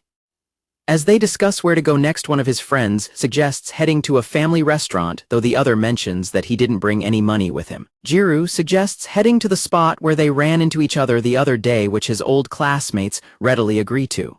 Hesitating slightly, Gyaru asks his former classmates if they wouldn't mind accommodating a special request if it isn't too much trouble. Gyaru tells his friends that he wants to head towards the hill.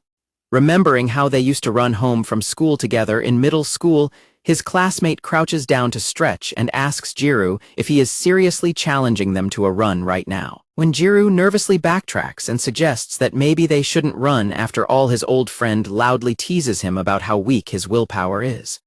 Looking down quietly, Gyaru remarks that it is completely fine since he finally got the chance to reconnect with them. His friend tells him that it is time to stop acting gloomy and grow up, admitting that if they don't run together today, he feels like he will regret it for the rest of his life. Looking up with firm resolve, Gyaru plainly declares that he wants to run. Recalling an incident from 2 weeks ago where his classmate carried heavy bags up the hill, despite having an injured foot, Gyaru remembers his friend's quiet determination. His classmate laughs off the past struggle and reminds Gyaru that he isn't the only person in the world dealing with personal hardships and trying to conserve energy for university. Declaring that it is time to begin, the two get into starting positions on the street and prepare to launch forward. At the signal, Gyaru and his classmate sprint forward down the street side by side. Pounding down the pavement, Gyaru complains aloud that his legs feel extremely heavy and that he doesn't feel like he is getting any closer to the hill at all. The two continue racing down the long, paved road together. Watching his old friend easily pull ahead on the road, Gyaru thinks to himself that he isn't surprised by his impressive speed. Watching his friend's stride, Gyaru realizes that his classmate must have been working hard all this time while he himself did nothing. Remembering how the three of them used to race up the residential street together, as kids they push forward with everything they have. Running up the hill, Gyaru reflects on how being fast made him popular in elementary school, acknowledging that without an outgoing personality, such popularity never lasts. Recalling how he apologized to Akari before coldly claiming that someone as carefree as her wouldn't understand his struggle, Gyaru feels the heavy weight of his past words. Panting heavily along the uphill road, Gyaru berates himself for being pathetic as his friend's reminder echoes in his mind that everyone deals with personal hardships. Remembering how false rumors spread in middle school and caused Shiori to worry about the trouble reaching his ears, Gyaru remembers furiously demanding that people stop making things up about him. Remembering Shiori crying and admitting she realized something thanks to him, Gyaru reflects that everything he did back then was just an attempt to protect what he held dear. Denying that noble framing to himself, as he pictures his old classmates laughing together, Gyaru realizes his true intentions were far less selfless. Gasping for breath on the steep road, Gyaru admits to himself that he believed he shouldn't have nice things or close relationships. Remembering his mother cheerfully packing his bento with fried chicken for morning practice, after oversleeping, Gyaru thinks about the gentle domestic routines he used to take for granted. Pushing his feet forward along the asphalt, Gyaru breathes heavily as he reflects on his past isolation. Remembering how his father urged him to at least explain to his worried mother why he suddenly quit track, Gyaru recognizes that keeping secrets about the Shiori rumors was merely a defensive attempt to shield himself from hurt. Recalling how he distanced himself from Shiori by claiming it was best they stopped talking even as she asked to remain friends, Gyaru admits he believed that having nothing meant he had nothing left to lose. Gazing out over the open cityscape, Gyaru reflects that he lived his entire life adhering strictly to that defensive philosophy. Gasping for air, Gyaru steadily steps forward along the paved roadway. Breathing heavily with sweat dripping down his face, Gyaru keeps his gaze locked firmly ahead. Reaching the top of the viewpoint, Gyaru looks out over the sprawling residential town, bathed in bright sunlight. Taking in the expansive view, Gyaru's eyes widen with quiet clarity. Looking out across the distant town and mountain horizon, Gyaru reflects that he had always feared the outside world. Remembering the warmth of the sun while walking to school with Shiori and the refreshing exhilaration of morning track practice with his classmates, Gyaru revisits his fondest childhood routines. Standing under the open sky, Gyaru realizes that despite holding onto such genuine happy memories, he let his fears overshadow them. As Gyaru pauses on the pavement, his classmates' running shoes step up right alongside his loafers. Looking up the steep roadway, Gyaru watches the fading memory of his younger self racing up the hill with his classmate. Standing quietly on the pavement present day, Gyaru watches his younger self glance back while sprinting up the residential slope. Remembering the concerned expressions of his parents alongside the warm smiles of Shiori and his friends, Gyaru reflects on the people who always cared for him. Remembering how his teacher reassured him and encouraged him to reach out instead of shouldering everything alone, Gyaru acknowledges that adults and friends had always paid close attention to him. Remembering his classmate pointing out that everyone feels uncertain and afraid, Gyaru admits that his fear of the outside world was not unique to him. Recalling Akari gently holding his face and begging him to believe in her rather than worrying about strangers, Gyaru recognizes how much he feared getting lost. Pushing his legs to sprint hard up the steep road, Gyaru reflects on how he chose to live a life of isolation. Like a heavy boulder crashing down onto the ground, Gyaru realizes that facing the outside world was completely inevitable. Reflecting on his past confrontations, moments, and warm memories with Akari and Shiori, Gyaru realizes that stepping out of his shell allowed him to find many precious things. Sprinting up the hill right behind the memory of his younger self, Gyaru silently apologizes for leaving him to run alone all this time and tells him that he has run enough. Sprinting side by side across the top of the slope, Gyaru tells his younger self that he did everything he could. Breathing heavily as he runs along the road, Gyaru smiles warmly with quiet relief. Suddenly losing his balance from exhaustion, Gyaru's eyes widen as his legs give out. Just as he reaches the top, Gyaru's loafer catches on the ground as his old friend looks back toward him. Tripping forward across the finish line, right past his classmate, Gyaru collapses face first onto the pavement and gasps exhaustedly for air. A passing delivery truck stops on the road behind them, prompting the startled driver to lean out his window and ask if Gyaru is all right while his friend walks over. Kneeling beside him on the road, his friend quickly apologizes to the driver and explains they were just racing up the hill while collapsed. Gyaru reassures him that he is completely fine, even though he lacks the strength to get up. As the delivery truck drives away, his old classmate praises his effort and warns him not to just lay in the middle of the road, while Gyaru complains that his body feels stiff as a board. Grasping Gyaru's shoulder to help him sit up, his classmate playfully scolds him for wanting to race up the steep hill in such an exhausted state. Leaning exhausted against his old friend with a warm smile, Gyaru chuckles lightly and apologizes. The quiet viewpoint overlooks the surrounding trees under the open sky.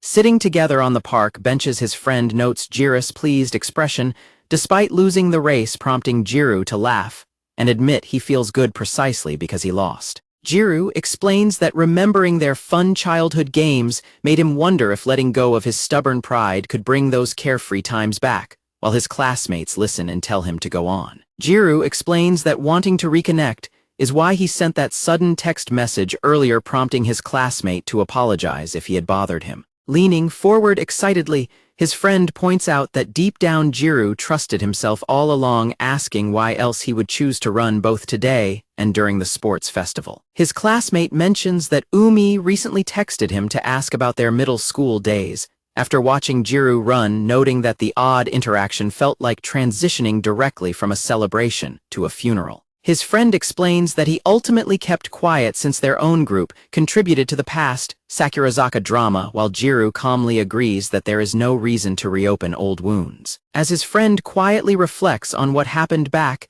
then Gyaru gently assures him that he already knew none of it was intentional. Standing up beneath the park trees, his old friend looks ahead thoughtfully while Gyaru listens in silence. Turning toward Gyaru, his former classmate bows his head sincerely and apologizes for the past. Surprised by the sudden apology, Gyaru frantically waves his hands, insisting that he was the one acting childishly back, then only for his other classmate to drop into a deep bow and loudly apologize as well. Sitting before his bowing friends, Gyaru accepts their apologies with a warm smile. Laughing off the heavy atmosphere, his friends note that they have all matured enough to apologize, teasingly pointing out that Gyaru changed the most by actually managing to date a Gyaru. When his classmate loudly demands to know who that girl was, a flustered Gyaru stammers that his relationship with Akari is a bit complicated. Gyaru nervously explains that they are sort of dating but not officially, prompting his friends to teasingly cheer and ask if they are friends with benefits, which Gyaru frantically denies, clarifying that he is simply keeping a promise to make their relationship official once they get into their respective universities. His friend jokingly scolds him for slacking off on taking things to the next level. Blushing deeply, Gyaru thinks tenderly of Akari. Sitting quietly on the bench, Gyaru softly confesses to his old friends that Akari is the only person he could ever see himself being with. Hearing Gyaru's heartfelt confession, his friend groans that winning their race doesn't feel like a victory anymore and declares that it is time for them to leave. As they head their separate ways along the path, his old classmates loudly shout crude curses, hoping he fails his exam out of sheer jealousy, prompting a flustered Gyaru to yell back at them to stop jinxing him.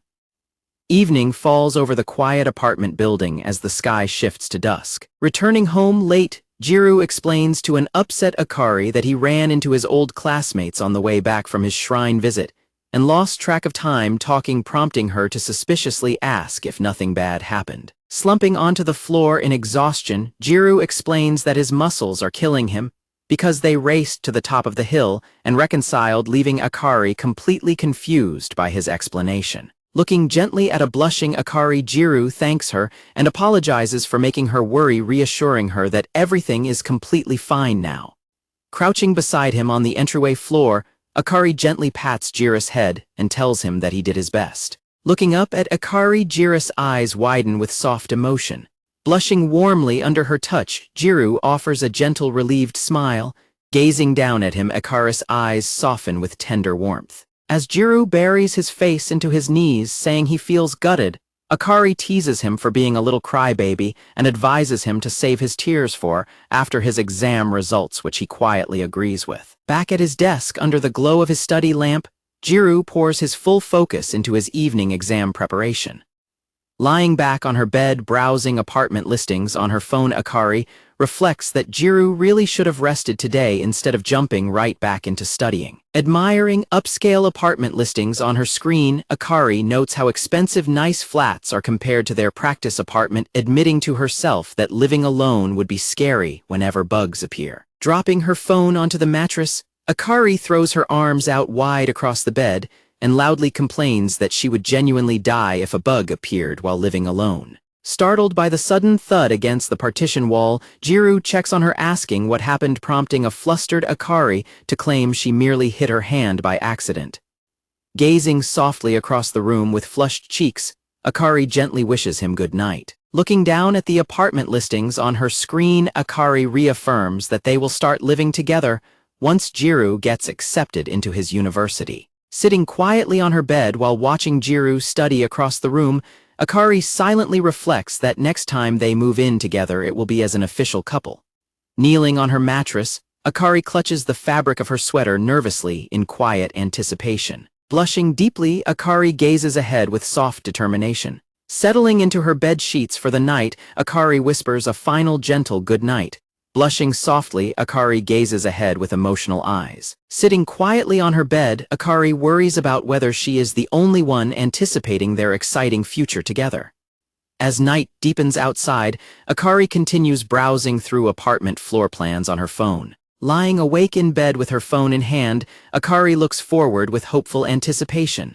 Sitting at her desk, Shiori checks map directions on her phone and bookmarks a cute bakery she discovers along the route. Looking at her phone with a bright smile, Shiori reflects that even though she hasn't moved, yet her new town already feels like home. A notification alert pops up on Shiori's phone showing a message from Mei letting her know she will leave school at 3 in the afternoon. Shiori quickly texts back that she is on her way while outside the school building. Mei reads the reply with a warm smile. Before leaving, May waves goodbye to her junior track club members who eagerly thank her for her guidance and hard work. As Umi walks over and teases May about hanging around the girls' track team, she snaps at him to shut up while the junior members politely thank him as well. Spotting Tenjin outside, Gyaru calls out to him and explains that he is currently sorting out paperwork and returning keys to vacate their practice apartment, while Tenjin greets him cheerfully. Gyaru remarks that he hopes the boys at Shiora's new school are reliable like Tenjin rather than troublesome like Terafune, prompting Tenjin to laugh and joke that seemingly nice guys like him might actually harbor dangerous secrets. When Tenjin falls silent, Gyaru chuckles and remarks that any secret Tenjin has must be far more interesting than his own.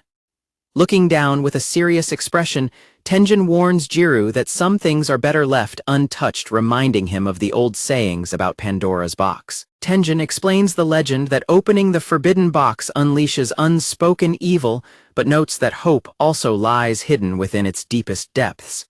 Tenjin gently remarks that it might not be his place to say anything. Tenjin adds that people sometimes don't recognize what lies inside until things are actually opened up, catching Shiora's attention. Spotting his former classmate outside the school fence, Umi jogs over with a towel around his neck and calls out to Gyaru. Later that day, they gather inside a nearby family restaurant. While discussing past rumors over pizza and fries at the restaurant, Tenjin suddenly sneezes loudly across the table, prompting Gyaru to scold him for not covering his mouth. As Gyaru grabs some fries and eagerly mentions waiting for the latest manga chapter, a group of high school girls walks past their booth, discussing their afternoon plans. Sachai and Natsumi notice Gyaru and his friends sitting in the restaurant and walk over to their table, questioning what the boys are up to, while Sachai demands a treat for passing her entrance exam. Natsumi hugs Sachai while Gyaru and his friends applaud and congratulate her on passing her university entrance exam. While the girls talk about taking pictures to make the most of their remaining high school memories, Gyaru notices their attire and asks why they are still wearing their school uniforms. Posing cheerfully together around the table of food, the group takes a commemorative photo to celebrate. Sachai brings up Akari, prompting Tenjin to turn around and ask how she is doing today. Back at the apartment building, Akari sits quietly at her desk, waiting in anticipation. Suddenly, the front door slides open with a loud thud as a breathless Gyaru rushes back into the apartment, startling Akari. Staring at one another across the room, both Akari and Gyaru freeze with wide eyes and flushed cheeks. Overcome with emotion, Akari lunges forward and wraps her arms tightly around Gyaru in a warm embrace. Shedding happy tears, Akari congratulates Gyaru on passing his university entrance exam, while Gyaru warmly thanks her and credits her constant support for his success. Standing close together on the entryway floor, Gyaru mentions that his family already messaged back their congratulations while working. Gazing closely into each other's eyes, both blush intensely in the quiet room. Just as the moment deepens, Gyaru's phone suddenly vibrates loudly with an incoming call from Kamo, forcing Gyaru to apologize and step back to check his screen. The smartphone screen lights up, displaying Gyaru's name across the display. Standing behind the partition wall, Akari clutches her cardigan tightly around her shoulders as her heart pounds in the quiet room. Staring at the closed doors, Akari reflects that while she constantly daydreamed about the romantic aspects of moving in with Gyaru, she needs to sit down and properly think everything through. Looking at the digital clock signaling that the practical marriage exam is officially over, Akari resolves to herself that living together, kissing, and everything beyond will happen simply because she wants them to. Blushing deeply, Akari whispers to herself that her heart is racing way too fast. Stepping into the hallway to answer his phone away from Akari, Gyaru furiously yells at Kamo for calling at such terrible timing, while Kamo tells him to chill out and claims he just wanted to the news with his best mate. Gyaru congratulates them both on passing their exams before furiously yelling into his phone that Kamo is a traitorous prick for interrupting him. Kamo asks Gyaru what he plans to do about housing since they have to vacate the practice apartment, soon explaining that looking at flats online wasn't enough, and they will need to visit a realtor in person. When Kamo offers to introduce him to someone who can help secure student discounts and housing, Gyaru eagerly accepts, prompting Kamo to dramatically joke that Gyaru is indebted to him once again. Kamo advises him to act quickly since housing demand is high right now, prompting Gyaru to thank him and agree to sort it out right away before preparing to hang up. Smirking teasingly into the receiver, Kamo promises that he will definitely time his next phone call just as interruptively to tease Gyaru once more. Hanging up the call, Gyaru reaches for the door handle while reflecting in awe that he and Akari will soon rent an apartment together and meet each other's parents. Grasping the door handle firmly, Gyaru reflects on the stretch of time from the end of the practical exam in January all the way to their graduation day today. Blushing deeply, Gyaru resolves to himself that he can finally move forward and must properly confess his feelings to Akari right now. Back inside the apartment, Akari sits quietly waiting near her desk while looking down nervously. Suddenly, the front door slides open with a loud thud as Gyaru rushes abruptly back into the room, startling Akari. Staring across the room at each other, both Akari and Gyaru freeze with wide eyes and flushed cheeks.